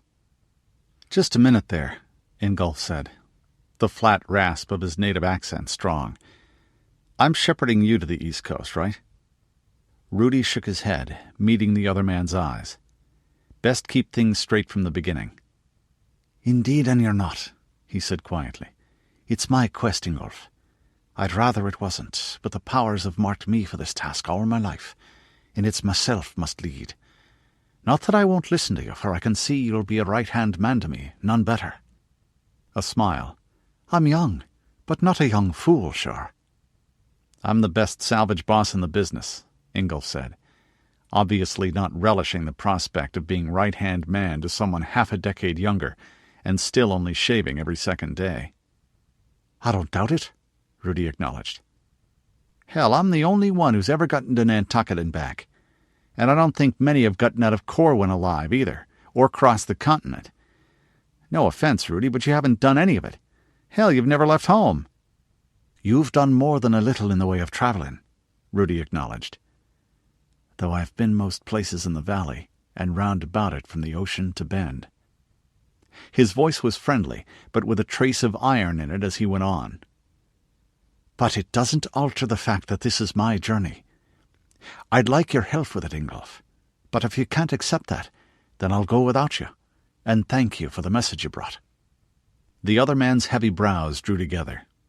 He grunted without speaking. They'd left unspoken the matter of whether the powers would leave his rest alone if he dropped out of the matter. Ingolf thought for a moment, then brought the sheet up in a salute. Mary Havel was refereeing. She waited while they settled their helms. When Rudi flicked the visor of his sallet closed, she chopped her hand down. Kumite! Fight! His blade flicked into motion towards Rudi's neck. Crack! The sheet smacked into the young Mackenzie's buckler. He knocked it away and thrust in riposte. Ingolf jerked his body back from the waist without moving his feet. It wasn't a counter Rudi was familiar with, but it worked, leaving him extended and off balance for an instant with the tip of his sword just touching the other man's mail shirt, before his shield knocked it up. The Easterner used the motion to bring his sheet round and down in a diagonal slash that would have beheaded an ox, or taken off a man's head and his shield arm at the shoulder, too. His shield stayed well up all the while, not thrown to one side and leaving an opening. Rudi swayed out of the way as far as he could, and brought buckler and blade both up to meet the blow. Crack! Clung! The force of it drove him down on one knee and numbed his left hand, so that he almost dropped his buckler. Sen Crué, this one is strong, he thought, eyes going a little wider. Ingolf cut 3 times before Rudi could get back on his feet. The Mackenzie parried with his sword, not directly, which would have driven it down on his own head, but by slanting the metal to shed the blows. Ting, ting, ting, a 3-fold shivering crash, faster than heartbeats. The big Easterner hit like a blacksmith with a forging hammer, but he didn't let the force of his own blows throw him off balance either, which was always likely to be a problem with a point-heavy weapon like the sheet. Rudi feinted a thrust at his opponent's knee to break the rhythm of the attack, and then bounced erect. Ingolf stepped backward and shook his head. "That's enough for me today," he said. "Too much, and you lose more than you gain. I'm still a little short-winded." "You pushed me hard there," Rudi said, grinning. "Not bad for an old man just up from a sick bed." "Same back at you, youngster," Ingolf said in turn. He smiled himself. He was doing that a little more often now. "All right," he went on soberly. "I'm the guest here. I'll just have to hope you can listen as well as you fight, which is pretty damn good. But you're not going to cut your way across the continent, no matter how good you are with a blade." Off to their right in the next field, archers were practicing. 99 of them and a bow captain. Most of them the Dun's first levy, standing in the staggered 3-deep harrow formation. Knock shaft! Right hands went back over the shoulders to the quivers, twitched out one of the arrows, set it to the string with the smooth, economical motion of an action as familiar as walking. Draw! The varnished yellow-orange staves of the yew-bows glistened in the bright spring sunlight as they rose and bent, drawing past the angle of the jaw. Let the grey geese fly! Wholly together, loose! The strings of the longbows slapped the bracers all at once, like one great snap. The long arrows slashed upward with a multiple sh sound, like a distant whickering, and came almost to a halt at the top of the trajectory.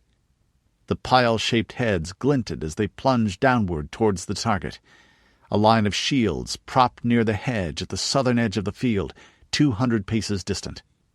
The hammer-fall of the arrows was still as sharp as heavy hail on a tile roof. They drove deep into the wood, and they would have punched through most armor. 3 seconds later, the second volley hit, and 2 more were in the air before they struck, and more followed in a steady knock, draw, loose rhythm. "You're not going to be taking them with you either," Ingolf said, nodding at the archers. "Much as I wish we could." Mary and Ritva sighed with heavy patience. "If you two are through with playing little boy games, what does Lady Juniper say about it?" one of them asked.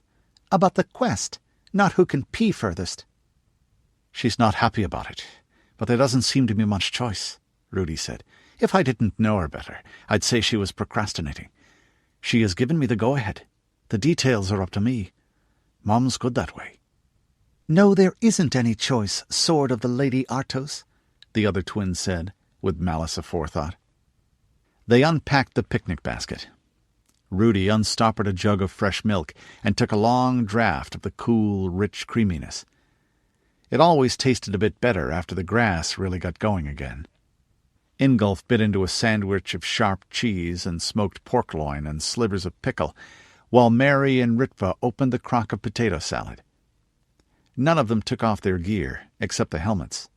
You had to keep yourself used to the weight and constriction. "One thing that's bothering me," Ingolf said hesitantly. Then he went on.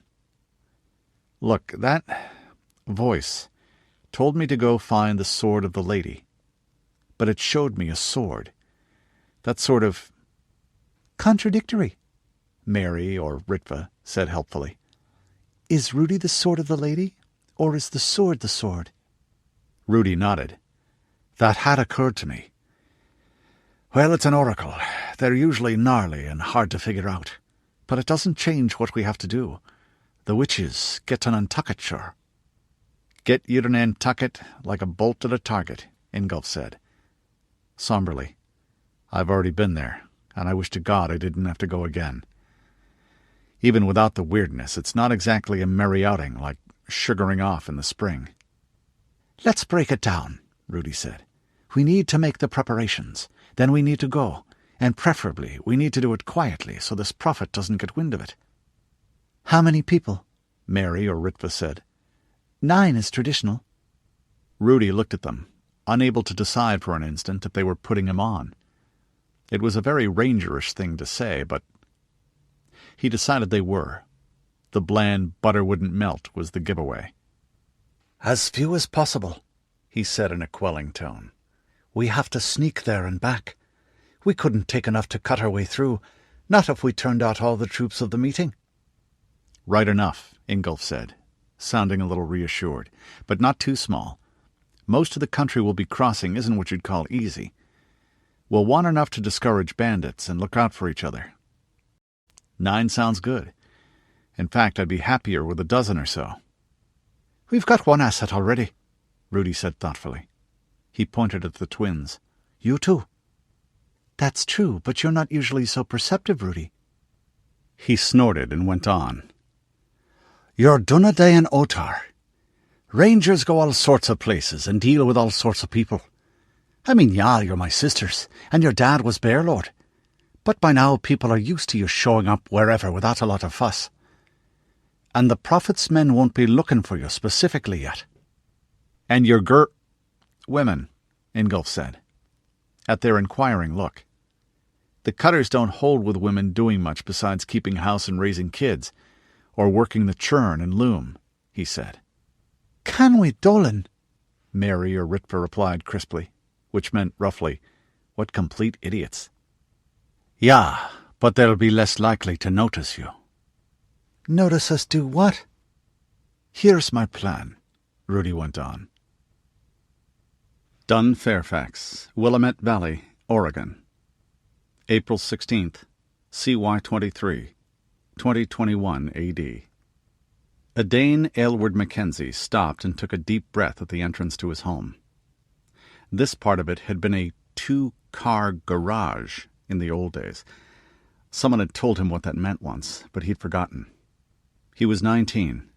Well, nearly 19.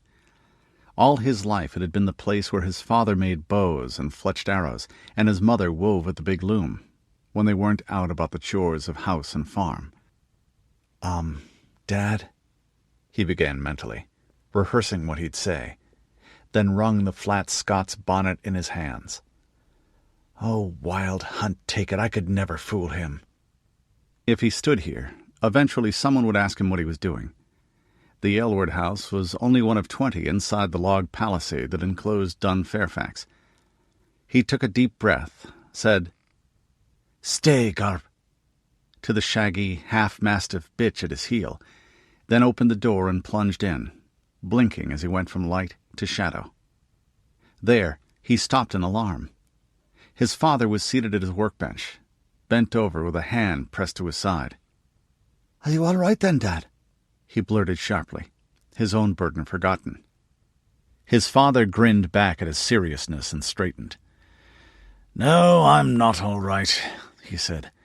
I'm old, boy, and there's no cure for it. Some bones I had broken on me when I was about your age caught up with me for a bit there." Dane was worried still. He was young enough for his gut to think that his father and mother went on like the rocks and trees, while he changed. Some of his first memories were of sitting like this, watching his father at his bowyer's craft, often while his mother made the loom thump at the other end of the big room, amid the smell of glue and varnish, sawdust and linseed oil and wax, with his elder half-sister helping her, and the youngsters in the cradle or crawling about with Grip and Garm, his father's hounds. "But I'm old enough to know different. Even trees don't live forever," he thought with a chill. "Grip and Garm are dead." And his younger brother Dick was 15 and insufferable now, and his youngest sister Fand was 12 and worse. Even rocks don't go on forever. And his father was old, in his 60s. His hair was still thick and curly, but the brown had turned mostly gray or white, and the flesh had fallen in a bit on his strong, square-jawed face. He still got about well enough and did most of a man's work, but he'd retired as first armsman some years ago now. "So, spit it out," the elder Aylward went on, leaning back with his elbow on the table with its clamps and vice. "Ah." Dane shuffled his brogues on the well-swept concrete of the floor. But for the age he looked much like his father, only a finger above average height, but broad-chested and stocky strong, with muscled arms and the thick wrists of a ploughman or archer, both of which he was. His eyes were the same gray as the older man's. His hair was a little lighter, with a touch of yellow in the earth-brown, and he wore it shorter than most male Mackenzies of his generation, though longer than the short back and sides his father had always kept to. "Ah, it's a trip, Dad. One that Rudi was talking about," he said, feeling sweat breaking out on his forehead. "Talking about us doing it together." He was too old now for a swat on the backside, but he learned early never to lie to his father. No matter what scrape he got into, honesty was the best policy with Samuel Aylward, late of the Special Air Service Regiment. "A hunting trip?" his father prodded. "Or a jaunt for the sake of the thing, like that trip to Tillamook?" The beads of sweat grew, and he suppressed an impulse to wipe them away. "Quite a bit of a trip. A long un," he said. "Weeks or more. We'd be going off right away." "Horned Lord and Mother of all, do you have to ask so many bloody questions?" he thought desperately. And then, "Oh, bugger, I let it slip." Normally he spoke with nearly the same accent as any other Mackenzie his age, except that it was a bit stronger since he lived close to Dun Juniper. That musical lilt and its rolled R sounds was natural to him, though he'd heard that it had started right after the change, when people tried to imitate Lady Juniper's manner of speech. His father always found it irritating or amusing, depending on his mood. When he was in the irritated phase, Sam Aylward called it life imprisonment among the stage Irish, whatever that meant. But when he was under a strain, more of his father's own voice came out in his, and Sam Aylward had been born in England, on a farm near Tilford in Hampshire, to be precise, and the soft burr clung to his tongue, despite more than 20 years here in the Willamette. Dane could see his father relent. He laughed then, and the younger man flushed. "It's all right," Sam Aylward said. "Just that you're about as good as keeping something off your face as I was at your age. Still, you're a better than good shot, and useful otherwise for a long trip." "You know," Dane blurted. His father grinned like a wolf. "I may not be the first armsman any more, but Lady Juniper does still ask me for advice, I'll have you know. I was your age when I took the Queen's shilling, pretty much, and ended up on a transport to the Falklands not long after. Your mother knows too, by the way." That was no surprise. His mother was High Priestess of the oldest coven in Dun Fairfax, and she heard everything from this world and the other world both. "You want to go?" Sam Aylward asked. He looked at his father in astonishment. "Well, of course I do, Dad," he said. "Ah, I should remember what 19's like," Aylward Sr. said. At Dane's affronted look. "You'll understand in a while." "It's the farm I was worried about, with the spring work and all," the younger man said awkwardly. I mean—" "Lambing and shearing's over," Aylward said. "And besides, we've got Tamar, and her man's about the place now. And young Dickie is getting to be a real help, and your little sister with your mother. We'll manage." A Dane blew out his lips in relief. A huge excitement grew beneath his breastbone. It dimmed only a little when his mother came through the door from the main house with his siblings, including his elder half-sister Tamar. She'd been born a little before the change that killed her father, and her hand-fasted man Yoku, and their firstborn in her arms. Baby Forgall just gurgled quietly, but everyone else looked at him. His mother with worry. She had the upper section of her arcade over her head like a hood, which meant she'd just been at some rite before the house altar. Dick was looking at him with naked envy. Young Fand was nearly as distressed as Mother, her fair redhead's face flushed. Then her expression changed, and she spoke. "I guess we can't tell Ithne, sure," and giggled, back to her usual hateful 12-year-old self. That made him feel better about it.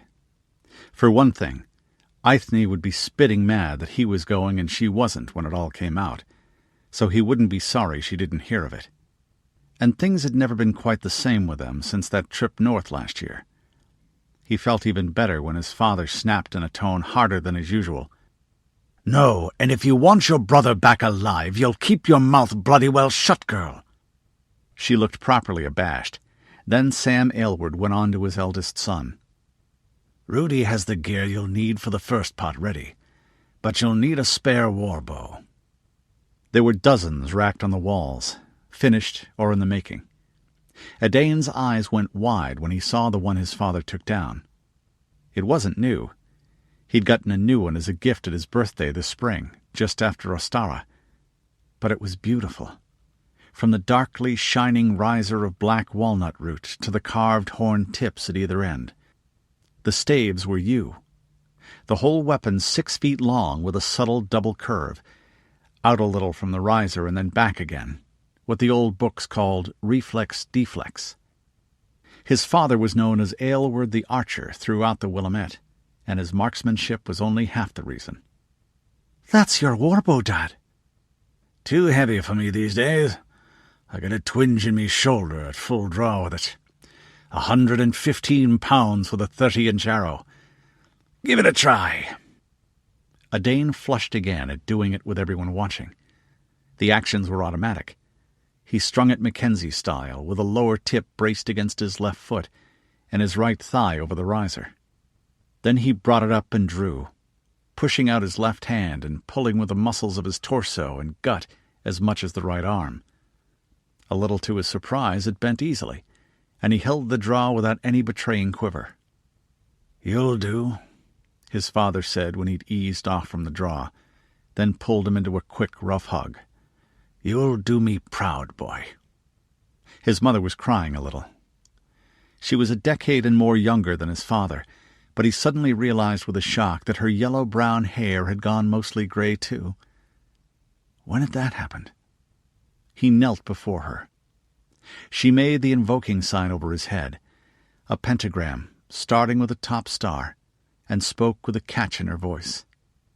"Through darkened wood and shadowed path, hunter of the forest, by your side, lady of the stars, fold you in her wings, so mote it be." The whole family joined in on the final line of the spell prayer. It made him feel stronger. Then his mother handed him a sack. "Just a few extra things. There are some samples in the white box. They're all labeled in case you take a chill. Try—" Her face worked. "Try to come back safe." He was glad to finally get out and on his way. Goodbyes were all well and good, but he had to go. He strode down the gravelled lane between the houses and sheds, the covenstead and the big communal barn, and out through the gate, with Garp padding at his heels. It was mid-morning, and most of the folk were out in the fields. He passed a few younger children playing or watching still younger siblings, and the odd adult whose work kept them in the dun even now. Outside the gate he paused to leave a few crumbs by the grave of the Fairfaxes, the old couple who'd owned the farm around which the dun had grown. and then turned east. He kept to the road, passing people busy in the garden plots with their eternal battle against slugs and couch grass and creeping shoots, their hose flashing as they sang a working song. "Remember what old Granny said, these beetles are pretty but better off dead. They can be compost and we can be fed." Aithne gave him a look and went back to work. He winced a little. Her mother gave him a look that was even worse, and called out, "Care to try a spell at the hoe if you can spare the time from a walk in the woods?" He shrugged and kept walking. "No, no, these mysteries of the Earth Mother are too sacred for my eyes," he called with mock solemnity. That got him a chorus of good-natured hoots and jeers, particularly from the men and boys working there, and he waved back as he went by. Nobody was too upset. They knew he wasn't one of Dun Fairfax's few shirkers. This was a solidly prosperous settlement, and proud of it. Prosperous by standards no older than a Dane, which meant that everyone in it had plenty of food all year round, at least 2 spare sets of clothing, and a clean bed of their own. But it stayed that way because everyone in it worked very hard indeed. The fields narrowed as he went east towards the head of the valley. A quick skip from rock to rock at a ford put him over the river that flowed down from Dun Juniper's hillside bench. Then he was into the green gloom of tall forest, land that had been Mackenzie owned in the old days, Lady Juniper's land. That meant a century of careful tending since it was last logged. Red alder grew tall along the stream, 10 times his height, with its bark mottled white and the new leaves green and tender. Fir and hemlocks and red cedar stood taller still and candle straight on the drier ground. Beneath the forest floor bore a carpet of low-growing red-stemmed kinnikinick, starred with pink flowers in this season. Birds were many. Away in the middle distance he heard the mating season boom-boom of a blue grouse, and close at hand a pair of hummingbirds hovered over a patch of iris. It was all nearly as familiar as his family's house or the fields. He still smiled to see it. "But I'm leaving," he thought. "I'm going far and far away, and I may never be back again." He stopped for a moment to look back for a last glimpse through the trees and down at the valley's dappled spring quilt of ploughland and pasture and young wheat. That was enough to sober him for a few minutes. With every pace away he could feel how his heartstrings were deep in this good brown earth. And it made him look at each tree and turn of the creek in a new light as it went past. But he was cheerful enough again in a few minutes. He was young and strong, and the chief's Tainist had chosen him as his companion on the great journey. When he came near the old overgrown logging trail above Dun Juniper, he was grinning again.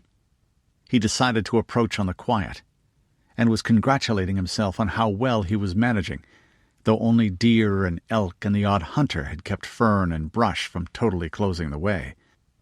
It was Garb's low growl that alerted him. He wheeled with a sudden start of alarm. "Not bad, kid," a voice said from behind him. He knew from the flat, harsh accent that it was the foreigner, Ingolf. Very slowly he turned, cheeks blushing with embarrassment, biting down on anger.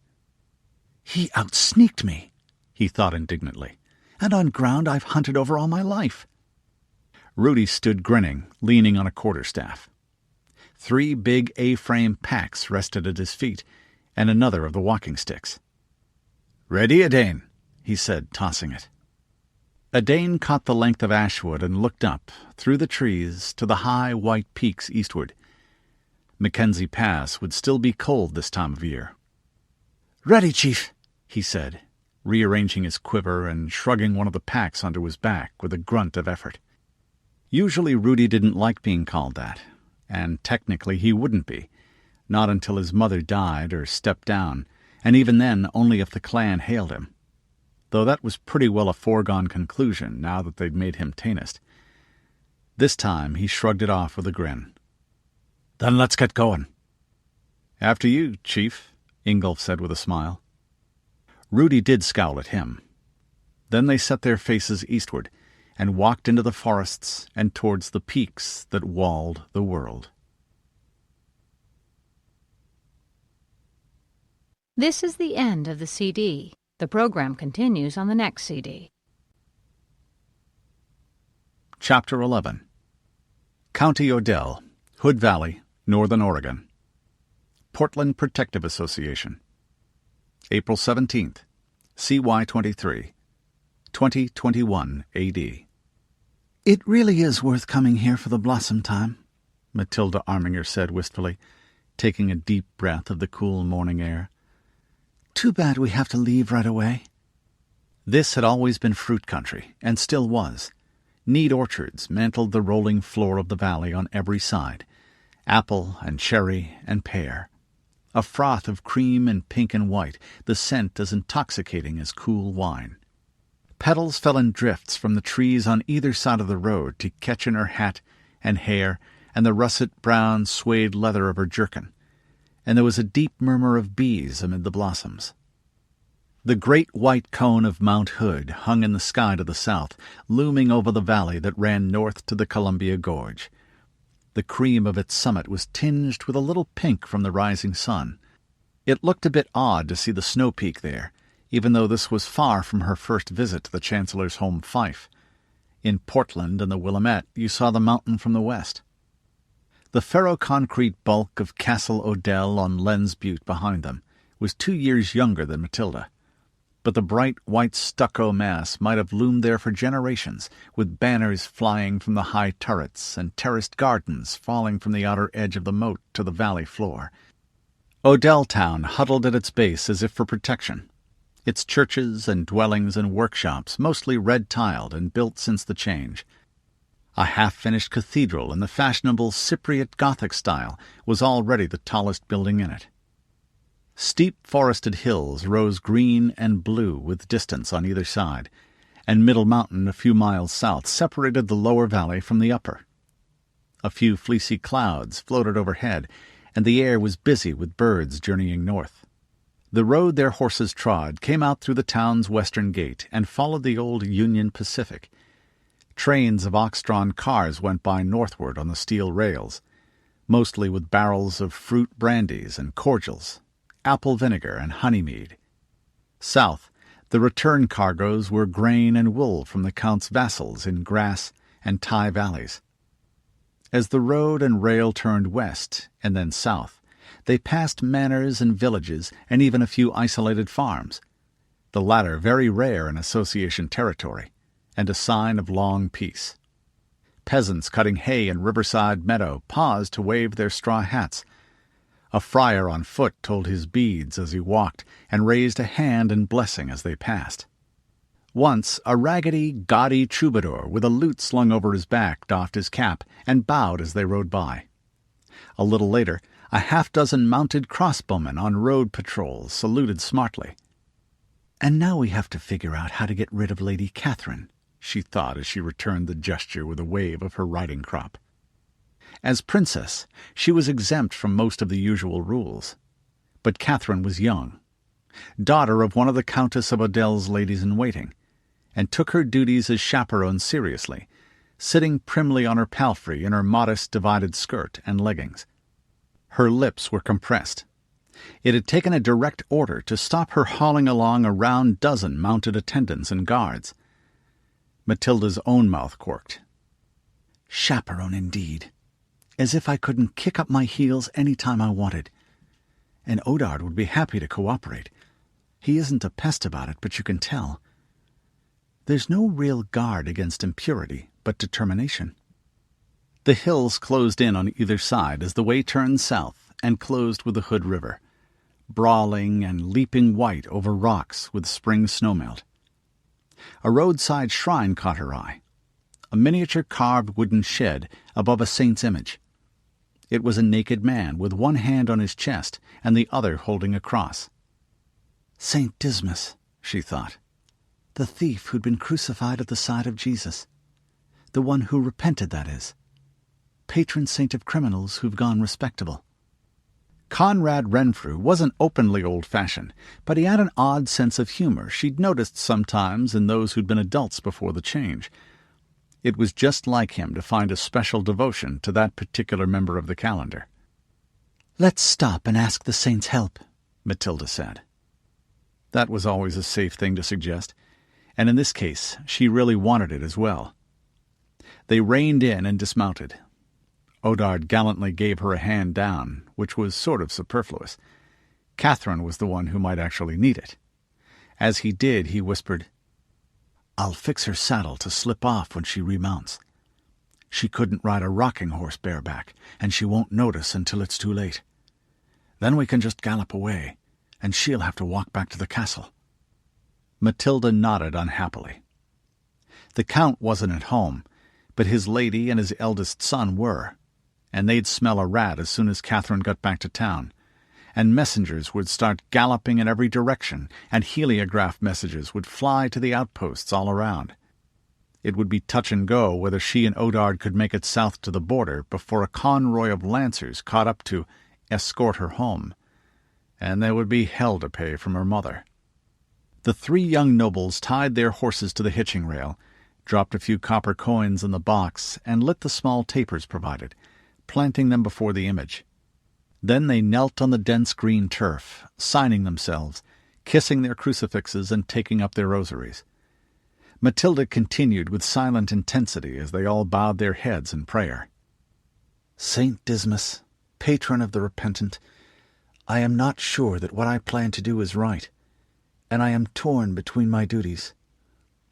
I know I should obey my mother, but God has called me to guard the folk. I can see no other way than this to best fulfill my oaths and help my friend in this task, and so do what is best for both our peoples. If I do wrong, misled by my rebellious heart, help me to repent. May God bless this quest and my companions on this road. Saint Dismas, teach me the words to say to our Lord to gain pardon and the grace of perseverance.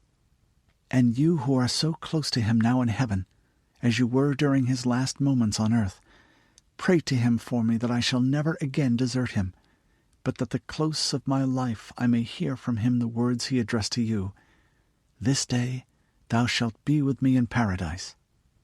As Matilda stood and brushed off her knees, she heard a quick beat of hooves from the northward. She looked up in alarm, a hand going to her sword hilt, but it was a single rider leading a pair of pack-horses. As he came closer, she could see that it was a monk with his dark robe curded up over practical-looking deerskin pants and stout riding boots. A telltale chink and shift hinted at a short mail shirt beneath the coarse dark robe. A long sword and dagger hung from his belt, besides a steel crucifix and a rosary of maple-wood beads, and a bow-case and quiver rode at his saddle-bow. One of the led horses had a 4-foot shield strapped to its pack-saddle. The canvas cover was still on that, but she suspected she knew what it would show. A raven over a cross. And his face was vaguely familiar. "Knight brother of the Order of the Shield of St. Benedict," Odard said quietly, agreeing with her unspoken thought. "Not the worst possible news. He won't be a proportion to the regent, or Cardinal Archbishop Maxwell, but they're an independent-minded bunch." Matilda nodded. The Benedictine monastery at Mount Angel had come through the change on its own, and had been a rallying point for resistance to the Portland Protective Association and its then schismatic church. Mount Angel and the Protectorate both sent delegates to the meeting at Corvallis these days, but there was still a lingering suspicion, and she knew that her mother resented the influence of the Order's missions and daughter houses in the interior and the far south. "Wait a minute," she said as the man drew closer. "I recognize him. That's Father Ignatius. He's a priest as well as a brother. He was in Sutterdown when the Cutters attacked.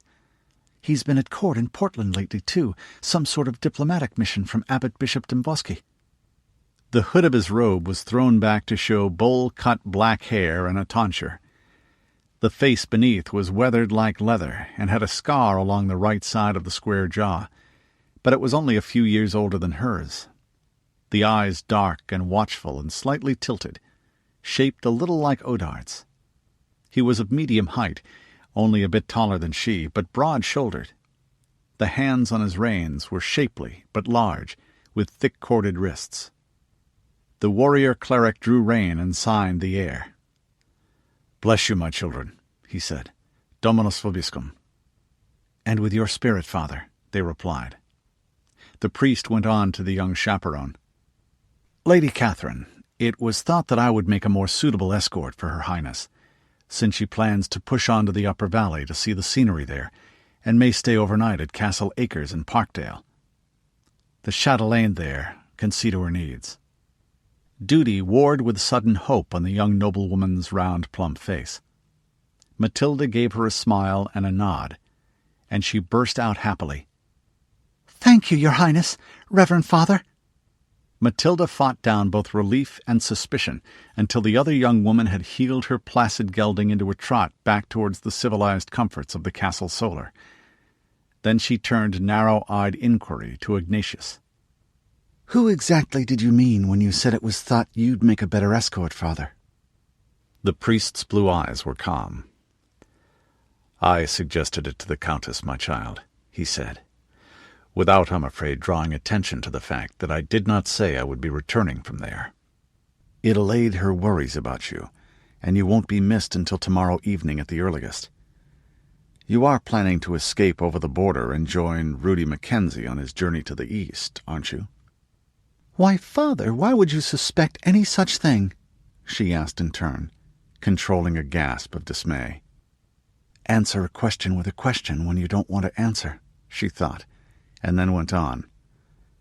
"That would be a reckless thing to do." "Daughter, don't lie to me. For starters, you're rather bad at it." He began to tick off points on his fingers. "Primus, you were with Rudi Mackenzie when the assassins attacked. Secondus, you were privy to his tale of the mysterious events on Nantucket." Her eyes went wide in shock. "How do you know about that?" she said. He smiled grimly, showing teeth that were white but a little uneven. "Holy Mother Church has many sources of information, and from well beyond this corner of the world. Tertius, you and Rudi Mackenzie and his half-sisters and Baron Odard here have all dropped out of sight, heading east. The inference is obvious. I might add that as soon as your mother hears of your disappearance, she will know what you have done." "I left a letter for her with someone I trusted," Matilda said sullenly. "Clever clerics give me heartburn," Odard chuckled. "They tend to push in where they're not wanted. Shall I rid you of this troublesome priest, Princess?" He laid his hand on the hilt of his sword and raised a brow at her. "Oh, stop posturing, Odard," Matilda said impatiently. "I know you'll bash whoever I tell you to bash, but that's ridiculous here." "At least I hope he's posturing. Priest murder is sacrilege," she thought. Aloud she went on. "And in case you hadn't noticed, he's got a sword too." "I did," Odard said with the same lazy smile. "A man who wears a sword should expect to have to use it, tonsure and robe or no." "I am willing to use it," Ignatius said, "against the enemies of peace and of the faith, whom we've been given dispensation to fight by the Holy Father. Do you wish to join one of those two categories, my Lord Odard?" "A knight brother knows how to use the sword too," Matilda pointed out.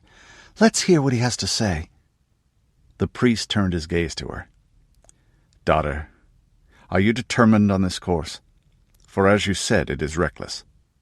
"You're not my confessor, Father," she snapped. Unexpectedly, Ignatius smiled. "For which, thanks be to God." Matilda found herself chuckling for an instant and abandoned the attempt to hold on to her anger. "Then what are you questioning me for?" she asked. "Father," she added after a moment. "My child, being who and what you are, your actions affect more than yourself. This is your responsibility. God gives us each a cross to carry, as heavy as we can bear, neither more nor less. My responsibility is to the head of my order, and he has ordered me to investigate the matter of Ingolf Vogler and the assassins who pursued him here. The Order of the Shield has been watching the growth of this dangerous cult in Montana for some time now. What we know does not please us, and we must know more." Matilda arched her brows. "You don't intend to try and stop me?" she said bluntly. Ignatius shrugged. "The regent is not my ruler. Abbot Bishop Dembosky is. Furthermore, you will be Lady Protector in only a few more years, and it is my judgment that your displeasure then, if I, think you out, would do more to endanger the interests of the order than angering your mother now. Besides which, if we hurry, we can probably cross the border well before anyone finds out what's going on. If we return, things will be very different." Matilda stood for a moment, and then threw up her hands with a laugh. "Let's go, then. It'll be a comfort to have the sacraments available on the way. Not including extreme unction, I hope." When Ignatius grinned, you suddenly remembered he was a young man himself. He slapped his sword hilt and replied, "Perhaps I can help us avoid that one." Odard bowed slightly. "As the princess commands," he said. Then, after a long considering look at the priest, "And perhaps it's just a good idea anyway, too." They swung back into the saddle and headed south at a ground-covering pace. Walk, trot, canter, trot, walk. She and Odard had chosen their horses carefully.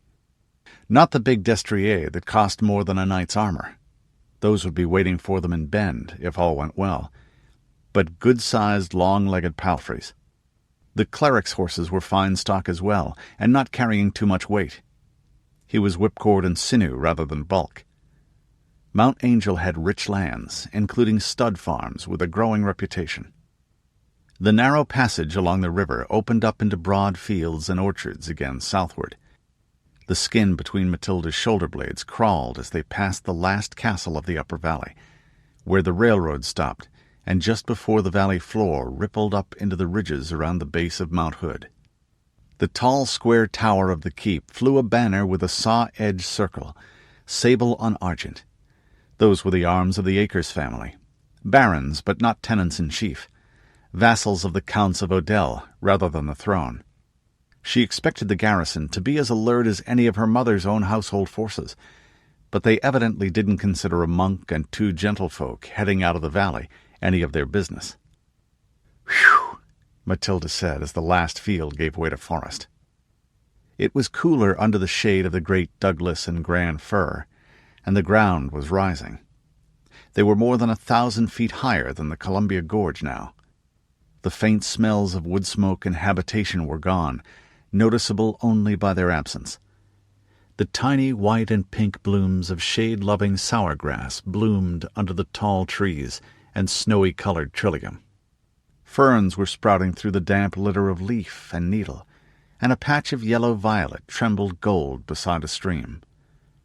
After the first few miles, they saw few traces of human hands except the road itself. Birds were noisy with their spring mating rituals, and once a small herd of elk crossed in front of them and went crashing eastward in alarm. The area of the old Mount Hood wilderness, and much besides, was Lord Protector's personal reserve, land under forest law where nobody could hunt or cut timber without special leave.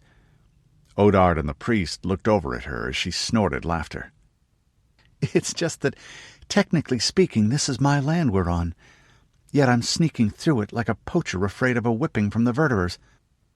The 2 men chuckled. Odard lifted his head. "And speaking of poachers, I think I smell venison cooking. Good man, Alex, and a dab hand with a crossbow."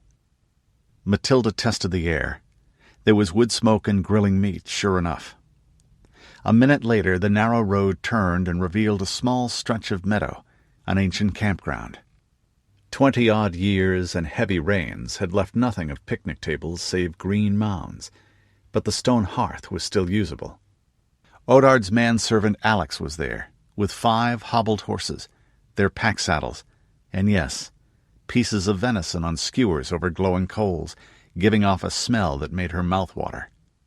The neatly butchered carcass of a yearling doe hung in sections from a branch. Alex had wrapped the chunks he was cooking in bacon from the supplies, since the meat would be lean this time of year. It had been a long time since their breakfast at Castle Odell, and it would have looked suspicious to pack along supplies for what was supposed to be a short trip to look at the flowers. "Your Highness," Alex said, bowing, not even a twitch to show he was surprised at seeing 3 riders instead of 2. "My Lord Odard, and most reverend Father in God. No sign of the foresters who ought to be patrolling. Even if the princess were graciously pleased to give me a signed warrant, they should have checked, the idle bastards. It's not as if I'm hiding. Odard grinned. He'd told her Alex could manage getting their gear ready and meeting them with it, and evidently he'd been right. "No problem getting past the road patrols?" he said to his servant. Alex shrugged. "I'm just another commoner, my lord. Nobody notices us, and there's no tax on goods leaving Association territory. It's not like the old days when they were on the lookout for runaway peons." Ouch, Matilda thought. Well, those were hard times. Hard measures were necessary. The thought was well worn and increasingly unsatisfying. She dismounted. They took a moment to unsaddle and hobble their horses and pour out oats from the pack saddles. Those contained a little food, but mostly the essentials of their gear, things you couldn't buy in a town market. Principally their armor, since a really first-class suit had to be fitted like fine clothing. Her battle harness included a set of titanium mesh mail, the priceless work of half a dozen specialists laboring for years, stronger than even the best steel and only a third the weight, besides being rust-proof. Sneaking it out of the palace had been a major pain.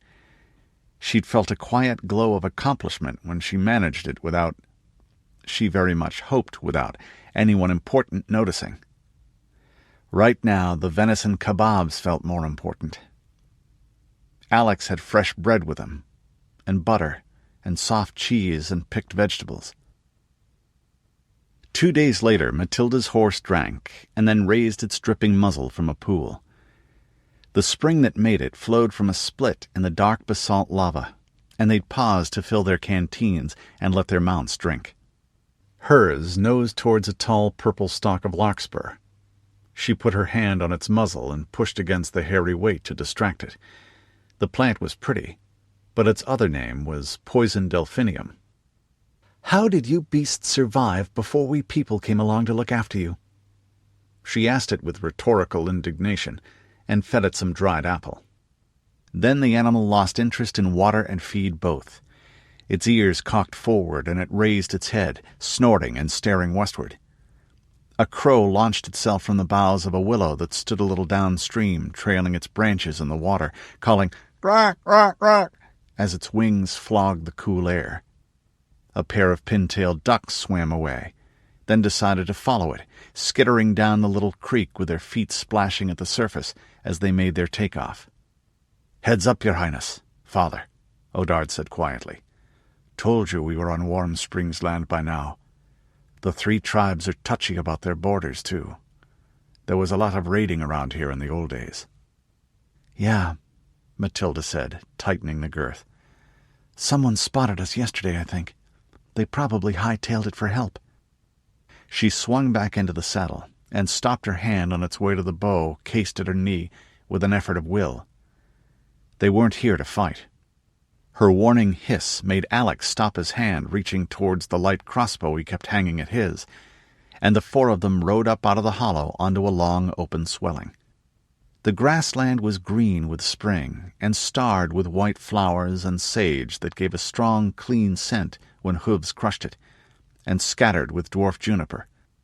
Mount Hood loomed directly west, which meant they were on reservation land. The rumble of hooves grew louder, and a dozen horsemen came out of the rise half a mile southward. They headed straight for the travelers at a gallop, and then split and surrounded them amid high yelps and "Ki-yi!" yips and thundering hooves. That was good tactics, and it would give them a psychological advantage. All of them had bows, quivers over their backs, sheets at their waists, and lariats hanging from their saddle-bows. They had round painted shields as well, and 1 or 2 carried light spears. Their hair was in braids, and most wore feathers in it. More feathers and beads and shell work picked out their gear and horse harness, and the leather vests they wore over colorful shirts or bare skin. "Let's hope they're honest," Odard murmured, as the noise and dust enveloped them. Matilda nodded, and her mouth went a little dry. Their horses and gear were worth a good deal. The stranger's leader reined his own beautiful white-spotted Appaloosa in. He had a band of white paint across his upper face and black circles around his eyes, and a tanned wolf head on his steel cap, with a muzzle shading his face like the bill of a hat, and a fall of hide covering his neck. He looked as if he were about 30, with raven-black braids hanging past his shoulders and halfway down the steer-hide vest, sewn with stainless steel washers he wore as display and armor. He also had the nearly beardless ruddy-brown skin, high cheekbones, and narrow black eyes of a full-blood Indian. His followers were all younger, and they ranged from looks much like his to tow hair and blue eyes.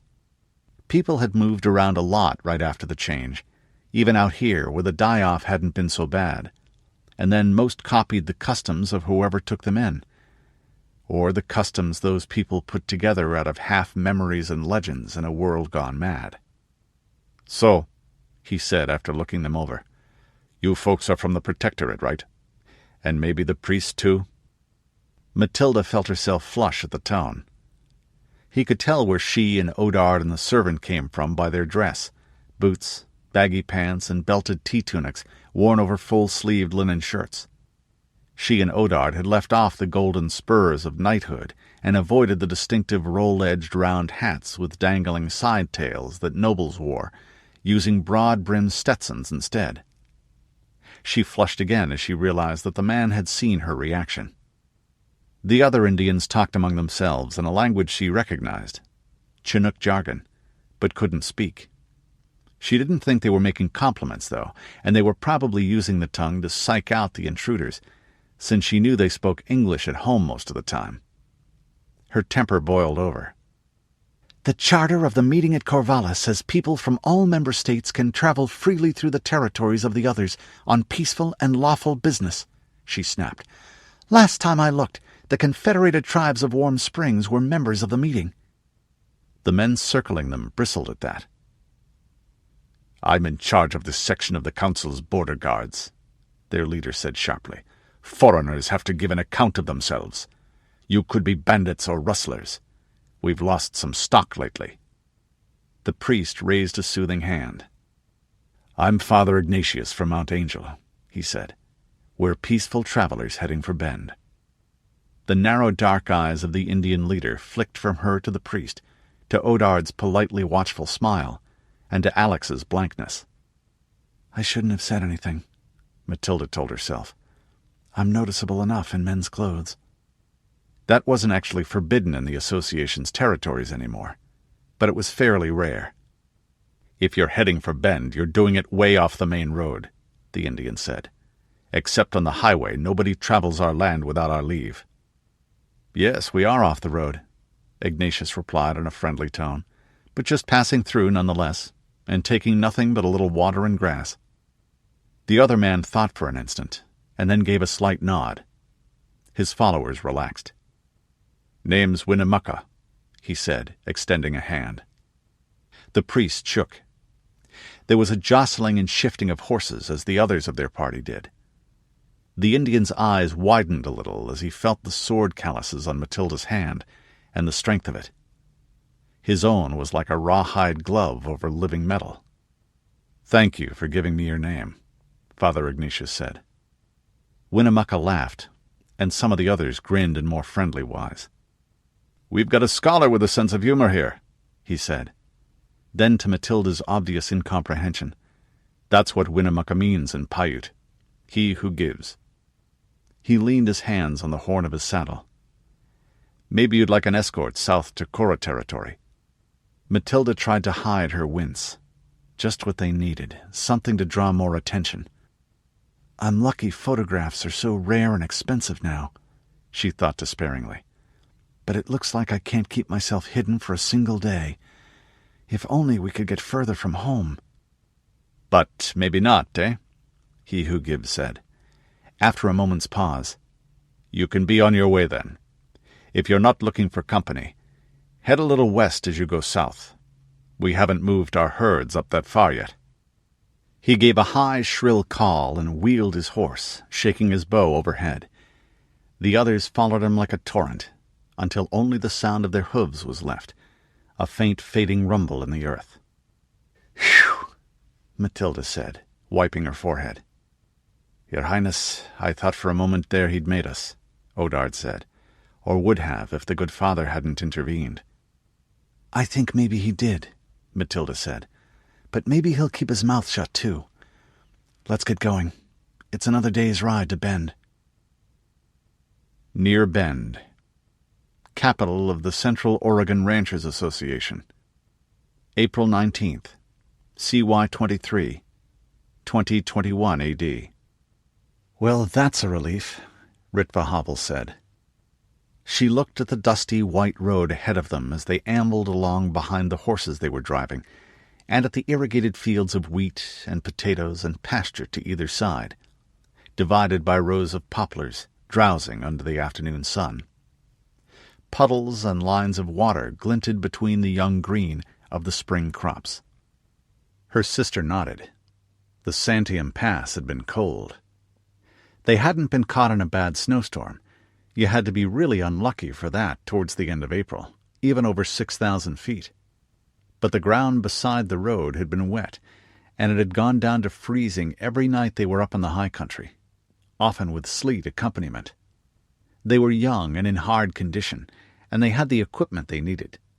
But that didn't make it fun the way it would be in July, or even the way a winter hunting trip on skis could be.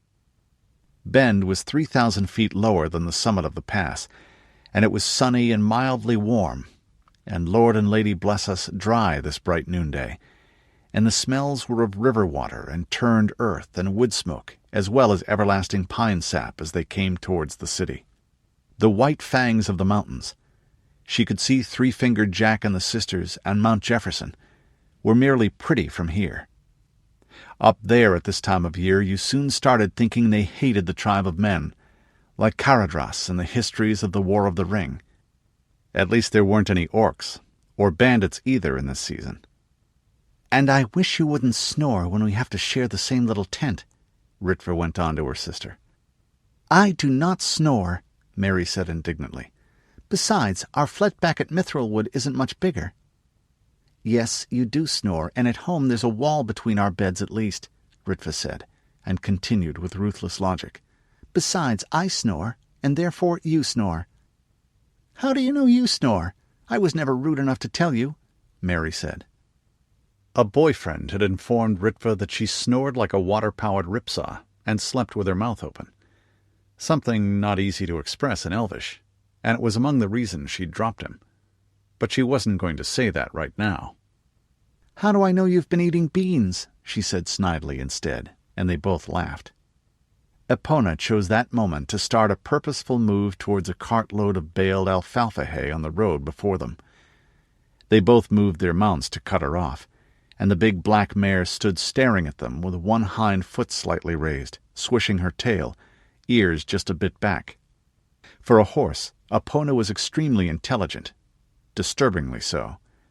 You could see the thoughts moving in her great dark eyes as she looked at you. "Remember what Uncle Will said about her when she's doing that?" Ritva said. "Yeah," Mary chuckled, and dropped into Texan-accented English for a moment. "Girls, she ain't looking at us that way 'cause she loves us." The other horses fell back into an obedient clump when Epona decided she wasn't going to make trouble, even her daughters Machamongrud and Rhiannon. Contrary to what a lot of people thought, it was the lead mare that ran a horse herd, and there was absolutely no doubt about who was boss mare when Epona was around. The problem was that when she was away from Rudi, she got less and less interested in what people wanted. They had their own mounts and a spare each, dappled gray 5-year-olds with a big dash of Arab blood, and besides Epona and her get, there were 6 others, all big warm-bloods and battle-trained, what Portlanders called destriers, bred and trained to carry armored lancers in battle. Destriers weren't much seen this side of the mountains. Folk out here favored quarter horse and other ranch breeds mostly, agile and tough and suited alike to working cattle range or to the quicksilver eastern style of mounted combat. Destriers of the quality they were bringing cost more than a knight's armor and weren't common anymore, the association's territories included. They'd let the coats get rough and shaggy, and the light pack saddles were an additional disguise. But there was only so much you could do to hide their quality from people who knew horses. Epona wasn't carrying anything, of course. She never did, except to bear Rudi. It was good to get the fortune on hooves they were driving to the paddock of the livery stable the Dunedain used here, a bit outside the walls of Bend, over towards the forested slopes of Pilot Butte. The proprietor was busy when they came up, giving a worm-killing herbal drench to a blindfolded horse. A messy but essential task he had to do every couple of months at least, involving funnels and rubber hoses. They'd treated theirs before the trip started. A couple of his employees ran to open the log frame gate. Part of the turnout had fine grass, watered from the Falls North Canal, and a larger section a little higher bore gray-green sagebrush on good, firm, dry soil. There was a strong smell of manure from the heap beside the stables, and a smell of scorched metal and ting, ting, ting from the farrier's shop. The owner himself came over when he'd finished the task, looking muddy and swearing under his breath. Horses didn't like having their mouths held open and things pushed down their throats. Despite steel-toed boots, he limped a bit where it had stepped on his foot accidentally, on purpose. "May Governin'," he said, which sounded odd on a ranch country twang. Then he dropped back into English, since that exhausted his Cinderin. "Pleased to see you ladies again." "Good to see you again too, Mr. Denks," Ritva said, mentally pushing the lever that switched her thoughts to English likewise. "You don't look too busy." "Still the quiet time of year," Denks said as she leaned over to shake his hand. He hitched at his suspenders and then ran a hand over his glistening bald scalp. "We got some traffic down by the Columbia in winter and from out east, but you're early to come over Highway 20. Then, cocking an eye at the horses and making a tisk sound, "Look rid hard and put away wet, these'ns." Epona was doing a circuit of the 5-acre field, tail and head high, followed by your progeny. The others headed straight for the water and feed. There wasn't much grazing in the high country this time of year, and anyway, horses like these couldn't get by on grass alone.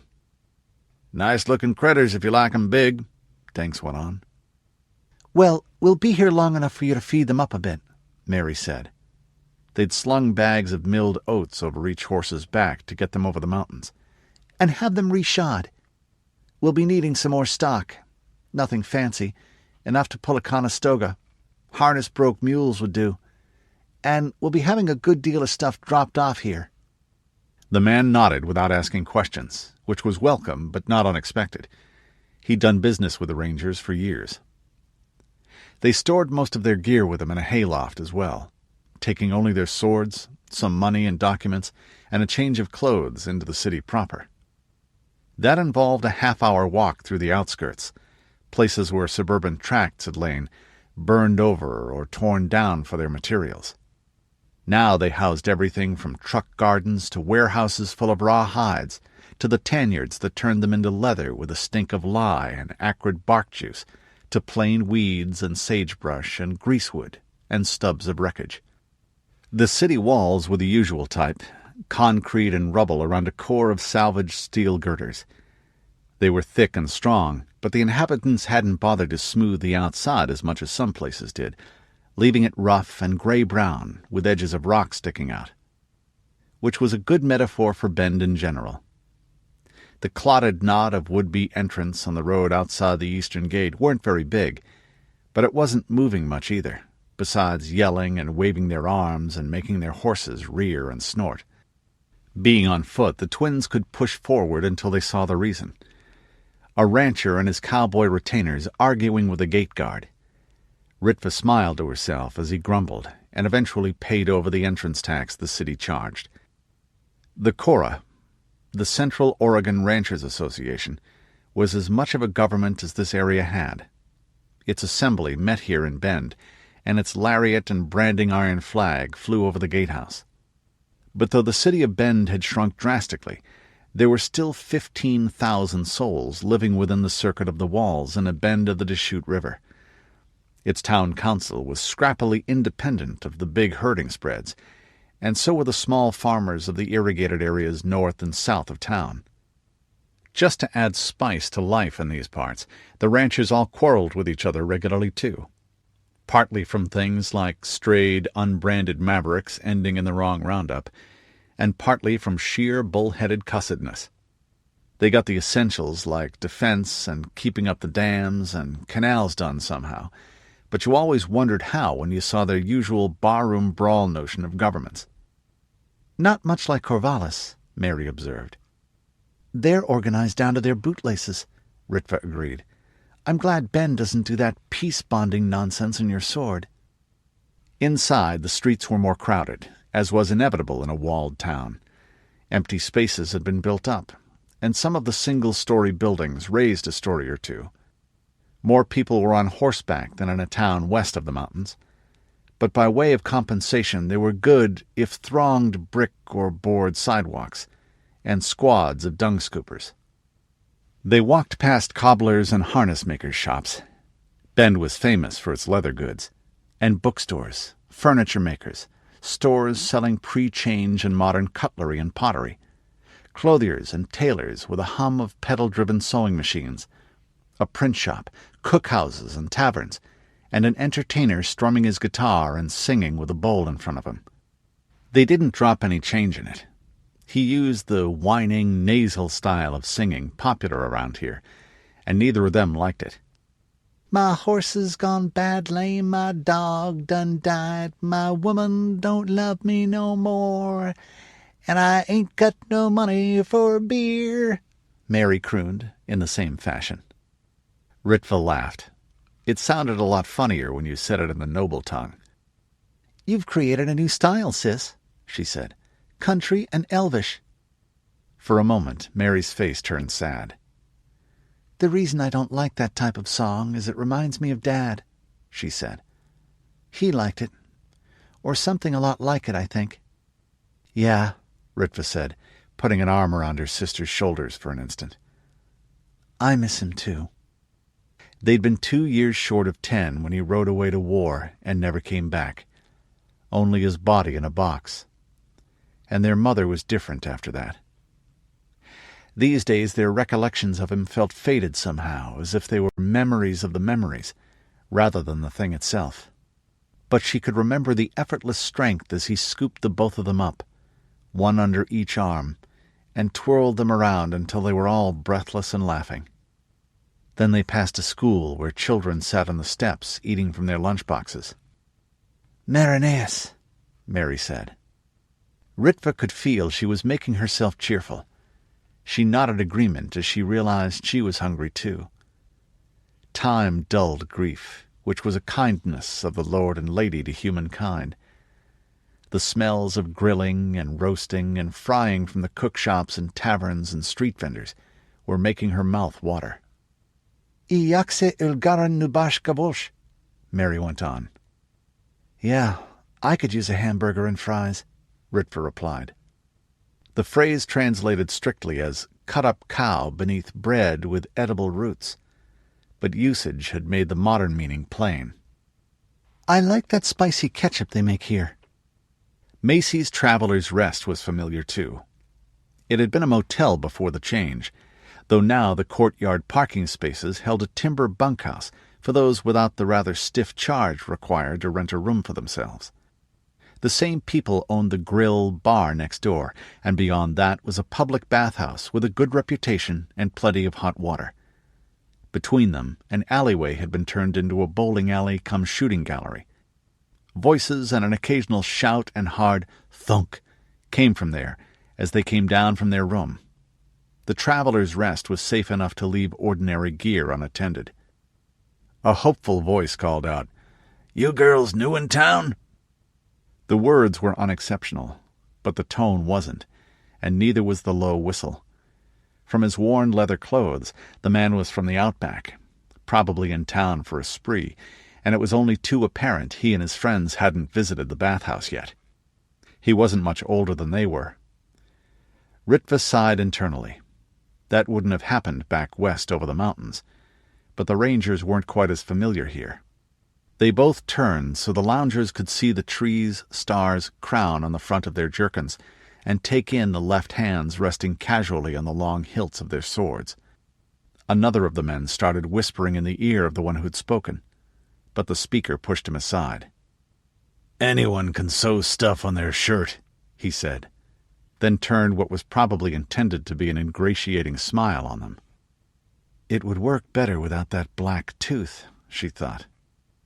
The hangers-on had been whiling away time throwing tomahawks at the target down at the other end of the closed-in alley. It was a balk of seasoned oak, and they were throwing hard at a chalked-out human outline on it. You had to throw hard to make a hatchet stick on an oak target 50 feet away, as well as getting the rotation just right. Several had hit without the blade striking and bounced back halfway to the thrower's bar. One or two of them had wooden mugs of beer, and throwing edged iron around while you were drinking was truly stupid.